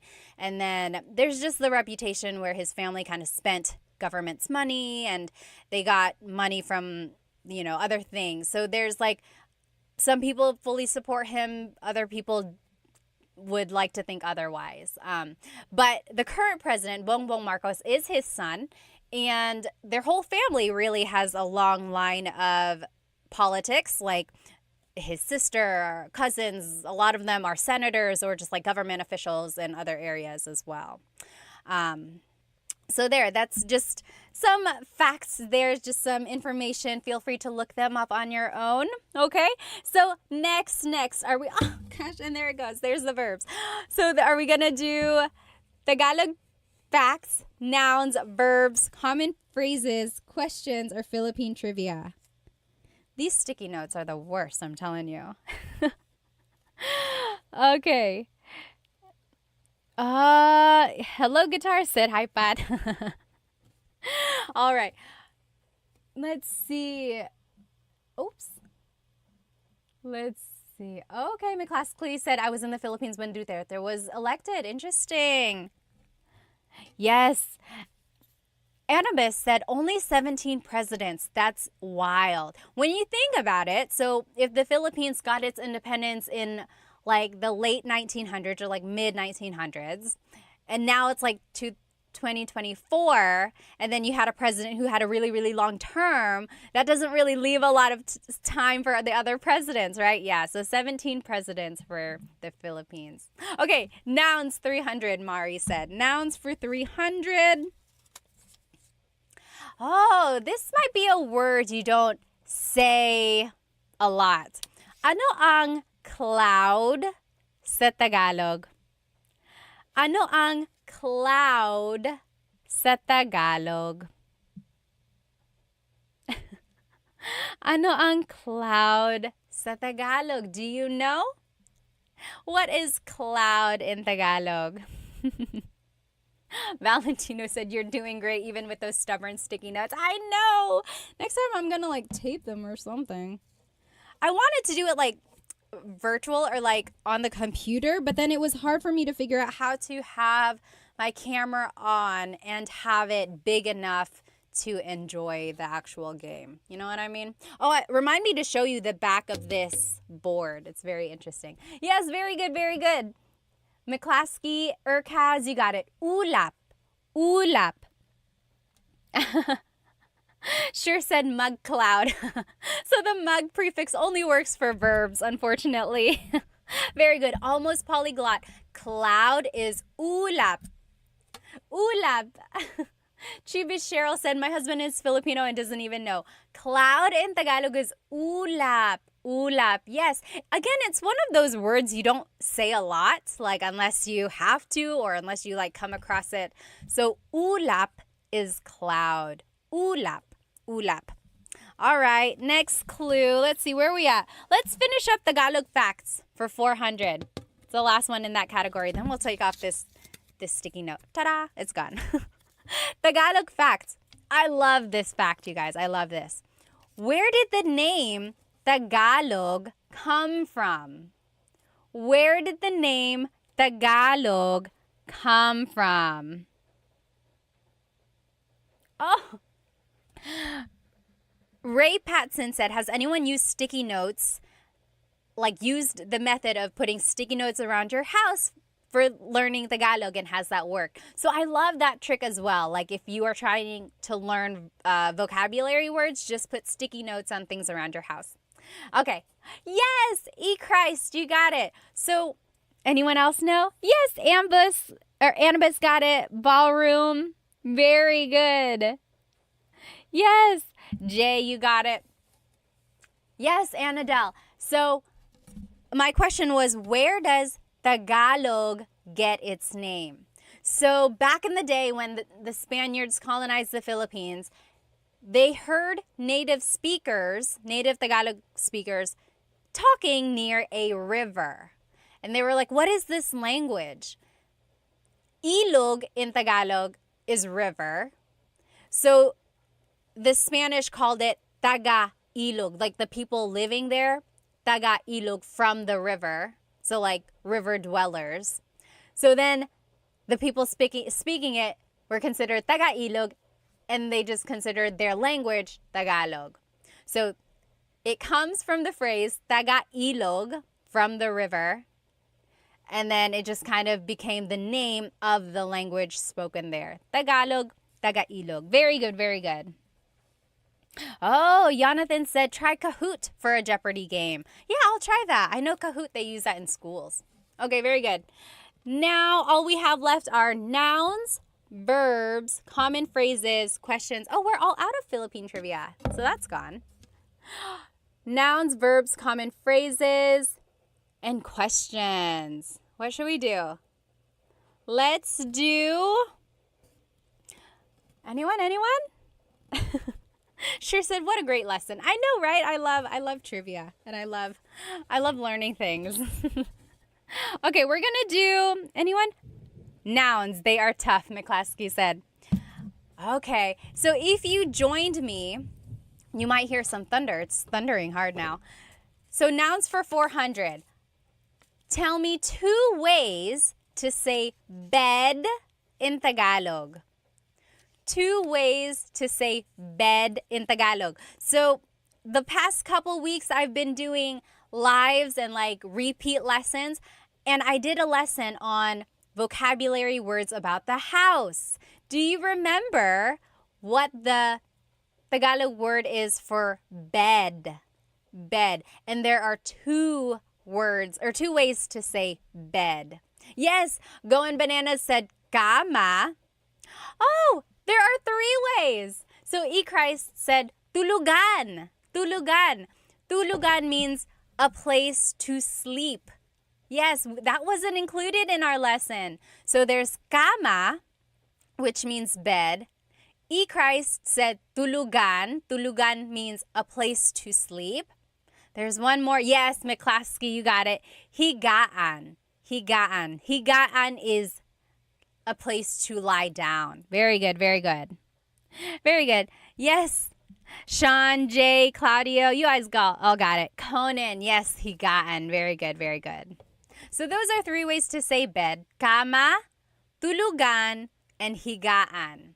I like that in Tagalog, you can just kind of turn a verb into a noun. So tulog is to sleep, tulugan is a place to sleep. Higa is to lie down, higaan is a place to lie down. Yes, Sir David Sir David R, you got it right. Very good. Let's finish off nouns since there's only one left. What is our last noun clue? Oh, this is kind of similar. How do you say chair in Tagalog? How do you say chair in Tagalog? Chair in Tagalog, two ways. I like this second way to say chair. It's not used a lot. Oh, yes. Binyeves said silya. So, okay, we'll say 3. That wasn't on my list. Yes, Mukbak said upuan. Upuan. Christ, you got it right. Oh, Annabis, it's tulog. Tulog means chair. Tulog. Not tulo. Tulog. Very close. Yes. Yes, Mark said upuan. Jay, maupo means, manupo. It's almost like you're saying manupo. It's not quite manupo. Yes, silya, upuan.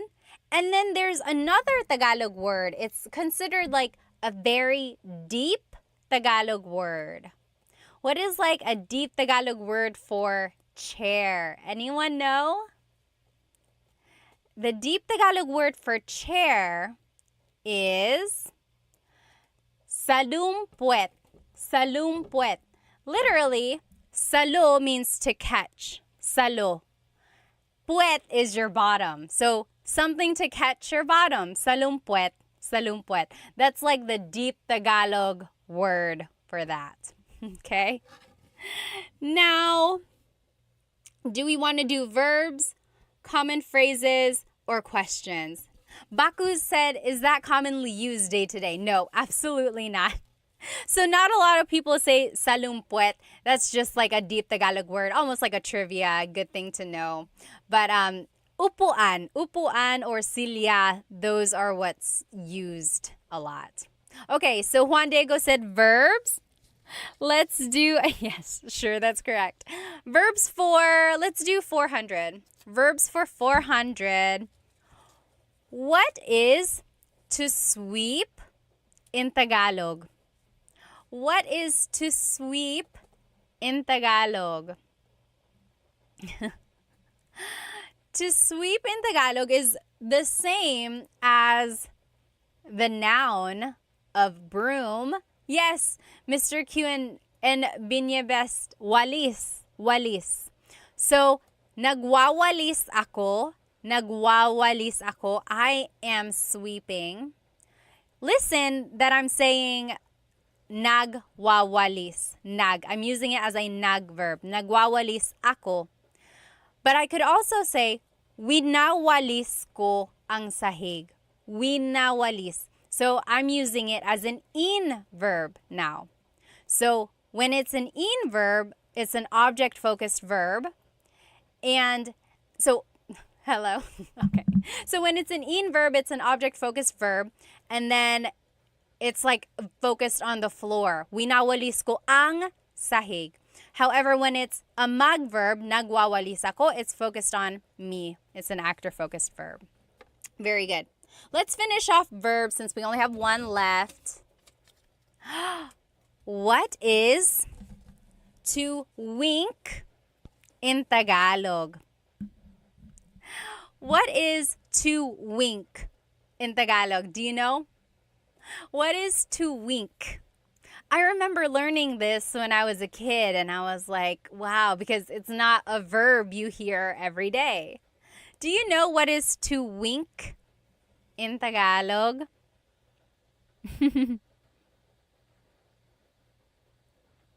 Sean said, why do Filipinos repeat words like walis walis? Sometimes I think it's just to emphasize that they are sweeping. But technically it's just walis. Yes, very good. Going Bananas said kindat. Kindat.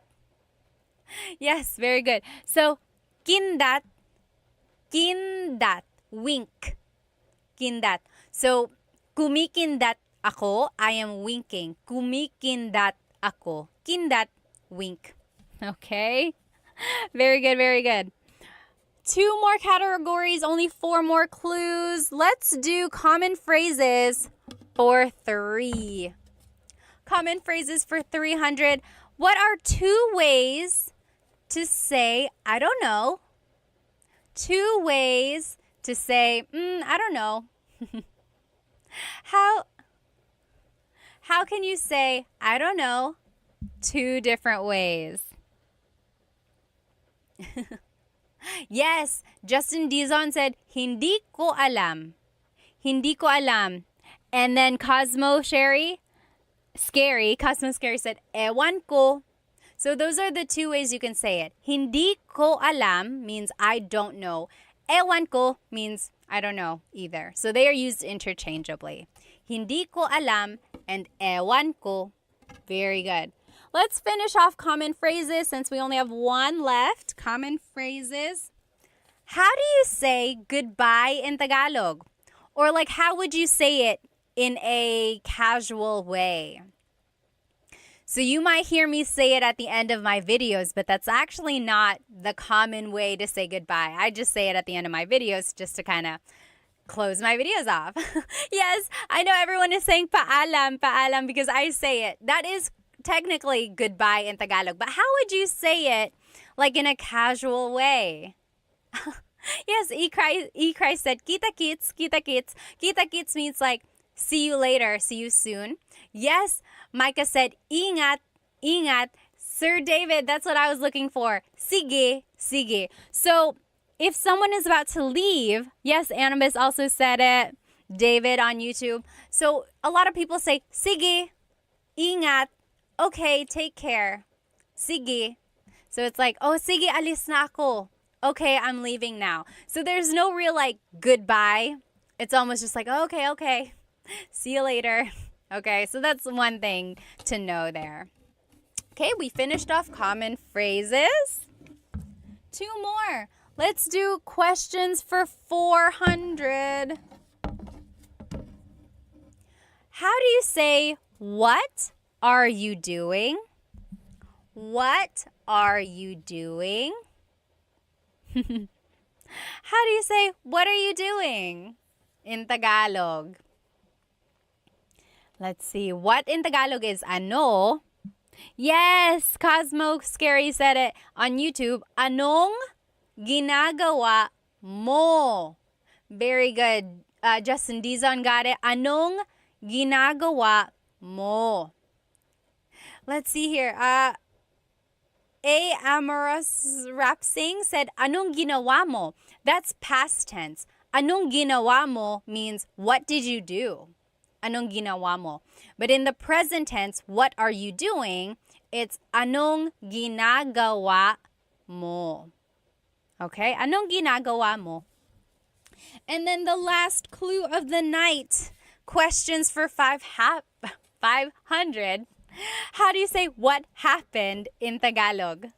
What happened in Tagalog? How would you say that?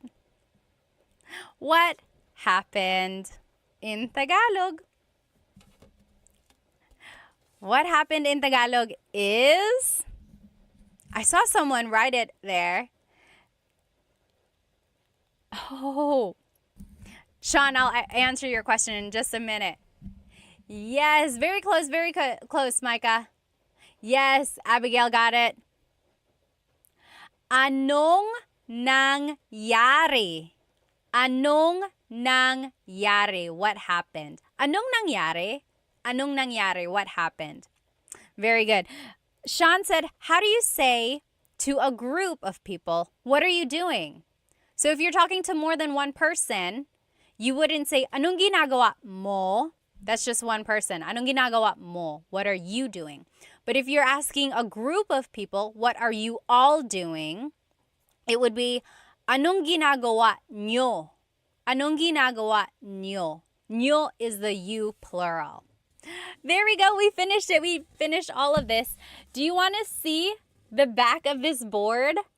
This is a little like wall decor. I don't really have space to put it behind me, so I haven't found a place to hang it up. But it is like a piece of wooden art with, does anyone know the name of this dance that's being depicted? This is considered the national dance of the Philippines. Anyone know? This is the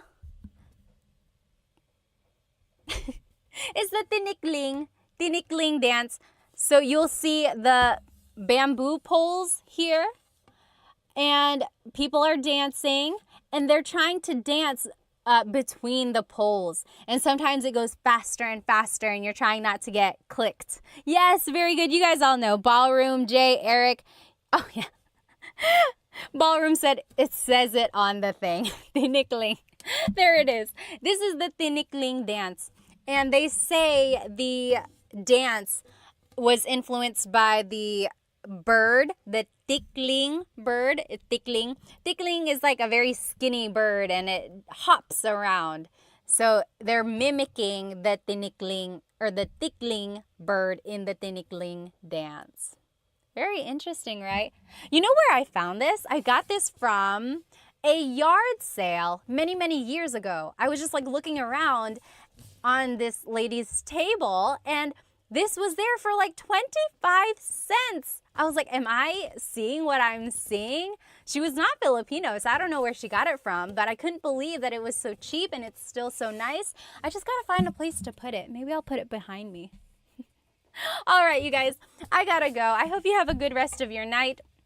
I hope you have a great weekend. We will try doing this game again. If you jumped onto this live late, I will do a repeat live. I'll try to figure out how to stick these on a little bit better.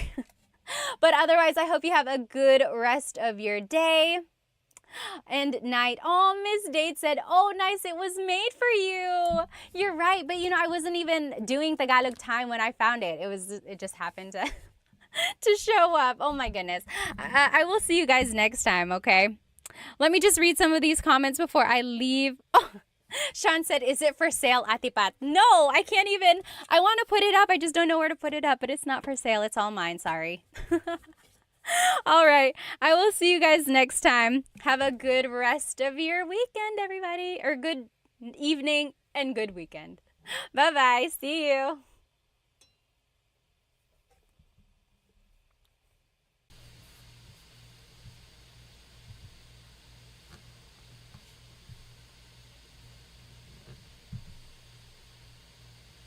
Okay, good. So we are going to go ahead and get started. So sorry for the delay.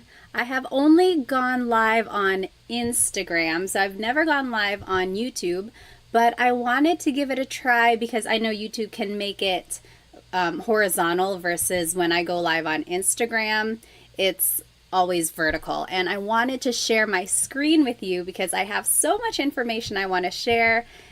And the way I used to do it was that it would just kind of display behind me and then I would cover it and everything. Let's just give everyone another minute to get on here. That's a good question. Why is the video quality 480 versus 1080? That is a very good question. Oh, I think it says on my end, it says the stream's current bit rate is lower than recommended. You know, I'll have to play around with it. Is it really bad, like the quality? Can you not see? Like if I were to show this, can you see it? Can you read it okay? Okay, it looks like it might be bad. Hang on one sec. So, okay, so some people are saying it's clear, it looks good, it's not bad. Okay. Okay, we'll just keep it like this for now. If it goes really bad, then let me know. Alrighty, so today we are going to be learning some possessive pronouns and question formation. Also, how is my audio? Is it okay? Is it fuzzy? Is it too soft? Let me know. And sorry if I'm looking to the side because I have two monitors here. This one is where all of the information is, and over here is where all of the comments are. Okay, good. So it looks like the quality is good. We're going to go ahead and jump right into this. So go ahead and grab yourself a piece of paper and something to write with. Audio sounds good too. Good. We got everything going. We're going to get going here. So I'm going to actually turn off my face just because I'm covering up some of what we need to see. So this is what we're going to be learning today. So we're going to be doing some possessive pronouns. So my, your, his or her. Then we'll learn some adjectives. Then we'll put it all together into a simple sentence structure. And then at the very end, we will learn some question words, how to ask questions in Tagalog. And one of those question words is ba, which I'm sure you've heard many times if you've talked to anyone in Tagalog. Let me just catch up on some of these comments here. There is a delay on my end, so if I'm saying it, you're probably hearing it maybe like 10 seconds later. Okay, alrighty. So let's jump right into it. So here are some possessive pronouns. I will say that there are different types of possessive pronouns. We are going to be learning my, your, his or her, ours. But then there are also other possessive pronouns that are mine, yours, like it's yours, and then theirs. That's a different type of possessive pronoun. These possessive pronouns are the ones that can go in a sentence. If you hear me pause, it's just because I am catching up on some of these comments. I really don't want to miss anyone's questions. Okay, alrighty. So let's just start by going over some of these possessive pronouns.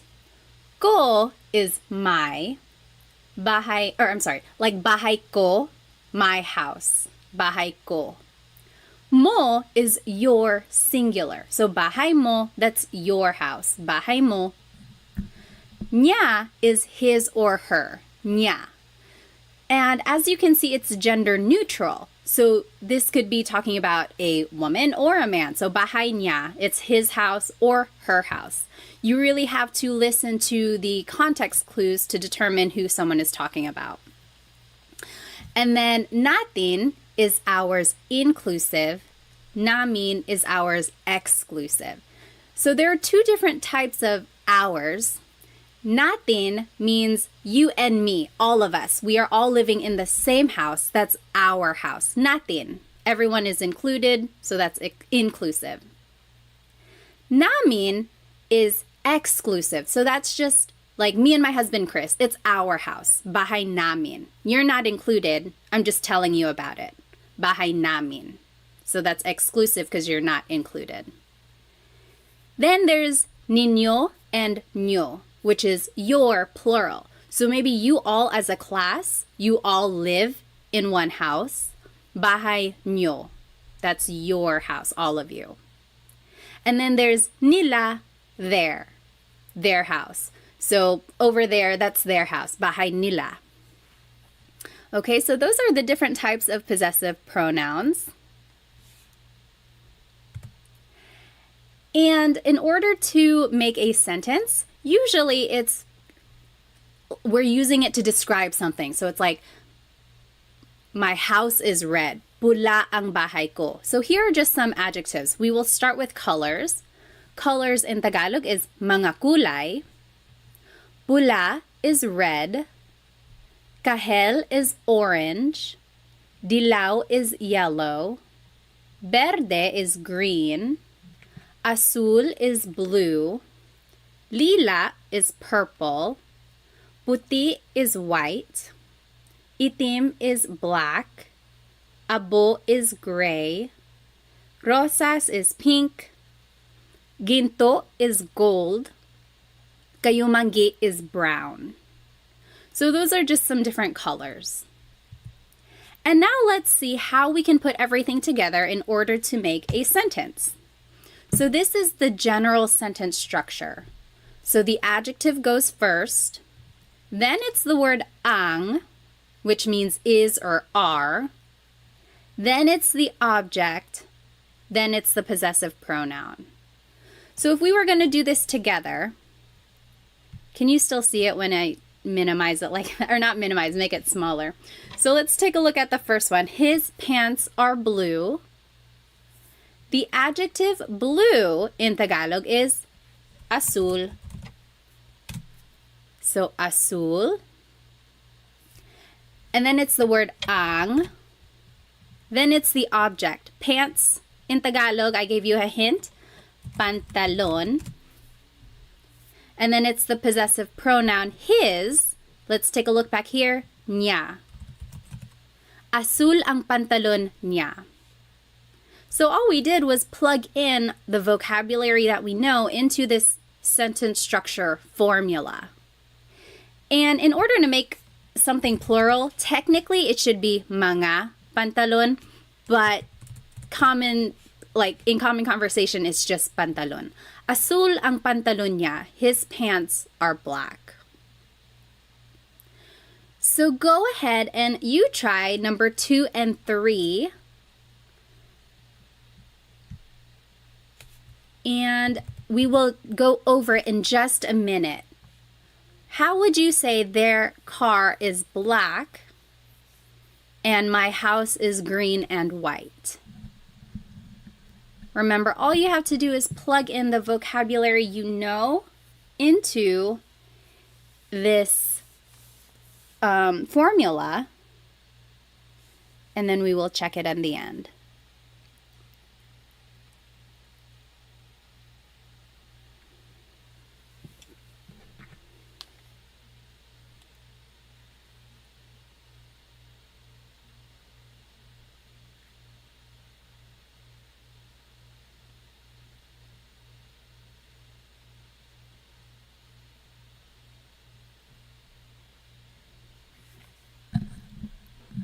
Yes, okay, so I am seeing some of the right answers, or one of them is already in the chat. Go ahead and take maybe just another minute or two just to answer or translate what is their car is black and my house is green.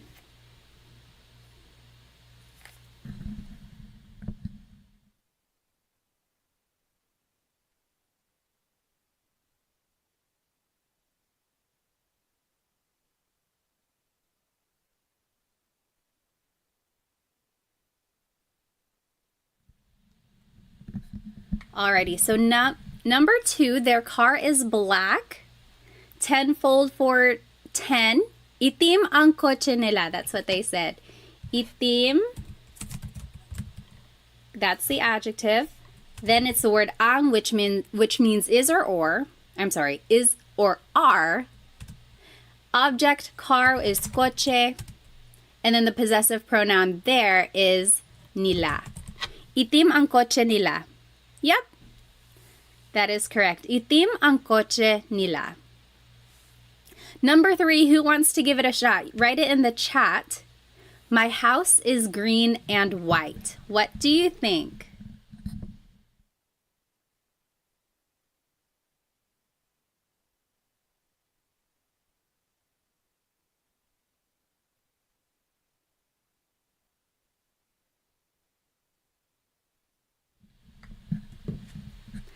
Oh, I see some good answers in the chat here. So let's see. Nellify, Chelsea G, Daniel, Maximilian. Yep, I'm seeing it all right. So green, verde, and in Tagalog is at. At. Verde at, puti is white. Ang, house is bahay, and my is ko. Verde at puti ang bahay ko. Very good. Yes, you're getting it all right. So a question up here by Tim. Very good question. When learning, how do you pronounce the words phonetically? It's quite overwhelming seeing the words, and I'm taken aback. I completely understand that. Just from having learned a second language in high school, sometimes the pronunciation is the most intimidating part. You don't want to sound like too much like a beginner. It can get embarrassing. I totally understand. The good thing about Tagalog is that when you're reading it, just sound out every word or every sound and letter that you see. There are not very many silent letters. Everything is kind of how it's spelled. So I would say focus on the vowels. This is a whole lesson on itself, but let's just go over how vowels sound. I will actually go ahead and make a new slide for this. So the letter A is more like an ah sound, ah, ah. And sometimes in English, the letter A is very short, like bat and hat. We don't want it flat like that. We want it more open, so ah, ah. Not like an opera singer. It's not ah, but really make your mouth. Let me turn on my camera here. I think that might help. Sorry again, this is my first time coming on YouTube for the live. Yes, okay. So let's talk about pronunciation. So the letter A, ah, ah, ah. Not ah and not ah, just ah, ah. So let's practice saying salamat, salamat, salamat. It's not salamat and it's not salamat. It's really just like in the middle. It's flat. Salamat. Okay? So that's the letter A. Then the letter E is the same as in English. Eskwelahan. Then the letter I is an E sound. E. Isda, fish, or isa, one. E. Sometimes in English, the letter I has a very short I sound, like big or dig. We don't want that sound. We want an E sound. So that's the letter I. Then the letter O is O. Not aw, but more like an O. Sometimes I think of it like having a ball in your mouth. Your tongue gets kind of pushed back and down a little bit, and the inside of your mouth is open and wide. So O, like opo, opo. It's not opo, it's opo. That's the letter O. And then letter U is an U sound, U. So ulan, upuan, rain and chair, u. Not like under or umbrella. The letter U in Tagalog has an u sound. So when you're practicing pronunciation, I would say focus more on the vowels first, and then consonants will come later, and then usually the stress goes on the second syllable. But all of that will come the more you practice Tagalog. Let's get back to our lesson. Very, very good question though. Let me just catch up on some of these comments here. Let's see. So again, we just learned the possessive pronouns. We learned some adjectives, and then we learned how to put everything together into a sentence. Yes, so Ben said, I heard Filipino only has one pronunciation for each vowel. For the most part, yes, all the vowels have a short sound. It's not like A can sound like 8. A always sounds like ah. Yep. I love your earrings. Thank you. They're from Sunkissed Pinay. I wear them all the time. Okay. Alrighty. So let's move on. So we just learned the possessive pronouns. Now we're just going to do some more practice. Over here in the top left corner are the possessive pronouns we just learned. So ko, mo, niya, natin, namin, ninyo, nyo, and nila. Those are the possessive pronouns. Then at the bottom left corner are the colors we just learned. And then in the middle are some vocabulary words that you might use in these examples. So aso is dog. Aso. Pusa, cat. Pusa. Coche, car. Coche. Bahay, house. Bahay. Damit, clothes. Damit. Buhok, hair. Buhok. And then top right corner are just some more adjectives. So masakit means something hurts. Hurts. Masakit. Sira, broken. Sira. Nawawala, missing. Nawawala. Masaya, happy. Masaya. Bago, new. Bago. Malayo, far, or far away. Malayo. Masarap, delicious. Masarap. And then malamig, cold. Malamig. So that was a lot of adjectives, a lot of vocab there. All of those things you might be able to use in these examples coming up. Then just to review, here is the sentence structure that we just practiced. Adjective goes first. Then it's the word ang, which means is or are. Then it's the object. And then it's the possessive pronoun. The possessive pronoun goes at the end. And then here's the example. His pants are blue. Azul ang pantalon niya. Everything just was plugged into this formula that we learned. So let's do the first one together. Your singular hair is black. So remember the adjective goes first. Black in Tagalog is itim. Then it's the word ang. Then it's the object. Hair is buhok. And then it's the possessive pronoun your, which is mo. Itim ang buhok mo. Any questions on that example or anything we've learned so far? If you have a question, just type it into the comments or in the chat. Otherwise, go ahead and do 1 through 5, and then we'll go over it. So just do half of them first, and then we'll go over it. So 1 through 5. Don't write it in the chat yet, just because I want everyone to be able to do it on their own. So go ahead and do 1 through 5, or I'm sorry, 2 through 5, and then we'll check it.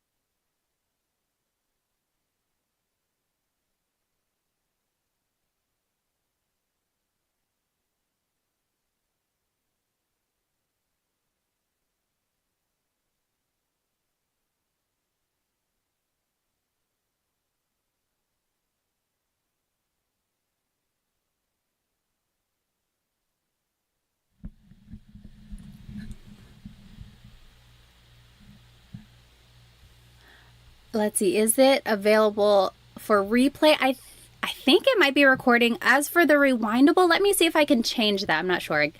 Oh, okay. I think I just need to enable this.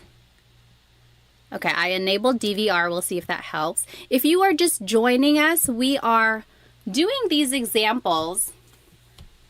So we learned the possessive pronouns and some adjectives, and then we are using this sentence structure to make a simple sentence. We did the first one together. Your hair is black. Itim ang buhok mo. Then you just plug everything into this formula up here. Take about 1 more minute, maybe 1.5. I'll give you some time.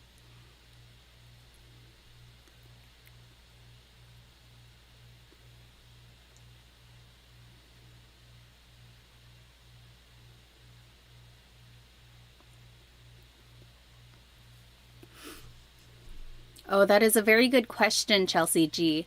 When would you say ma before the color? Like maitim ang buhok ko. Let me think about it. I want to give you a clear and concise answer. I'll think about it, and then after we do the examples, I'll answer your question. Very good question.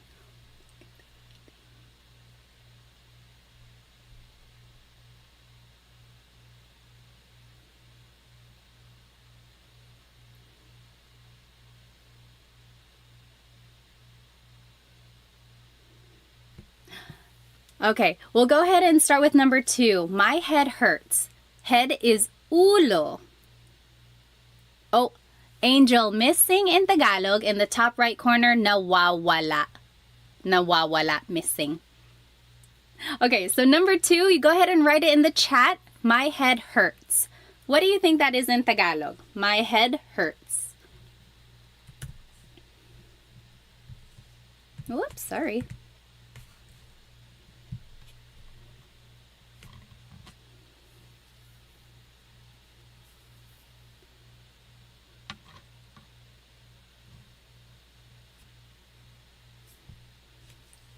Yes, Maximilian, masakit ang ulo ko. So remember, adjective goes first, masakit. Then it's the word ang. Then it's the object ulo. Then it's the possessive pronoun ko. Masakit ang ulo ko. Yep. Number 3, my hands are cold. Hands in Tagalog is mga kamay. What do you think that is in Tagalog? My hands are cold. Let's see. My hands are cold.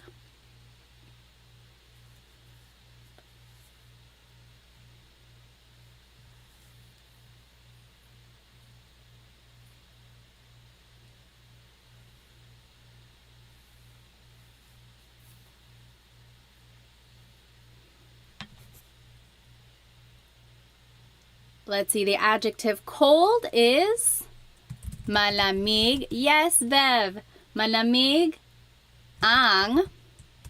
Oh, very close, Bev. Malamig ang mga kamay ko. So malamig is the adjective. Then it's the word ang. Ang means is or are. So my hands are cold. Mga kamay is hands. And then ko is my. Mga is equivalent to adding an S to the end of a word. That's how you make something plural. Mga kamay. Very good. Number 4, our inclusive car is broken. Broken in Tagalog is sira. Then it's the word ang. Then it's the object car, which is kotse. And then the possessive pronoun our inclusive is natin. Sira ang kotse natin. Sira ang kotse natin. So remember the difference between inclusive and exclusive. Inclusive means it's all of ours. We all use the same car. It is our car. So, sira ang kotse natin. But if it's exclusive, that's just me and my husband. It's our car. Not yours, ours. I'm telling you about it. And then the last one, go ahead and write it in the chat. Their cat is missing. Their cat is missing. How would you say that in Tagalog?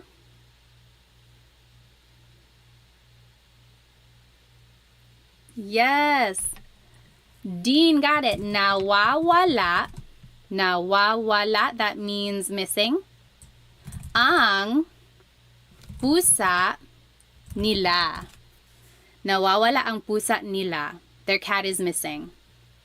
So remember everything, all of the vocab is already here. It's just a matter of plugging it into this sentence structure. Let me catch up on some of these. No, you're not slow. Totally fine, totally fine. When would you use I versus ang for the verb is? Let me think about it. So, I see what you mean. Because sometimes I can mean is. So Rachel asked a good question. When would you use I, ay, versus ang for the verb is? I want to say I is more like an adverb. So it's more related to a verb versus ang, which is more related to an adjective. If I can think of a good I example, I'll write it in the chat or I'll mention it, but I can't think of one right now. For the most part, in these cases, ang is more fitting. And I think it is because like the adjective is going first. It's just the sentence structure in this case. Very good question. If I can think of an example when I is used, I'll bring it up. Back to the question for, let's see, when would you say ma in front of an adjective?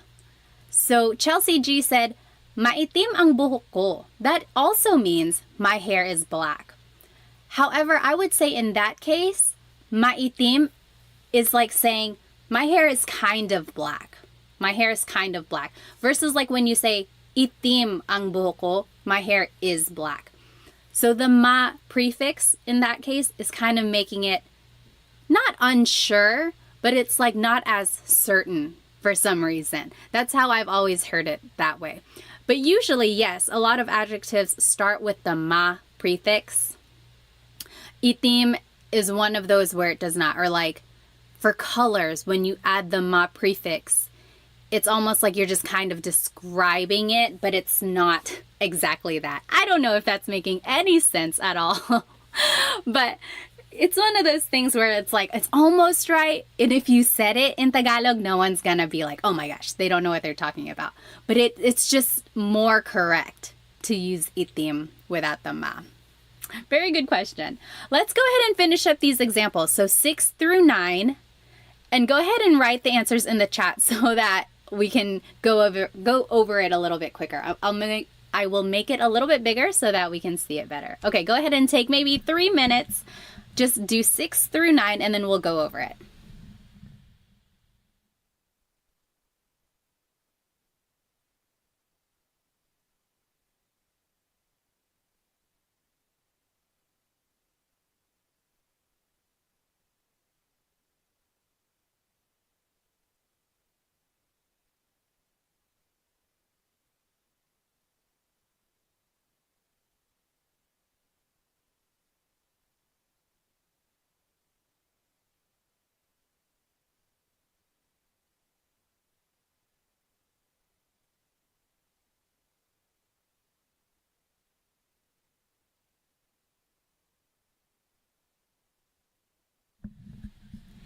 If you are just joining us, your audio is not broken. We are all trying to answer number 6, 7, 8, and 9. Oh, sorry. Your audio is not broken. Anyway, yes, we are all trying to answer or translate these phrases, and then we're going over it. I'll give you about maybe 1 more minute.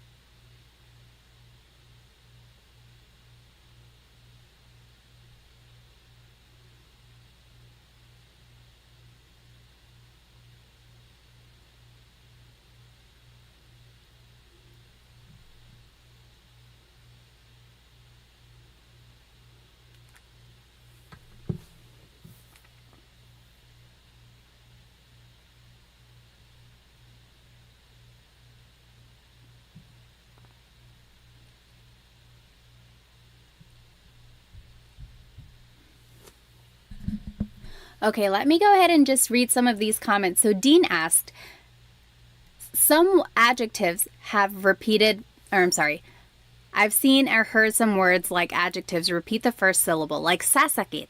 Yes. I can think of a phrase like sasakit ang ulo mo. Don't watch too much TV because sasakit ang ulo mo. That means your head will hurt. So it's almost like a verb in that case. Sasakit, it will hurt. Or mawawala. Don't hold your phone over the river. Mawawala yan. It will go missing or you'll lose it. Mawawala. So sometimes these adjectives can be used like a verb. And that's usually when there is a repeated first syllable. Very good question there. Let's see. Number 6. Your food is delicious. Someone said it. Masarap ang pagkain ninyo. Whoopsie.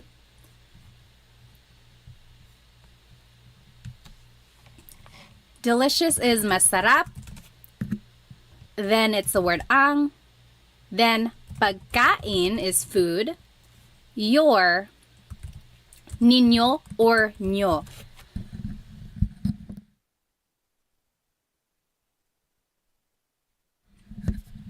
And yes, Kevin asked a good question. Is there a difference between niño and ño? Or would you use them for different scenarios? Actually, ño is just the shorter form. It's like slang almost. I added it because I hear ño a lot more than niño. So if you hear ño, just know that it's the same as niño. But they are exactly the same. Very good question. Next, his clothes are new. What do you think that is? Yes, Angel, bago ang damit niya. So again, you could add mga, because to make something plural, you have to add mga. But damit sometimes is understood as just being plural already. So you can add mga, or you don't have to. Doesn't make a difference. Bago ang mga damit niya, or bago ang damit niya. My kids are happy. Kids is mga anak. How would you say that in Tagalog?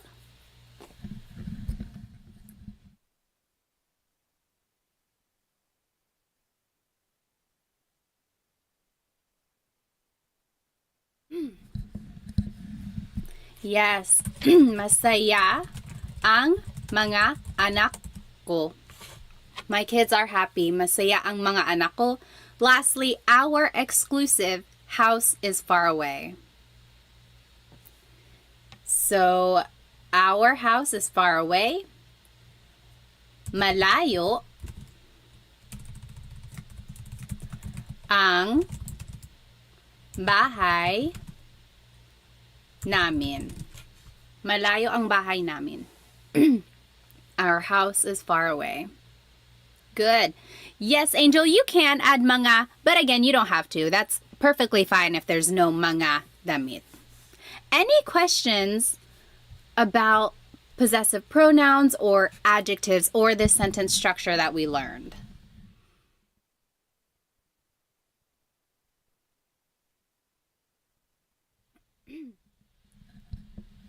Okay. If you think of a question, feel free to write it in the chat. Otherwise, I want to try this poll here. They say you can do a poll. Hang on.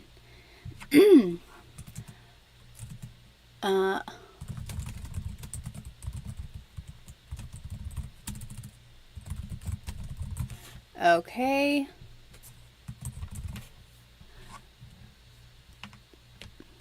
There was a question, what is broken in Tagalog? Sira. Sira, up here in the top right corner, sira. We are going to do this quick poll. Oops.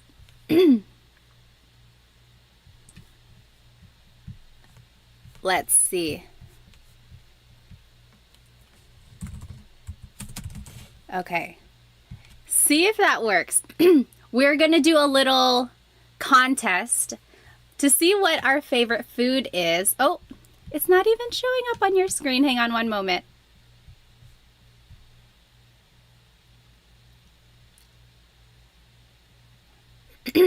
Okay, there we go.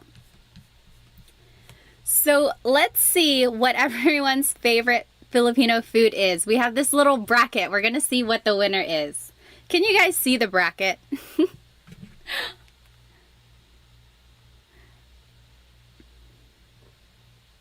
Okay. Oh, I see. It's very small.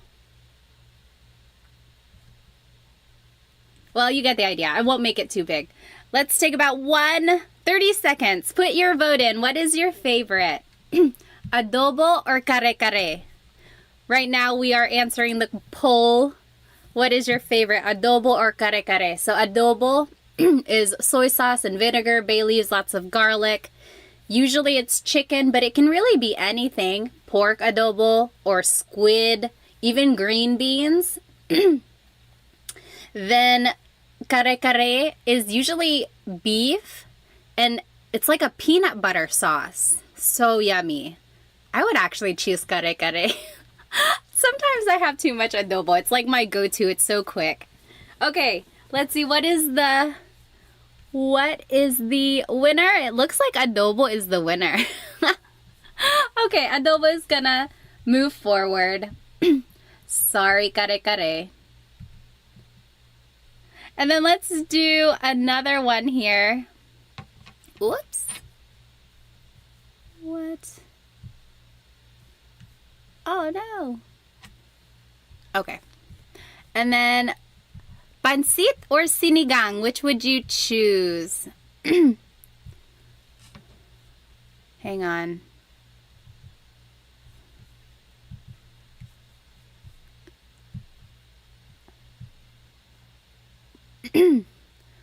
Let's see.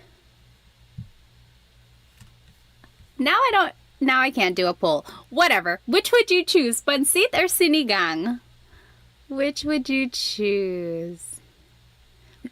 Oh yeah, adobo 1. So 70% by 30%.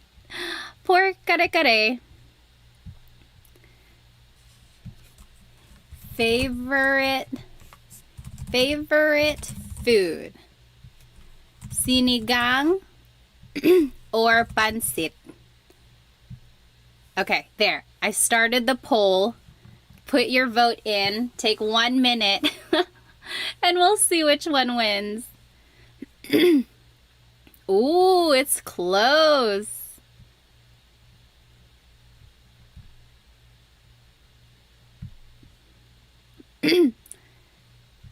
Pansit, again, is like adobo to me. I feel like I have it so much. Or just like at any Filipino farm. Oh my gosh, it's 50-50. Oh no, Pansit is winning. Everyone get their votes in. Sinigang or Pansit? It's very close. No, it's 50%. What are we going to do? Is there anyone who did not vote? Oh my gosh. Let's see how many people are watching right now versus how many people have not voted. Come on, get your vote in. It's so close. Okay, there are 57 of you and there are only 34 votes. Put your vote in. Pansit or sinigang? It is 50-50. We don't have a winner. Why is it nilaga on there? Well, there's still more choices. Oh, I see. On the bracket. Oh my goodness. There's no winner. Pansit. Okay, unfortunately, Pansit is the winner because we have to end the poll. Pansit is moving forward. Poor sinigang. Okay. Let's go back to our studying here. We'll finish up our contest in just a minute. Let me get back to the screen. This one. Okay. Now let's jump into question words. I asked what people were interested in learning. A lot of people said they want to learn more conversational Tagalog. And what is more conversational than questions? It's very good to start any sort of conversation with a question, like how is your day or what are you doing? So these are some good question words to know. Ano means what? Sino means who. Saan means where. Kailan means when. Paano means how. Bakit means why. And there's no particular reason why bakit is this lighter color. I think it just happened to be like that.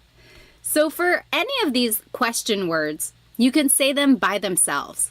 Like if someone said something and you didn't hear it, you can say ano. Just say it by itself. Ano. Or if someone is calling, or someone was like, hey, someone called you, and then you're like, who? Sino? Who?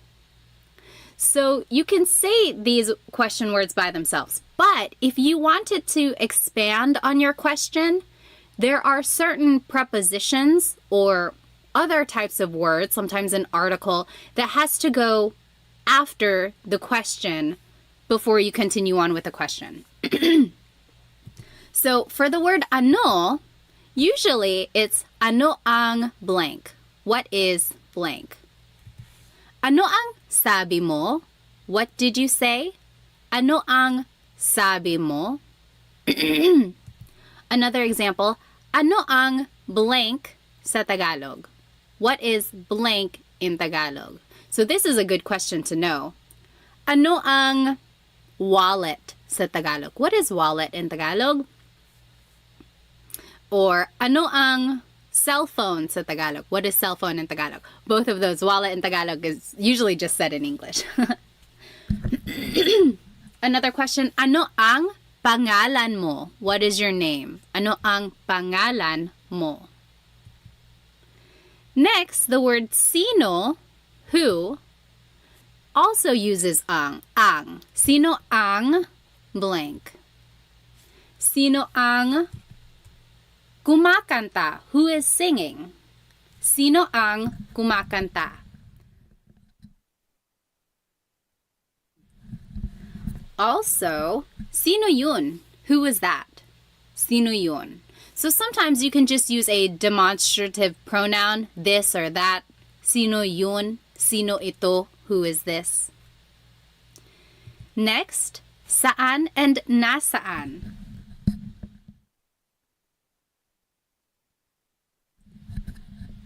So there are two types of where, saan and nasaan. Saan always goes with a verb, like, saan pupunta si Jake? Where is Jake going? Saan pupunta si Jake? Or I'm sorry, nasaan always goes with a noun. Nasaan ang CR? Where is the bathroom? CR is comfort room, and that's what a lot of Filipinos call the bathroom in the Philippines. Nasaan ang noun?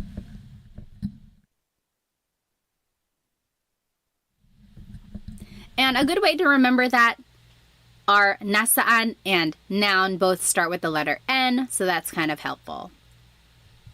Then the word kailan, when. You might hear some people say kailan. Sounds like an E, but it's technically spelled with an AI. Kailan ang blank? Kailan ang exam mo? When is your exam? Kailan ang exam mo? Next, the word how is paano. Paano mo or paano niya, paano siya. So usually a pronoun comes after paano. How did you do something? How did she do something? So those are just, it kind of goes with the question, how, and then pronoun follows. Then, paano mo ginagawa yun? That's an example. So, paano mo ginawa yun? How did you do that? And lastly, the word why is bakit. Bakit mo, bakit niya, bakit siya. Again, pronouns usually follow the word bakit. Any questions about these questions before we do some practice?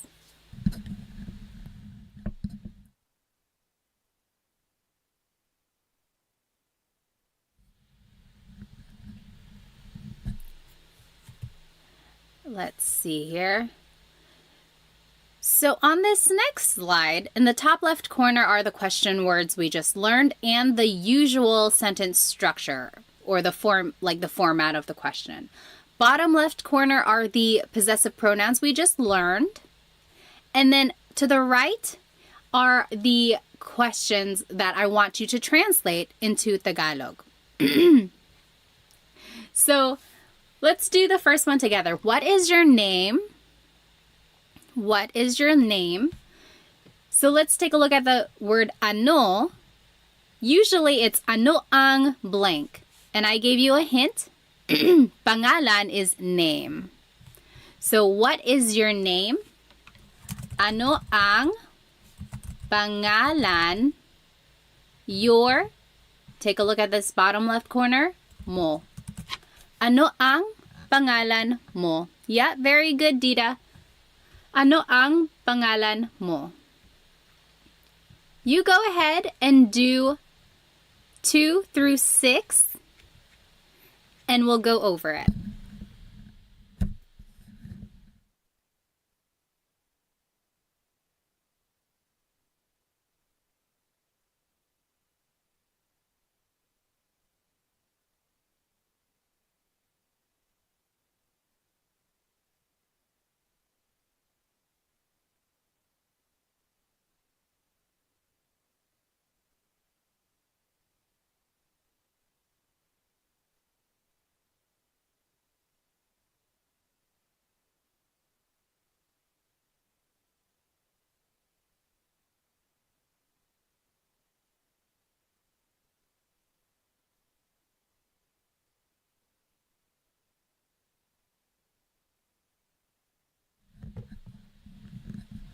If you are just joining us, we are translating these questions on the right side into Tagalog.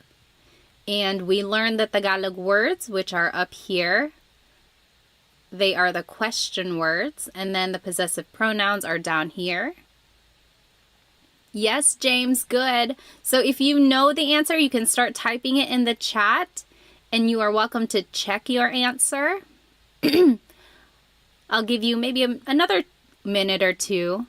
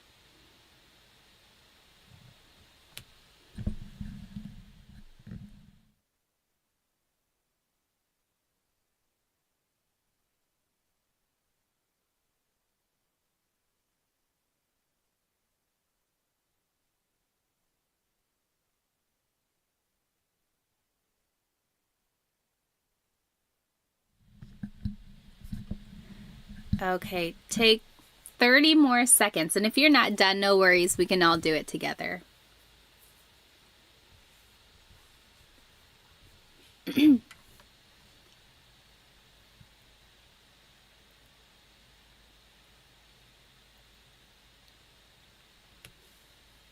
Okay, number 2, where is Alex going to sleep? Where is Alex going to sleep? So let's take a look at the word where. So we have to choose, is it saan or nasaan? So since it's matutulog, that's a verb. Saan matutulog si Alex.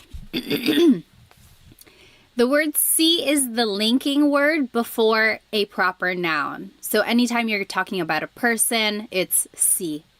Saan matutulog si Alex? When is your birthday? Birthday in Tagalog is kaarawan. What do you think that is in Tagalog?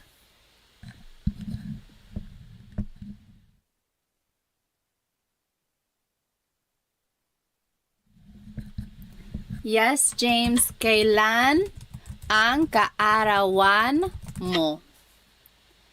Kailan ang kaarawan mo? Oh, good question. So Maximilian said ni or si. So take a look back at number 2. Sometimes ni is the linking word. That's more of a possessive linking marker though. Like bahay ni Alex, kotse ni Alex. So that's Alex's house, Alex's car. That's ni. But if you're talking about what Alex is going to do, it's si. So, saan matutulog si Alex? Okay, next. Who is their father? Tatay. Tatay is father. Sino ang tatay? There in Tagalog is nila. Nila. There is a question up here. Oh, Chelsea, when do you use ang versus yung? So we've been using ang, but sometimes you might hear sino yung tatay nila. Ang translates to is or are. Yung is also is or are, but it's very specific, like their, like that specific dad. So who is their dad versus who is their dad? Okay, that's a very bad explanation. A good thing to, or like a good explanation is the dress versus the dress. So, ang damit versus yung damit. Yung is the emphasis, the dress. It's that particular dress or that particular dad or that particular thing. That's when yung is used. Yung is used a lot, actually, in common conversation. But ang and yung are usually interchangeable. If you use one over the other, you're not wrong. It's not going to be incorrect. The more you hear Tagalog, I think you'll catch on to when people use ang versus yung. When in doubt, go ahead and use ang, I would say, because it's usually more correct a lot of the times. But yung is also used a lot. Okay, where is your house? Bahay. Where in Tagalog is either saan or nasaan. We're asking about a noun, so it's going to be nasaan. Nasaan ang bahay mo? Nasaan ang bahay mo? Yep. And then lastly, why are you scared? Why in Tagalog is bakit. And then it's usually the pronoun. You is ka. Bakit ka natatakot? I don't expect you to have known this because we didn't talk about the pronoun ka in this lesson. But if you have heard this phrase before or if you are familiar with ka, then that is the pronoun that you use. So it's different from mo because this isn't a possessive pronoun. Ka is a subject pronoun. And some verbs use a possessive pronoun, some use a subject pronoun. And that's another lesson in itself. Any questions about this lesson? So yes, James, what is the difference between nasaan and saan? Very good question. So saan always goes with a verb. So where is he going to sleep? What is he eating? What are they watching? Anytime it's asking about a verb, or I'm sorry, that last one wasn't one. It's like anytime it's related to a verb, you use saan. But if you're asking about where something is, then you have to use nasaan. Nasaan and noun, that's kind of how I look at it. I'm just reading the comments here. Yes. Okay. Any questions on these examples? Let me go ahead and let's finish our food battle here. If you weren't here for our first session of the battle, adobo, oh gosh, it's not capturing that window. Hang on one moment. So we are doing a bracket challenge here, just with our favorite Filipino foods. Adobo out one kare-kare, and pancit out one sinigang. What a heartbreaker. Next, let's do lumpia versus lugaw. Let's see. Favorite food. Lumpia versus lugaw. Take 1 minute. Lumpia or lugaw? Pancit for life. Very good question, Trish. So Trish asked, when would you use asan? So some people say, asan yung susi ko? Where are my keys? Asan yung CR? Where is the bathroom? Asan is short for nasaan. That's all that is. It's just a shortcut way to say it. Okay. Oh, so ano ang lugaw? Lugaw, also known as arroz caldo, depending on where you're from in the Philippines. It's like a rice porridge. It has ginger, chicken. Some people put tripe and rice. The rice is what makes it really thick. It's super yummy. Sometimes it's topped with fried garlic or chicharon. I've seen that too. Yep, also known as arroz caldo. Oh my goodness, lumpia is winning by a landslide. I'm not surprised. I mean, you can't go wrong with fried spring rolls. Okay, so lumpia is the winner there. And then last one, dinugaan versus lechon. Hang on, let me make a new poll here. Poor lugao. I like lugao. I guess I have to be in the right place for it. If I'm sick or if it's cold. Dinuguan versus lechon. Rain asked, ano ang dinuguan? Does anyone want to explain what dinuguan is? So dinuguan is a kind of like a stew, usually made with pork, and there's like long green peppers in it, garlic, some ginger too. But the main ingredient is pork blood. So if you look at it, it's like a really dark, almost black color, and that's from the pork blood. And a lot of people will joke and say, oh, it's just chocolate meat. It's a chocolate soup. But it's not chocolate. It's dinuguan. But it's very good. Don't knock it till you try it, I would say. Let's see who's winning. Oh, lechon. Lechon. You can't go wrong with lechon either, especially when the skin is so crispy. Lechon. Okay. Yeah, chocolate meat. Yeah, I think everyone has heard that, especially if you have someone who's not Filipino at a party. They're going to say, oh yeah, try this. It's just chocolate meat. Okay, let's go back to our lesson here. Now, we are going to be learning about this word ba.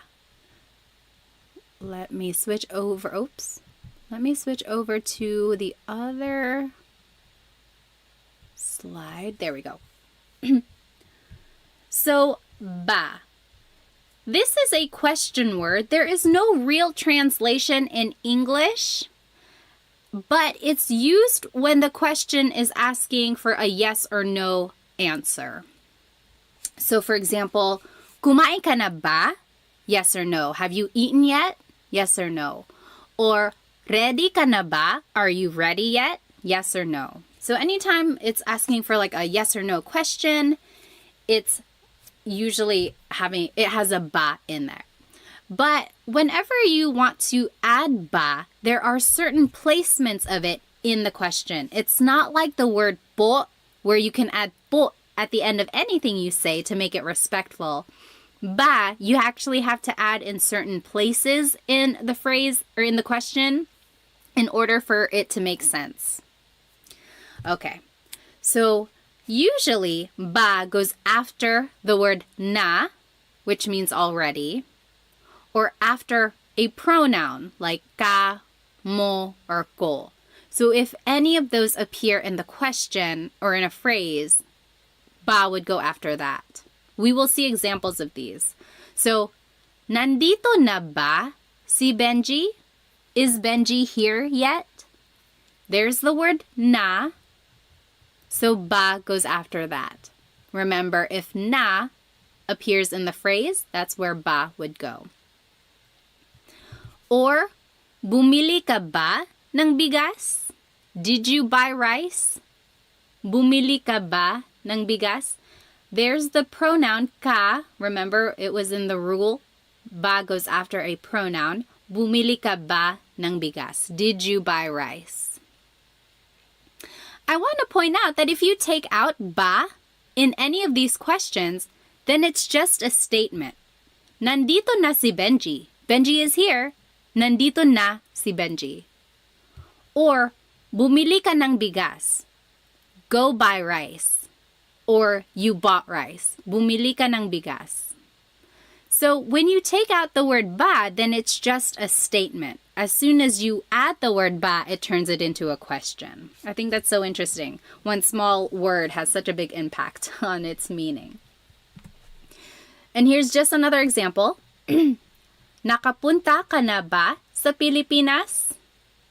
This is showing that if there's a pronoun and the word na, ba would go after both of those. So remember in the rule it said if na and a pronoun are in a phrase, ba would go after that. So if both of them are in a phrase, then ba goes after both of them. Nakapunta ka na ba sa Pilipinas? Have you been to the Philippines yet? All right, so that's rule number 1. Next, ba goes after an adjective or a noun. For example, Kotse ba yan ni Sarah? Is that Sarah's car? So there's the noun kotse. Ba is after that. Mabait ba si Tito Boy? Is Tito Boy nice? Mabait is an adjective meaning nice. Ba goes after that. So it goes after an adjective or a noun. Okay? And then ba goes after a verb. Naligo ba yung mga bata? Did the kids take a shower? Naligo ba yung mga bata? And then magtatrabaho ba si Mark bukas? Will Mark go to work tomorrow? So there's the verb magtatrabaho, meaning to go to work, will go to work. Ba goes after that. So for the most part, ba goes after the first word. It's usually the second word. If you see these last 4 examples, it's the second word in the question. However, you have to watch out for na or a pronoun because it would go after that. Let's take a look at some examples. I think it will kind of put everything in make it more sense. So turn these into a question. The first one, kumain ka ng almusal? You ate breakfast. Kumain ka ng almusal. Let's do that one together. Remember our rules. Let's just go word by word. So kumain ka ng almusal. Usually ba goes as the second word. Kumain ba? But, you got to keep reading. There's ka. That's a pronoun. Remember rule number 1. Ba has to go after that. So it would go after the word ka. Kumain ka ba ng almusal? Kumain ka ba ng almusal? Because remember, technically it goes after a verb, like in rule number 3. But you gotta keep reading and you'll see that there's a pronoun and it goes after pronouns. So I want you to go word by word throughout these examples and see if you can figure out where ba would go. So for number 2, nasa eskwelahan na ang mga bata. The kids are at school already. Where do you think ba would go? You can type it into the chat. Nasa eskwelahan na ang mga bata. Where would ba go?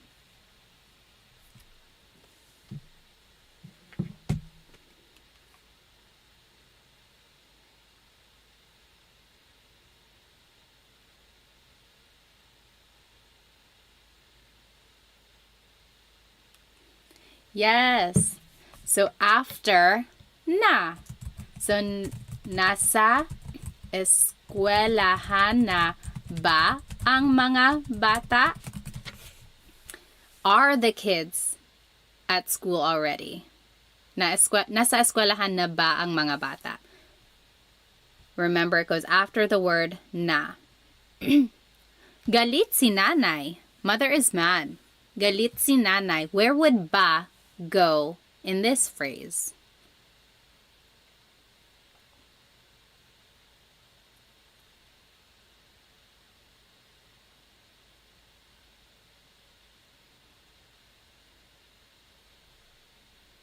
Galit si nanay. Mother is mad. Where would ba go?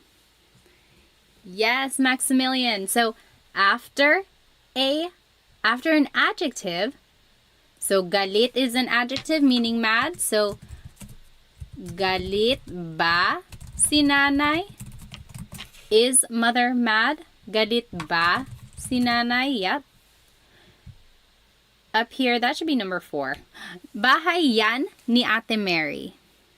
Bahay yan ni Ate Mary, where would ba go? Bahay yan ni Ate Mary.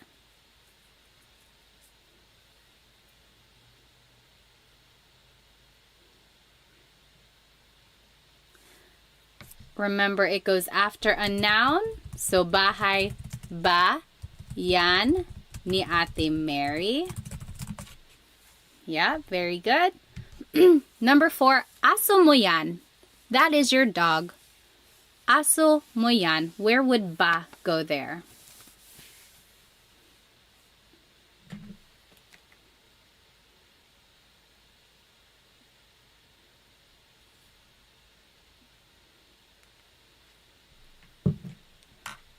After mo, aso mo ba yan? Yep. Aso mo ba yan? Very good. And then last one, pupunta dito si Luke bukas. Luke is coming here tomorrow. Pupunta dito si Luke bukas. Where would ba go?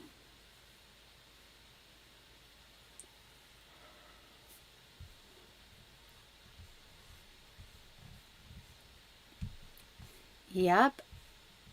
After pupunta.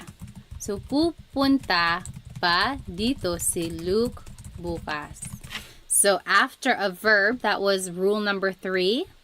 Pupunta ba dito si Luke bukas. Any questions about ba placement? Usually, it's the second word in the question. You just have to watch out for na or any pronouns because ba would go after that. All right. Last thing here before I let you go. This last slide is an interesting activity because so far I've been having you translate things from English to Tagalog. But now I want you to translate things from Tagalog to English. So here are some common questions in Tagalog. I want to see what you think they mean. For the most part, you could probably figure it out, but towards the end, they're a little bit trickier. So jot it down. What do you think? Anong oras na? What do you think that means? Do 1, 2, and 3, and then we'll go over it. Translate these questions to English.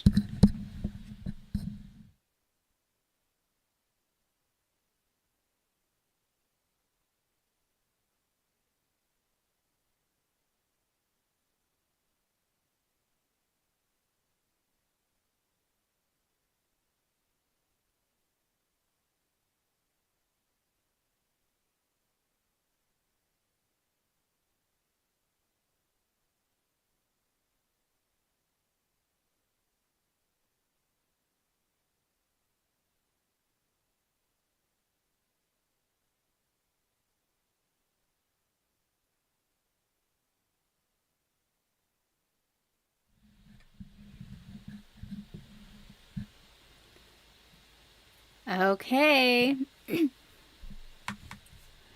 Let's go ahead and do 1, 2, and 3. Anong oras na? Oras means time. What time is it? Yep. What time is it? Saan ka? Yep, John got it. Where are you? Saan ka? Number 3, anong sabi mo? Sabi means to say. Anong sabi mo? Yep, Jimmy got it. What did you say? Let's do the rest together. Sino ka? Sino ka? John got it. Sino ka? Who are you? Remember, sino means who. Saan ka pupunta?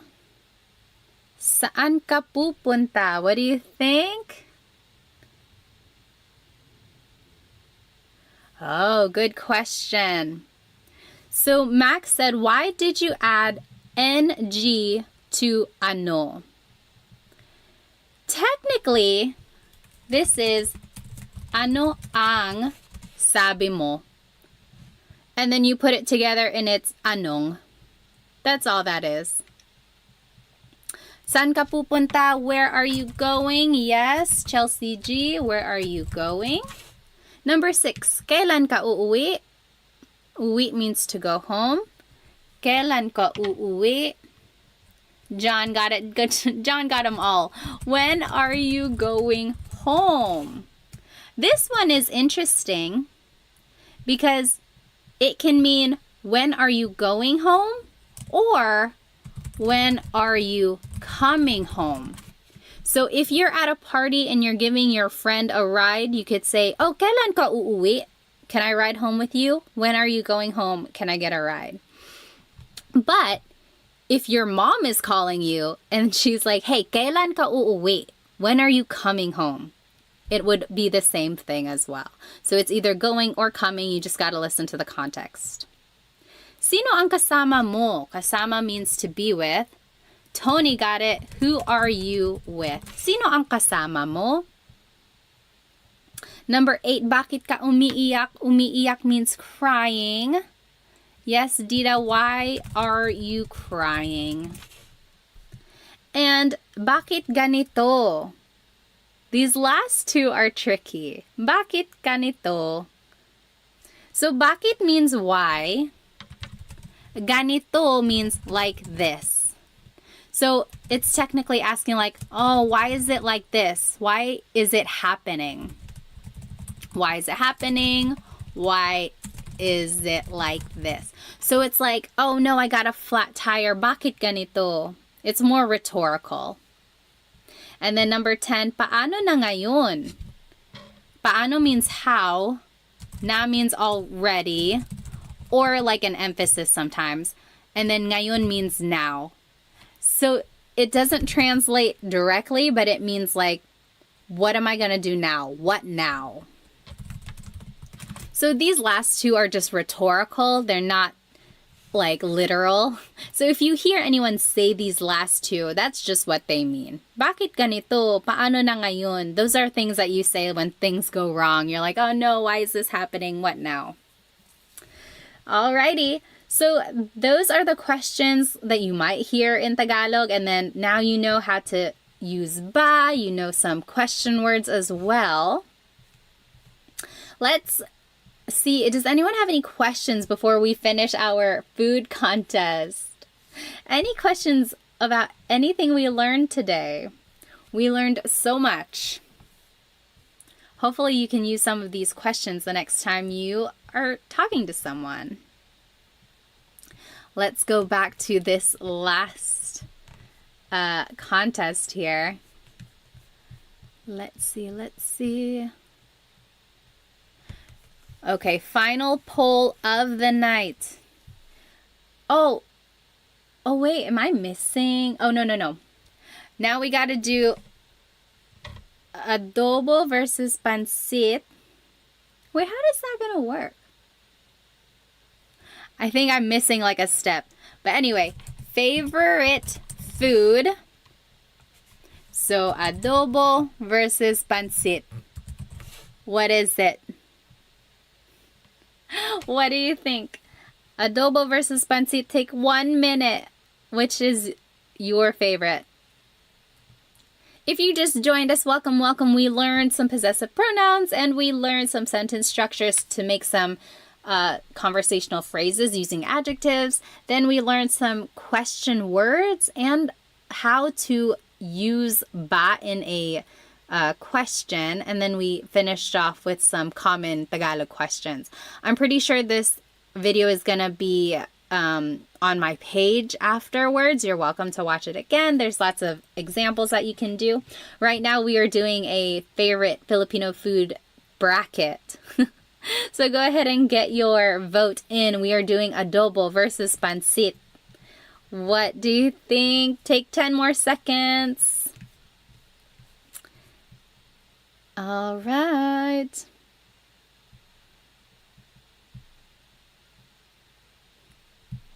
Okay, let's see. Oh, adobo is the winner. Adobo with lots and lots of rice, of course. Okay. And then last one. Or I guess we would have another one after this. Let's see. Lumpia versus lechon. Favorite food. Lumpia versus lechon. Oh, that's a hard one. They're both crispy and yummy. Which would you choose? Lumpia versus lechon. Let's see. Lumpia versus lechon. Those are both very popular party foods too. I think I would probably choose lumpia. Oh no, it's 50-50 again. Make sure to get your votes in. Every vote counts. Oh, lechon is winning. Let's see. Get your vote in. Lumpia versus lechon. 10, 9, 8, 7, 6, 5, 4, 3, 2, 1. It is a tie. Oh, lechon won. Oh no, now lumpia won. Okay, 3, 2, 1. And oh, lechon won. Lechon is the winner.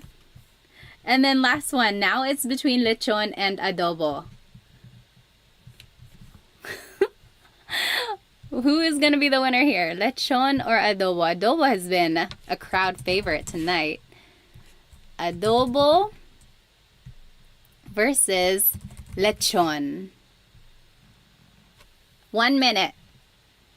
I'm going to set a timer. Adobo versus lechon. Hang on. The minute is starting now. Get your vote in. Amy said adobo will totally win. Oh, I don't know. Lechon is winning right now. Make sure you get your vote in. Adobo versus lechon. If you're just joining, no, this is not a Tagalog lesson. We just finished our lesson. Now we are just figuring out the ultimate favorite Filipino food. You have 30 seconds to vote. Get your vote in. Every vote counts. This is for the championship. Adobo versus lechon. Who's it gonna be? Oh no! Lechon is winning. Amy, you jinxed it. I'm just joking. Let's see. 10, 9, 8, 7, 6, 5, 4, 3, 2, 1. Lechon is the winner. It does take a long time to make a lechon. It's totally worth all the effort. Lechon is the winner. Okay. When do I do my live Tagalog lessons? I haven't done one until like tonight. I used to do them pretty frequently on Instagram.